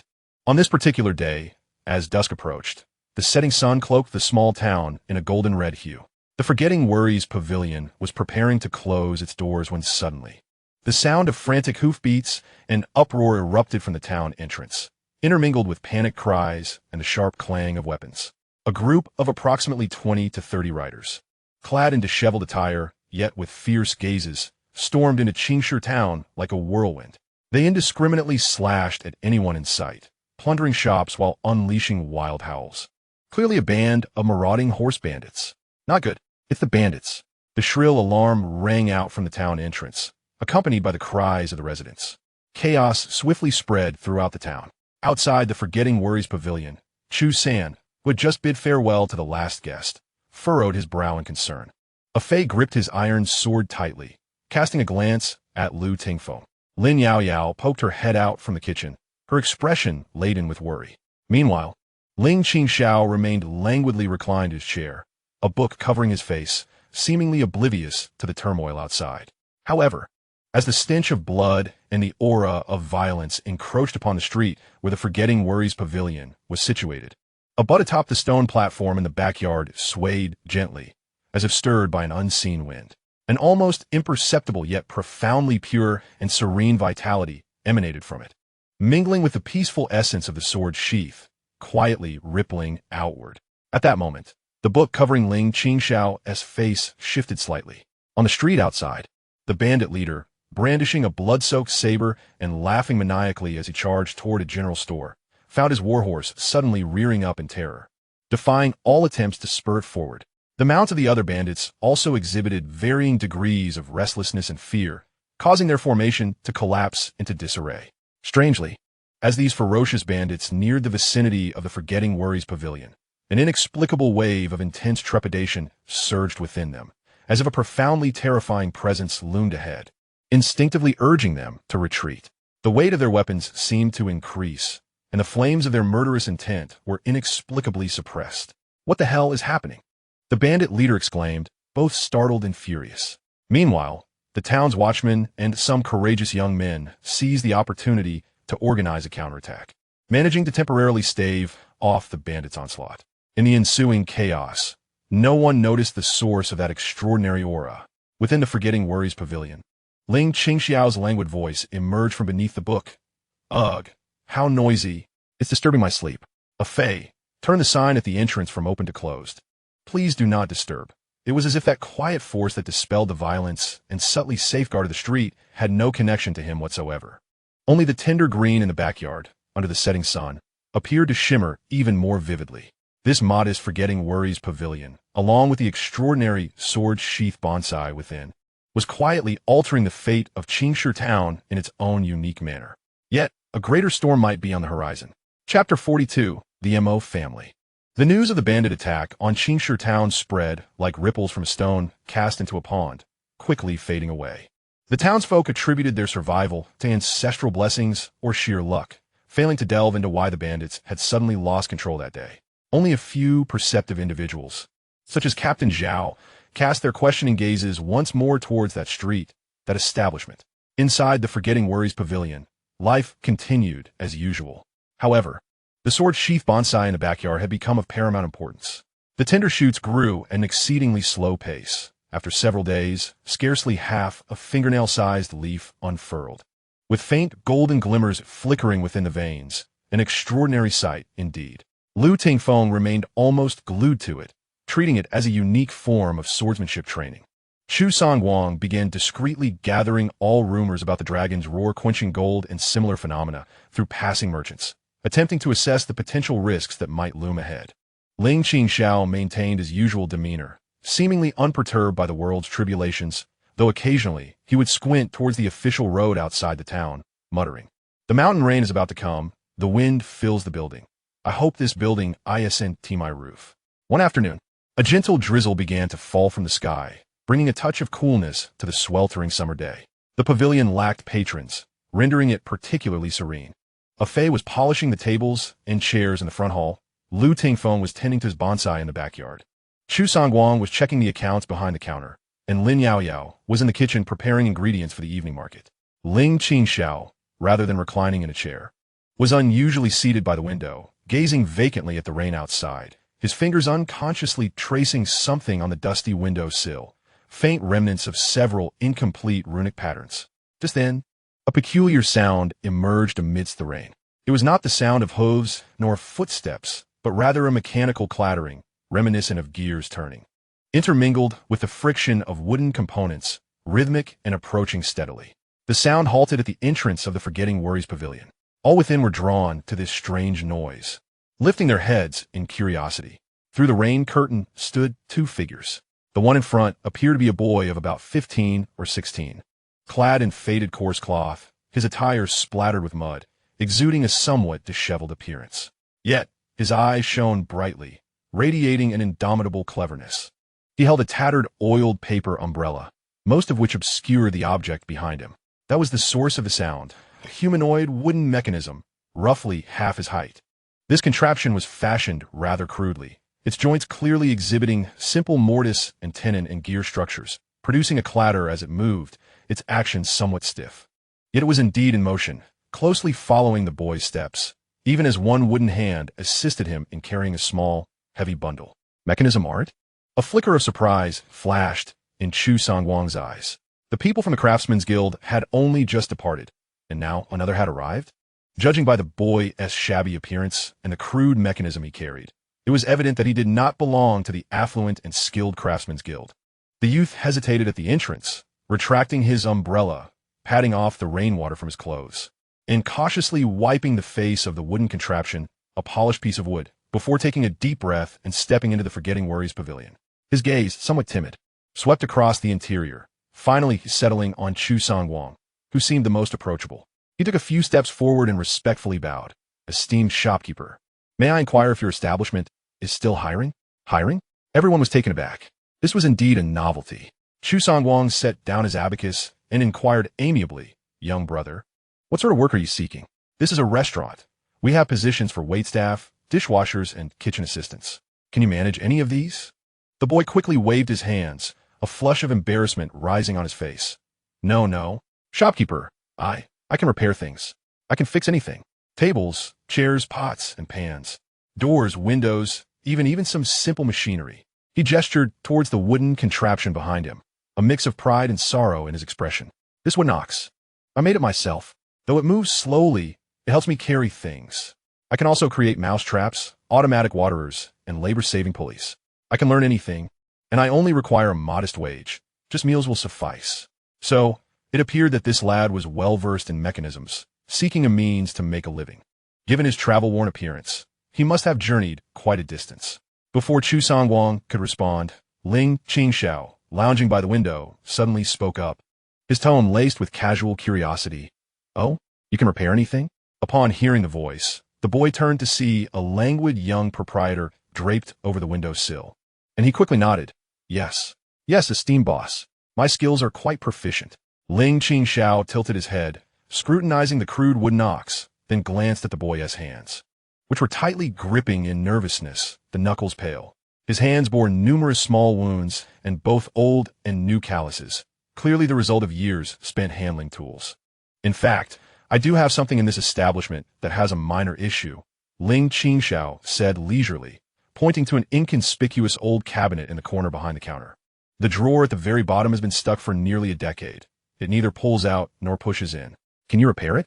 The cabinet appeared quite ordinary, even somewhat dilapidated, with rust covering the drawer handle. The boy's eyes brightened, as if he had spotted an opportunity to prove himself, and he immediately replied, I can give it a try. He approached the cabinet, meticulously examining the gaps and structure of the drawer, then retrieved a smaller leather roll from his bundle. Unfurling it revealed a few well-maintained, yet heavily worn delicate tools. He squatted down, cautiously probing with a small pry bar and hook, his ear nearly pressed against the cabinet to listen for any sounds from within. All eyes in the pavilion were upon him. A Fei found it intriguing. Lu Tingfeng maintained a stoic expression, while Chu Songwang appeared contemplative. Ling Qingxiao continued to gaze out at the rain. Yet his peripheral vision was drawn to the focused profile and nimble fingers of the young boy beside him. After a while, beads of sweat appeared on the boy's forehead. Suddenly, his eyes sparkled as he deftly inserted a fine steel needle into a scarcely visible hole, giving it a gentle twist. A soft click resonated through the air. The boy tentatively tugged at the drawer's handle, and to his astonishment, the drawer that had been stuck for a decade opened effortlessly. Although it emitted a harsh screech, it was indeed unlocked. It's fixed, boss, the boy exclaimed, lifting his head, his face aglow with a sense of accomplishment. Only then did Ling Qingxiao turn to glance at the open drawer, revealing nothing but a layer of long-settled dust. His expression remained neutral as he casually inquired, What is your name? Where do you hail from? The boy stood up and replied respectfully, In response to your query, boss. My name is Mo Yuan, and I hail from the south. Montak Yuan? Of the Mo family? Ling Qingxiao's eyebrows subtly twitched. Is your family comprised of carpenters? Mo Yuan, his eyes dimmed momentarily as he softly replied, No, we are not carpenters. It is merely a set of skills passed down through generations. Unfortunately, by the time it reached me, only the barest remnants remain. There is no one left at home. Ling Qingxiao fell silent for a moment before suddenly asking, "That wooden ox of yours makes quite a racket while walking. Can you make it quieter?" Mo Yuan hesitated for a moment, then awkwardly responded, "That would require better lubrication and more precise gears. I'm unable to achieve that with my current materials." Ling Qingxiao ceased his inquiries and returned his gaze to the rain outside. Gesturing to Chu Sange, he instructed, "Old Chu, take him to the woodshed in the backyard. Let him scavenge for any tools and scraps he might need. He'll have food and lodging covered, and as for his wages, let it be fair." "Is he staying then?" Chu Sange was somewhat taken aback, wondering why the boss was being so accommodating today, merely because the boy had repaired a broken drawer. However, Mo Yuan was overjoyed. Bowing repeatedly, "Thank you, boss. Thank you, boss. I will certainly work hard." Curiously, Fei led Mo Yuan and his wooden ox to the backyard to settle in. The wooden ox clattered along behind them, its sounds particularly pronounced in the stillness of the hall. Chu Sange approached Ling Qingxiao and whispered, "Boss." This boy Ling Qingxiao interrupted him, his gaze still fixed on the rain curtain, his tone unruffled. "His surname is Mo. He possesses mechanical skills. And he comes from the south. Old Chu, you are well read. Have you ever heard of the Feigong Academy?" Chu Sange trembled slightly, his eyes widening in astonishment. Feigong Academy? The ancestral home of the Mo family? Was it not destroyed in the chaos of war 300 years ago? It is said that the lineage has been severed lineages, much like wild grasses, are never completely extinguished. Ling Qingxiao exhaled softly, drawing an intricate pattern resembling gears or fortifications on the fogged window pane, only to swiftly erase it with his palm. "Let him stay, and consider him an extra set of hands for sweeping and washing dishes. Whether he is mere wild grass or a spark of vitality, we shall observe and determine." Chu Sange's heart surged with tumultuous emotions, leaving him unable to find his composure. Feigong Academy, the Mo family. Yet this is a source of mechanical arts that is renowned alongside the renowned Tiangong workshop, and in certain aspects, even more ancient and enigmatic. Its philosophy advocates for non-aggression and universal love, with disciples often blending into the bustling streets, employing their skills to benefit society. If this youth is indeed the last scion of the Mo family, he gazed toward the backyard, his expression growing profound. This forgetting worry pavilion, drawing in the Bodhi Institute, the Lancao Temple, and the Medicine King Valley, is it not sufficient? Now it may also involve a long-extinct Mo family? The waters run deeper than anticipated. Meanwhile, Ling Qingxiao continued to gaze out at the rain, as if he had merely taken in a wandering youth on a whim. Yet unconsciously, his fingertips traced a small mark on the window frame, reminiscent of a previously erased design. Chapter 43. A new storm has emerged. Mo Yuan settled into the firewood shed in the backyard of the Forgetting Worry Pavilion. Though termed a shed, it was quite tidy, with neatly stacked firewood and a clear space perfect for placing his precious tools and the wooden ox that clacked as it moved. The youth was diligent and spoke little. On the second day after settling in, without needing to be prompted, he arose before dawn, cleaning the front hall and backyard until they sparkled, the tables and benches dust-free. He even noticed that the wooden post used by Fei for sword practice was somewhat loose and discreetly reinforced it with tools. His wooden ox was also meticulously adjusted. Although it still emitted mechanical sounds while walking, it moved much more smoothly than upon arrival and could assist Lin Yaoyao in transporting lighter ingredients, which intrigued her greatly. Ling Qingxiao held no opinion on this, remaining languid, yet occasionally, while Mo Yuan was engrossed in repairing some old items in the pavilion, such as the creaking door hinges and the leaking teapot, he would lazily toss out a comment or two. "The tenon is slanted by 3 points, the stress is uneven, it won't last long." Copper patching? A commendable idea, but the heat was inadequate. Thermal expansion and contraction will lead to cracks. The gears are misaligned. It's laborious. Every time this occurred, Mo Yuan would shudder, pondering Ling Qingxiao's words, his eyes lighting up as if a sudden enlightenment had struck him, deepening his reverence for Ling Qingxiao. He increasingly felt that this seemingly indolent master was undoubtedly a concealed expert. Chu Sen watched all this unfold, his suspicions regarding Mo Yuan's heritage as a descendant of the Mo family growing stronger. Only such an ancient lineage of craftsmen would exhibit such dedication to their craft and be so sensitive to Ling Qingxiao's seemingly casual yet incisive guidance. One day, it was the turn of the old monk from Lancao Temple to come and water the plants for contemplation. As usual, The monk first bowed respectfully to the sprouting sword's scabbard before sitting cross-legged on the stone platform, silently reciting scriptures. Upon noticing Mo Yuan standing curiously by the side, along with the quiet wooden ox, a flicker of surprise crossed his murky old eyes. He said little, but after his meditation, as he was about to leave, he intentionally approached Ling Qingxiao, clasped his hands together, and said meaningfully, "Benefactor Ling, the pavilion has recently gained vitality, which is excellent indeed. However, with such flourishing life, it is also prone to attracting attention. You must exercise caution." Ling Qingxiao scratched his ear, pondering if the master suggested that he should drive away the mosquitoes. "Rest assured, old Lu is keeping an eye on things," he said. The old monk shook his head, choosing not to elaborate further, and gracefully departed. A couple of days later, the adept Huixin from the Bodhi courtyard arrived. Huixin also noticed Moy and his intricately crafted wooden ox. He observed more closely, especially when Moy, using a set of self-made, delicate tools, effortlessly repaired the bearing of an abandoned stone mill in the backyard. A flicker of seriousness crossed Huixin's eyes. Before he left, he addressed Ling Qingxiao, saying, "Boss Ling, a craftsman's heart can carve exquisite jade, yet it may also invoke calamities. The essence of right and wrong lies within a single thought." Ling Qingxiao yawned, musing, "Are you implying that this lad's exceptional skills might attract trouble? Understood. I shall have him temper his craft and charge for repairs henceforth."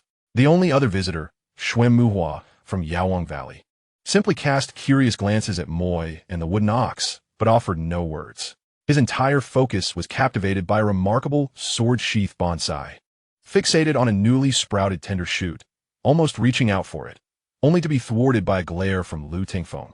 Moy's arrival seemed to ripple the surface of a lake only slightly, yet the discerning could sense a subtle shift in the atmosphere of the hall. Infused with the presence of this youth and the artistry of mechanical contraptions he represented. That evening, after closing, Moy did not return to the storeroom immediately. Instead, he squatted in the courtyard, staring blankly at his wooden ox, a piece of charcoal in hand, sketching on the ground as if calculating something, his brow furrowed in concentration. A Fei, having finished his sword practice, approached with curiosity, "Brother Moy, what are you drawing?" Moy looked up, slightly embarrassed as he wiped the charcoal dust from his forehead.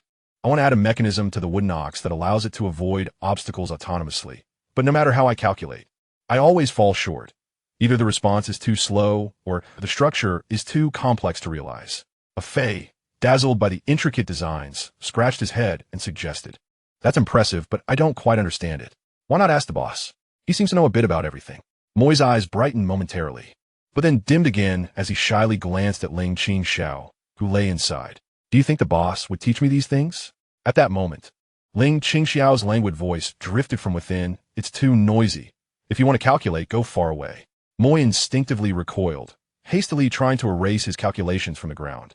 Yet, he heard Ling Qingxiao lazily add, as if in a dream, "The shortest distance between 2 points is a straight line. But how can a living creature travel in just a straight line? Foolish. When turning, how much does the center of gravity shift?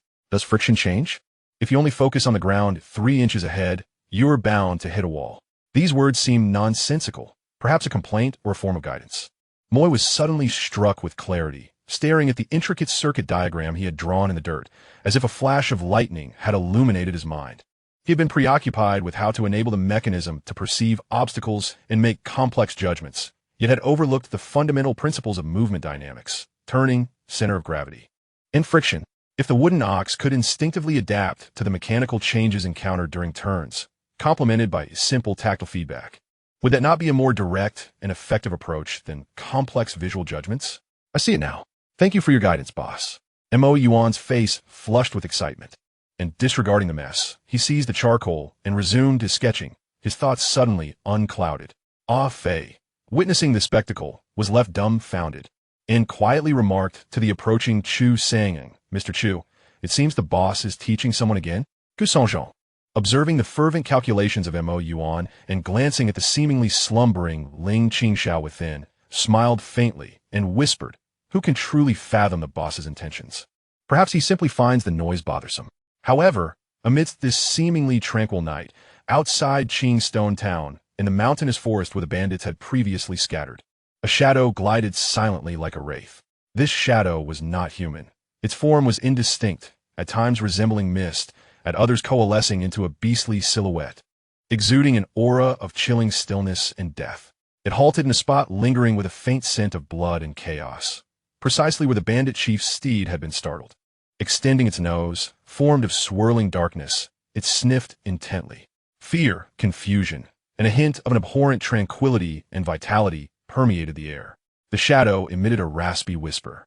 Its crimson gaze fixated on the serene Qingshi Town, particularly toward a certain direction. There, the burgeoning source of life and the obstructive essence resided, demanding more sustenance to break free. The shadow gradually melded into the embrace of a large tree's shadow, vanishing from sight. Meanwhile, thousands of miles away, within a celestial palace suspended above the sea of clouds, an elderly man clad in a star-patterned Taoist robe slowly opened his eyes. Before him, the star disk hovered, with several auxiliary stars representing the southern region flickering faintly, their light dim and ambiguous. In the south, the vital energies became increasingly chaotic. First, there were signs of primordial sword intent, then the manifestation of innate wood spirits, and now even the long-dormant causal threads of the Mo family exhibited signs of disturbance. The elder calculated with his fingers, his brow furrowing deeper with each passing moment. The heavenly secrets were shrouded in obscurity, and the small borderland had evidently become the epicenter of a formidable vortex. After a moment of contemplation, he summoned a young acolyte, sent a message to Xianxia, who was traveling in the southern territory, instructing him to investigate the place known as Qingshi Town. He must act with caution, merely observing and reporting his findings truthfully. Yes, the acolyte replied before departing. The elder gazed southward, his sight seemingly piercing through layers of clouds, resting upon that seemingly unremarkable land. A troublesome season indeed. Let us hope it does not stir insurmountable waves. Within the Forgetting Worries pavilion, none were aware of these events. Mo Yuan continued excitedly refining his wooden ox. Lu Tingfeng sat quietly in the rear courtyard, merging with the essence of the sword sheath's tender sprouts. Chu Sangyang manipulated the abacus, calculating the intangible risks and rewards. Lin Yaoyao hummed a tune, preparing ingredients for the morrow. Ah Fei yawned, ready to retire for the night. Ling Qingxiao turned over, the book slipping from his face. And he mumbled drowsily, "It looks like rain. Remember to collect the laundry." Outside the window, the moon shone brightly, and the stars were sparse, showing no sign of impending rain. Yet, an invisible storm seemed to gather on the horizon. The mountain rain was about to arrive. Days passed, and the surface of Qingshi Town remained tranquil. Thanks to Ling Qingxiao's seemingly casual suggestion and Mo Yuan's tireless tinkering, the wooden ox moved much more smoothly, no longer stiff and awkward when turning. Although it had yet to achieve a silent grace, the clattering sound was no longer as jarring as a broken gong. The boy's smile had grown more frequent, and he worked with increasing diligence. However, beneath this veneer of calm, a turbulent undercurrent began to surge. First, the livestock in the town exhibited strange symptoms. One morning, the most robust guard dog of Wang Yuanwei was found collapsed in its nest, seemingly drained of life. Reduced to skin and bones, its death marked by an eerie peculiarity. Shortly thereafter, several plump pigs at the butcher Li's home in the east of town became lethargic overnight, oozing black blood from their mouths and noses. Panic spread silently among the townsfolk like a plague, with rumors swirling about an epidemic or malevolent spirits at play. Captain Zhao, leading a team to investigate for several days, found no leads and could only heighten night patrols, urging residents to secure their doors and windows. Yet, an intangible fear enveloped the entire town. On this particular day, as dusk descended, the sky darkened ominously, as if a mountain rain were imminent. Inside the Forgetting Worry pavilion, patrons were scarce, and it closed early. Mo Yuan was in the backyard, cautiously applying his homemade rudimentary lubricant to the joints of his wooden ox, with a Fei curiously observing nearby. Lu Tingfeng remained as still as a stone sculpture beside the sword-sheathed bonsai, his brow slightly furrowed. He seemed to sense that the tender sprouts emanated a vitality that had become somewhat restless following the recent peculiarities surrounding the town's livestock, as if resisting some invisible erosion. Chu Sangung sat behind the counter, his fingers unconsciously tapping the abacus, his expression grave. He had synthesized various pieces of information and was nearly certain that the anomalies in town were no ordinary illness, but rather the work of some malevolent entity. Its target appeared to be the vibrant life force embodied in the tender sprouts in the backyard. This malevolent being was gathering strength by consuming the essence of other living creatures. For the first time, Ling Qingxiao was not reclined in a chair, but leaning against the door, gazing at the dimly lit street, his eyes wandering, lost in thought. Just then, at the end of the street, a figure clad in Taoist robes approached slowly. The Taoist, appearing to be in his 40s, had a lean face adorned with 3 wisps of long beard, wearing a bamboo crown and a faded blue robe. Holding a whisk, he walked with a leisurely grace, exuding an air of ethereal composure.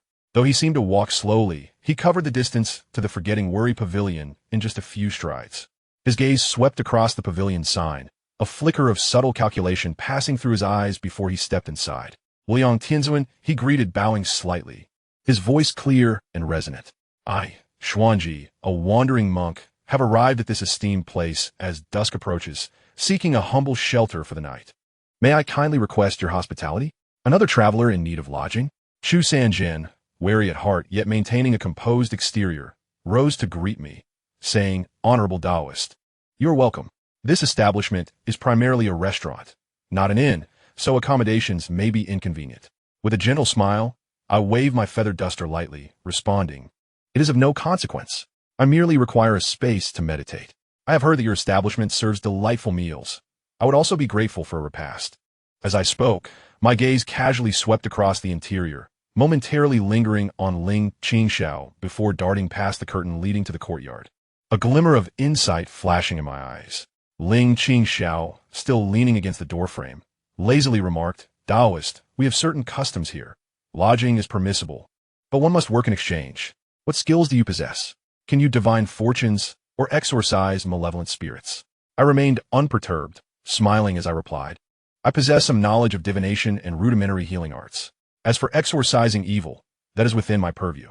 The atmosphere here seems to be shrouded in a murky aura, which may not bode well. Upon hearing my words, several patrons stirred with intrigue.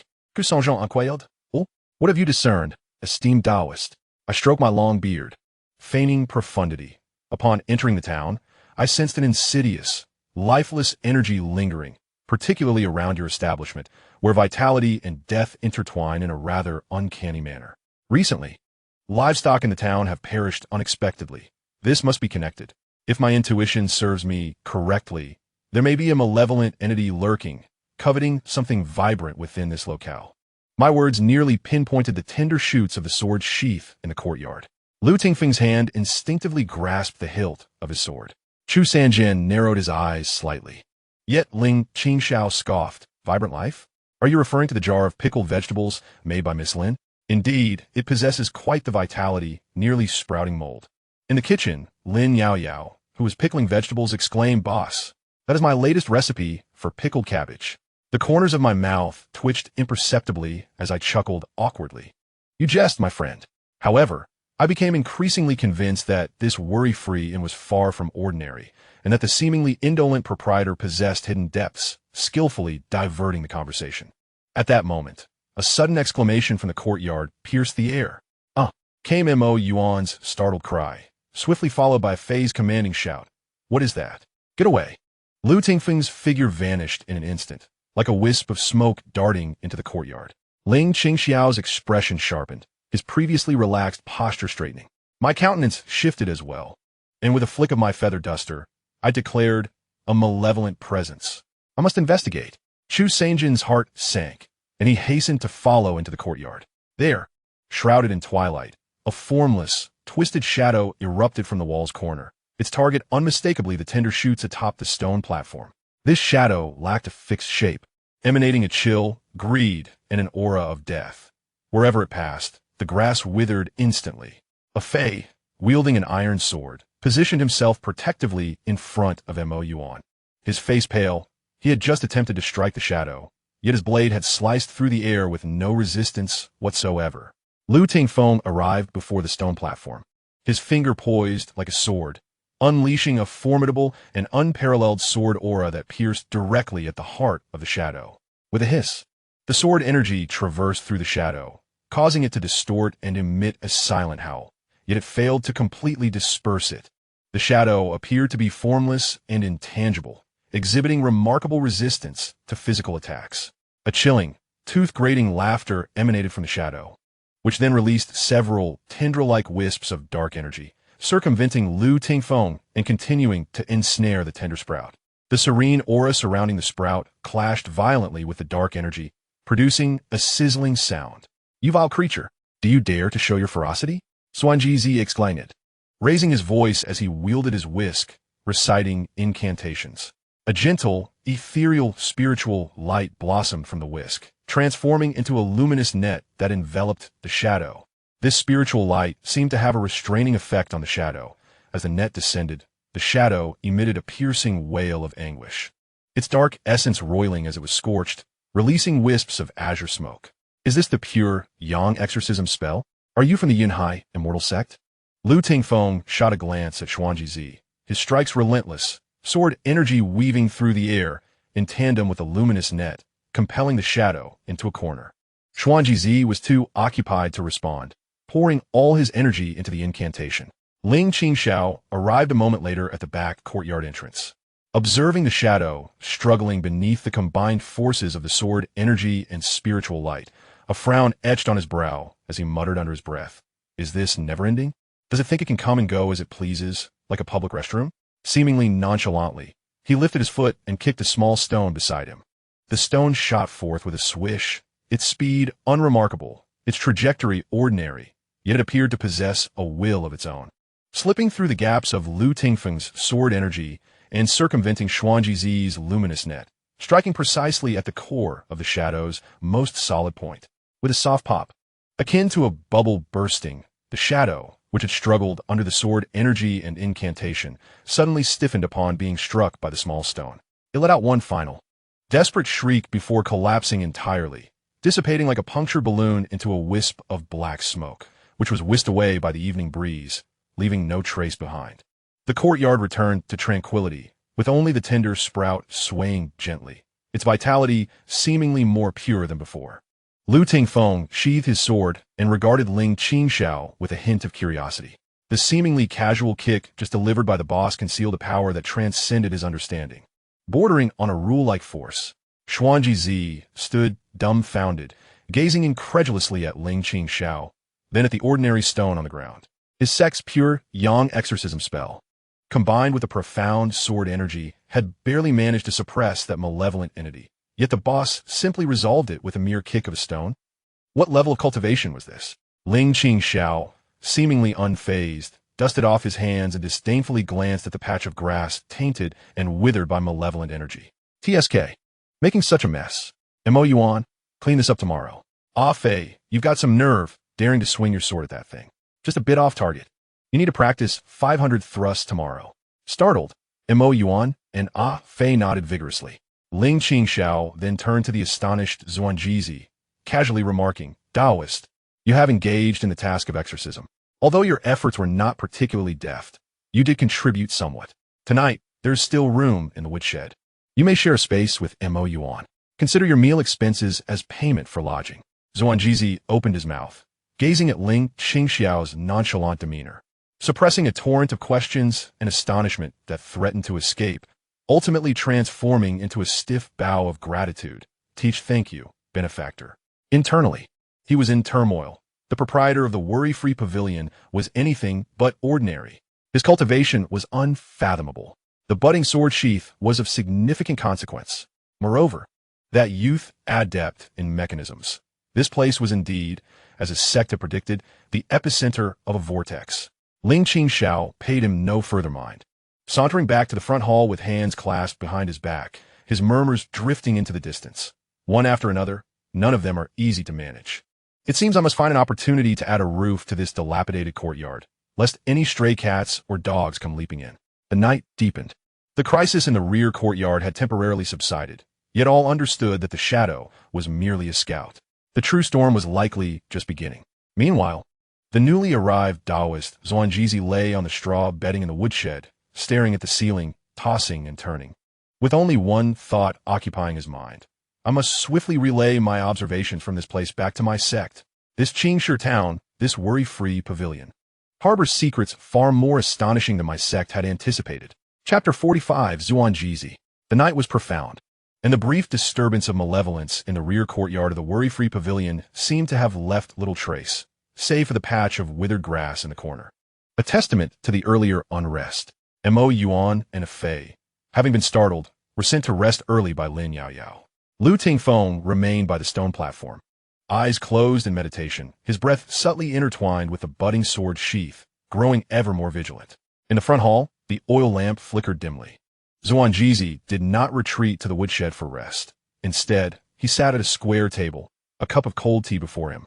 His fingers unconsciously caressed the jade handle of his whisk, his brow furrowed, casting furtive glances toward the curtain leading to the rear courtyard, then quickly sweeping over Chu Sangin, who seemed engrossed in meticulous calculations behind the counter, before finally resting on Ling Qingxiao, who lay slumped in a recliner, a book obscuring his face. This Taoist from the Yunhai sect was currently agitated. His sect had dispatched him to observe, yet upon his arrival, he encountered an attack from a malevolent entity and witnessed Ling Qingxiao's unfathomable kick that sent his stone flying. How could this be the ordinary proprietor of a border town tavern? He was clearly a worldly wanderer, an unparalleled master of profound cultivation.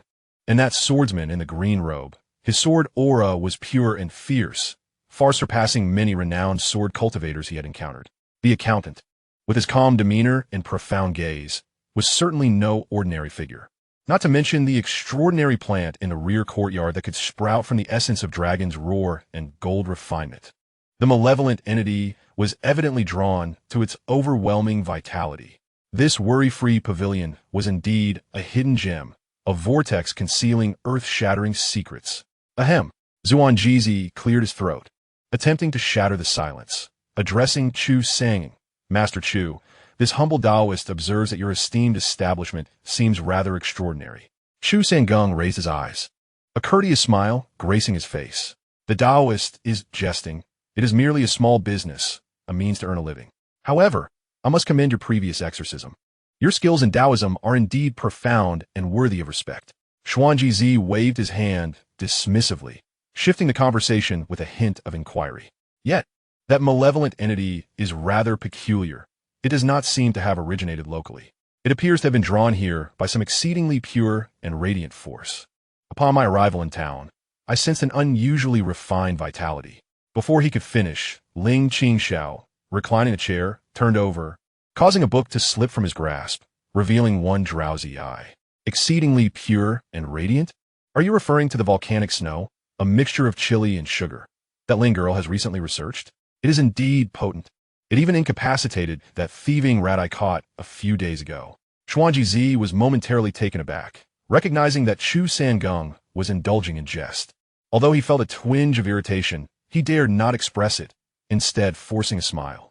You possess a remarkable sense of humor. What I mean to convey is that possessing such a divine object in this mundane realm may attract undue attention, and thus, one ought to take precautions. Ling Qingxiao closed the book with a huff and replied, Precautions? How does one take precautions? I run a business here. I had to drive my customers away. Besides, aren't they're esteemed individuals like yourselves to assist? If it weren't for you and Lao Lu, I might not have had enough of my precious stone. Xuanjizi felt a flush of embarrassment. His modest abilities likely seemed trivial in Ling Qingxiao's eyes. Gritting his teeth, he resolved to probe further into Ling Qingxiao's background, hoping to extract some information regarding that divine object. You possess remarkable cultivation. I admire that. However, as I understand, the dragon's roar gold is an exceedingly resilient substance, impervious to all forms of intrusion. How could it possibly harbor vitality? Such an extraordinary occurrence could disrupt the natural order and invite calamity. His tone carried a degree of concern, as if he were genuinely contemplating the welfare of the worry-free pavilion. This time, Ling Qingxiao did not respond immediately. The only sound in the room was the subtle clicking of Chu Sangung's abacus. After several moments of silence, when Xuanjizi began to think he would not receive a reply, Ling Qingxiao leisurely spoke, his voice imbued with a curious languor and a barely perceptible hint of sarcasm. The way of heaven. If the heavenly forces have the leisure to concern themselves with whether a hunk of iron sprouts or not, then the heavens must be exceedingly idle. If it wishes to grow, let it. Who is it bothering? As for those who covet, he paused, a soft yawn escaping from beneath the book. Whoever desires it can come and try for themselves. After all, in my establishment, if there's anything in excess, it's space. There's ample room to bury a few. His words were delivered with a nonchalant air, tinged with a hint of drowsiness. Yet the indifference and assertiveness contained within them sent a chill down Xianxia's spine. He had no doubt that this proprietor would indeed follow through on his words. It was an expression of absolute confidence in his own strength. Viewing rules and threats as inconsequential, Xianxia completely abandoned the thought of small talk. He understood that pressing further would likely provoke this unfathomable entity. He hastily lifted a cup of cool tea to his lips, attempting to mask his inner trepidation with a dry chuckle. Master, be magnanimous, be magnanimous. At that moment, a chilling command echoed from the courtyard. Concentrate your mind. Simultaneously, a gentle yet resolute wave of sword intent emanated from the backyard, sweeping through the front hall like ripples upon water, quelling an invisible restlessness. It was the tender shoot of the sword sheath. Its aura seemed to waver once more. Xianxia abruptly rose, his expression shifting slightly. That vitality was fluctuating again. It appeared as though something was lurking in the distance, stirring it. Ling Qingxiao finally set aside the book obscuring his face, sat up, rubbed his eyes, and gazed out into the thick darkness of night. A trace of impatience flickering across his features. Is it never-ending? Do they not let anyone sleep?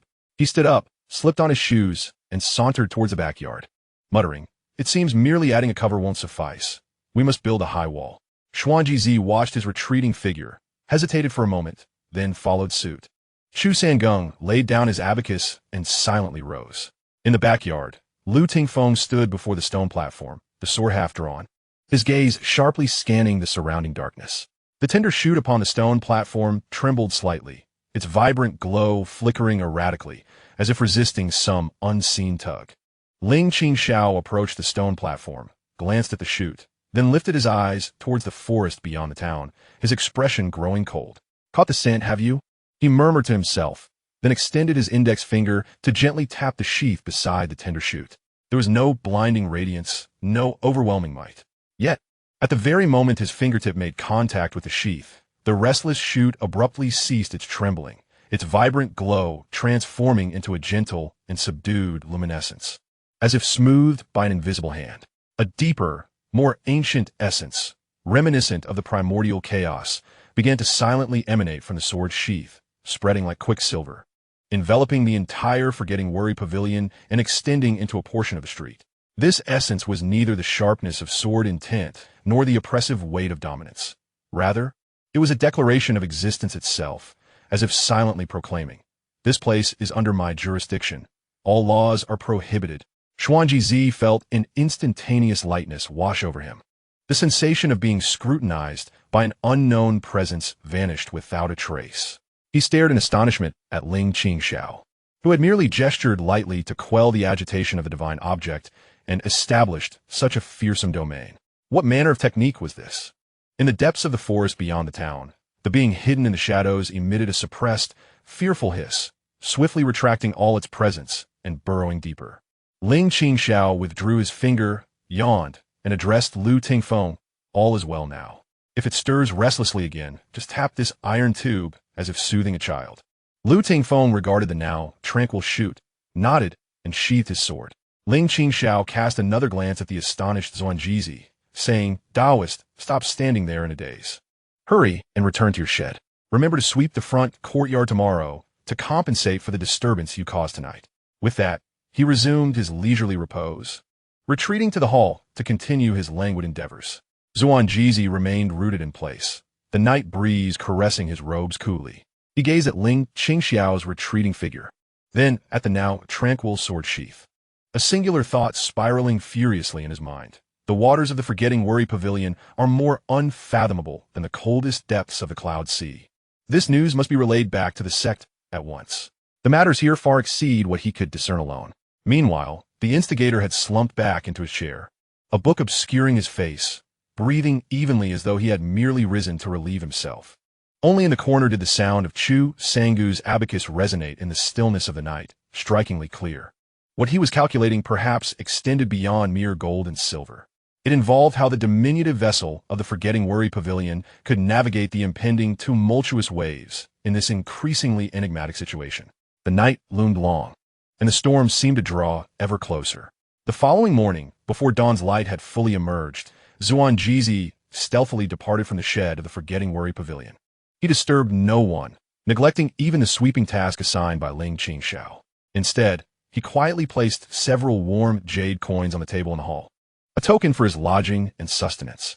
With hurried steps, he left Qingshi Town, journeying several miles until he found a secluded valley where he finally halted.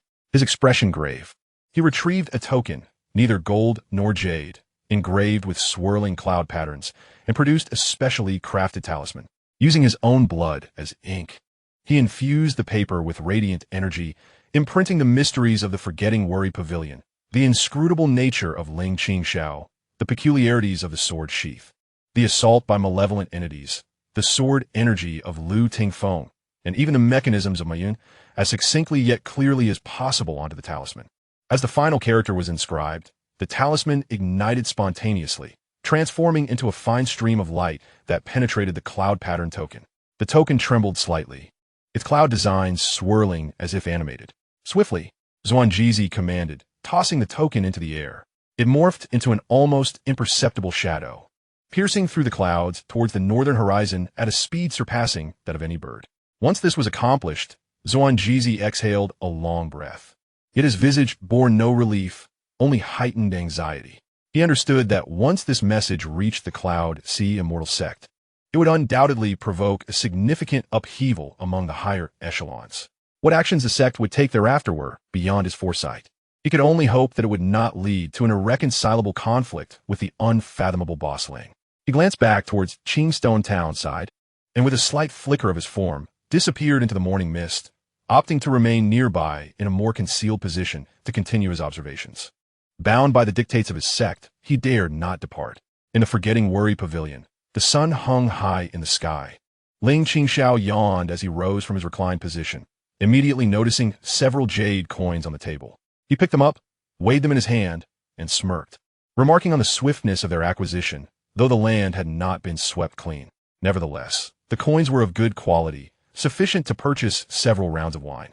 Casually tossing the jade coins to Chu Sangang, he instructed him to record them as a debt to accrue interest for the next visit.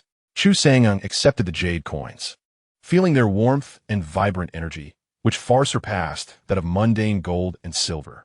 He understood that the Xianxia was indeed a practitioner of the arts, hailing from a considerable force. Was the boss unconcerned, or had he devised another plan? Fei and Mo Yuan had already embarked on a day of labor. Following the events of the previous night, Mo Yuan regarded Ling Qingxiao with newfound reverence, working with increased caution and diligence, even minimizing the sound of the wooden ox's footsteps. Lu Tingfeng remained in the backyard, occasionally glancing up at the northern sky with a furrowed brow, as though sensing something amiss. His sword heart was clear, rendering him particularly sensitive to fluctuations in energy. Ling Qingxiao strolled to the entrance of the backyard, observing a sprightly young shoot that seemed to have regained its vigor. He then turned to Lu Tingfeng and playfully chided, "Old Lu, do not maintain that stern countenance as if you were a door god. That feeble sprout won't perish just yet. When you have a moment, teach a Fei how to use a sword to swat flies, so he doesn't waste his time hacking at wooden posts." Lu Tingfeng merely nodded with a stoic expression. Ling Qingxiao sauntered back to the front hall, settling comfortably into his recliner, prepared to continue his cultivation, or rather, his slumber. Suddenly, a familiar, slightly hurried footstep echoed from outside. He soon saw Shui Muhua hastily approaching, accompanied by two disciples of the Medicine King Valley. Unlike his usual demeanor, Shui's face bore evident anxiety and a hint of fear. "Ling boss, Kumanaje, Hero Lu, this is bad." Shui Muhua entered without the usual pleasantries, speaking urgently. Ling Qingxiao raised an eyebrow. "Young Master Shui, have you not brought enough spirit stones this time? Or have you stumbled upon another fragile treasure?" Shui Muhua shook his head vigorously, his complexion pale. "No, it's the Bone Demon Lord. That old fiend may have set his sights on this place." The mention of the Bone Demon Lord caused Chu Sangjing's expression to shift instantly to one of gravity. His vast knowledge recalled the notorious figure, a formidable practitioner of the dark arts, infamous for his cultivation methods that demanded the consumption of souls and blood, particularly drawn to the essence of spiritual entities. His cruel methods and unfathomable prowess had resulted in countless bloodshed over centuries. making him a target of joint pursuit by righteous sections. Xuemuhua took a deep breath and quickly explained, "Our branch in the southern border was annihilated the day before. The residual demonic energy left at the scene has been confirmed by the elders to belong to the Bone Demon Lord. A millennium-old blood spirit mushroom, cultivated there, was drained of its essence. Based on the direction of the dissipating demonic energy, that old fiend is likely moving northward." He cast a terrified glance towards the backyard. "And that old demon is particularly fond of seeking out and devouring spiritual treasures in your esteemed establishment. This extraordinary entity exudes an overwhelming vitality, an irresistible temptation for that ancient sorcerer. Should he manage to seek it out, the consequences would be unimaginable." This news strikes like a colossal stone cast into a tumultuous lake. The Bone Demon Lord, a fearsome being capable of annihilating the branches of the Medicine King Valley. His strength has likely reached an extraordinary pinnacle. If he is truly lured by the tender shoots of the sword sheath, the entire Qingshi Town may face catastrophe. Ah Fei and Mo Yuan were so frightened that they ceased their tasks. Lin Yaoyao peeked out from the kitchen, her face etched with concern. Lu Tingfeng had, unbeknownst to them, positioned himself at the doorway leading to the backyard, hand resting on the hilt of his sword, his gaze sharp as an eagle's. Chu Sanging took a deep breath, turning to Ling Qingxiao, "Boss." Ling Qingxiao remained sprawled, his expression impassive, merely digging at his ear before languidly responding. "The Bone Demon Lord? Sounds like an elderly fellow with osteoporosis. He ought to drink more bone broth instead of coming to snatch flowers and grasses." Xuemuhua was almost in tears. "Boss Ling, this matter is utterly true. It is no jest. That demon is exceedingly ruthless. We must prepare in advance. Our Medicine King Valley has urgently contacted nearby allied sects, hoping to dispatch assistance. But distant waters cannot quench nearby fires. Might you consider temporarily retreating from the spotlight? Or perhaps entrust this divine artifact to our Medicine King Valley's secret vault for safekeeping? We possess ancient formations that may conceal its aura." His words were phrased delicately, yet the implication was unmistakable. "It is too perilous here. It would be wiser to hand over the treasure to us for safekeeping." Ling Qingxiao scoffed, casting a sidelong glance at Xuemuhua. "Entrust it to you? Then wait for that old demon to follow the trail to your Medicine King Valley and take you all at once? Young Master Xue, I can hear the sound of your scheming all the way from Yinzhou." Xuemuhua's face flushed, stammering, "I was merely considering the safety of the divine artifact." "No need," Ling Qingxiao interrupted, reclining once more, a book snapping shut over his face. His muffled voice emerging. "An old bone collector, look at how formidable he is. If he dares to come, well, my establishment is in need of a servant to clean the floors and wipe the tables. Given his age, he should have ample experience." A profound silence enveloped the room. Xuemuhua stared in disbelief, convinced he had misheard.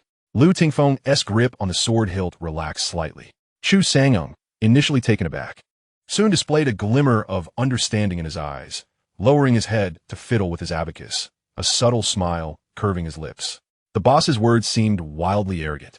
Yet considering his previously demonstrated unfathomable depth, perhaps he truly had the confidence to back it up.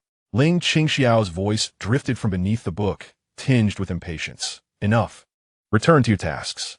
Young Master Xue, if you're truly fearful, you may pay the maintenance fee for the next quarter, no, for the next half year in advance. Just to soothe your mind. Ah Fei, stop standing there foolishly and sweep the entrance. That Taoist priest with the bull's nose did not clean it properly. TSK, none of you are making this easy." Xuemuhua gazed at Ling Qingxiao, who had once again succumbed to a state of indolence, opening his mouth only to ultimately remain silent. He left behind a storage bag brimming with spirit stones as an advance payment for maintenance, departing in haste with a heart full of perplexity and a touch of absurdity. He needed to swiftly convey Ling's reaction back to the valley. This enigmatic proprietor was either mad, or they had all gravely underestimated the depth and strength of the Forgetting Worry Pavilion. The pavilion fell silent once more. Yet the atmosphere felt as though it had solidified. The threat of the Bone Demon Lord loomed over everyone like a great shadow, casting an ominous pall. Only Ling Qingxiao, concealed beneath the pages of a book, subtly curled his lips, murmuring to himself in a voice audible solely to his ears. Bone Demon Lord? Quite an imposing name. I wonder if he can withstand a beating. Chapter 47. A Stale Entrance. The news brought by Xuemuhua weighed heavily upon the hearts of all at the Forgetting Worry Pavilion, akin to a cold, oppressive stone. Even the air in Qingshi Town seemed to thicken with tension. The townsfolk, though unaware of the specifics, sensed an impending storm, hastening to secure their homes earlier than usual. Within the pavilion, life continued as normal, yet an unspoken urgency permeated the air. Lu Tingfeng lingered longer in the backyard, his sword resting across his knee, his aura blending increasingly with the budding sword sheath, resembling a blade poised to be unsheathed. Its sharp intent palpable enough to lower the temperature in the backyard by several degrees. He was nurturing his own sword intent, while also serving as a warning against any potential threat. Chu Sange's sound of the abacus grew more frenetic. He no longer merely calculated financial inflows and outflows, but often sketched on a map of Qingshi Town and its surroundings, contemplating various paths of potential assault and devising countermeasures. His gaze sharp, as if orchestrating a campaign. The instinct of the former chief of the Six Doors was fully awakened under the immense pressure. A Fey practiced swordplay with an almost frenzied intensity, each slash imbued with ferocity. As if the wooden post before him was the fabled bone demon lord he had yet to encounter. Lu Tingfeng would occasionally offer succinct advice that, while brief, struck at the heart of the matter, imbuing a Fey's strikes with an ineffable grace alongside their brutality. Mo Yuan immersed himself in refining his contraptions, no longer content with merely quieting the wooden oxen, but seeking to utilize every scrap available within the pavilion. Discarded iron nails, broken saw blades, even the remnants of Lin Yaoyao's discarded pots, to fashion small yet perilous traps. On one fateful night, Ling Qingxiao nearly stumbled over a wooden spike that sprang up upon triggering, cursing for a good while yet failing to deter Mo Yuan, only reminding him to tidy up after his destructive endeavors. Lin Yaoyao, employing various methods, prepared nourishing medicinal dishes, striving to bolster the spirits of the anxious crowd within the pavilion, though most were swiftly devoured by Ling Qingxiao under the pretense of testing the flavors. In the eye of the storm, Ling Qingxiao remained as listless as ever. Indulge in sustenance, quench your thirst, recline at leisure, and voice your grievances. The mention of the bone-withered demon lord seems to pale in significance compared to the more pressing matters at hand, such as Lin Yaoyao's culinary misadventures with an excess of salt. Nevertheless, he has noticeably increased the frequency of his contemplative gazes towards the town's outskirts. His eyes no longer exhibit a mere vacancy. They occasionally flicker with an imperceptible detachment, akin to the patience of a hunter awaiting its prey to unwittingly stumble into a trap. During this time, the elder monk from the Lancao Temple and the wise practitioner from the Bodhi Courtyard arrived in succession, adhering to their rental schedule. It was evident that both had become privy to the news of the impending arrival of the bone-withered demon lord through their respective networks. Their expressions markedly more somber than usual. The elder monk, while contemplating the tender shoots of the sword sheath, fortified the area with multiple layers of Buddhist protections, reciting the more potent Vajra, subduing Demon Sutra, in an attempt to reinforce the sanctity of this locale with the serene power of the Dharma. The wise practitioner, on the other hand, established a rudimentary pure lotus array around the stone platform, utilizing his pure Bodhi energy. The array shimmered with radiant light, exuding an aura that purged malevolence. Before taking his leave, he clasped his hands together and addressed Ling Qingxiao, saying, "Owner Ling, the demonic tribulation approaches. Should you require assistance, the Bodhi Courtyard is willing to lend its humble support." At that moment, Ling Qingxiao was savoring a braised pork dish, his hands slick with grease. Upon hearing the words, he waved dismissively with his oily paw. "Sure, let's have that old demon come back with you to listen to the scriptures. Who knows? It might even inspire him to switch careers and sell bone broth." The wise practitioner merely nodded silently before departing. An invisible net seemed to tighten around them all. The Forgetting Worries pavilion stood like a solitary beacon in a storm, drawing all eyes in the darkness. 3 nights later, in the dead of night, the moon was obscured by clouds, and a profound silence enveloped the town, where even the sound of barking dogs had ceased. Inside the Forgetting Worries pavilion, the oil lamp had long been extinguished, with only the faint glow from the stone platform in the backyard, illuminated by the essence of the willow listening to the wind sword and the previously set array. Ling Qingxiao was awake, eschewing the comfort of a chair for a small stool, positioned at the doorway to the backyard, wielding a fan, drowsily wafting the air, his eyes half-lidded as if caught in a reverie. Chu Sangung sat in the shadows behind the counter, his abacus at hand, fingers resting on a cold metallic object, one of his prized possessions. A Fei and Mo Yuan had been ordered to sleep, yet both remained awake, ears perked to catch the slightest sounds from outside. Lu Tingfeng sat like a statue, still before the stone platform, his breath synchronizing with the vitality of the sword sheath's tender shoots. Just past the hour of the rat, an icy wind, sharp and foreboding, swept through the town without warning, carrying with it a pungent scent of blood and an unbearable whiff of decay. The ancient locust trees at the town's entrance shed their leaves at a visible pace. They have come. Lu Tingfeng's eyes flew open, his gaze ablaze with sword light. Chu Sangung tightened his grip on the object in his hand. The pure lotus array in the backyard and the Buddhist protections radiated with brilliance, resisting the encroaching chill of that intangible wind. Ling Qingxiao paused in his fan waving, lazily lifting his head to gaze at the pitch-black night sky outside the pavilion, murmuring, "Can't there be a bit of originality upon entry? It's either a chilling wind or ghostly wails. How tiresome." As his words hung in the air, 3 shadows materialized on the street outside. At the center stood a tall, emaciated figure, resembling a skeleton draped in human skin, with deep-set eye sockets flickering with 2 clusters of ghostly green flames. In his grasp was a twisted staff, crafted from unknown bones, emanating a suffocating aura of death and malevolence. It was none other than the Bone Demon Lord. Flanking him on either side were 2 figures, one shrouded in swirling black mist, the very entity that had failed in its ambush days prior, now seemingly more formidable. The other was a pale-faced woman with hollow eyes, exuding a chilling sword energy yet devoid of life, clearly a powerful sword puppet that had been ritualistically refined. Cackle, cackle, cackle. The Bone Demon Lord emitted a raspy, jarring laugh, his ghostly gaze penetrating through the walls, locking onto the direction of the stone platform in the backyard. Such pure life essence, a remarkable treasure of the heavens. It shall serve as nourishment for my magical prowess to advance further. He paused, raising his bony staff. Boom! A visible torrent of black, demonic energy surged forth like a tangible tide, charging towards the Forgetting Worries pavilion. Wherever it passed, the ground froze over with black frost, and the air crackled with corrosive sounds. The array in the backyard flickered violently, emitting a strained hum under the immense pressure. Lu Tingfeng rose to his feet, his sword unsheathed, a resplendent sword aura, brilliant as a cascading galaxy, soared into the sky, cleaving towards the tide of demonic energy.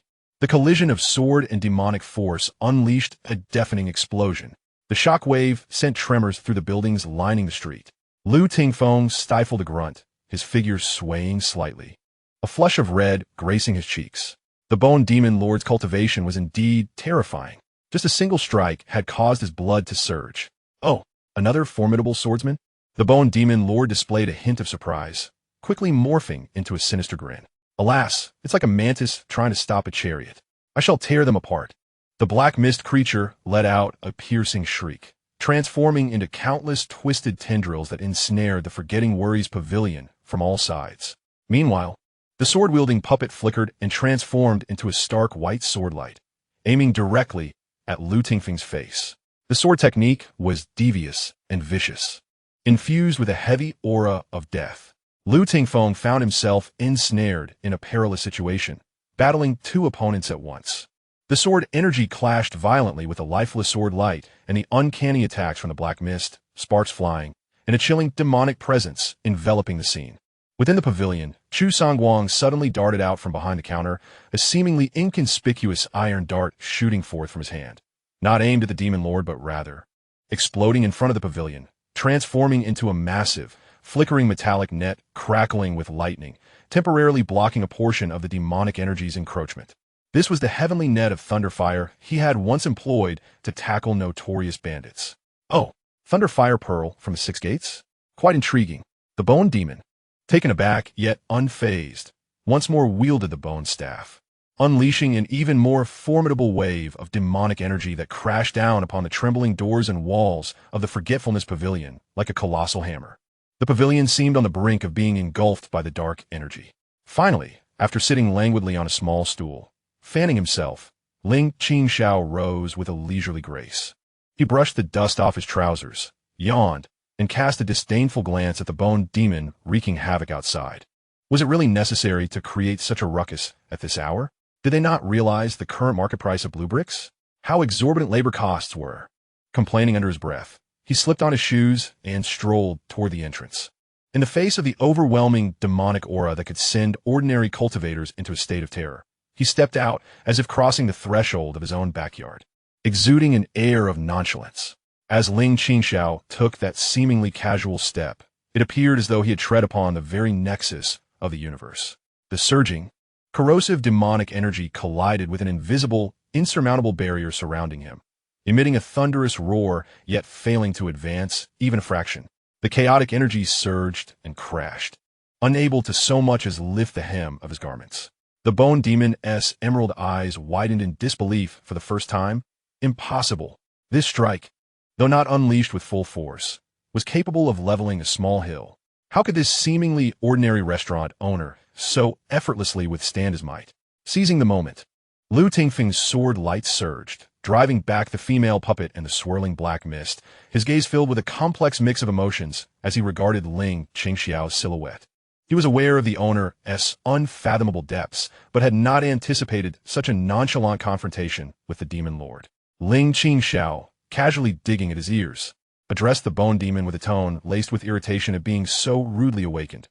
"Hey, you over there, that bony frame of yours, making such a racket at this hour. Do you not possess any sense of public decorum?" The bone demon, both astonished and enraged, pointed the bone staff at Ling Qingxiao, hissing, "Who are you to meddle in my affairs?" "Me?" Ling Qingxiao pointed to himself. "I am the owner of this establishment. You are about to demolish my property, and yet you inquire as to my identity?" He scrutinized the bone demon from head to toe, shaking his head in disapproval. "Look at you, so light and bony. You likely cannot afford the damages. How about this? Given your age and the hardship of your labor, if you sweep my floors for 3 years and wipe my tables for 5, we can call it even. What do you say?" Arrogance. The bone demon had never endured such humiliation. In a fit of rage, the demonic energy around him surged, causing his withered form to swell with fury. "I shall extract your soul and refine your essence, ensuring you are forever denied rebirth." He no longer held back, swinging the bone staff and reciting an obscure, ancient incantation. In the sky, dark clouds frantically converged, transforming into a colossal, menacing claw of pure demonic energy that blotted out the sun, exuding an aura of utter destruction as it descended violently upon Ling Qingxiao and the entire Wanyu Pavilion. The might of this claw far surpassed its predecessors. Before it even arrived, the terrifying pressure had already left Lu Tingfeng breathless, while Chu Sanjing's face turned pale, nearly causing him to falter. Inside the pavilion, a Fei and Ma Yuan felt as though their very souls were on the verge of freezing, faced with a strike so formidable it could crush a nascent soul cultivator. Ling Qingxiao merely sighed. "So you choose not to listen? Must you force my hand?" He raised his right hand, extending his index finger towards the shadowy claw that obscured the heavens, and gently traced a line downward. No radiant light shone, no formidable aura erupted. It was akin to a mischievous child casually etching a mark in the sand. Yet, with this seemingly trivial gesture, the claw, imbued with the full power of the bone demon lord, capable of toppling cities, suddenly faltered in midair as if cleaved by an invisible blade. Then, like a balloon that had been punctured, it emitted a piercing wail, and the massive structure of demonic energy instantly collapsed, disintegrating into wisps of black smoke that dissipated into the night wind, as if the cataclysmic scene that had just unfolded was merely an illusion. With a sputter, the bone demon lord, having had his life spell shattered, spewed forth a jet of blood as dark as ink, his aura instantly waning. And the ghostly flames in his eyes danced wildly, brimming with boundless fear and horror. He pointed at Ling Qingxiao, his voice trembling. "The rules. You have touched the power of the rules. Who on earth are you?" Ling Qingxiao flicked his finger dismissively, as if swatting away a fly, and impatiently replied, "I already said I'm the boss. Is your old ear not functioning properly?" His gaze swept over the restless black mist and the sword-wielding female automaton, and he scoffed, still dragging along those 2 useless trinkets. With a casual snap of his fingers, the black mist, unable to even emit a cry, melted away in an instant under the sunlight, vanishing into nothingness.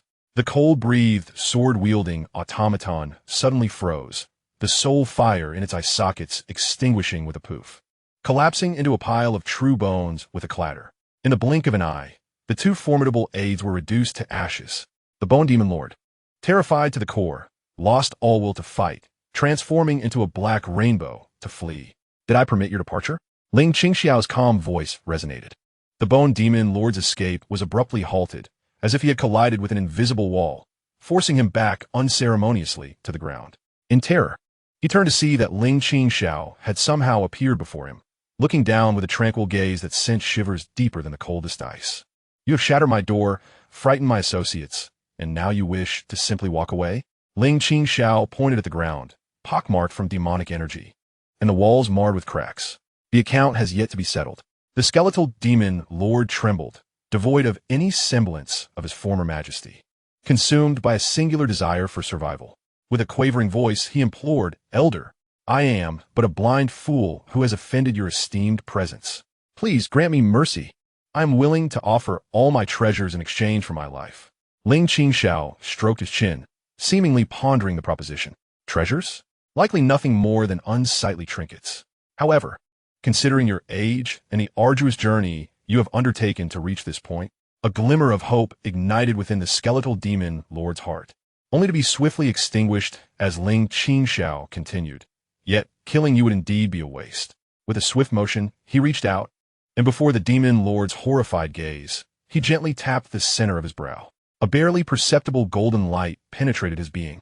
The skeletal demon lord convulsed violently, feeling his hard-earned demonic essence, cultivated over centuries, forcibly sealed and transformed by an irresistible force, rendering him tranquil and powerless. In an instant, he was reduced from a formidable figure of the demonic realm to an ordinary, feeble old man. You have crippled my cultivation?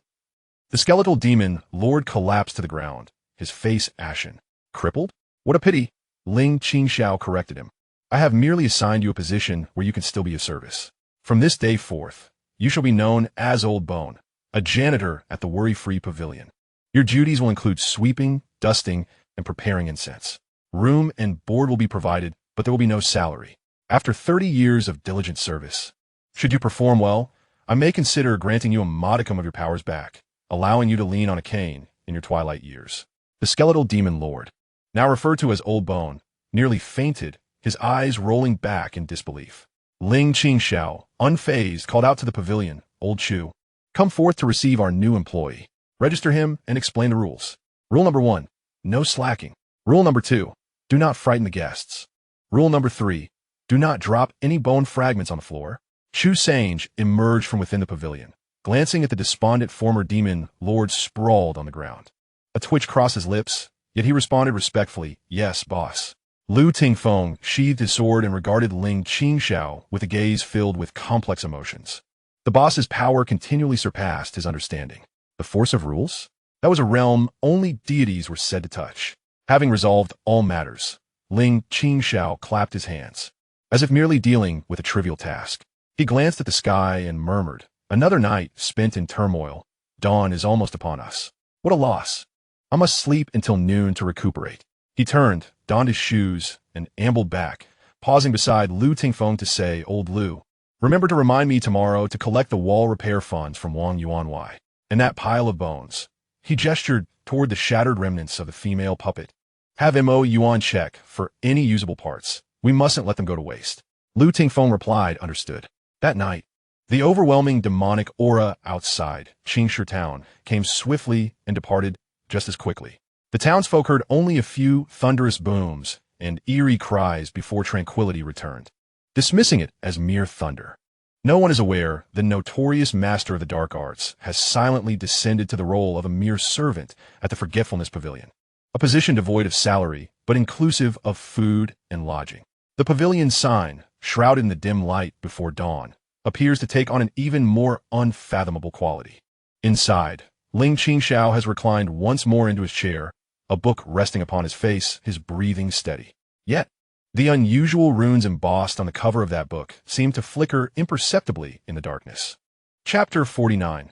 The gratitude of the artisan's workshop as dawn's light gradually dispels the night's gloom and dark energies. The residents of Qingshi Town open their doors, only to discover minor potholes and cracks in the streets, unaware of any abnormalities. Life continues in its regular rhythm, and the aroma of breakfast begins to permeate the air. However, within the Forgetfulness Pavilion, The atmosphere is subtly charged.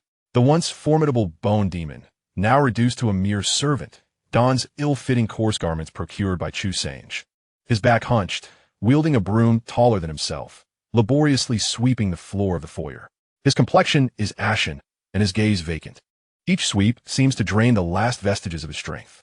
The once mighty master of the dark arts, who once commanded life and death with a mere jest, has now fallen to such a lamentable state, the stark contrast nearly shattering his spirit. A Fei and Mo Yuan observe from a distance, both curious and apprehensive. A Fei whispers to Mo Yuan, "Is that truly a formidable sorcerer? He looks as if he might fall apart." Montauk Yuan swallows nervously, responding in hushed tones. The master is even more formidable. Lu Tingfeng stands at the entrance of the backyard, sword in hand, casting occasional glances at the old bone with a mix of scrutiny and vigilance. Although the opponent's powers have been sealed, centuries spent in the dark arts render his very existence a perilous source of contamination. Que s'enjole la pristine ledger, meticulously registering the old bone and reciting the pavilion's regulations. Thus, you are named Old Bone, with the position of servant, under a probationary period of 30 years. Duties include, but are not limited to, sweeping, dusting, dishwashing, setting the incense, and tending to the wilting vegetation in the backyard. Laziness, negligence, or any form of intimidation towards customers or other staff members is strictly prohibited. Unauthorized departure from the premises or attempts to breach or dissolve your internal seal will result in penalties, ranging from meal deductions to extended service periods, or further action at the discretion of the master. Qingxiao reads with utmost seriousness, as though announcing the highest bounties from the 6 doors. Old Bone trembles at the implications, particularly recalling the casual yet terrifying gesture from last night. He laboriously raises his head and hoarsely inquires, "Will there be meals provided?" Qingxiao closes the ledger, his expression impassive. "Yes, 2 meals a day, in accordance with the standards for pavilion staff. You will reside in the storage room, adjacent to Mo Yuan." Old Bone glances at the creaking wooden cow in the corner and then at the solemn accountant before despairingly closing his eyes. Consider the once mighty bone demon, who roamed the world for centuries, now reduced to sharing his fate with mere contraptions and bookkeepers. Enough of that long-faced demeanor. Ling Qingxiao strolled out from the backyard, yawning, a bowl of freshly made millet porridge in hand, slurping it delightfully. "Here, you work for me, meals and lodging provided. A stable job with no threat to your life, far preferable to the perilous existence of battling outside. Remember to be grateful, my dear Old Bone." Old Bone's lips twitched at the notion of gratitude. Grateful? For being reduced to a mere cleaner? Ling Qingxiao leaned in closer to inspect Old Bone's pallid visage, disdain evident in his tone. "Your complexion is dreadful. It undermines the customer's appetite. Lin Yaoyao, add extra greens to his bowl at lunch today to replenish his vitamins, or rather, his vitality." Lin Yaoyao acknowledged from the kitchen. Ling Qingxiao then turned to Chu Sangwa, saying, "Old Chu, draft a work schedule for him. We mustn't overexert him.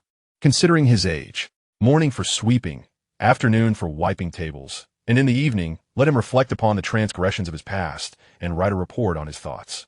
Chu Sangwa's mouth twitched slightly, yet he nodded in agreement. "Yes, boss. A report on his thoughts? It seems you've adopted the interrogation techniques of the 6 doors.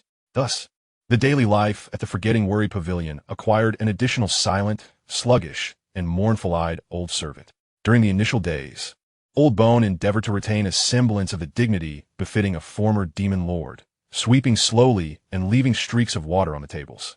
However, after Ling Qingxiao chanced upon him one day, glancing at the inadequately cleaned table, and casually remarked, "The table is not clean. The greens for tonight are gone."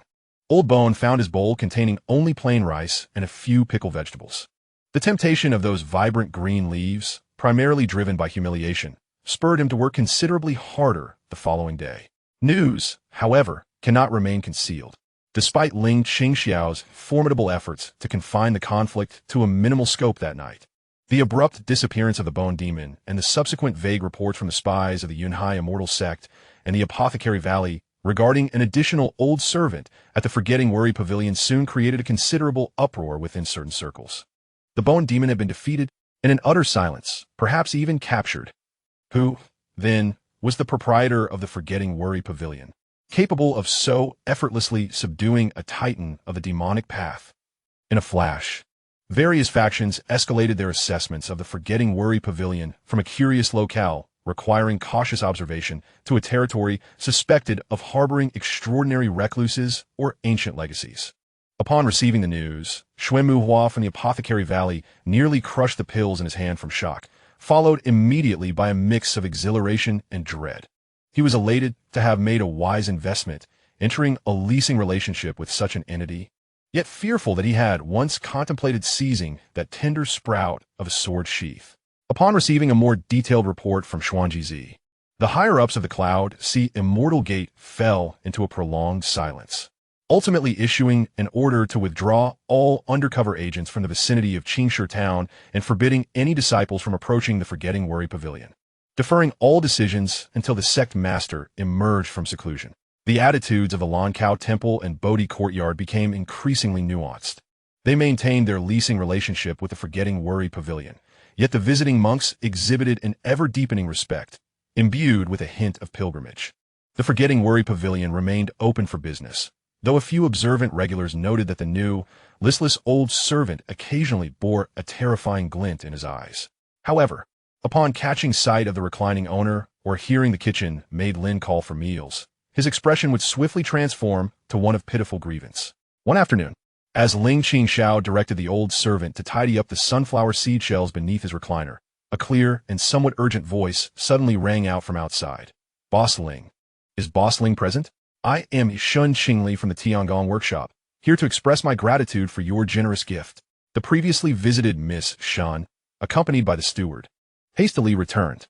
Unlike her last visit, her face was flushed with barely contained excitement and joy, her eyes even glistening with unshed tears. Upon entering the pavilion, she deeply bowed to Ling Qingxiao, exclaiming, "Senior, your kindness is beyond words. The abyssal black gold you gifted has been successfully integrated into our workshop's treasured Qian Kuan furnace. The flames have reignited, and its power surpasses the past. The century-old dilemma that plagued our workshop has been effortlessly resolved. This favor and virtue will be eternally remembered by all at Tiangong Workshop." The steward behind her also bowed deeply, displaying an even greater respect than before, tinged with fear. Evidently aware of the tale of the Bone Demon Lord, Ling Qingxiao yawned and waved his hand dismissively. "Oh, it's resolved? That's good. That broken tin can was just taking up space, as long as you can make use of it." He gestured towards the old servant, who was diligently wiping a table in the corner. "No need for thanks. Just remember to bring some local specialties next time, like those crunchy sugar beans from your area." Shun Qingli followed his gaze and met the old servant's eyes. The lingering aura of the demon lord, though suppressed by seals, still emanated a fleeting depth and coldness that sent a chill down the spine of the worldly wise Shun Qingli, causing her to instinctively take a step back. This old servant was no ordinary man. Noticing her reaction, Ling Qingxiao explained, "Oh, that's our new servant, Old Bone. He used to collect scrap, and his temper isn't the best. You needn't mind him." "Collecting scrap?"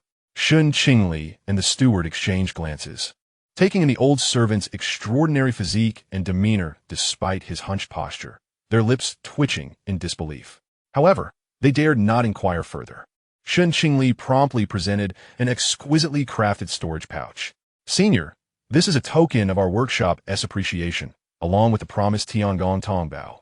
It also contains some mechanical trinkets and rare materials from our workshop, as a small gesture of thanks." Ling Qingxiao did not even glance, merely gesturing for Chu Sange to accept it.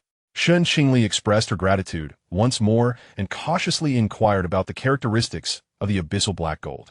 Noticing Ling Qingxiao's indifference, she wisely took her leave. Before departing, she couldn't resist casting another glance at the old skeleton diligently wiping the table, her reverence for the Wangyu Pavilion reaching its zenith. After bidding farewell to Shun Qingli, Ling Qingxiao stretched lazily and addressed Chu Sange. "Old Chu, it seems that our Wangyu Pavilion, in addition to monks, nuns, and medicine vendors, will also be hosting quite a few grateful souls in the future. Remember to add the consultation and reception fees to the price list." Chu Sange replied with a wry smile.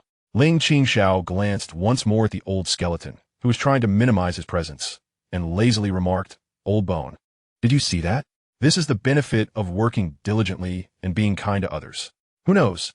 Perhaps some young practitioners from the demonic path will come to reminisce with you. You must set a successful example for them."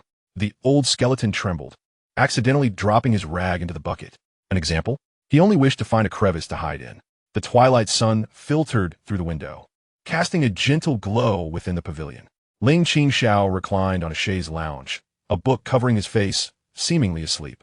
A Fei practiced his swordsmanship. Mo Yuan adjusted his wooden ox. Lu Tingfeng meditated quietly. Chu Sange calculated accounts, and Lin Yaoyao prepared dinner.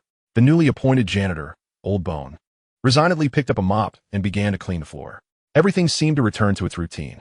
Yet beneath this veneer of normalcy lay an undercurrent capable of captivating the entire world. The sign of Wanyu Pavilion hung quietly in the sunset, silently proclaiming, "This place is extraordinary." Chapter 50. The Labor Reformation of Old Bone. Days flowed like water, appearing tranquil. Yet the addition of Old Bone stirred ripples of a different nature within Wanyu Pavilion. This former demon lord initially resembled a frostbitten eggplant, languid and dispirited, his hollow gaze reflecting an emptiness as he swept the floor with movements even more rigid than his tattered broom. Until one day, Lin Yaoyao prepared a fragrant pot of dragon bone and radish soup, reportedly contributed by the deceased watchdog from Wang Yuanwai's estate. And Old Bone found himself fixated on the milky broth, his throat involuntarily swallowing. Ling Qingxiao happened to witness this and scoffed. "What this? Once a devourer of vitality, now yearning for dog bone soup? Your tastes have certainly become more refined, Old Bone." Old Bone's face flushed, if a skeleton's visage could be said to flush, and he retorted with a strained neck, "This sovereign would never covet such mundane fare." "Oh, splendid. That saves us the trouble," Ling Qingxiao replied, lifting his own bowl and slurping noisily. Ultimately, the bowl of soup was placed on a small stool in the corner where Old Bone usually worked. He struggled for a long time, and when no one was paying attention, he quickly picked it up and drank it in one gulp. After finishing, he instinctively licked the rim of the bowl, then suddenly realizing his lapse in composure, hurriedly concealed the bowl behind him, his old face suffused with embarrassment. From that day onwards, Old Bone's resistance to Lin Yaoyao's meals, particularly those containing meat, dramatically diminished. Though he continued to feign resilience verbally, his efforts and work were markedly intensified. At least he no longer stirred up clouds of dust while sweeping, and he had the sense to change the water when wiping the tables. Occasionally, when a Fei practiced swordplay and inadvertently scattered witch shavings onto the freshly cleaned floor, he merely cast a resentful glance, silently resumed tidying up, no longer exuding the oppressive aura he once did. This transformation did not go unnoticed by everyone in the establishment. Chu Sange even privately remarked to Lu Tingfeng that the proprietor's method of labor reform, seemingly trivial, appeared to be surprisingly effective. Lu Tingfeng observed the vibrant sprouts flourishing in the corner opposite the wall, where Lao Gu had been contemplating his misdeeds daily, and remarked softly, "Malicious thoughts are like weeds.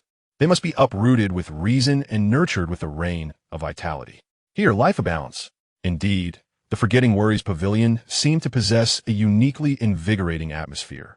Whether it was Lu Tingfeng's pure sword intent, Chu Sange's meticulous rationality, Lin Yaoyao's warmth, a Fei's innocent heart, and Mo Yuan's dedication to craftsmanship, or even the vigorous life force of the tender sprouts in the backyard, all contributed to an invisible cleansing and wearing away of the lingering malevolence and hostility within Lao Gu.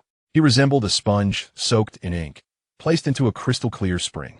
Though it could not be instantly purified, the deep blackness was gradually diluted. One afternoon, during a moment of leisure, Mo Yuan was in the backyard tinkering with his wooden ox, attempting to install a simple obstacle avoidance mechanism.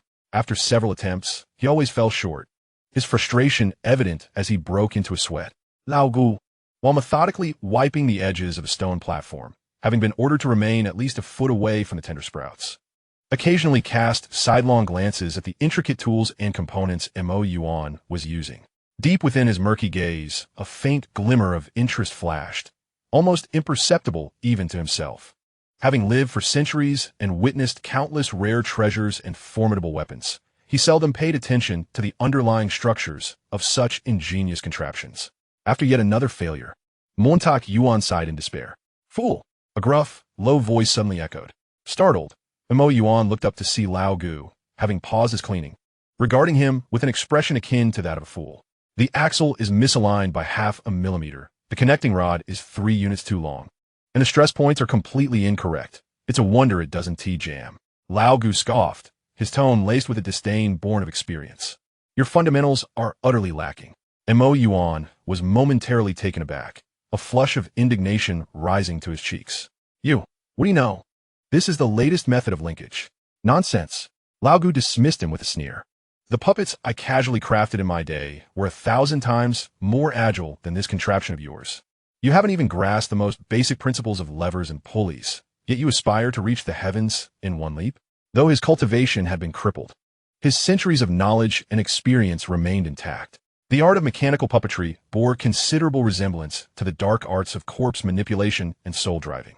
While he was not an expert, his breadth of knowledge was vast, and his discernment keen.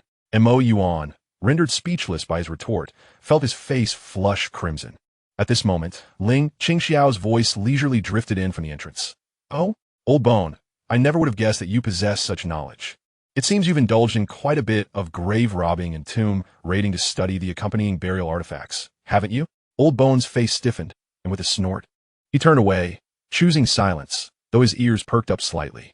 Ling Qingxiao ambled over in his slippers, picked up the failed mechanism component belonging to Mo Yuan, glanced at Old Bone, and remarked to Mo Yuan, although this fellow's words may be harsh, there is truth in them. If the foundation is unstable, the towering structure is destined to collapse. If you wish for the wooden ox to navigate obstacles, you must first ensure it walks steadily and accurately. If it cannot traverse a straight line, how can it hope to turn without difficulty?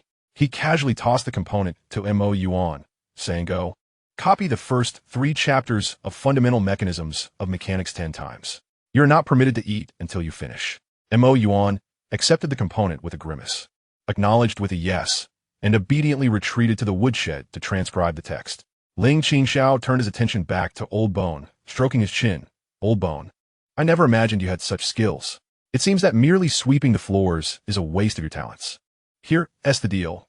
Whenever Mo Yuan encounters some troublesome contraption he cannot handle, you can offer him a few pointers when you have the time. Consider it a way to utilize your remaining vigor and atone for past mistakes. Old Bone bristled. Why should I teach him? Ling Qingxiao replied. Simply because you might want to enjoy a chicken leg tonight. Old Bone's throat involuntarily bobbed once more. Thus, within the Forgetfulness Pavilion, an unusual pair of master and disciple emerged. A former demon forced into transformation and a young craftsman with aspirations. Most of the time, Old Bone would unleash his acerbic tongue upon Mo Yuan's designs. Is your brain made of elm knots?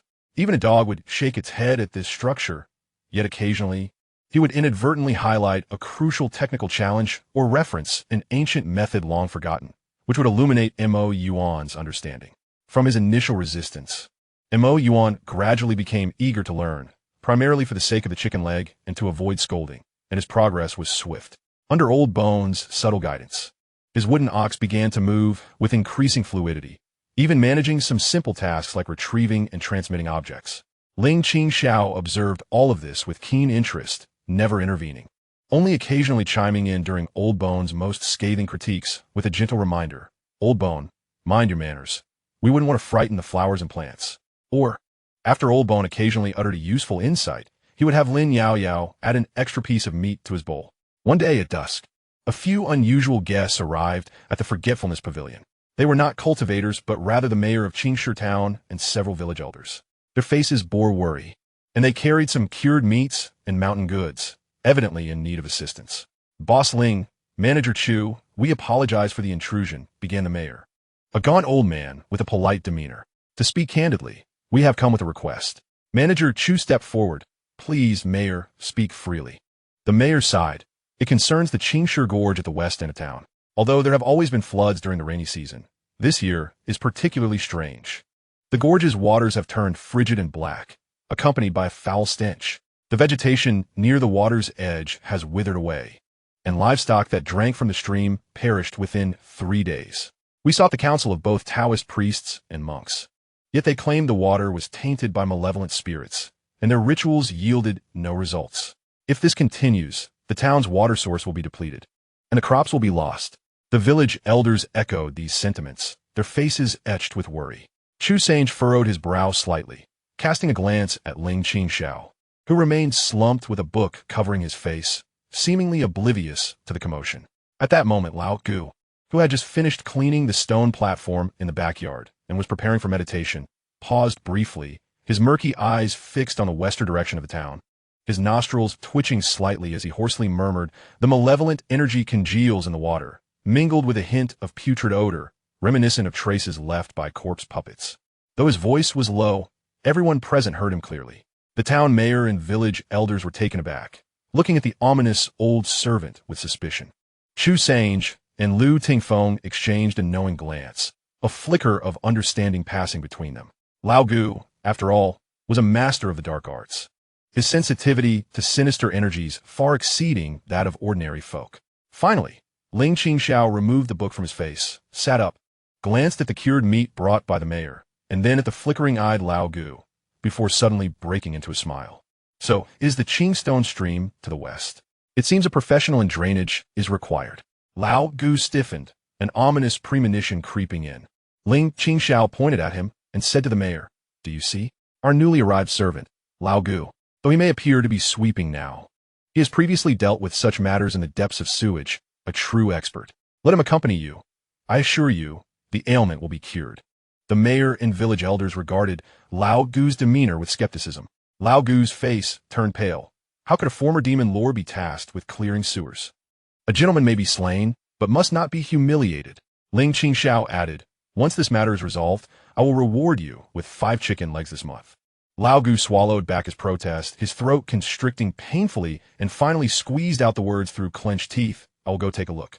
Thus, under the anxious yet hopeful gazes of the mayor and village elders, the former skeletal demon lord turned servant Lao Gu trudged towards the Qingstone stream, gripping a long iron claw, which Chu Sange had procured, its previous use uncertain, with a look of utter disillusionment.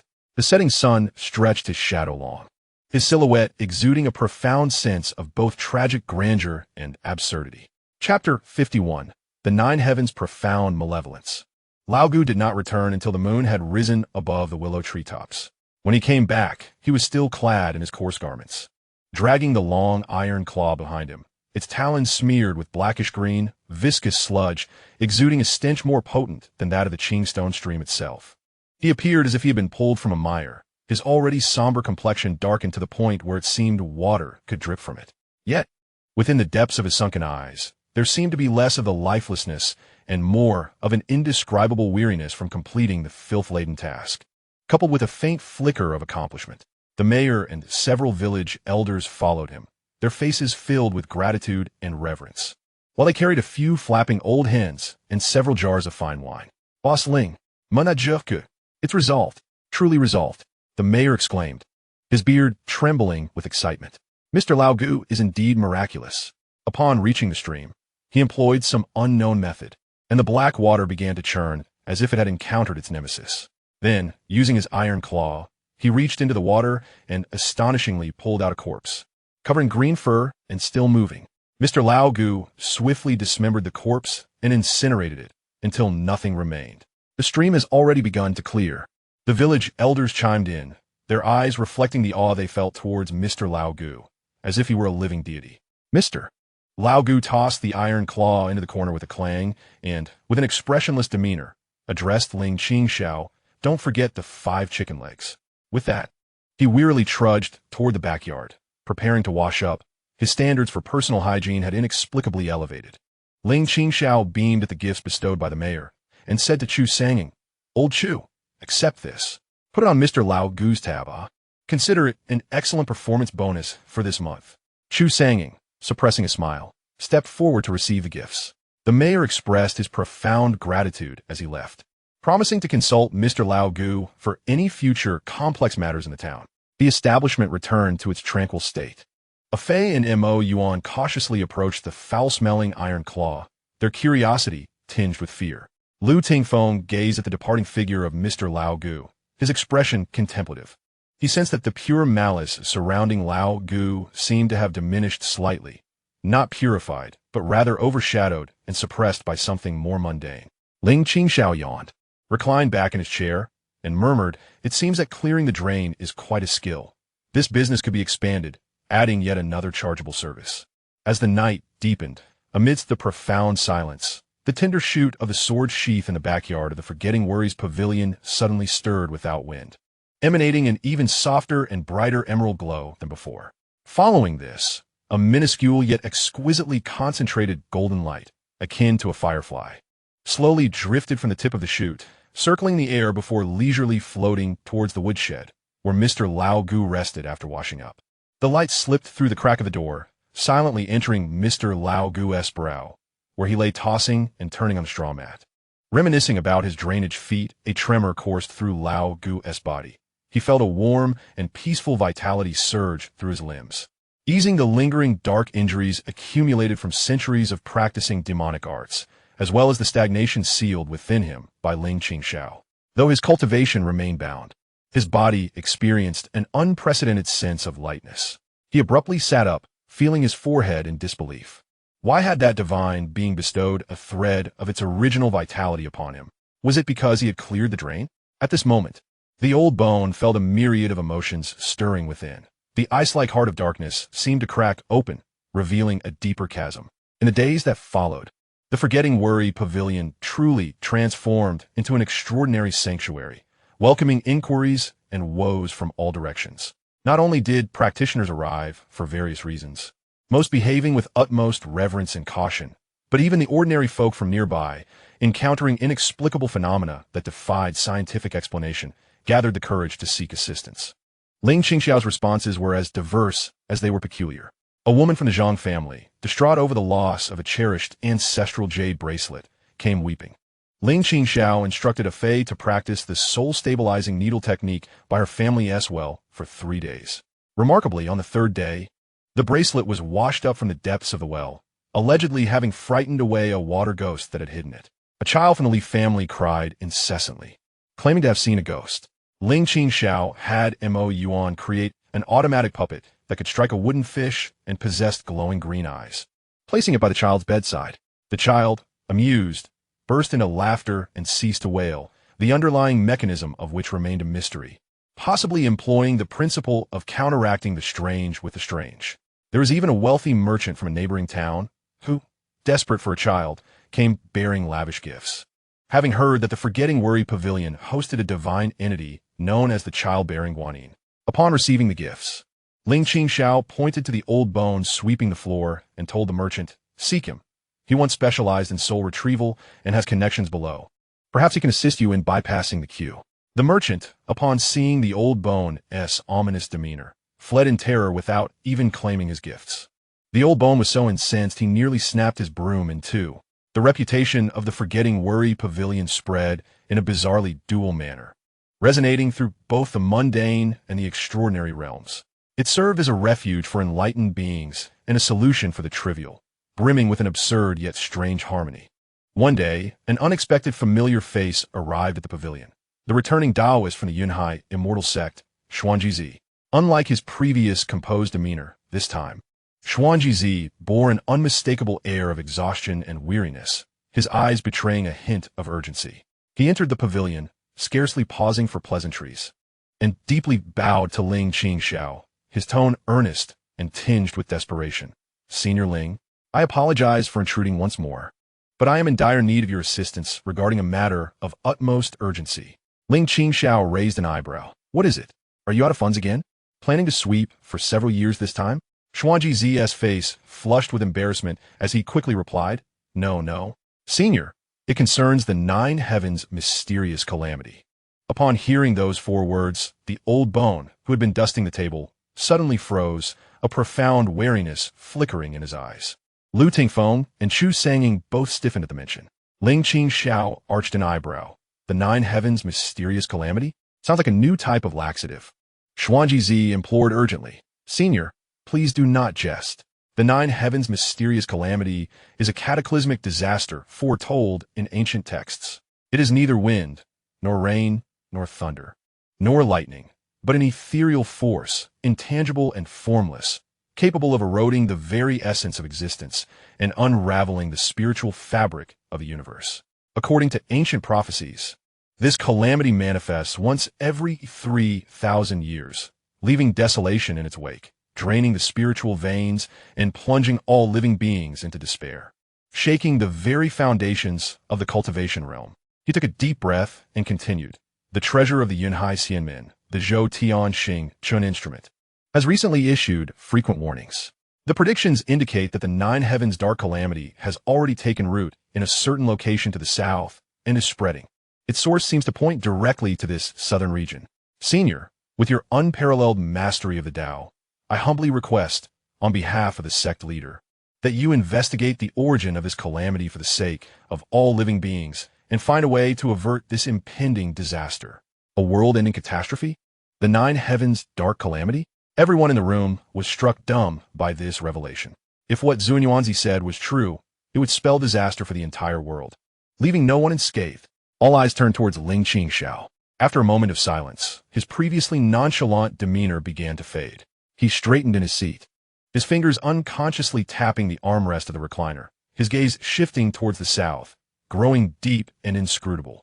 The Nine Heavens Dark Calamity, he murmured, a complex smile playing on his lips, part mockery, part resignation, and yet perhaps a hint of understanding. No wonder he had felt that something was amiss with the celestial phenomena lately. So, this was the harbinger of trouble approaching. His words suggested an awareness of the Nine Heavens Dark Calamity's existence long before now. Zhuan Yuanzi's heart sank further upon hearing this. Yet a flicker of hope ignited within him. Senior, you. But Ling Qingxiao interrupted, slumping back into his chair, covering his face with a book. His muffled voice emerging. The fate of all living beings? What does that have to do with me? I run a restaurant here, only concerned with selling food and collecting money. If the sky falls, let someone taller handle it.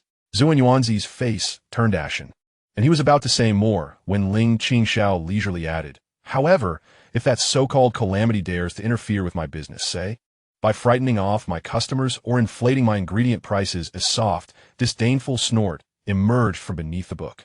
Then I shall see whether its malevolence is stronger than my spatula. Zhuan Yuanzi stood frozen, unsure how to respond.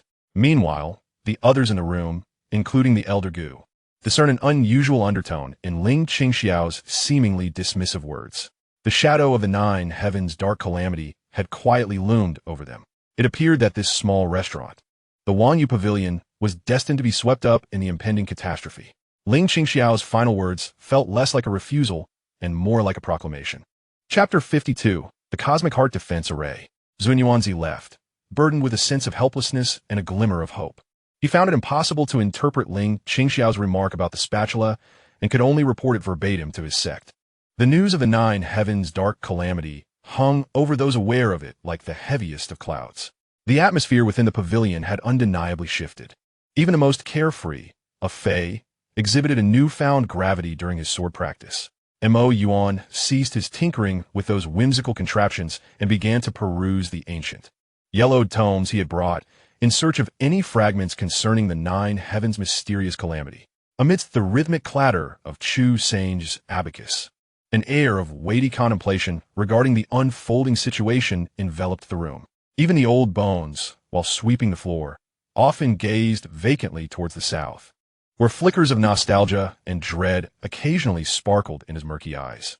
Having lived long enough, he seemed to have heard whispers of terrifying legends surrounding ancient celestial disasters. Only Ling Qingxiao remained unchanged in demeanor, though he increasingly turned his gaze to the south, his eyes growing ever deeper, murmuring incomprehensible terms to himself, such as entropy increase, rule erosion, and dimensional folds, leaving Chu Sange, who occasionally overheard, utterly perplexed. On this day, an elderly monk from the Lan Ku temple came to water the plants. He was evidently aware of the mysterious calamity, his brow furrowed with an inescapable worry, as he chanted scriptures over the tender shoots of the sword sheath. He infused it with a brilliant golden Buddhist seal, merging it with the serene aura surrounding the sprouts. Master Ling, the old monk, concluded his ritual and approached Ling Qingxiao with hands clasped in reverence. A great calamity approaches. Though the Buddhist teachings are vast, it may be difficult to save all. This place might serve as a beacon amidst the murky world. Upon returning to the temple, he would inform the abbot, perhaps necessitating the activation of the Vajra demon-subduing array to prepare for unforeseen events. Ling Qingxiao, scratching his ear, quipped, activate it then, but remember to cover the electricity bill. The spirit stone costs. Don't expect reimbursement from me. The old monk, silent, performed a respectful bow and departed. Soon after, the wise heart practitioner from the Bodhi courtyard arrived, not with rent, but with a branch of the Bodhi tree, warm and lustrous like jade, exuding a faint fragrance. Master Ling, this is a branch of the sacred tree from our courtyard, possessing the ability to calm the mind and resist malevolent forces. The courtyard master has instructed that it be planted in your esteemed grounds. It may aid the beings here in repelling the mysterious calamity. Wiseheart carefully planted the Bodhi branch in the soil beside the stone platform. The moment it touched the earth, delicate roots sprouted forth, radiating vibrant life, subtly resonating with the aura of the sword sheath's tender shoots. Ling Qingxiao cast a glance. Oh, yet another tree claiming territory? Very well. Just remember to pay the water bill on time. Wiseheart practitioner, silent, acknowledged his words. Even Shuemuhua, from the Medicine King Valley, dispatched individuals bearing a substantial supply of precious talismans and herbal seeds, expressing earnest desire to weather the storm alongside the Forgetting Worry Pavilion, seeking refuge in times of peril. As if overnight, the Forgetting Worry Pavilion had transformed into a crucial stronghold for various factions in facing the impending calamity. Ling Qingxiao accepted everything with gratitude, then instructed a Fei and Mo Yuan to categorize the talismans, while the herbal seeds were entrusted to Lin Yaoyao to see if they could be cultivated in the backyard for additional sustenance. As for the Bodhi branch, he had the old bones water it daily with dishwater, euphemistically calling it a balanced diet. Days passed under a looming sense of foreboding, until one fateful night, half a month later, just past the midnight hour, silence enveloped the world. Suddenly, an eerie wail pierced the air, not of this realm, seemingly emanating from the depths of the nine nether, or perhaps from beyond the nine heavens, a strange hum resonating throughout the heavens and the earth without warning. The sound defies description. It is not jarring, yet penetrates the soul. All who hear it, be they human or beast, experience a primal tremor of life and dread. Immediately, the southern horizon, once resplendent with stars, dims and distorts at a visible pace, as if engulfed by an invisible maw. An ineffable essence of desolation and lifelessness spreads from the south, seemingly capable of erasing all color and vitality, surging forth like a tide. The ominous portent from the heavens has arrived. Within the Forgetting Worry Pavilion, everyone is instantaneously jolted awake. Lu Tingfeng has drawn his sword, its energy soaring skyward, attempting to cleave through the intangible oppression. Yet, the sword's essence dissipates into the grayish sky like a cow sinking into the sea, stirring merely a ripple. Chu Same's complexion pales, feeling his very spirit being slowly stripped away by that ominous presence. A Fei and Mo Yuan huddle together, trembling uncontrollably. Lin Yaoyao drops her spatula to the ground. Old Goose slumps in a corner, his eyes filled with despair. It has come, truly come, it is over. In the backyard, the sword sheath's tender shoots erupt with an unprecedented verdant glow, desperately resisting the encroaching pallor. The nearby Bodhi branch also radiates brilliantly, yet that ominous essence invades without restraint, like a malignant growth, as the shoot's luminosity steadily and resolutely dims. At this moment, Ling Qingxiao, who had been languishing in a recliner as if in a death-like slumber, suddenly sits up. The laziness vanishes from his visage, his gaze sharp as a blade, exuding an indescribable, transcendent aura that seems at odds with the very fabric of existence. He steps forward, standing in the courtyard, gazing up at the devouring gray horizon. A cold smile curves upon his lips. After such a long wait, something substantial has finally arrived. He extends his right hand, fingers splayed, and with a grasp directed at the encroaching pallor. There is no earth-shattering roar, no dazzling spectacle. Yet, at that moment, the entire realm seems to freeze. The surging gray essence halts upon meeting an invisible boundary above the Forgetting Worry Pavilion, as if crashing against an immovable wall of size, unable to advance another inch. Centered on the pavilion, within 100 feet, the starry sky remains intact and vibrant, starkly contrasting with the world outside, rapidly being erased, forming a shocking dichotomy. The occupants within the pavilion feel an instantaneous lightness, the terror of life being stripped away, vanishing in an instant. They gaze in awe at the figure standing with hands clasped behind him, garments fluttering without wind, as if witnessing a deity sustaining the cosmos. Ling Qingxiao observes the encroaching grayness, his brow furrowing slightly. The scope remains too limited. It seems decisive action must be taken. He murmurs to himself, and then, with fingers poised like a sword, he slowly carves through the air.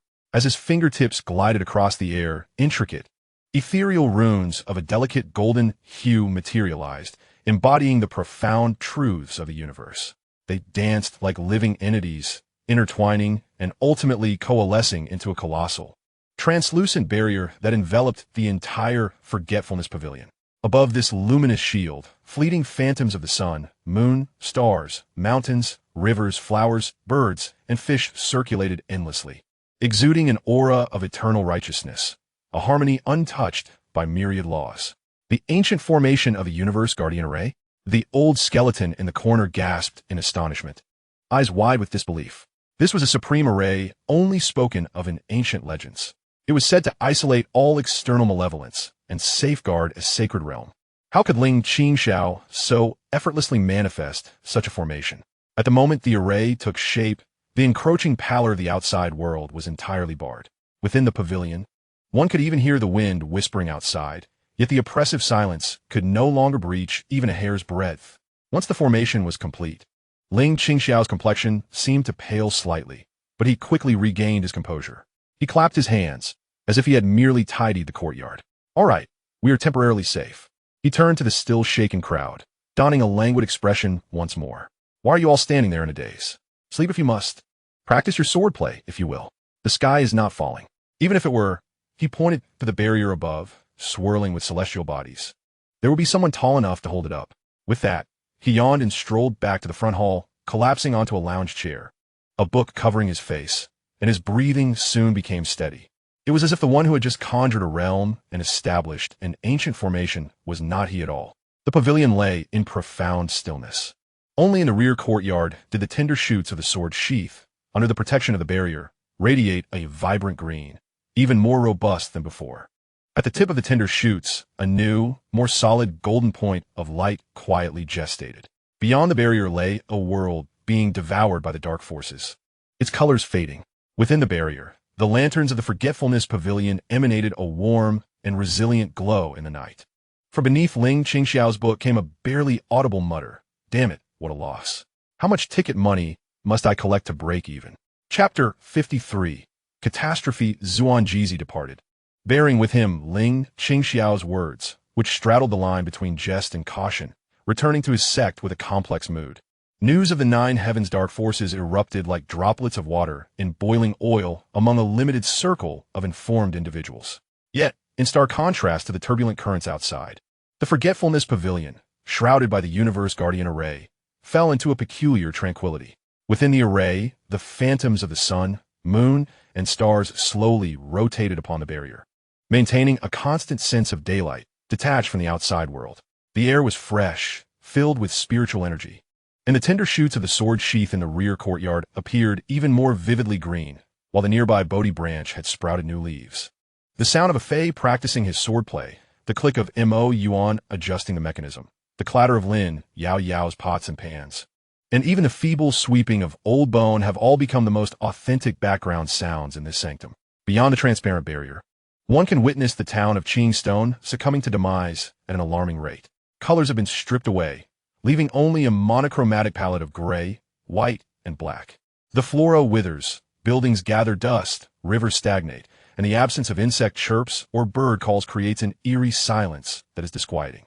The sky is eternally shrouded in a suffocating gray, resembling an immense shroud. This stark contrast between the inner and outer worlds instills an intangible pressure within the gathered individuals, who, despite being in a safe zone, feel akin to passengers aboard Noah's Ark, watching helplessly as the outside world descends into chaos. Lu Tingfeng spends most of his time in quiet contemplation within the courtyard, his sword resting upon his lap, his breath intertwined with the formation and the tender shoots of the scabbard. He is immersed in understanding the rules of this domain, meticulously crafted by the 13 Realms Swordmaster, presenting both an unparalleled opportunity and a formidable challenge for his swordsmanship. He feels like an ant gazing up at the vastness of the cosmos, overwhelming and boundless.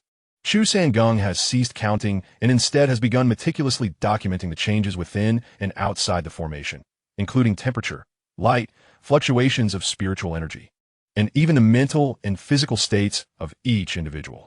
The instinct of the former chief constable alerts him to the potential significance of this data in the future.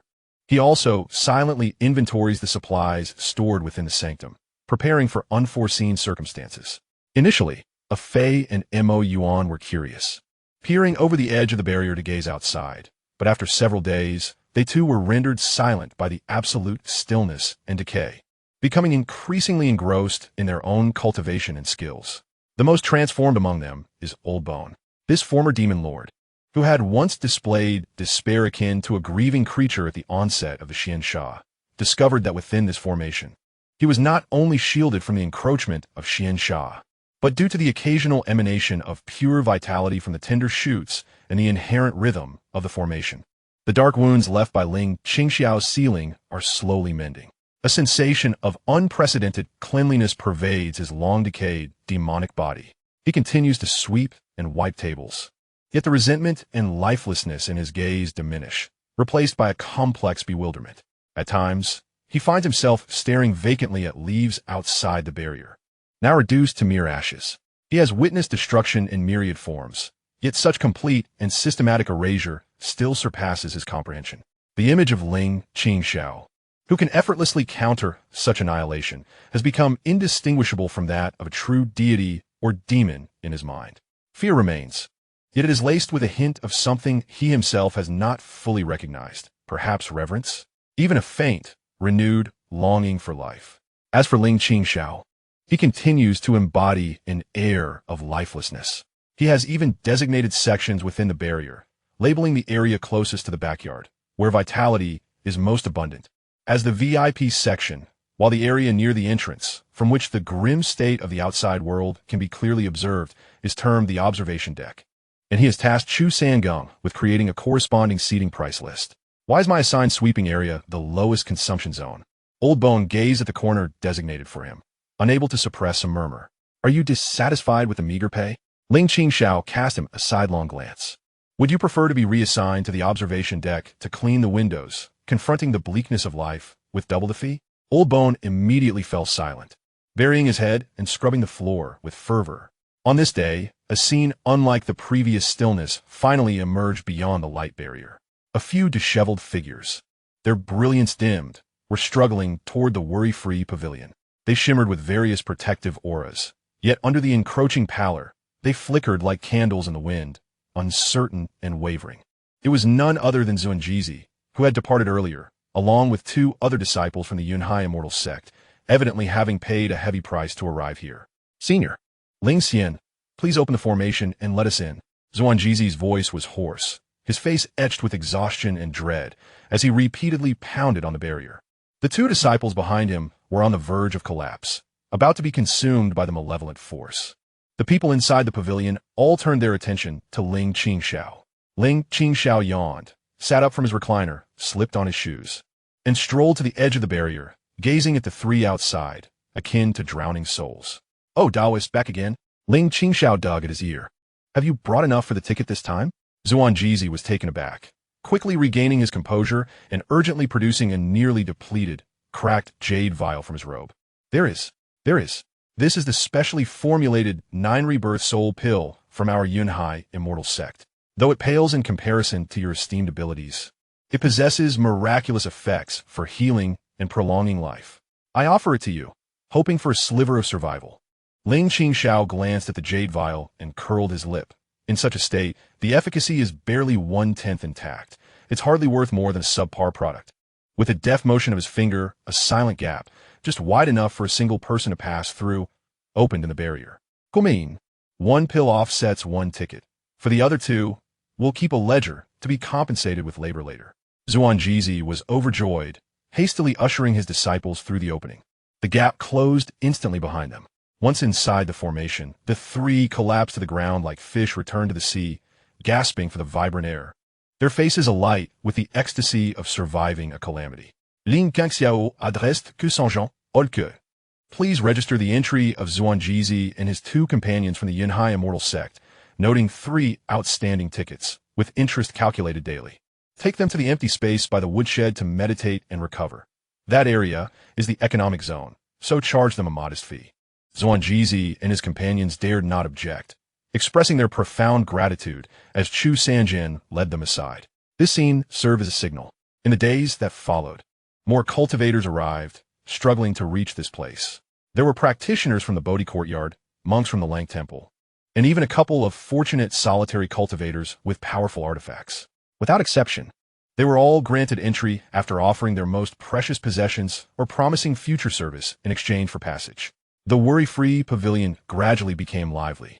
The once desolate courtyard has been sectioned into various areas, resembling a miniature refuge in a post-apocalyptic world. The newcomers, initially disoriented, soon find solace in the secure ambience and the unfathomable aura of Ling Qingxiao, adapting themselves to the environment and even volunteering for menial tasks. Ling Qingxiao's list of services has become increasingly elaborate, now including long-term residency permits, accelerated spiritual cultivation packages, and even psychological counseling sessions where one can listen to the proprietor's grievances. One day, a peculiar visitor approached the barrier. Not a human, but a snow-white crane. Its feathers now dull, blood trickling from its beak, and its spiritual essence severely diminished. It seemed to have instinctively found its way here, gently pecking at the barrier and emitting a mournful cry. This was the mount of the master of the Yushu temple, known as Shui Ling. A newly arrived, wandering cultivator recognized it and exclaimed, "The Yushu temple lies thousands of miles away. Its arrival here suggests that something dire has transpired there." The onlookers exchanged sympathetic glances. Ling Qingxiao approached the barrier, gazing at the crane. The crane's soulful eyes were filled with pleading. "Ah, bird, Ling Qingxiao musette." Stroking his chin, "Your entry fee is rather complicated. Can you sweep the floor? Can you wipe the tables?" The crane tilted its head, seemingly unable to comprehend. Ling Qingxiao sighed. "Very well. Seeing as you are quite a fair creature, you shall serve as our welcoming mascot at the entrance," adding an air of elegance to our establishment. Gumein, he parted the barrier once more. The crane stumbled inside, gratefully nuzzling Ling Qingxiao's pant leg before flying to a sheltered spot, silently preening its damaged feathers. Ling Qingxiao turned to the growing crowd within the establishment and declared, "You all witnessed this, did you not? Our establishment operates with integrity, welcoming all, human and beast alike. To survive, one must demonstrate value, be it spirit stones, magical artifacts, labor, talent, or even mere good looks as a mascot.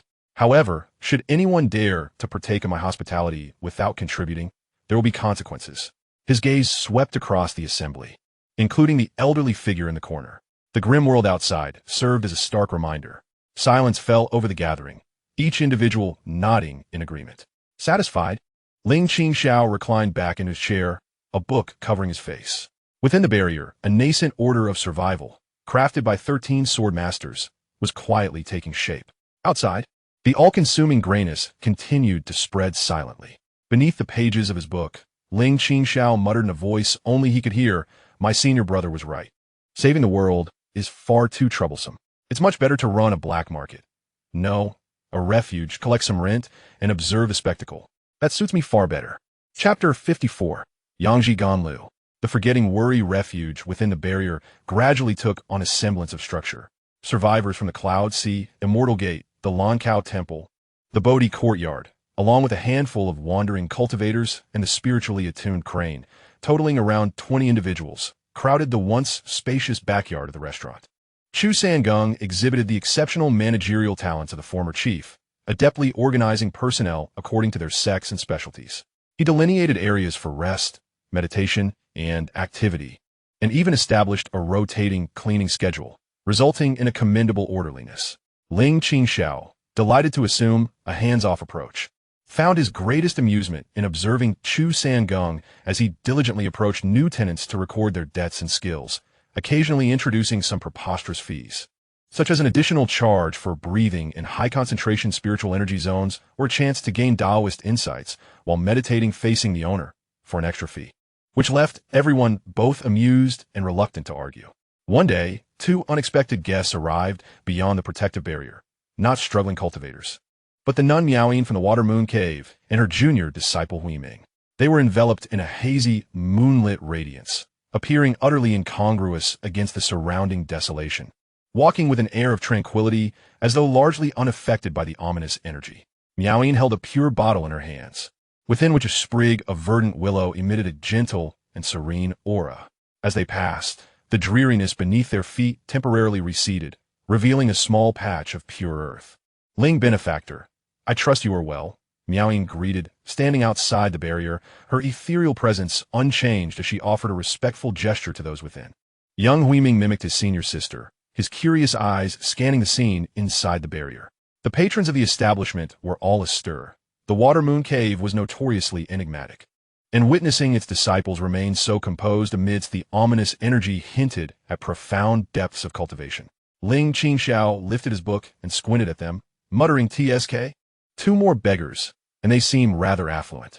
He sauntered over to the barrier, not directly opening the door, but inquired from beyond, Little Master Nun, "Are you here to beg, or to forge a benevolent connection?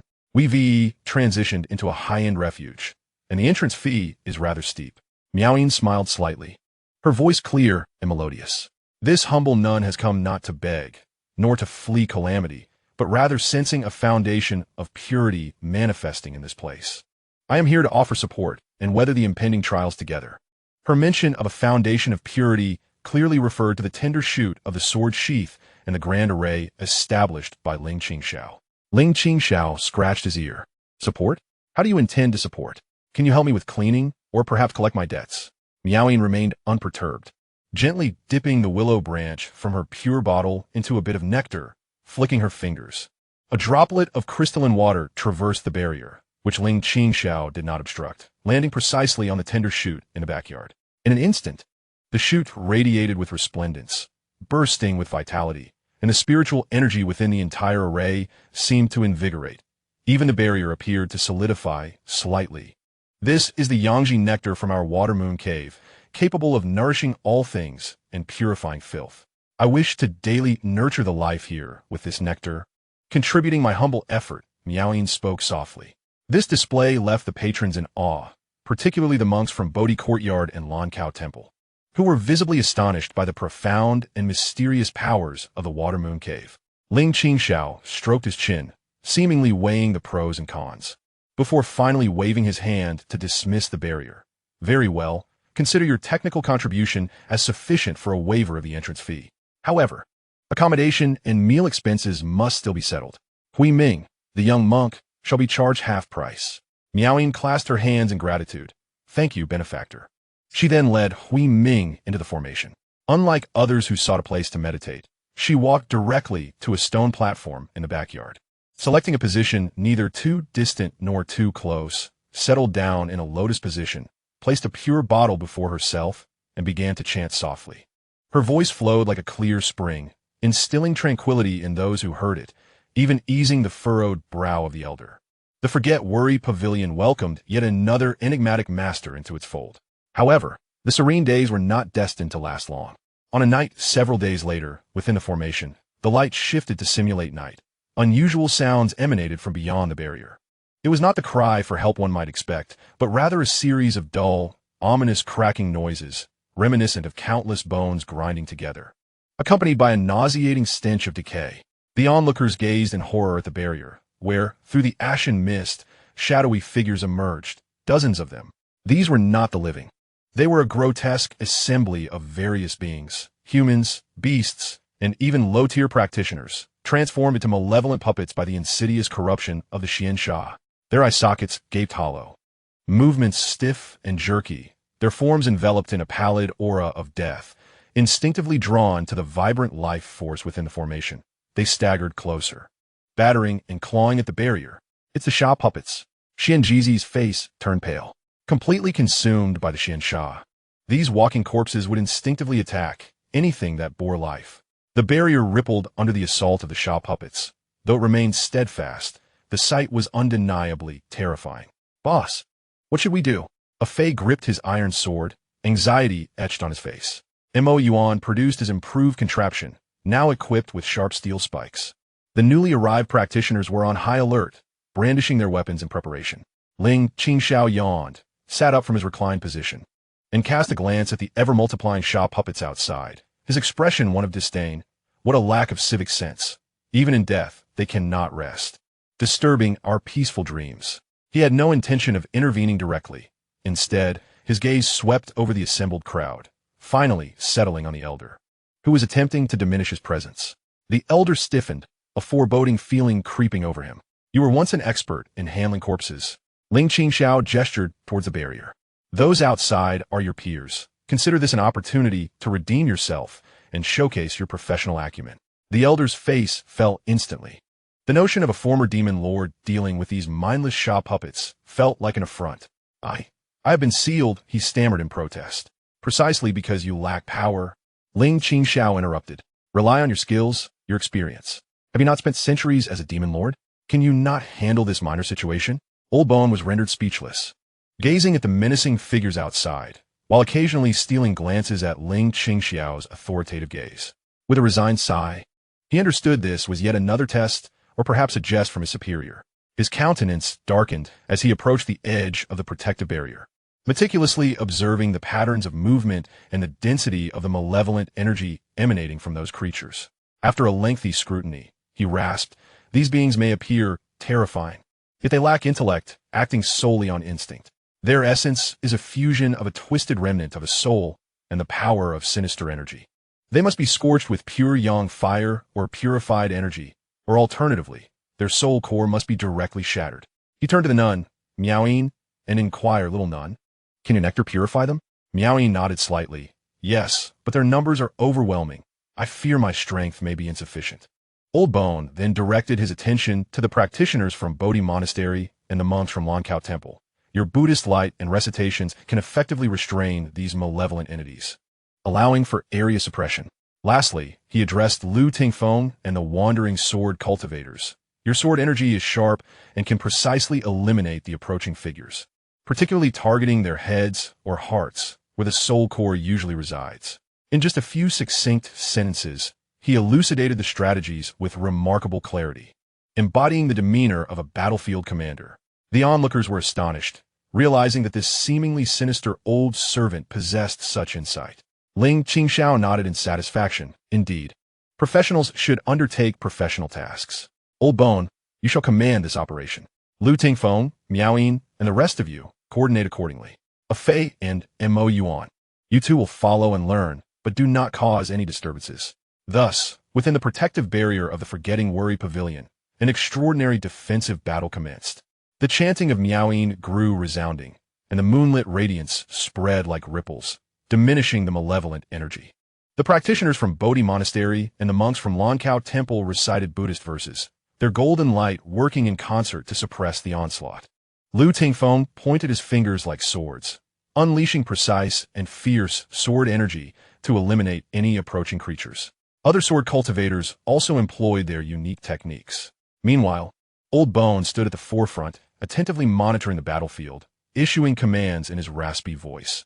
The third one on the left, the malevolent energy is concentrated. Prioritize its elimination. On the right flank, a creature is absorbing the malevolent energy of its fallen comrades. Focus the Buddhist light on it. Watch the ground. There are burrowing types. Under his leadership, the coordination among the group grew increasingly harmonious, resulting in heightened efficiency. Fei and Mo Yuan were left in awe, gaining invaluable insights. Ling Qingxiao, meanwhile, had settled on a small stool at the entrance, leisurely cracking seeds while commenting, "Old Bone, your command is commendable. You exhibit a touch of the former demon lord stature. Lu Tingfeng, refine your sword energy further, conserve your strength. Little nun, your recitations are quite pleasant. Perhaps charge less next time." What was meant to be a tense and fierce defensive battle, under Ling Qingxiao's light-hearted banter and Old Bone's expert guidance, appeared rather orderly, even somewhat ludicrous. As the last creature was reduced to ash beneath the combined forces of Buddhist light and sword energy, a temporary stillness returned outside the barrier. Old Bone, panting heavily with beads of sweat on his forehead, was not fatigued but rather tense. He had not been so mentally exhausted in a long while. Ling Qingxiao brushed off the sunflower seed shells from his hands, rose to his feet, and remarked to Lao Gu, "Well done. This evening, I shall reward you with an extra chicken leg, double the portion." Lao Gu was momentarily taken aback, watching Ling Qingxiao's retreating figure towards the reclining chair, and then glanced at the complex expressions of those around him, an amalgamation of surprise, vigilance, and even a hint of acknowledgement. Silently, he lowered his head, resumed sweeping the floor, which had been disturbed by the recent commotion. Yet there was an unspoken intensity in his sweeping motion, more profound than before. The nun Miaoyin observed Lao Gu's silhouette, then turned her gaze to Ling Qingxiao, a flicker of understanding illuminating her clear eyes. This forgetting worry pavilion was not merely a sanctuary. It was a crucible for refining the heart and transforming the mundane. Chapter 55. The Essence of Dark Malevolence. The assault by the malevolent puppet struck like an unexpected drill. Although repelled, it made the inhabitants within the protective barrier acutely aware that the perils of the outside world extended beyond mere environmental decay. Following a brief respite from their victory, the atmosphere grew increasingly grave. Each individual seized every moment to enhance their own abilities, whether through meditation or practicing spells. After that command, Lao Gu's status seemed to have subtly elevated. At least, no one regarded him as a mere errand boy anymore, as occasional wandering cultivators sought his counsel on identifying malevolent energies. On this day, the southeastern corner of the barrier, which had remained relatively tranquil, suddenly rippled with abnormal waves, akin to droplets falling into hot oil, producing a faint sizzling sound. The ashen aura in that area churned violently, far denser than other regions, causing even the celestial images of sun, moon, and stars upon the barrier to momentarily distort and dim. This is bad. The formation knows there have been compromised by something. A disciple from the Yunhai Immortal sect, adept in formations, was the first to exclaim. Alarm spread among the crowd. The formation was their lifeline, and if breached, the consequences would be dire. Lu Tingfeng immediately materialized before that area, sword energy surging, bracing for the impending threat. The nun Miaoyin's chanting grew frantic as the moonlit radiance sought to stabilize the disturbance. Ling Qingxiao remained reclined in his chair, albeit with his book set aside, squinting towards the anomaly with a smirk that danced between amusement and intrigue. Ah, finally, something of substance has arrived. Before his words could fully escape his lips, the roiling ashen aura suddenly imploded inward, forming a vortex. At the center of this vortex, a shadow, indistinct and composed entirely of pure, dark, malevolent energy, gradually penetrated the barrier. Indeed, it penetrated, not through violent destruction, but rather a form of assimilation and infiltration. This shadow lacked a fixed shape, resembling a sentient mist, exuding an annihilative aura 100-fold more potent and peerless than that of the malevolent puppet. Wherever it passed, even the spiritual energy within the formation was instantaneously repelled and neutralized. The essence of dark malevolence. Xuanji's countenance turned pale, his voice trembling. It was a malevolent spirit born from the essence of dark malevolence. Formless and intangible, it could erode the very foundation of all things, rendering ordinary attacks utterly ineffective. The mysterious Xianxia essence seemed to possess a nascent intelligence. Disregarding Lu Tingfeng's sword aura lock, the sword energy merely passed through its form, causing a ripple with negligible effect, and lunging directly towards the core of vitality within the formation, the tender shoots of the sword sheath in the backyard. The sweet dew dispensed by the nun Miaoyin could only temporarily slow its advance, failing to purify it entirely. The Bodhi Buddha light and the Lan Kuzin chant fell upon it like a cow sinking into the sea. Just as the essence was about to reach the tender shoots, Lu Tingfeng's gaze sharpened as he prepared to ignite his original sword energy at any cost. Step aside. A hoarse yet authoritative growl resonated. It was then that Old Bone, having unexpectedly surged to the forefront, displayed an expression devoid of his usual numbness or resentment, replaced instead by an intense focus, even excitement. It was the countenance of a master hunter encountering prey worthy of the chase. This entity was a Sha spirit, neither alive nor dead, a distortion of rules. Raw strength would be futile. It required a counterattack with poison or the disruption of its very existence. Old Bone spoke rapidly, his hands weaving an intricate and peculiar seal, a secret method once used to control vengeful spirits when his demonic powers were intact. Although he currently lacked magical support, the changes in the cosmic energies invoked by the seal immediately captured the attention of the Xianxia essence. The essence abandoned the tender shoots and turned towards Old Bone, seemingly more intrigued by this daring challenger. The aura of death surrounding Old Bone led to its misjudgment. Now, Old Bone shouted to Lu Tingfeng and Miaoyin. I have temporarily drawn its attention. Lu Tingfeng, wield your most pure sword intent, not to slay it, but to sever its connection to the external Xianxia source. Miaoyin, channel your purifying power to cleanse the core disrupted by my seal. Both Lu Tingfeng and Miaoyin, being insightful individuals, understood instantly. Lu Tingfeng altered his sword momentum. no longer pursuing harm, but instead transforming into an exceedingly subtle and refined sword of intent, slicing towards the invisible tether, connecting the essence to the ashen sky beyond. Following the fluctuations created by Old Bone's seal. Meanwhile, Miaoyin infused all her magical energy into the cleansing vessel, unleashing an unprecedented radiant holy dew, cascading like the Milky Way, washing towards the essence's core. A silent, soul-piercing shriek emanated from the Xianxia essence as it contorted violently. Lu Tingfeng's intense sword successfully severed its supply, and Miaoyin's purifying strength seized the opportunity, rapidly dissolving its essence like boiling water upon snow. Moments later, the chilling dark gray shadow completely dissipated in the holy light, leaving behind a pure yet harmless chaotic aura, gradually absorbed and transformed by the formation's power. The crisis was averted. A collective sigh of relief escaped everyone's lips, and their gazes towards Old Bone transformed entirely. This time, it was not mere acknowledgement, but profound shock and gratitude. Had he not discerned the critical point in that decisive moment, using himself as bait to devise this trap, the consequences would have been unimaginable. The old man gasped for breath, his complexion pale, truly exhausted this time. His trembling hands, still forming seals, sensed the shift in the gazes of those around him. Especially noteworthy was Lu Tingfeng's subtle nod of acknowledgement and the approving glance from the nun Miaoyin, which stirred a long-forgotten and almost obsolete emotion within him, an elusive sense of worth. Yet, he swiftly suppressed this feeling, instinctively yearning for a broom to mask his discomfort. "Well done, old man." Ling Qingxiao, having approached him unbeknownst to him, patted him on the shoulder, causing the old man to stumble slightly. "Your professional skills are commendable, your performance exceptional, and your teamwork exemplary. For this month's outstanding employee selection, I cast my vote for you." The old man opened his mouth, intending to retort out of habit, but found himself at a loss for words, awkwardly turning his head away instead. Ling Qingxiao then glanced at the chaotic energy absorbed by the formation, stroking his chin. This Xianxia essence, though bothersome, possesses quite pure energy. If we could capture a few live ones, could we perhaps create a Xianxia generator? For lighting, heating, and powering mechanisms, it might even sustain the formation's energy consumption. The crowd fell silent, bemused. At such a time, the boss was contemplating how to transform apocalyptic energy into renewable resources.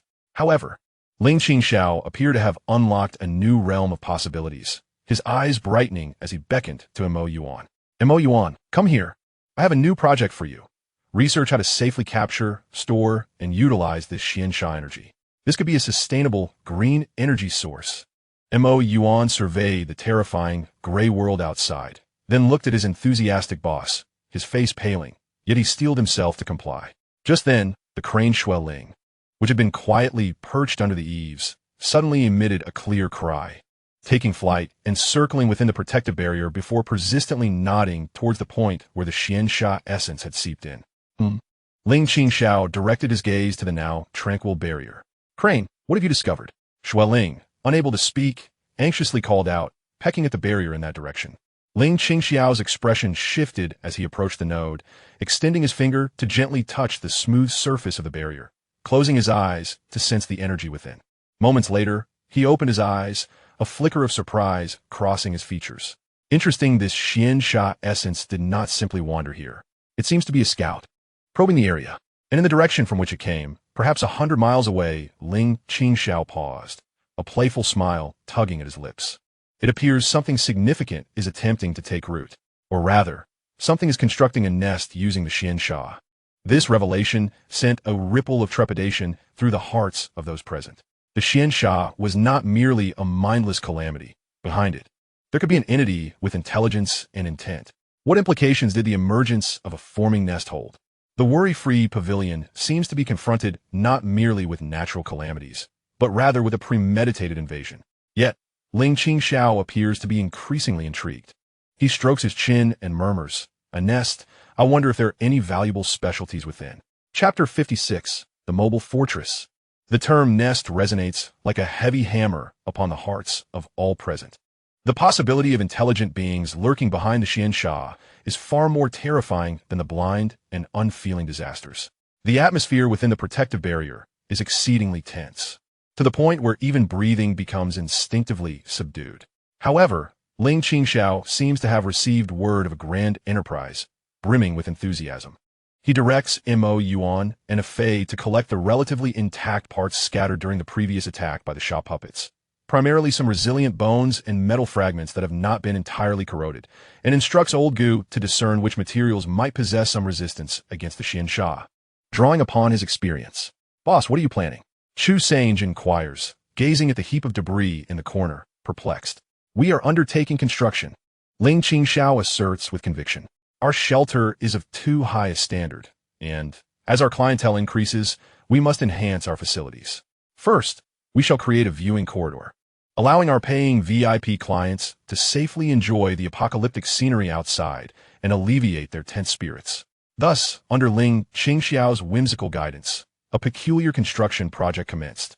Mo Yuan was responsible for the structural design, utilizing the collected materials alongside some leftover scraps from the pavilion, while Fei and Old Gu, reluctantly, handled the laborious tasks. Lu Tingfeng would occasionally assist with precise cuts using his sword aura, and the sweet dew from the nun Miaoyin was employed to purify the lingering malevolent energy from the materials, a process Ling Qingxiao referred to as disinfection. Days later, a rudimentary metallic skeletal corridor was erected, closely adhering to the interior wall of the barrier, allowing passage for only one person at a time, extending towards the direction from which the essence of the Xianxia had infiltrated. The exterior of the corridor was covered with coarse metal mesh, embedded with anti-Sha bone fragments that Old Gu had verified and Mo Yuan had processed. Although it appeared disjointed, it emanated an odd aura that blended the essence of Buddhist light, Taoist rhythm, demonic energy derived from Old Gu's treatment of the materials and mechanisms. Ling Qingxiao personally hung a sign at the entrance of the corridor, inscribed with Apocalyptic Scenic Viewing Corridor, single entry fee 10 spirit stones, package discounts available. Enter at your own risk. Come, Old Gu, with your wealth of experience, lead the way for safety assessment. Ling Qingxiao handed Old Gu a jade slip for recording images. Old Gu turned pale at the prospect, yet under the temptation of a well-crafted evaluation report rewarded with a portion of braised meat. He donned a face of resignation and was the first to step onto the corridor. Lu Tingfeng and Miaoyin, concerned for his safety, followed closely behind. A few brave cultivators, including Xianxia, paid their fees and cautiously joined them. The corridor creaked ominously, yet it was indeed stable. Through the gaps in the bone fragments, the desolate world outside became more vividly apparent, the sense of oppression far more intense than within the pavilion. After traversing approximately several dozen paces and nearing the previous node, the old bone suddenly halted, crouching down to scrutinize the ground outside the luminous barrier. There were traces, marks of something that had crawled across the surface. His voice, hoarse, pointed to several deep grooves in the earth, as if corroded by a potent acid. These were not the chaotic markings of lesser creatures, but rather systematic, resembling those of a certain arthropod, albeit of an astonishing size. Lu Tingfeng concentrated, nodding as he sensed the residual demonic energy, thick with a predatory malice. Miaoyin gestured towards the depths of the distant gray mist, indicating the nun perceives a concentrated and aggressively growing nucleus within that void of silence. A chill ran through the group. It appeared that Ling Qingxiao's assessment was accurate. Indeed, a nest was forming. The evaluation team returned to the hall, presenting their findings and the recorded images to Ling Qingxiao. Observing the clear signs of corrosion and the faint energy response captured in the jade slip, rather than exhibiting concern, he rubbed his hands together, exclaiming, "Indeed, we have a substantial entity on our hands. It seems we are not merely dealing with a petty neighbor, but rather a local power looking to expand its operations." He promptly summoned everyone, including paying guests, cleared his throat, and commenced his strategic briefing. Esteemed guests, following the valiant exploration conducted by our pioneering team, we have confirmed the presence of an illegal and unauthorized structure, a sinister lair, approximately 100 miles to the southeast, currently under construction. Such actions severely disrupt the ecological balance and stability of this region, posing a latent threat to our establishment's operational environment. The audience was left in a state of bewilderment, grappling with the absurdity of the situation, upholding the principles of maintaining world peace and ensuring customer safety. Our establishment has resolved to conduct a friendly visit and resource assessment of this illegal nest. With a grand gesture, Ling Qingxiao declared, "We are now establishing the Wanyu Pavilion Special Operations Group. I shall personally serve as the leader, responsible for strategic decisions and oversight. The frontline commander will be Old Bone, tasked with intelligence analysis, tactical development, and on-site command. The assault team leader will be Lu Tingfeng, responsible for overcoming challenges and clearing obstacles. Logistics and technical support will be provided by Mo Yuan and a Fei, in charge of equipment maintenance, material transport, and battle documentation. Purification and medical support will be overseen by Master Miaoying, responsible for environmental cleansing and the treatment of the wounded. The remaining personnel will be divided into a reserve team and a base defense team, under the unified coordination of Chu Sangu. As the series of appointments concluded, the expressions of those named varied greatly. Old Bone wore a face of despair, questioning if it was truly him. Lu Tingfeng accepted the orders silently. Miaoying remained calm with her palms together, while Mo Yuan and a Fei exhibited a mix of anxiety and excitement. Boss, Chu Sangu couldn't help but murmur. The situation at the nest is unclear. Is it not too reckless to charge and so hastily? Ling Qingxiao patted his shoulder reassuringly. Old Chu, do not worry. We are merely going for an assessment, not to engage in a life-or-death struggle. If we can prevail, we shall reap the benefits. If not, we will retreat. After all, we possess the most formidable mobile fortress in the world. He gestured towards the luminous barrier. What is there to fear? His so-called mobile fortress is intended to ensure that this operation remains within the protective embrace of the Cosmic Guardian Array.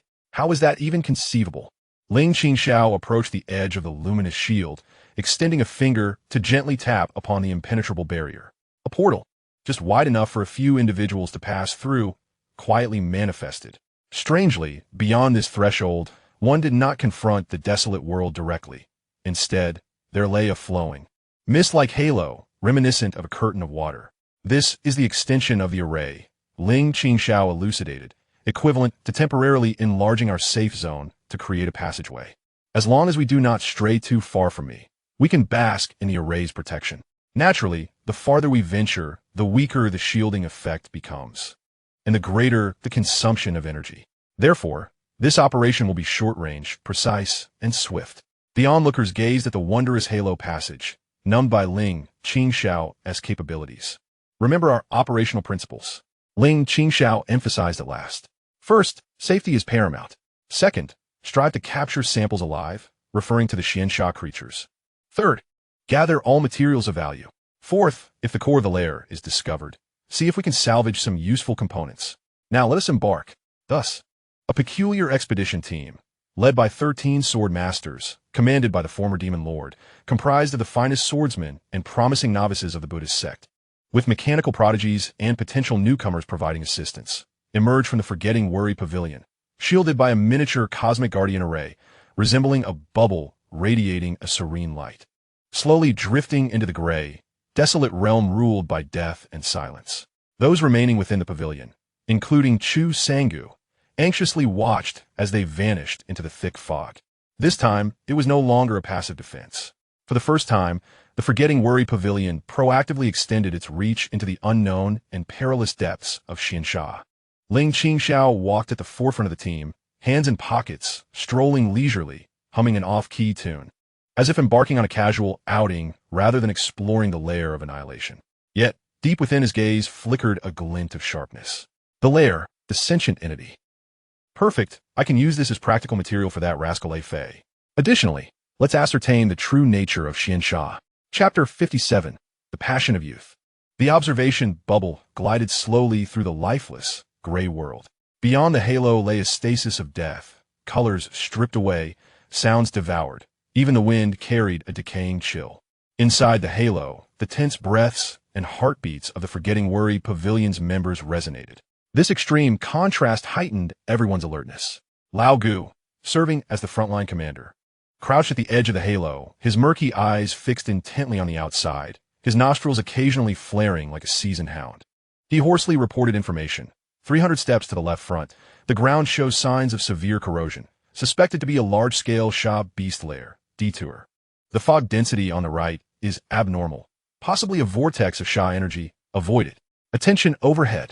A flock of bone-corroded birds, assimilated by Xianxia, is passing by. Though individually feeble, their numbers are staggering. Do not attract their attention. Under his guidance, the team skillfully navigated several perilous zones without incident. Lu Tingfeng's sword intent remained sheathed, akin to a blade poised to unsheath. The nun Miaoyin, wielding a pure vessel, radiated a soft moonlit glow, ever ready to purify any ambush. A Fei and Mo Yuan followed closely behind. One gripped a sturdy iron sword, while the other meticulously inspected his assortment of mechanical tools.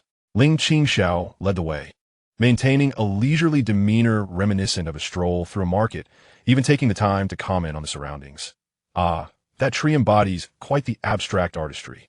Oh, that river is as solid as asphalt. What a pity it cannot be used for paving. Old Bone, does that stone not resemble your half-asleep visage? Old Bone chose to remain unresponsive. As they delved deeper, the oppressive aura of decay intensified, gradually encroaching upon their protective halo, emitting a faint hissing sound. The radiance of the halo dimmed noticeably, its range shrinking by the inch. The group's anxiety escalated. Boss, the shield's depletion is accelerating, Lu Tingfeng cautioned. Understood. Ling Qingxiao replied nonchalantly, quickening his pace. We are nearly there. I can already scent the aroma of illicit constructions. After traversing the length of a jaw stick, the surrounding gray mist suddenly thinned, revealing a bizarre sight before them. It was a colossal, pulsating mass, resembling a living tumor, firmly rooted in the earth. With a diameter exceeding several hundred feet, the surface of the mass was riddled with twisted veins and constantly opening and closing orifices, exhaling a dense aura of decay.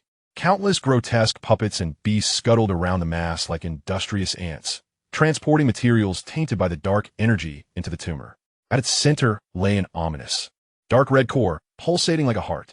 This was the lair of dark energy, an abominable entity, alive and ever-growing. What manner of creature is this? A Fei's voice trembled. Mo Yuan's pallor mirrored his shock. Even Lu Tingfeng and Miaoyin bore expressions of utmost gravity. The malevolence and power emanating from this lair surpassed any foe they had previously encountered. A flicker of dread crossed Old Bone's eyes as he murmured, "Is a demon fetus, a vile entity birthed from the high concentration of dark energy, possessing a minuscule chance of existence. Not only does it generate puppets and beasts autonomously, but it also incessantly devours and transforms everything around it, expanding its own being. If left unchecked, it could ultimately envelop the entire southern region." Just then, the lair seemed to sense the presence of these uninvited guests. The dark red core surged in its pulsation. Thud, thud, like the beating of war drums. From the orifices on the surface of the mass, a tide of puppets and beasts erupted, among which were several large, grotesque figures, exuding an aura comparable to that of a nascent soul cultivator. They emitted silent howls as they charged furiously toward the protective halo. "Prepare for combat," Old Bone bellowed, instantly assuming a commanding presence. Lu Tingfeng, intercept those demonic generals. Master Miaoyin, purify the area and cleanse the minions. A Fei and Mo Yuan, defend the flanks and strike at the soul core using the techniques I have taught you. The great battle erupted instantaneously. Lu Tingfeng transformed into a beam of sword light, facing a giant scorpion-like demonic general, sword energy slicing through the air, sparks flying. Master Miaoyin's chanting resonated powerfully, with nectar falling like rain, purifying the tide of demonic puppets surging forward. A Fei and Mo Yuan stood back to back, one wielding a fierce sword attack, the other employing intricate mechanisms, their coordination impeccable. However, Ling Qingxiao remained inactive, leisurely observing the structure of the entire nest, particularly that dark red core, muttering to himself. The energy conduction efficiency is quite good, and its self-repair capability is strong, but aesthetically, it's lacking, resembling a spoiled meat bun. The halo shield fluctuated violently under countless assaults, its brightness flickering uncertainly as its range further diminished. The situation was precarious. "Boss, the shield can barely hold," Old Gu shouted anxiously. Only then did Ling Qingxiao seem to return to his senses, casting a glance at the wobbling halo, curling his lip. "The efficiency is truly lacking. It seems I must dismantle it myself." He ceased his observations, raised his right hand, and extended his index finger toward the massive, pulsating core of the nest. Gently tapping it, there was no earth-shattering spectacle, but the entire space seemed to freeze for a moment. In the next instant, a nearly imperceptible transparent ripple emanated from Ling Qingxiao's fingertip, silently spreading like ripples on water, swiftly traversing the entire nest. With a ripple past, those clawing demonic puppets and even the formidable demonic generals suddenly froze. Then, like pencil drawings erased by an eraser, they began to disintegrate from their extremities, transforming into the purest essence of decay, which then completely vanished into nothingness. Just a single strike, the tide of enemies disintegrated into fine ash. Even the massive, fleshy nest itself seemed to have been paused, its pulsations halted, blood vessels ruptured, and holes frozen.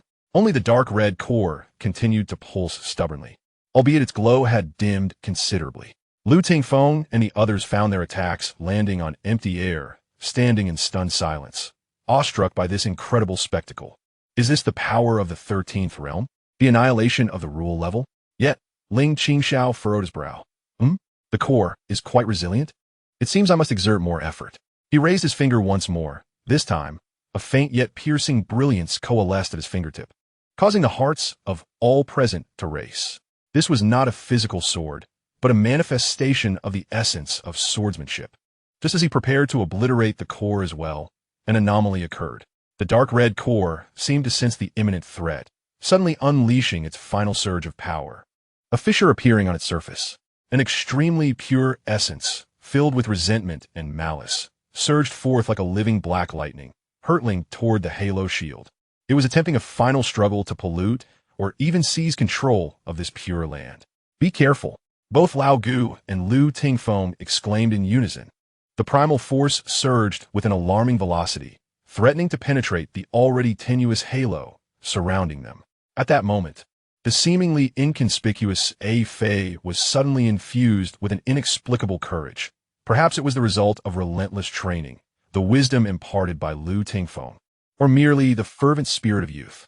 He stepped forward with fervor, channeling his meager essence into the iron sword in his grasp. Executing the most practiced and skilled thrust he had honed countless times, aimed directly at the black lightning.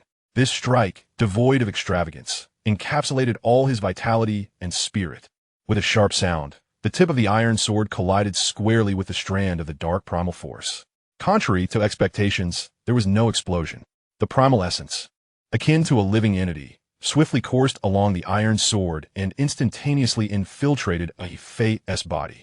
A jolt of energy coursed through him, his face draining of color, his eyes losing their luster, and he toppled backward. A Fei! Mo Yuan exclaimed in horror as he rushed to support him. Lu Tingfeng appeared beside a Fei in an instant, his sword aura probing into a Fei's body, and his countenance darkened severely. The malevolence invades the soul. The primal essence has entered the body. This is nearly a death sentence. Even the miraculous dew of the Nun Miaoying could only temporarily stall the spread of the malevolent energy. It could not eradicate the primal essence that had begun to merge with a Fei's very soul. Ling Qingxiao, witnessing a Fei's collapse, finally shed his previous indolence. He approached a Fei, squatted down to assess the situation, and furrowed his brow. Troublesome, he murmured before addressing the others, retreat. With a wave of his hand, the remnants of the layer's grotesque tumors and the dark red core crumbled and vanished like weathered sand sculptures. He then raised the solidifying halo shield, enveloping everyone, and returned to the Forgetting Worry Pavilion at a speed several times faster than their arrival. Inside the pavilion, the atmosphere grew unbearably heavy as they gazed at the unconscious A Fei, enshrouded in a pall of death. Ling Qingxiao laid a Fei flat upon a table and instructed Miaoying, use your Du to sustain his life force. Turning to Lao Gu and Lu Tingfeng, he added, one of you understands malevolence, and the other comprehends sword intent. Collaborate to temporarily suppress the entity within him. Do not allow it to extinguish its host so swiftly. Finally, he regarded the anxious Mo Yuan and the worried Chu Sange. As for the method of eradication, Ling Qingxiao stroked his chin, his gaze seemingly piercing through the walls of the pavilion, gazing into an unknown distance. It appears I must seek a professional healer, he mused. Yaowang Valley. I hope they have stock available. He paused, casting another glance at the feeble A Fei, softly muttering with undeniable resolve. This lad is meant to be my future #1 enforcer. He cannot be allowed to perish so easily. Chapter 58. Yaowang Valley? Bring it forth. A Fei was laid flat upon 2 adjoining dining tables, his complexion ashen, his breath so faint it was nearly imperceptible. The thread of the primordial dark evil ravaged through his meridians and soul like a malignant growth, while the sweet dew of the nun's Xianxia could only tenuously envelop his heart vessel like a fragile membrane, delaying the inevitable collapse. The pure sword intent of Lu Tingfeng and the sinister knowledge of the old bones could only establish a temporary seal outside of Fei, thwarting the complete eruption of the primordial source, yet failing to expel it entirely. The atmosphere within the establishment was so oppressive it felt as though one could wring water from it. And Mo Yuan stood by the table, his eyes reddened. Lin Yaoyao continuously replaced the cold towel on Fei's forehead, fully aware that it bore no real benefit. Que Saint-Jean frônait de deeply, calculating silently. The other cultivators displayed expressions of sorrow, sharing in the grief of their fallen companion. Ling Qingxiao, no longer slumped, leaned against the counter, arms crossed, eyes fixed on Fei, fingers unconsciously tapping the tabletop. After a moment, he straightened and addressed Chu singing. Old Chu, keep an eye on the place. I'm stepping out. Boss, are you heading to the Valley of the Medicine King? Que Saint-Jean immediately understood. At this moment, the only potential salvation for a Fei lay in the unparalleled medical prowess of the Valley of the Medicine King. Indeed, Ling Qingxiao nodded. Those herbalists must still possess some ancient formulas. He glanced outside the barrier at the deathly silence of the world beyond. I should also see the extent of devastation wrought by this dark evil. We cannot remain cooped up indefinitely. Are you going alone? Shouldn't you? Lu Tingfeng took a step forward, clearly uneasy. The outside world was fraught with danger. Although the boss was formidable, traveling alone posed too great a risk. A crowd would be a hindrance. Ling Qingxiao waved his hand dismissively. I'm pressed for time. Bringing a burden would only slow me down. He then looked at the unconscious Fei. Whether this kid can hold on until then depends on his fortune. You all guard this place well. Do not wait for my return if the house is robbed. With that, he hesitated no longer and approached the edge of the barrier. This time, he did not activate the array passage that required maintenance, but stepped directly forward, his figure merging with the surrounding darkness like an ink droplet in water, silently penetrating the heart-guarding array, emerging into an expanse of absolute gray desolation. The patrons within the establishment, from behind the barrier, witnessed Ling Qingxiao's silhouette flickering amidst the gray mist before it vanished completely, his presence undetectable. Thus, he ventured alone into the desolate wasteland of the apocalypse. The Valley of the Medicine King, nestled within the central region of the continent in the spirit-soaked Wanxiang mountain range, was once a sanctuary where celestial cranes soared and fragrant herbs flourished, a revered destination for countless cultivators. Yet now, the entire mountain range was shrouded in a thin veil of desolation, despite the enduring protection of ancient, formidable arrays and an abundance of medicinal resources. It was not entirely immune to the encroaching decay, appearing gloomy and its protective barrier flickering erratically. The entrance was heavily guarded, with disciples wearing worried expressions, as if facing a formidable enemy. On this day, a figure appeared without warning outside the protective array of the Valley of the Medicine King. It was none other than Ling Qingxiao. He remained clad in his ordinary robe, devoid of any discernible aura of magic, as if he were merely an unwitting mortal who had stumbled into this realm. Yet, as he stood there, the oppressive atmosphere surrounding him was repelled, unable to encroach upon his presence. Who goes there? Demanded a disciple of the Guardian Valley, tension evident in his voice as he aimed his magical artifact at him. In these tumultuous times, any unfamiliar face could harbor hostility. Ling Qingxiao yawned languidly and spoke with a nonchalant air. Inform Xuanmuhua, or whoever holds authority in your valley, that the creditor from the Forgetting Worries Pavilion in Qingshi Town has come to collect a debt. The disciples exchanged bewildered glances. Qingshi Town? Forgetting Worries Pavilion? What could this possibly mean? However, the fact that this individual had silently traversed the surrounding malevolent energy to appear here marked him as no ordinary person. A clever disciple swiftly turned to report to the valley. Before long, hurried footsteps echoed within the valley. Xuanmuhua emerged, accompanied by several elders whose profound auras were unmistakable, hurrying to greet him. Upon seeing Ling Qingxiao, Xuanmuhua's face lit up with a mixture of surprise and joy, and he promptly bowed in respect. Senior Ling, what brings you here? Please come inside. The elders, witnessing Xuanmuhua's deference and sensing Ling Qingxiao's unfathomable presence, dared not delay. They swiftly opened a breach in the formation to invite him into the valley. Upon entering the Medicine King Valley, although the atmosphere was stifling, there remained a semblance of vitality. The medicinal herbs in the spiritual fields drooped, yet had not entirely withered. Disciples hurried about, weariness etched upon their faces. Arriving at a pill hall filled with restrictions, Xuanmuhua dismissed those present before urgently inquiring, "Has something happened at the Forgetting Worries Pavilion? Is it about Xianxia? My young assistant has been afflicted by the source of Xianxia and is on the brink of demise." Ling Qingxiao cut straight to the chase.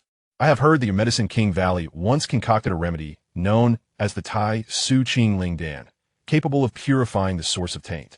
Is there any stock remaining? Alternatively, if you possess the formula, I can procure the materials myself." "Tai Su Nun Tai Qing Ling Dan," exclaimed an elder with flowing white hair. "This pill is of ancient origin, and the method to refine it has long been lost. The primary ingredient, Tai Su Xian Lian, is exceedingly rare, nearly impossible to find. The valley has long since exhausted its supply." Xuanmuhua's face darkened as he nodded in agreement. "Senior, it is not that I wish to evade responsibility, but we truly lack the means to assist with this pill." Ling Qingxiao appeared unperturbed, merely raising an eyebrow. "Oh, so there is nothing to discuss, then? It seems my visit has been in vain." He feigned a gesture to depart. "Senior, please wait." Another elder with a ruddy complexion quickly interjected, offering a rueful smile. "Though we do not have the Tai Su Qing Ling Dan, the Medicine King Valley is willing to exert its utmost effort to attempt a solution using the 9 turns reincarnation pill in conjunction with the golden needle acupuncture method, which may temporarily stabilize your assistant's condition, allowing us to devise a more gradual plan." "A gradual plan?" Ling Qingxiao scoffed. "By the time you devise anything, he will have already perished. What I require is an immediate, life-saving solution." The elders exchanged troubled glances, falling into a heavy silence. Ling Qingxiao gazed at them and suddenly smiled. "It seems that your Yawang Valley has its own troubles to contend with. How long can this protective formation hold? 3 months? Or perhaps just a month?"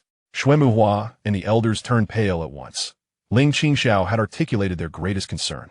While the valley's reserves were plentiful, they could not withstand the relentless consumption of Xianxia nor the depletion of resources through idleness. Sighing, Ling Qingxiao appeared to have made a decision. It seemed that merely collecting debts would not suffice. A new venture was in order. His gaze swept over the surroundings of the pill hall, ultimately resting on an ancient medicinal cauldron at the center. "I shall assist you in resolving the Xianxia issue, restoring Yawang Valley to its former state. As compensation," he pointed at the cauldron and then glanced at Xuanmuhua and the elders, "you, Yawang Valley, along with your personnel, the cauldron, and all your stock of medicinal herbs and formulas, will work for me to repay the debt. Let's set the term at 100 years, shall we?" The proclamation sent shockwaves throughout the hall. Resolving the Xianxia issue? Restoring Yawang Valley? This was nothing short of a fantastical dream. And the entire valley was to work for him for a century? "Senior, do you realize what you are saying?" The elder with the red face trembled with indignation.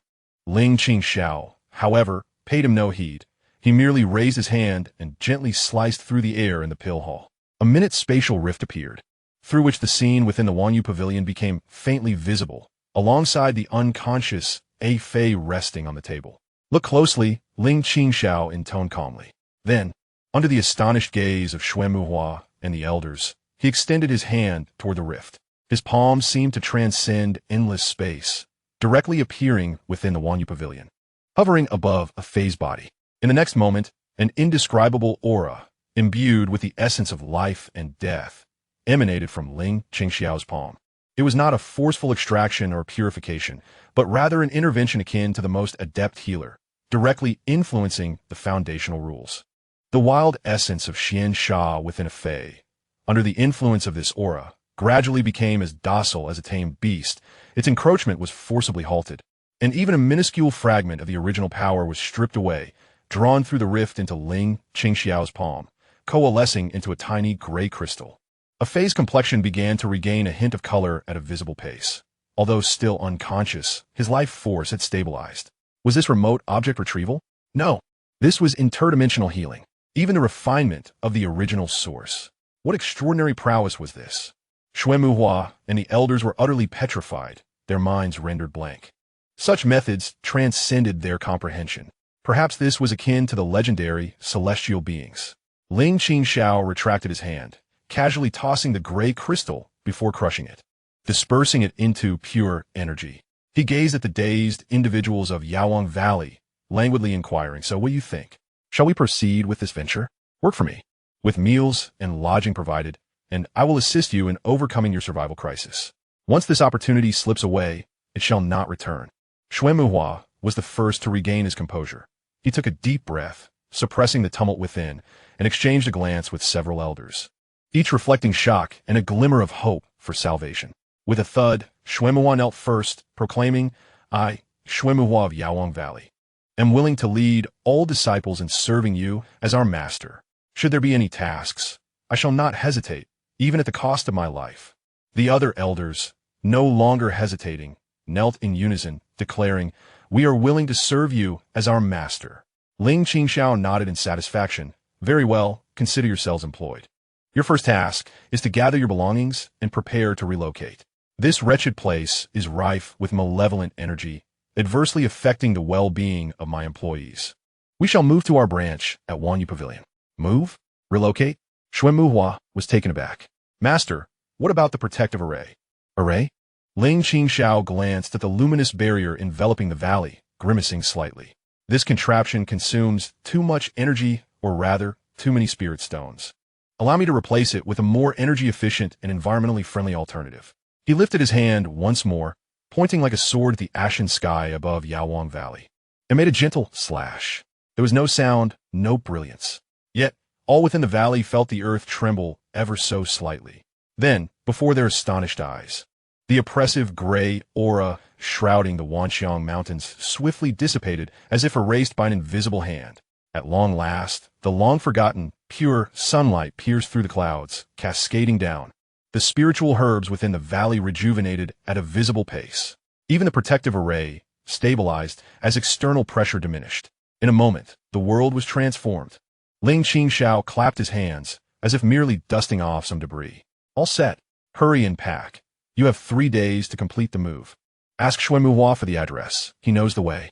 With that, he vanished in a shimmer, as if he had never been present, leaving the people of Yaowang Valley basking in the long-awaited sunlight, as if in a different era. Xuanmuhua gazed in the direction where Ling Qingxiao had disappeared, then looked at the revitalized valley, murmuring, "Master of Swords, is this the power of a 13th realm sword master? Yaowang Valley has surely latched onto an unimaginable colossal leg." Chapter 59. The Medicine Jar Arrives. Upon returning to Wanyu Pavilion, Ling Qingxiao found himself alone. The others within were filled with worry, and upon seeing his solitary return, their hearts sank. "Boss Fei." Mo Yuan was the first to rush forward, his voice tinged with a sob. Ling Qingxiao said nothing, moving to the still unconscious off Fei, extending his finger to press against his brow. A gentle force, brimming with vitality, flowed into him, merging with the dew of the Miao Yin Nun, along with the seals of Lu Tingfeng and the Old Bone. The pallor of a Fei's face visibly improved, and his breathing became steady and prolonged. Although he had not yet regained consciousness, it was evident to all that the most perilous moment had passed. He was not in immediate danger of death. It was at this juncture that Ling Qingxiao spoke, his tone unremarkable. He had defied death. The remaining matters could wait until the physicians arrived. Physicians? The crowd was taken aback. Ah, he meant the people from the Medicine King Valley. Ling Qingxiao yawned, as if he had merely gone out for groceries. "I have arranged for the entire valley to be hired. They will henceforth serve as the medical research department under our Forget Worries Pavilion. All meals and accommodations are provided, with a contract lasting a century. The entire valley? Hired for 100 years. Even seasoned individuals like Lu Tingfeng and Chu Sange were momentarily stunned by this proclamation. The Medicine King Valley was the preeminent authority in the realms of medicine and alchemy, a top-tier force. And they were being hired by the boss? Boss, are you suggesting that the Medicine King Valley is relocating here? Chu Sange felt as though his abacus beads were about to burst from his face. Indeed. Ling Qingxiao nodded, wearing an expression of nonchalance. "The conditions there are too poor and detrimental to the well-being of the employees, so I thought I would assist them in relocating. They should arrive in a few days. Chu, please make arrangements to designate the eastern section of the backyard for their dormitory and medicinal fields. And remember to collect their rental and property management fees." The crowd was left speechless. In the ensuing days, a peculiar atmosphere enveloped the Forget Worries Pavilion. On one hand, there was a slight easing of anxiety due to a Fei's stabilized condition. On the other, there was astonishment and anticipation concerning the unprecedented relocation of the Medicine King Valley. However, Ling Qingxiao seemed to have forgotten this matter entirely and resumed his habitual, lax lifestyle. Occasionally, he would summon Old Bone to his side and present the few grayish, dark energy crystals he had extracted from a fae, which he had later refined outside the Medicine King Valley, placing them on the table. Old Bone, take a look. What do you feel? Ling Qingxiao inquired, reclining with one leg crossed over the other. Old Bone gazed at the crystals, radiating pure annihilation energy. A flicker of instinctual desire passed through his murky eyes, but was overshadowed by a profound fear. He rasped, "It is very pure. More so than any malevolent spirit or puppet. It resembles a seed of dark energy, or perhaps a fundamental unit of origin. Can it be absorbed?" Ling Qingxiao asked. Old Bone was startled and quickly shook his head. "Absolutely not. This substance may appear pure, but it inherently embodies the rules of extinction and annihilation. Any living being that attempts to absorb it will be assimilated and ultimately become part of the dark energy. Unless what? Unless one can find a force with completely opposing attributes, but of equal level to neutralize it, or like you, boss, be able to directly separate and transform it at the level of rules." Old Bone spoke these words with a sense of reverence.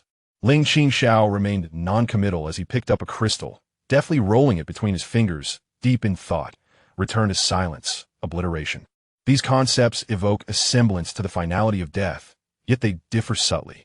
This substance resembles a form of formatting, or perhaps a forced initialization. Lao Gulitsten. Utterly perplexed, Ling Qingxiao chose not to elaborate further and waved him off to continue sweeping. 3 days hence, a disturbance arose outside the protective barrier at noon. It was neither a deadly puppet nor a refugee. Instead, the distant, ashen mist parted like a curtain, revealing a grand procession advancing towards the Wanyu Pavilion. Leading the charge were Xuanmuhua and several elders from the Yaowang Valley, followed by hundreds of disciples, each face marked by fatigue and trepidation, yet tinged with a bewildering blend of survival and anticipation. To their astonishment, they did not arrive empty-handed. They were laden with various magical artifacts, spirit beasts, and even human labor, transporting an overwhelming quantity of supplies. Boxes filled with medicinal pills, radiant herbs, massive alchemical furnaces, and even rare medicinal gardens uprooted and enveloped in spirit soil were being hauled. An entire treasury of Yaowang Valley had been emptied. The onlookers within the barrier stood in stunned silence. This spectacle was not merely a migration. It was akin to a national relocation. Ling Qingxiao approached the barrier, observing the massive, moving convoy with satisfaction, nodding in approval. Efficiency is commendable, not exceeding the time limit. He raised his hand, parting the barrier to unveil a grand portal wide enough for the convoy to pass through. "Welcome aboard, new colleagues," he grinned at Xuanmuhua and his companions. "From now on, we are family. Please do not hesitate to settle the relocation fee. The venue rental and initial property fees." Xuanmuhua's lips twitched, but he promptly presented a hefty storage pouch with respect. "Senior, esteemed boss, this contains a portion of spirit stones and materials from the valley to be paid in advance, with subsequent deductions from our salaries." Without a glance, Ling Qingxiao tossed it to Chu Sange and gestured towards the designated area behind. "That will be your domain. Plan it as you will and expedite the establishment of the alchemical chambers and medicinal fields. My assistant is still incapacitated. I am counting on you."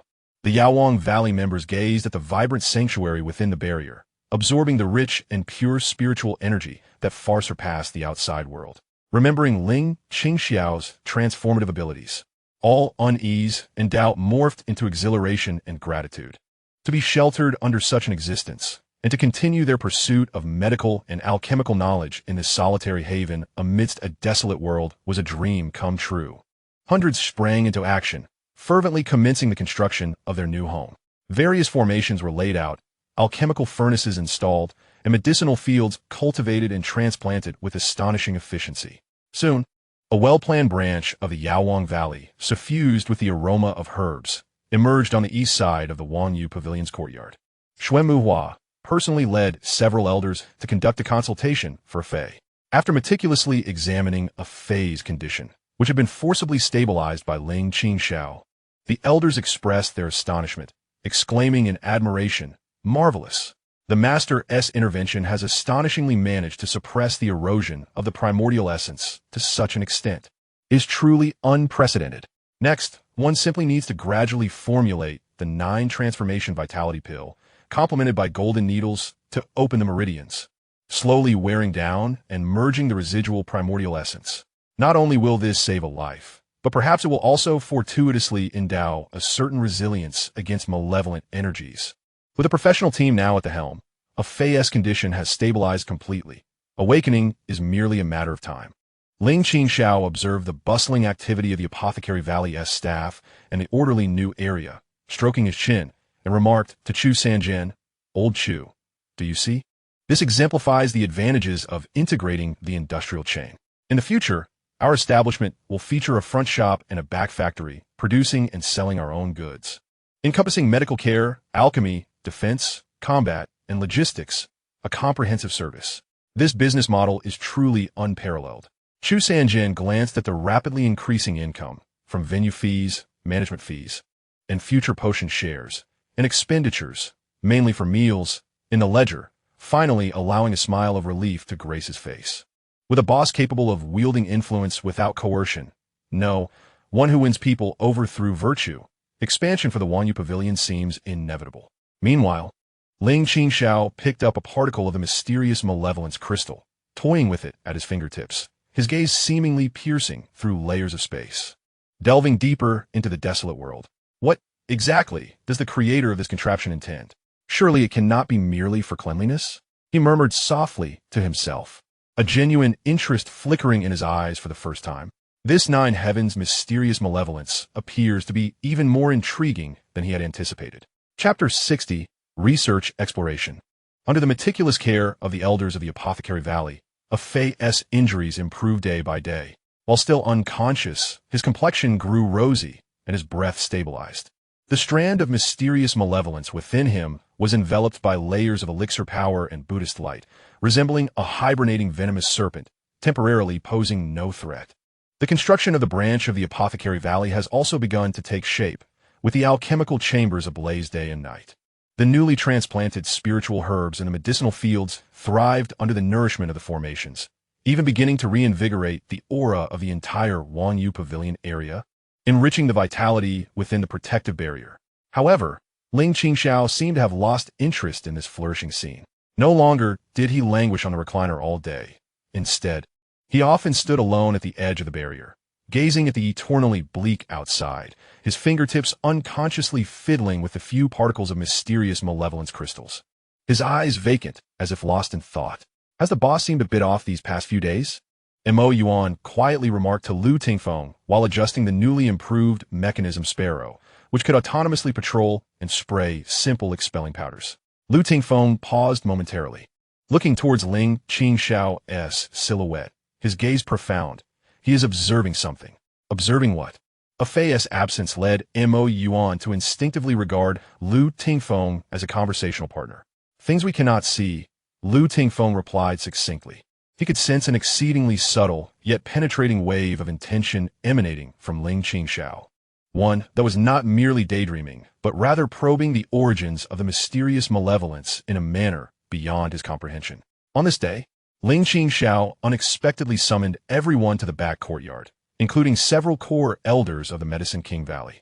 He wasted no time with pleasantries, directly unveiling his palm, upon which hovered several dusty crystals. In recent days, I have meticulously examined these peculiar objects. Ling Qingxiao spoke with a calmness akin to that of a researcher, a stark contrast to his usual languor.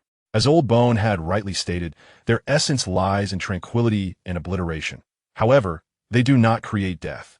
For death is merely the terminus of life's journey, a part of the cycle of rebirth. Rather, these crystals, he gestured slightly, causing one to rotate slowly, emanating à disquieting aura, d'une existence itself. The gathered crowd held their breath. Even the nun Miaoyin opened her half-closed eyes. They eradicate color, devour sound, dismantle structure, and obliterate spiritual essence. They do not bring an end, but seek to revert everything to a state of utter void. It is akin to a page filled with writing. It does not merely erase the words, but aspires to restore the entire page to its original blankness. This metaphor sent a chill down the spines of all present. This was far more terrifying than mere destruction. Furthermore, Ling Qingxiao continued, his gaze sweeping over the assembly. It is not entirely chaotic. On the contrary, it adheres to an exceedingly ruthless and efficient set of rules. Observe. He snapped his fingers, sending a crystal hurtling toward the small area outside the light shield. Instantly, the pallid aura of that area intensified, as if commanded by soldiers, becoming denser and more frenzied, voraciously eroding the light shield with unprecedented efficiency. It can direct and enhance the external Xianxia. Xuanmuhua gasped in astonishment. Not direct, Ling Qingxiao corrected, but resonant and amplifying. It functions like a key, or a coordinate, capable of invoking a broader spectrum of homologous power. The nest I previously destroyed was likely an attempt by a somewhat powerful key to solidify itself, establishing a stable formatted node. He retracted the crystal, his gaze sharpening. Thus, this nine-heaven Xianxia is not a natural disaster, at least not entirely. It resembles a tool that has been unleashed, or a certain cleansing program. A cleansing program? The crowd exchanged bewildered glances, struggling to comprehend. Who released it? What is the purpose? Chu Sanging posed the critical question. Ling Qingxiao shook his head. I do not know. It could be an ancient monster weary of life. Perhaps an evil deity intent on world destruction, or it could be that this realm itself is experiencing a malfunction, triggering some form of reboot mechanism. He paused, gazing into the distance, his expression deepening. But one thing is certain. If we allow this cleansing program to continue, ultimately all data, that is, we ourselves and everything in this world, will be eradicated. A wave of profound terror seized the hearts of all present.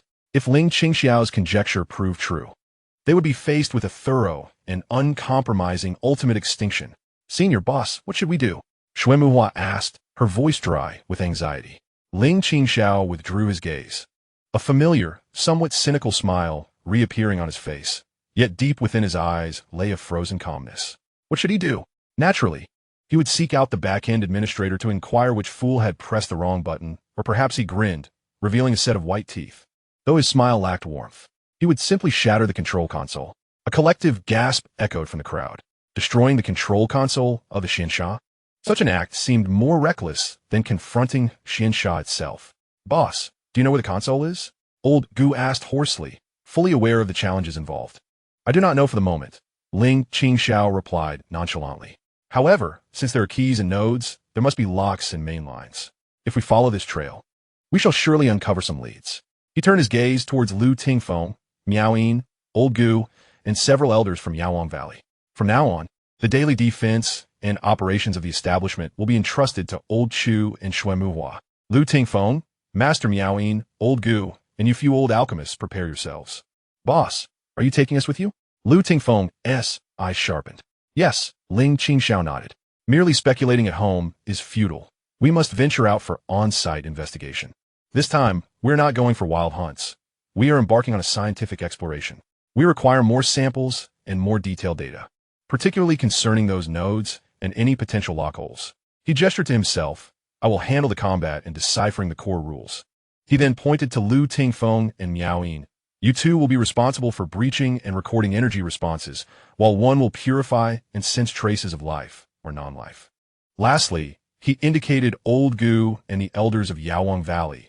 You will analyze the composition of the malevolent energy, its mutation patterns, and attempt to find possible antidotes or firewalls. With clear divisions of labor and defined objectives, this outing might extend over a considerable duration, with heightened risks.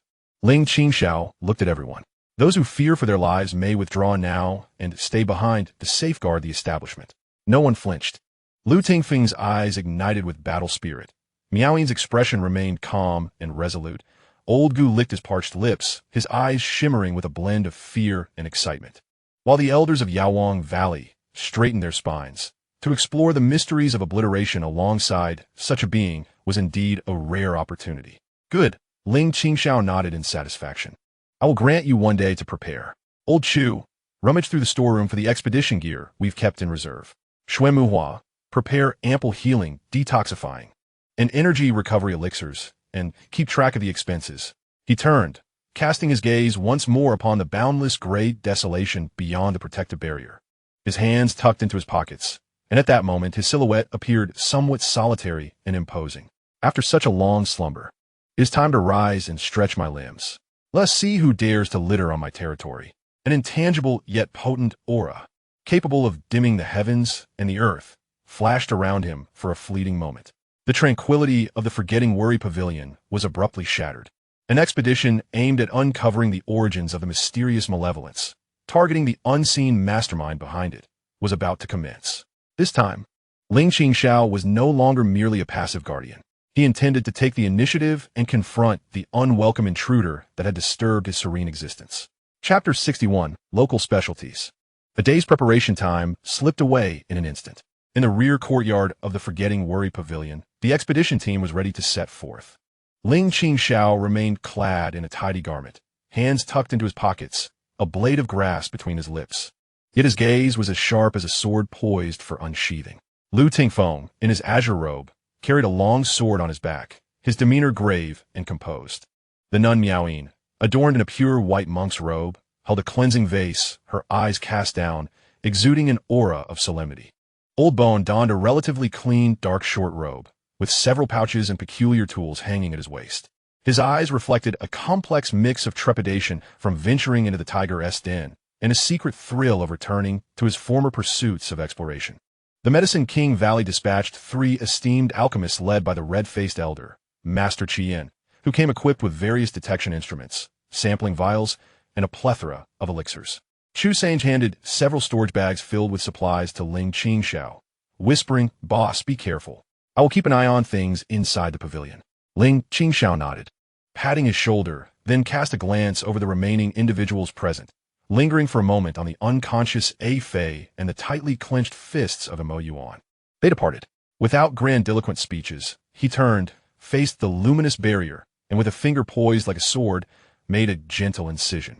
This time, what opened was not a portal, but a slender, light shuttle, barely accommodating a few individuals, its surface adorned with subtle, flowing runes. This light shuttle seemed to extend from the heartguard array of the universe, enveloping the team and silently merging into the external bleakness. Inside the shuttle, the space was modest yet remarkably stable, impervious to the encroaching malevolence from the outside. Ling Qingxiao stood at the forefront, akin to a captain at the helm. He closed his eyes to sense for a moment, then pointed in a direction. This way, the signal is stronger. The light shuttle immediately activated, moving with a speed far exceeding that of the previous observation bubbles, silently slicing through the dense, dreary mist towards the direction he sensed. Outside the shuttle was a rapidly receding tableau of desolation, while inside was a realm of silent concentration. Lu Tingfeng closed his eyes, attuning to the subtle fluctuations of external energies, occasionally tapping his fingertips on the sword sheath to record data. The nun Miaoyin softly recited scriptures, her emanating aura of purity not only stabilizing the shuttle, but also attempting to engage in perilous contact and analysis with the annihilating rules of the external world. Old Bone and Master Qian, along with the others, peered through the walls of the shuttle, meticulously observing the occasionally glimpsed, malevolently eroded landscapes and remnants outside. Conversing in hushed tones, "Look at that rock face. The erosion patterns are net-like, as if slowly permeated by some acidic liquid. The residual malevolent particles here exhibit high activity, seemingly self-organizing. A sample of mutated malevolent energy has been collected, its structure markedly more stable than that of ordinary malevolent energy, resembling the embryonic form of a crystal." For the most part, Ling Qingxiao remained silent, occasionally adjusting the course of the light shuttle based on the discoveries of others. His brow would furrow and then relax, as if he were deciphering a celestial manuscript inscribed by destruction. They had been traveling for an indeterminate time, perhaps a day, perhaps several, in this world bereft of sun, moon, and stars, where time had lost all significance. Suddenly, Ling Qingxiao opened his eyes, and the light shuttle came to an abrupt halt. They had arrived. The group felt a surge of energy as they gazed outside the shuttle. Before them lay not the monotonous gray plains or mountains, but a vast basin, as though struck by a meteor. At the center of the basin was not a physical object, but a dark vortex that spun incessantly, devouring the surrounding light. The vortex had a diameter of approximately 100 feet, its edges distorted and blurred, emanating an annihilating aura 100-fold more intense than the outside world.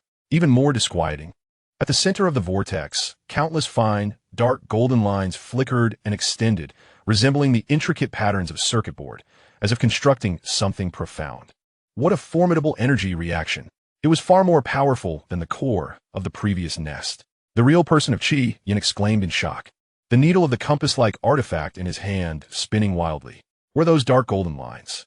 Lu Tingfeng focused intently, sensing his sword intent being drawn. A sensation of deciphering. Ling Qingxiao fixed his gaze upon the vortex, a glimmer of understanding passing through his eyes. Indeed, this was not a natural formation. Those lines were manifestations of order, a deliberately woven set of instructions. This place was a large formatting node, or rather, a regional cleansing terminal. Before he could finish speaking, the vortex seemed to sense their presence, and the dark golden lines at its center blazed to life. In the next moment, countless dark chains, coalesced from pure, profound, malevolent energy, shot forth from the vortex like venomous serpents, entwining towards the light shuttle. These chains were not physical attacks. They directly targeted the energy structure and the essence of existence. Be cautious. It is an attack on the level of rules. The old bones gasped in horror, realizing that such an assault would render ordinary defenses utterly ineffective. The nun Miaoying immediately summoned her purity vial, the holy light transforming into a barrier before the light shuttle. However, when the dark chains made contact with the holy light, it was as if a red-hot iron rod had plunged into ice and snow, emitting a hissing sound as the holy barrier dissolved at a visible rate. Lu Tingfeng unleashed his sword aura, striking at the chains. But the sword energy was as if it had plunged into a viscous mire, weakened and dissipated layer by layer. Just as the chains were about to breach the defense and reach the body of the light shuttle, Ling Qingxiao finally moved. He did not employ any ornate techniques. He simply raised his right hand, fingers splayed, and grasped at the multitude of dark chains that were entwining around them. Break! The words were uttered, and the spell followed. Countless chains, imbued with the essence of annihilation, lay mere paces from the light shuttle, as if severed at the root by an invisible blade, instantaneously disintegrating into the most primordial scent of decay, only to be repelled by the intangible force emanating from Ling Qingxiao, annihilation itself. In a single strike, the crisis was averted. Yet, the vortex seemed to be incensed. The central dark golden patterns flickered wildly, drawing forth the decaying essence from the entire basin towards its core, where a more colossal and solid shadow began to take shape. This shadow, though indistinct, exuded a chilling majesty and malice that froze the very soul. As if an ancient will, long dormant in this place, was awakening. It was summoning a guardian, or perhaps it was, in itself, a form of protective mechanism. The old man's voice trembled. "Boss, what shall we do? Force a breakthrough or retreat?" Lu Tingfeng tightened his grip on the sword hilt, feeling an unprecedented pressure. Ling Qingxiao gazed at the terrifying shadow taking form, and instead of fear, a fierce battle intent ignited in his eyes. Retreat? Having come this far, one must return with some local specialties. This entity resembled a regional overseer. Capturing it for further study might yield valuable insights. He cracked his neck with a subtle sound and beckoned towards the awakening shadow at the vortex's center. "Hey, you lurking figure. Come out and converse? I could use someone to guard the gate." As his words fell, an ancient and profound sword pressure, far older and deeper than the shadow, akin to a primordial behemoth awakening from eons of slumber, slowly unfurled from Ling Qingxiao's being. Beyond the light shuttle, the endless decay seemed to momentarily freeze in response. Chapter 62. The Giant. Ling Qingxiao's remark about needing a gatekeeper acted like ice water splashed in a boiling oil, instantly igniting the vortex. Boom! At the center of the basin, the enormous shadow solidified completely. It was not a mere entity, but a colossal figure entirely woven from pure dark energy and interlaced dark golden patterns. Towering dozens of feet high, its visage remained indistinct, save for its eyes, which burned with two chilling orbs of dark golden flames. Wielding a colossal axe forged from the same patterned rules. Upon its emergence, the decayed essence of the entire basin seemed to find its focal point, fervently converging towards it, amplifying its might exponentially. A creation of rules. A guardian materialized from the very essence of dark energy. The old man screamed in despair, his voice laced with hopelessness. Such a being transcended the realm of mere biology. It was a manifestation of the laws of heaven and earth, How could one contend with it? Without uttering a word, the rule giant raised its massive axe and ruthlessly cleaved down towards the light shuttle. As the axe descended, the very fabric of space rippled with distortion, not due to sheer force, but because the inherent formatted rules were forcibly altering reality. There was no evading the strike. Lu Tingfeng let out a long howl, his sword intent soaring into the sky, merging with his being, transforming into a streak of brilliance that tore through the gloom, boldly confronting the giant axe. He sought to confront the formidable power of rules with his supreme swordsmanship. The clash of sword and axe resonated not with the sound of metal, but rather with a jarring, teeth-grinding, shattering noise, reminiscent of colliding principles. Lu Tingfeng let out a muffled groan as the brilliance of his sword dissipated, his form propelled backward, a trickle of blood escaping the corner of his mouth. His sword intent was, in that fleeting moment of contact, eroded and partially dismantled by the rule-bound might of the colossal axe. The master nun, wielding the pure bottle with utmost focus, summoned a deluge of sacred, purifying light that surged towards the giant, striving for purification. Yet, as the holy light made contact with the giant's form, it merely stirred up clouds of black smoke. The dark golden patterns flickered, and the purified sections were instantaneously restored. The pace of purification could not keep up with the speed of regeneration. The axe, its momentum unyielding, descended relentlessly towards the radiant shuttle. Just as the blade, capable of formatting existence itself, was about to strike, Ling Qingxiao made his move. He averted his gaze from the world-destroying axe and instead raised his foot, gently stamping the base of the luminous shuttle. "Halt!" he pronounced, his voice resonating like a decree. The colossal axe, laden with the essence of annihilation, abruptly froze mere inches from the top of the shuttle. It was not the force that had obstructed it, but rather the foundational rules upon which its motion depended. Forcibly suspended, the dark golden patterns swirling upon the axe's blade dimmed instantly, solidifying as if a computer program had been paused. The flames in the giant's eyes flickered violently, emitting a silent roar as it attempted to break free from this binding, seeking to summon more rule-bound power. Yet, Ling Qingxiao had already stepped forth from the shuttle, suspended in the desolate void, confronting the towering rule-bound giant from afar. His stature appeared diminutive, yet his aura loomed like a mountain reaching towards the heavens. "Flamboyant," he remarked, and then extended a single finger, lightly flicking the immobilized axe. A soft crack echoed, akin to shattering glass. The axe, composed of rules, began to splinter from the blade, disintegrating into countless glimmering dark golden shards that scattered into oblivion. The giant seemed to suffer a grievous blow, its massive form warping and blurring. However, Ling Qingxiao offered it no respite. With his fingers poised like a sword, he traced an arc in the air towards the giant. Though no sword energy surged forth, black fissures began to emerge throughout the space surrounding the giant. These were not mere spatial rifts, but voids left in the wake of forcibly erased rules. The cracks spread rapidly, akin to a spider's web enveloping the giant's form. The malevolent energy upon which it depended was severed, and the dark golden patterns that constituted its body were cut off and stripped away. The giant thrashed in a frenzy, stirring the desolate aura of the basin into turmoil. It could not prevent the very foundation of its existence from being systematically eradicated. Moments later, under the astonished gazes of all present, the dreadfully formidable rule-bound giant, akin to an erased error code, utterly vanished without a trace.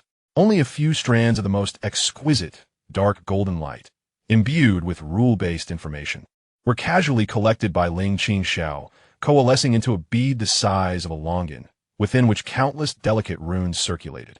In the center of the basin, the massive vortex continued to whirl, though its radiance had noticeably waned, as if its core had sustained damage. Ling Qingxiao toyed with the dark golden bead, sensing the rigid yet remarkably efficient rule-based information contained within, and grimaced slightly. The logic was too crude, lacking in artistry. He returned to the light shuttle and tossed the bead to the still-stunned Qianxia. "Take this, analyze it slowly later, and see if you can decipher something useful." Qianxia clumsily caught it, as if handling a hot potato, feeling both excitement and trepidation. "Boss, what you just did was..." Lu Tingfeng suppressed the tumultuous blood within him, unable to resist asking. Ling Qingxiao's methods had completely surpassed his understanding of power. "It's nothing, just gain control over it." Ling Qingxiao replied nonchalantly, Yet his gaze shifted back to the dim vortex, his expression sharpening. However, this fellow is merely a guard. Eliminating it has likely alerted the forces behind the scenes. It seems we must hasten our pace. He maneuvered the light shuttle, disregarding the damaged vortex, and suddenly accelerated towards the direction where a stronger presence was sensed. This time, the shuttle reached unprecedented speeds, even carving a fleeting passage through the ashen mist. Ling Qingxiao stood at the forefront of the shuttle, his robes billowing in the invisible currents of high velocity, his gaze sharp as that of an eagle. I shall see where you, the mastermind, are concealed. The expedition had entered a deeper and more perilous phase. The terrifying strength displayed by Ling Qingxiao, transcending the rules, instilled an inexplicable sense of calm among the team members amidst their shock. With such a leader at the helm, it seemed no matter how treacherous the abyss, they were emboldened to venture forth. Chapter 63, Revocation of Authority. The light shuttle sped through the eternal grayness, leaving the damaged node far behind. Inside the shuttle, a profound silence enveloped them, broken only by the slightly labored breaths of the group. The oppressive aura from the colossal rule-based entity had not fully dissipated, and the image of Ling Qingxiao effortlessly erasing it was deeply etched in everyone's minds. Qi and Jinren cradled the dark golden bead as if it were a treasured relic of their sect, his hands trembling slightly. Alongside the other two elders from Yawang Valley, he cautiously probed it with various miniature magical tools, occasionally emitting low gasps of astonishment. Incredible! This intricate pattern structure appears to be a natural formation, yet is as precise as the handiwork of a creator. The energy flow is unprecedented, entirely defying existing spiritual theories. The commands contained within are filled with absolute negation and the will to reset. Old Gu, also present, fixed his murky eyes on the flowing light within the bead, rasping. This object is far more terrifying than the Xianxia crystals. The crystals are mere raw materials. This bead is a fusion of blueprints and directives. Ling Qingxiao paid no heed to their musings. Instead, he closed his eyes in concentration, his fingertips unconsciously tracing patterns in the void, as if he were deducing something significant. Under his command, the light shuttle ceased its linear trajectory, instead weaving and curving, seemingly in pursuit of an elusive signal source. "Boss, are we going in circles?" Lu Tingfeng inquired quietly, sensing the anomaly in their course. Indeed, Ling Qingxiao opened his eyes, a trace of perplexity within them. The mastermind behind this is cunning, perhaps operating from a distributed hideout, with its core well concealed. We recently eliminated one of its nodes, inadvertently alerting it. It is now constantly shifting its position. Though the others did not grasp the intricacies of his logic, they understood the essence. The hidden puppeteer was evading them. Yet, as the saying goes, one may escape the monk, but not the temple. Ling Qingxiao smirked coldly, extending his palm, where several Xianxia crystals reemerged. With a subtle shift of his will, the crystals levitated, orbiting around him while emitting faint ripples of energy. With the key in our possession, we shall inevitably discover a door or two that have yet to be locked.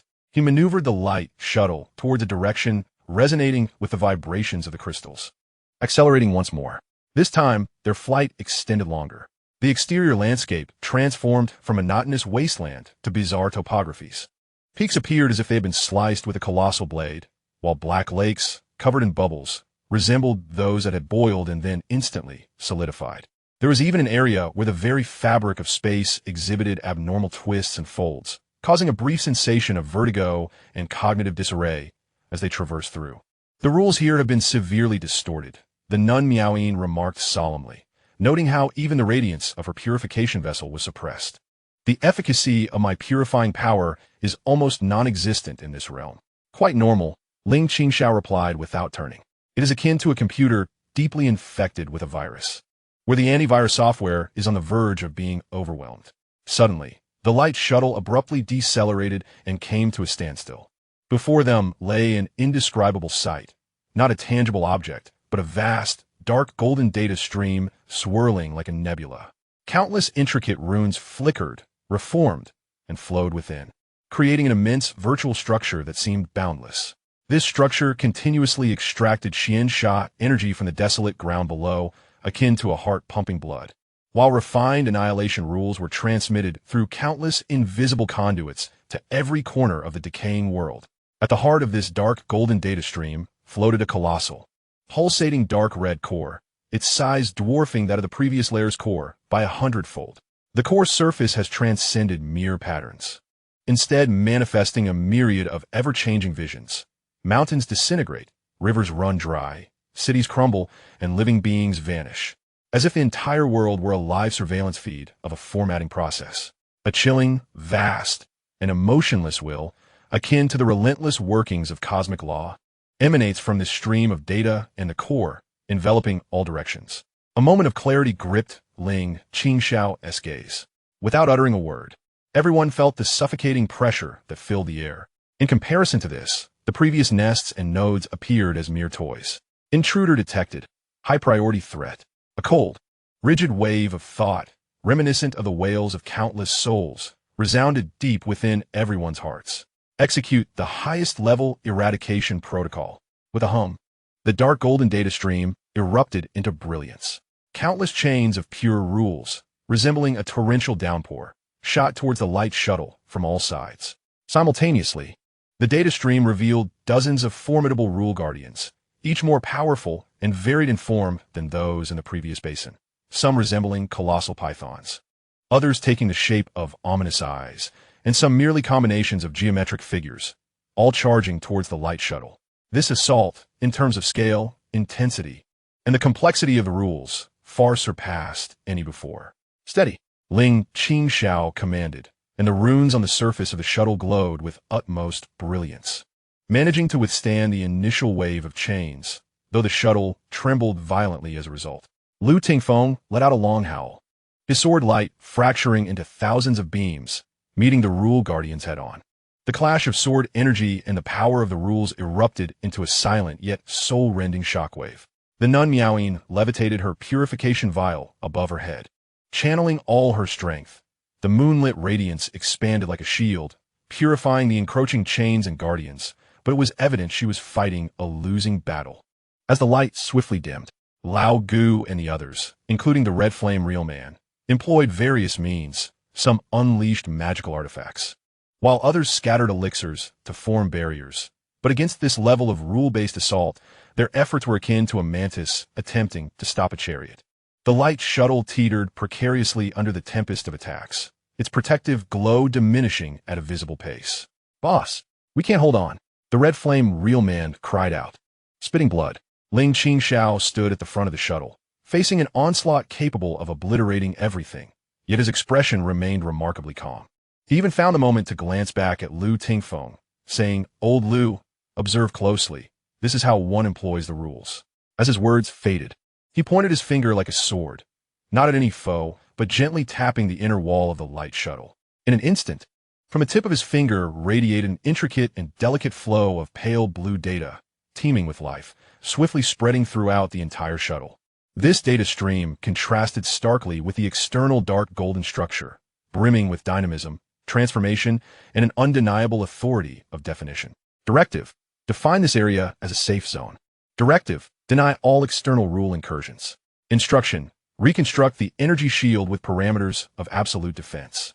As his indifferent voice resonated, the faltering shield outside the light shuttle solidified instantly, taking on a profound blue hue. The dark golden chains collided against it, no longer eroding but shattering as if they had struck a cosmic barrier. The assaults from the guardians of the rules fell upon the blue shield, akin to raindrops plummeting into the ocean, causing not the slightest ripple. He audaciously imposed his own rules, establishing a small domain of absolute authority within the opponent's stronghold. The dark golden data streams seemed incensed, the colossal crimson core at their center pulsating wildly, as more guardians surged forth from the data flow. The rotation of the entire data stream accelerated abruptly, as a more terrifying wave began to coalesce, aimed at resetting everything from its very roots.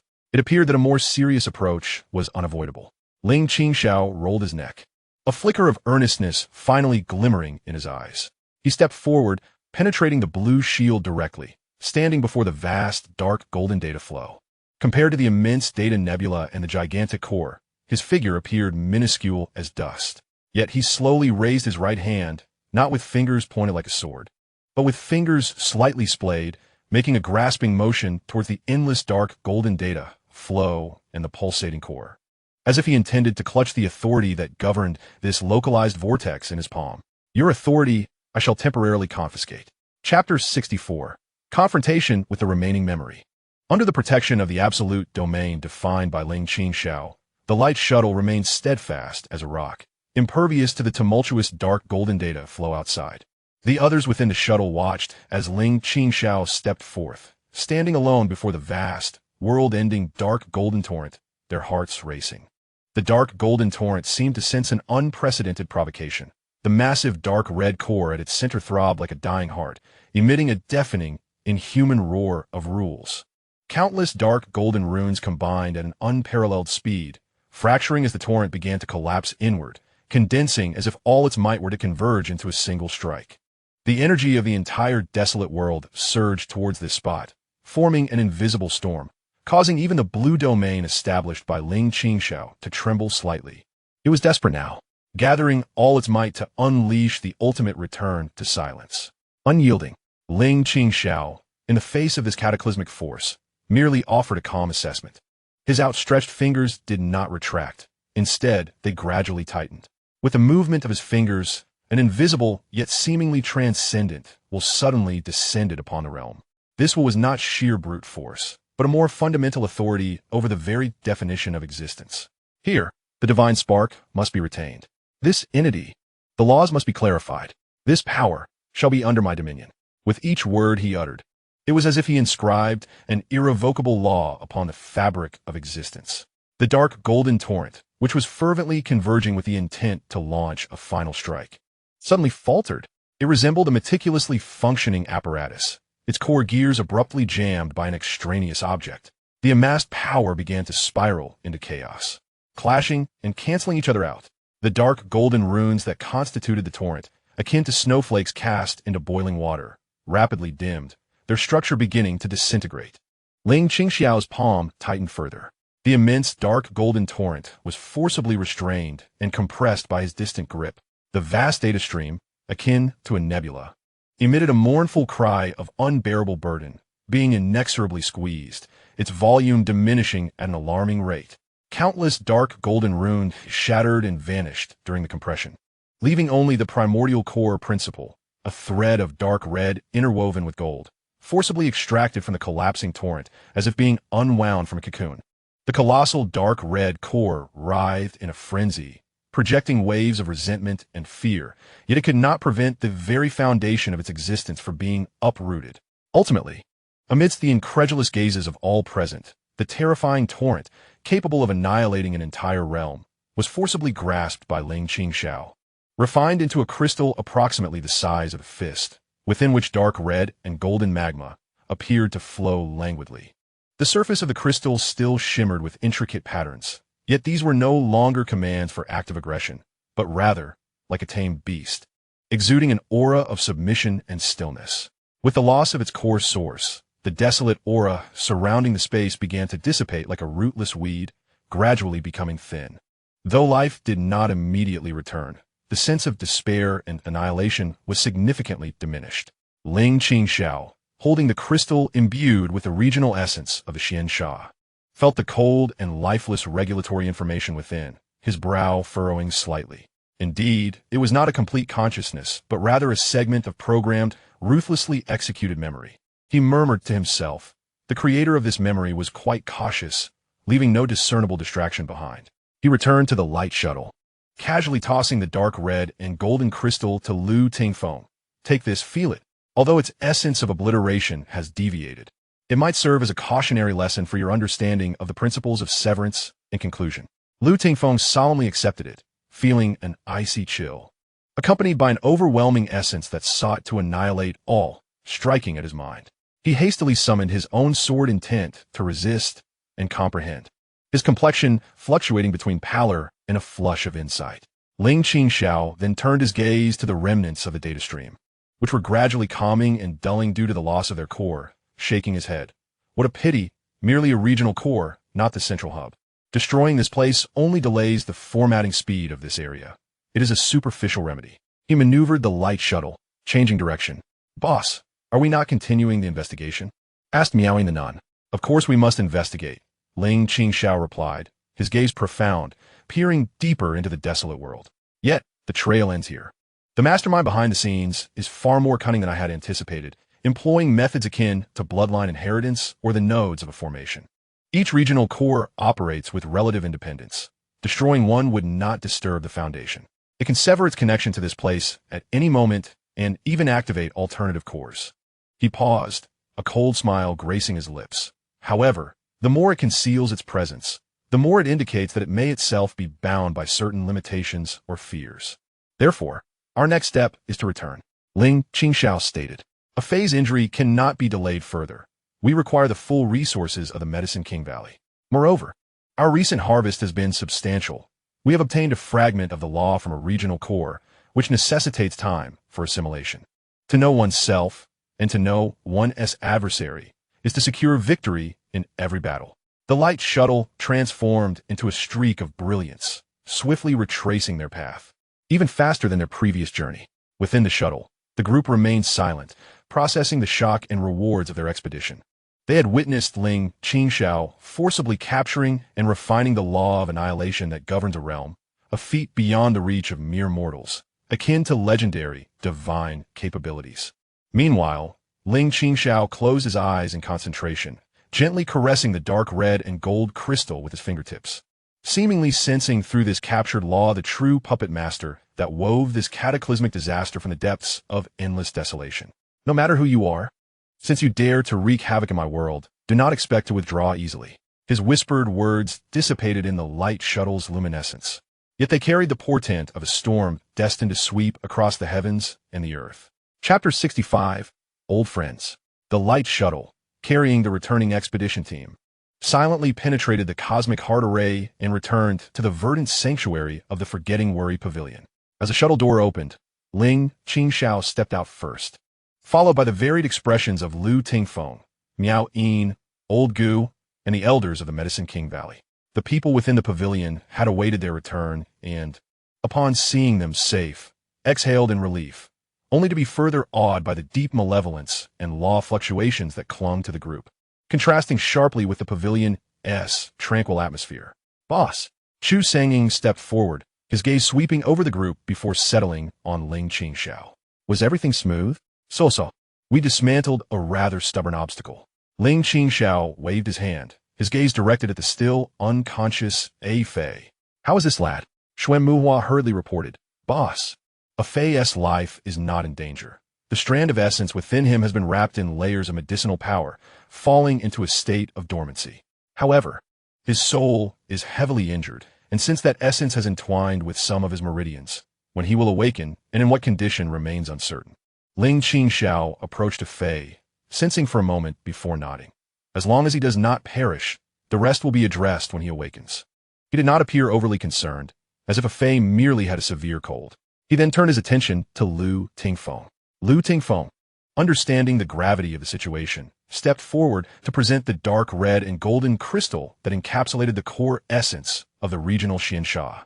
As the crystal emerged, an aura of chilling stillness, akin to a law capable of extinguishing all existence, began to permeate the air, causing those of lesser cultivation within the hall to shudder involuntarily. Ling Qingxiao accepted the crystal and addressed Xuan Muhua and several elders, saying, "This object, along with the samples we previously retrieved, is now entrusted to you of the Yaowang Valley. Please analyze its composition, operational patterns, and potential weaknesses or methods for transformation and utilization at your earliest convenience." He then turned to Old Bone. "You should assist as well. Your experience with manipulating Yin and Sha energy may prove invaluable." Old Bone bowed in acknowledgement, a flicker of complexity in his eyes, as participating in such a profound and world-altering research was an honor beyond expression. Finally, Ling Qingxiao spoke to Chu Sangeng, Old Chu. "The establishment will continue its operations as usual, and all procedures remain unchanged. Additionally, please compile the gains from our recent expedition. Ensure that what needs to be accounted for is recorded and any necessary research projects are initiated. I shall enter seclusion for a period." Seclusion? The crowd was taken aback. Given Ling Qingxiao's demonstrated prowess, was there truly a need for further retreat? Indeed, he affirmed, weighing the crystal in his hand, his gaze profound. He intended to thoroughly examine this artifact to uncover potential clues about an old friend. Without further ado, He made his way to the sapling beside the sword sheath in the backyard, setting down several restrictions before settling into a meditative posture, placing the crystal before him and closing his eyes in focused contemplation. Instantly, his aura transformed into an ethereal and fluctuating presence, as though he were merging with the entire formation, the tender sprout, and the crystal in hand, embarking on an incomprehensible journey to decipher and deduce the origins of the obliteration law. The hall resumed its activities, yet the atmosphere was palpably altered, infused with a heavy sense of responsibility and an impending urgency akin to a storm brewing on the horizon. The Yaolong Valley branch was aglow with lights, as Master Qian led the elite from the valley, working alongside Old Bone, tirelessly researching the Xianxia samples and the core crystal. The flickering radiance of various detection formations illuminated the space, and the alchemical furnaces no longer produced ordinary elixirs, but rather sought to create special solutions aimed at neutralizing and deciphering the Sha energy. Lu Tingfeng sought a secluded corner to comprehend the strand of obliteration sword intent bestowed upon him by Ling Qingxiao. His swordsmanship lingered on the brink of destruction and rebirth, his aura oscillating between unmatched sharpness and profound obscurity. The nun Miaoyin continued her daily recitations, yet her chants now carried an aspiration to understand and even transcend the rules of obliteration. Mo Yuan stood vigil by the still unconscious A Fei, tending to him while increasingly immersing himself in the study of mechanisms, striving to create contraptions capable of resisting or even harnessing the Sha energy. Days flowed by, and approximately half a month later, a Fei, who had remained in a coma, suddenly stirred his fingers. Mo Yuan, ever watchful, was the first to notice, exclaiming with surprise, "A Fei, you've awakened?" A Fei, lying on the bed, trembled as he slowly opened his eyelids. At first, his gaze appeared somewhat bewildered, but it soon regained clarity. Yet, within those once crystalline eyes, there seemed to linger an imperceptible nuance, a faint, elusive glimmer of gray that flickered momentarily in the depths of his gaze. Montak Yuan Ge. A Fei's voice was hoarse as he attempted to rise, only to feel an overwhelming heaviness in his body, accompanied by sharp pangs and a strange chill coursing through his veins. "Do not move. How do you feel?" Mo Yuan hastily supported him, concern etched upon his face. A Fei sensed the condition of his body, and his complexion shifted subtly. He could distinctly feel that the once rampant essence of the Xianxia had not vanished. Rather, it had transformed into an unusually docile presence, akin to a slumbering venomous dragon coiled deep within his dantian, now possessing a peculiar connection with his true energy and even his soul. His thoughts stirred, and a remarkably faint breath of ashen energy obediently seeped from his fingertips, refusing to dissipate. I seemed to... A Fei gazed at the wisp of energy at his fingertips, his expression rife with uncertainty. "Can I control it? Even just a little?" This scene was fortuitously witnessed by Lu Tingfeng and Lao Gu, who had rushed over upon hearing the news. Both men's expressions hardened. Controlling the malevolent energy? Lao Gu's eyes widened in shock. How is this possible? Unless he has nearly transformed into a Sha spirit. Lu Tingfeng stepped closer, a pure essence of sword intent probing into A Fei's body. After a moment of careful assessment, he stated gravely, he has not transformed into a Sha spirit. Rather, a peculiar symbiosis has emerged from the partial fusion with that essence. He has not lost his identity. Instead, he appears to have gained a modicum of talent for wielding this annihilative power. At that moment, the barrier surrounding Ling Qingxiao's seclusion flickered subtly. Unbeknownst to them, he had opened his eyes, his gaze piercing through the barriers to rest upon A Fei. A blessing in disguise? Ling Qingxiao's lips curled into a faint, enigmatic smile. This is intriguing. It seems that this entity is not entirely detrimental. He did not emerge from his seclusion, yet his voice resonated clearly in the ears of those present. A Fei, now that you are awake, take the time to familiarize yourself with your new companion within. Remember, power knows no distinction between righteousness and malevolence. What matters is the resolve of the one who wields it. Ensure that it does not come to dominate you. Upon hearing this, A Fei's spirit surged, and he respectfully replied towards the direction of Ling Qingxiao's seclusion. Yes, boss, I will strive to master it. Ling Qingxiao acknowledged with a slight sound, then resumed his meditative state, his aura seemingly intertwining even more closely with the dark red crystalline entity. In the void before him, numerous intricate runes, composed of thought, flickered in a cycle of creation and dissolution, as if constructing or deciphering something profound. Outside the pavilion, the ashen world remained eerily silent. Yet within, new transformations were gestating. Afei's awakening and the extraordinary changes occurring within him were akin to a stone cast into a tranquil lake, heralding the onset of an unprecedented phase in the struggle between the Wangyu Pavilion and the Xianxia, one that no one could foresee. Meanwhile, Ling Qingxiao's seclusion seemed to be amassing a power capable of overturning everything. The storm continued to gather. The form that the next outbreak shall take remains shrouded in mystery.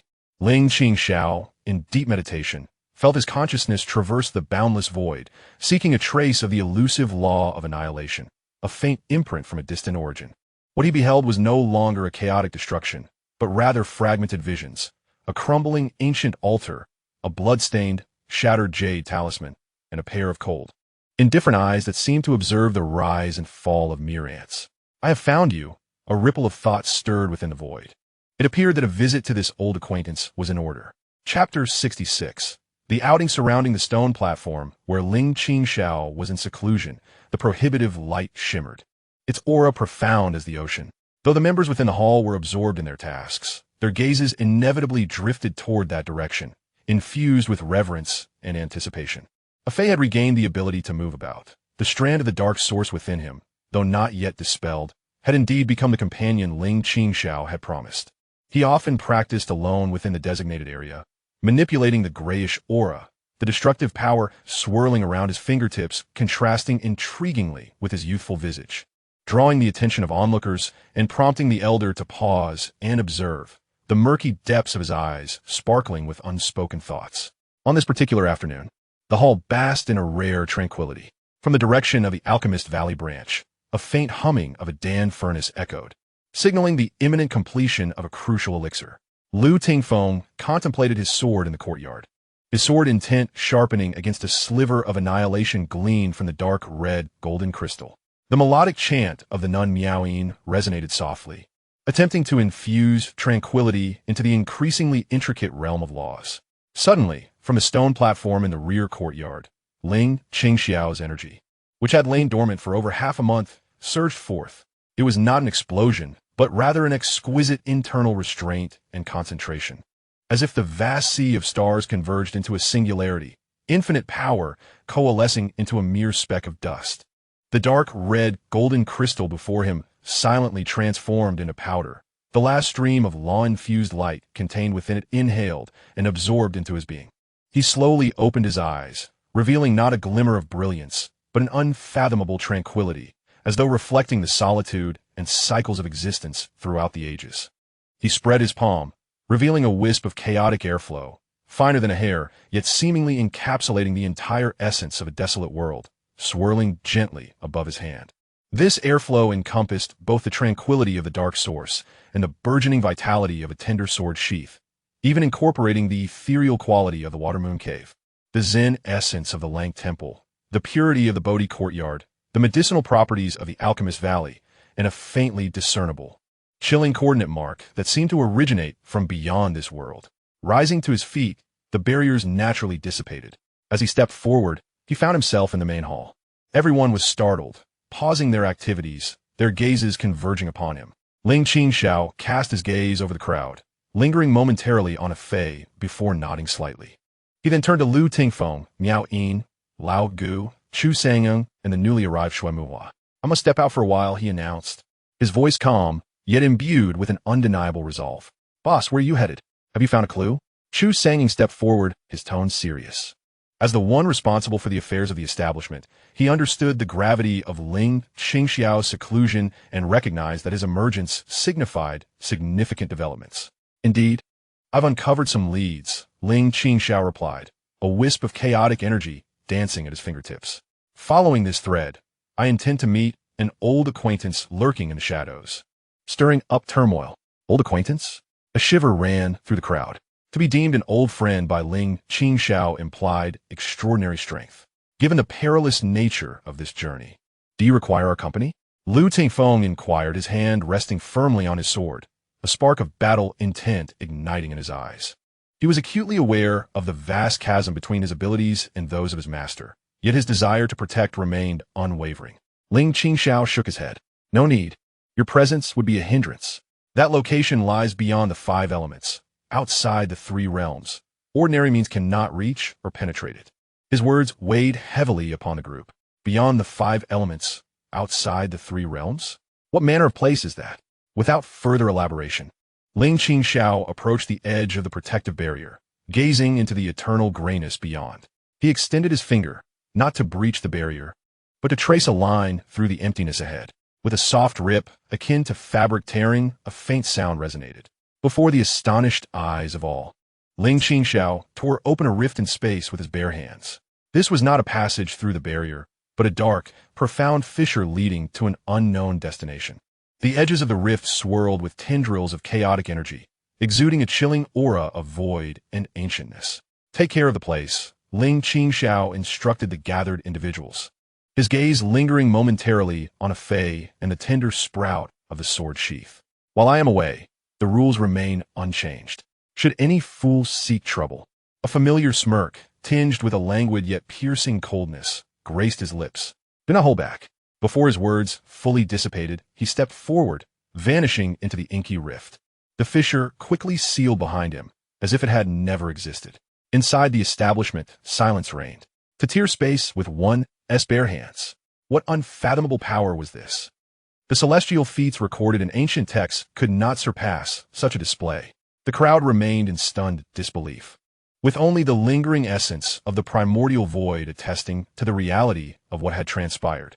Chu Sangung inhaled deeply, forcing himself to quell the tumult within, and declared solemnly, "Did you all hear that? With the boss absent, we must redouble our efforts and safeguard the Wanyu Pavilion." Lu Tingfeng nodded firmly, gripping his sword with renewed determination. The melodic nun, with hands clasped and head bowed, recited the scriptures with an ever-increasing solemnity. The aged figure, stooped and frail, exhibited a flickering gaze. Meanwhile, Xuanmu Hua and the others wore grave expressions, acutely aware of the heavy burdens upon their shoulders. A fey clenched his fists, sensing the gentle essence of the mysterious primal force within him, a flicker of determination crossing his eyes. He resolved to master this power swiftly, so as not to become a burden upon the boss's return. The departure of Ling Qingxiao had stripped the forgetting worry pavilion of its greatest support, yet it ignited an indomitable spirit and resilience deep within everyone. Beyond the protective barrier, desolation reigned. Within, however, a concentrated atmosphere of anticipation, poised for the impending storm, quietly permeated the air. Meanwhile, Ling Qingxiao embarked on a quest to seek the master of annihilation, the one responsible for creating the 9 heavens' mysterious primal force and attempting to reshape this realm.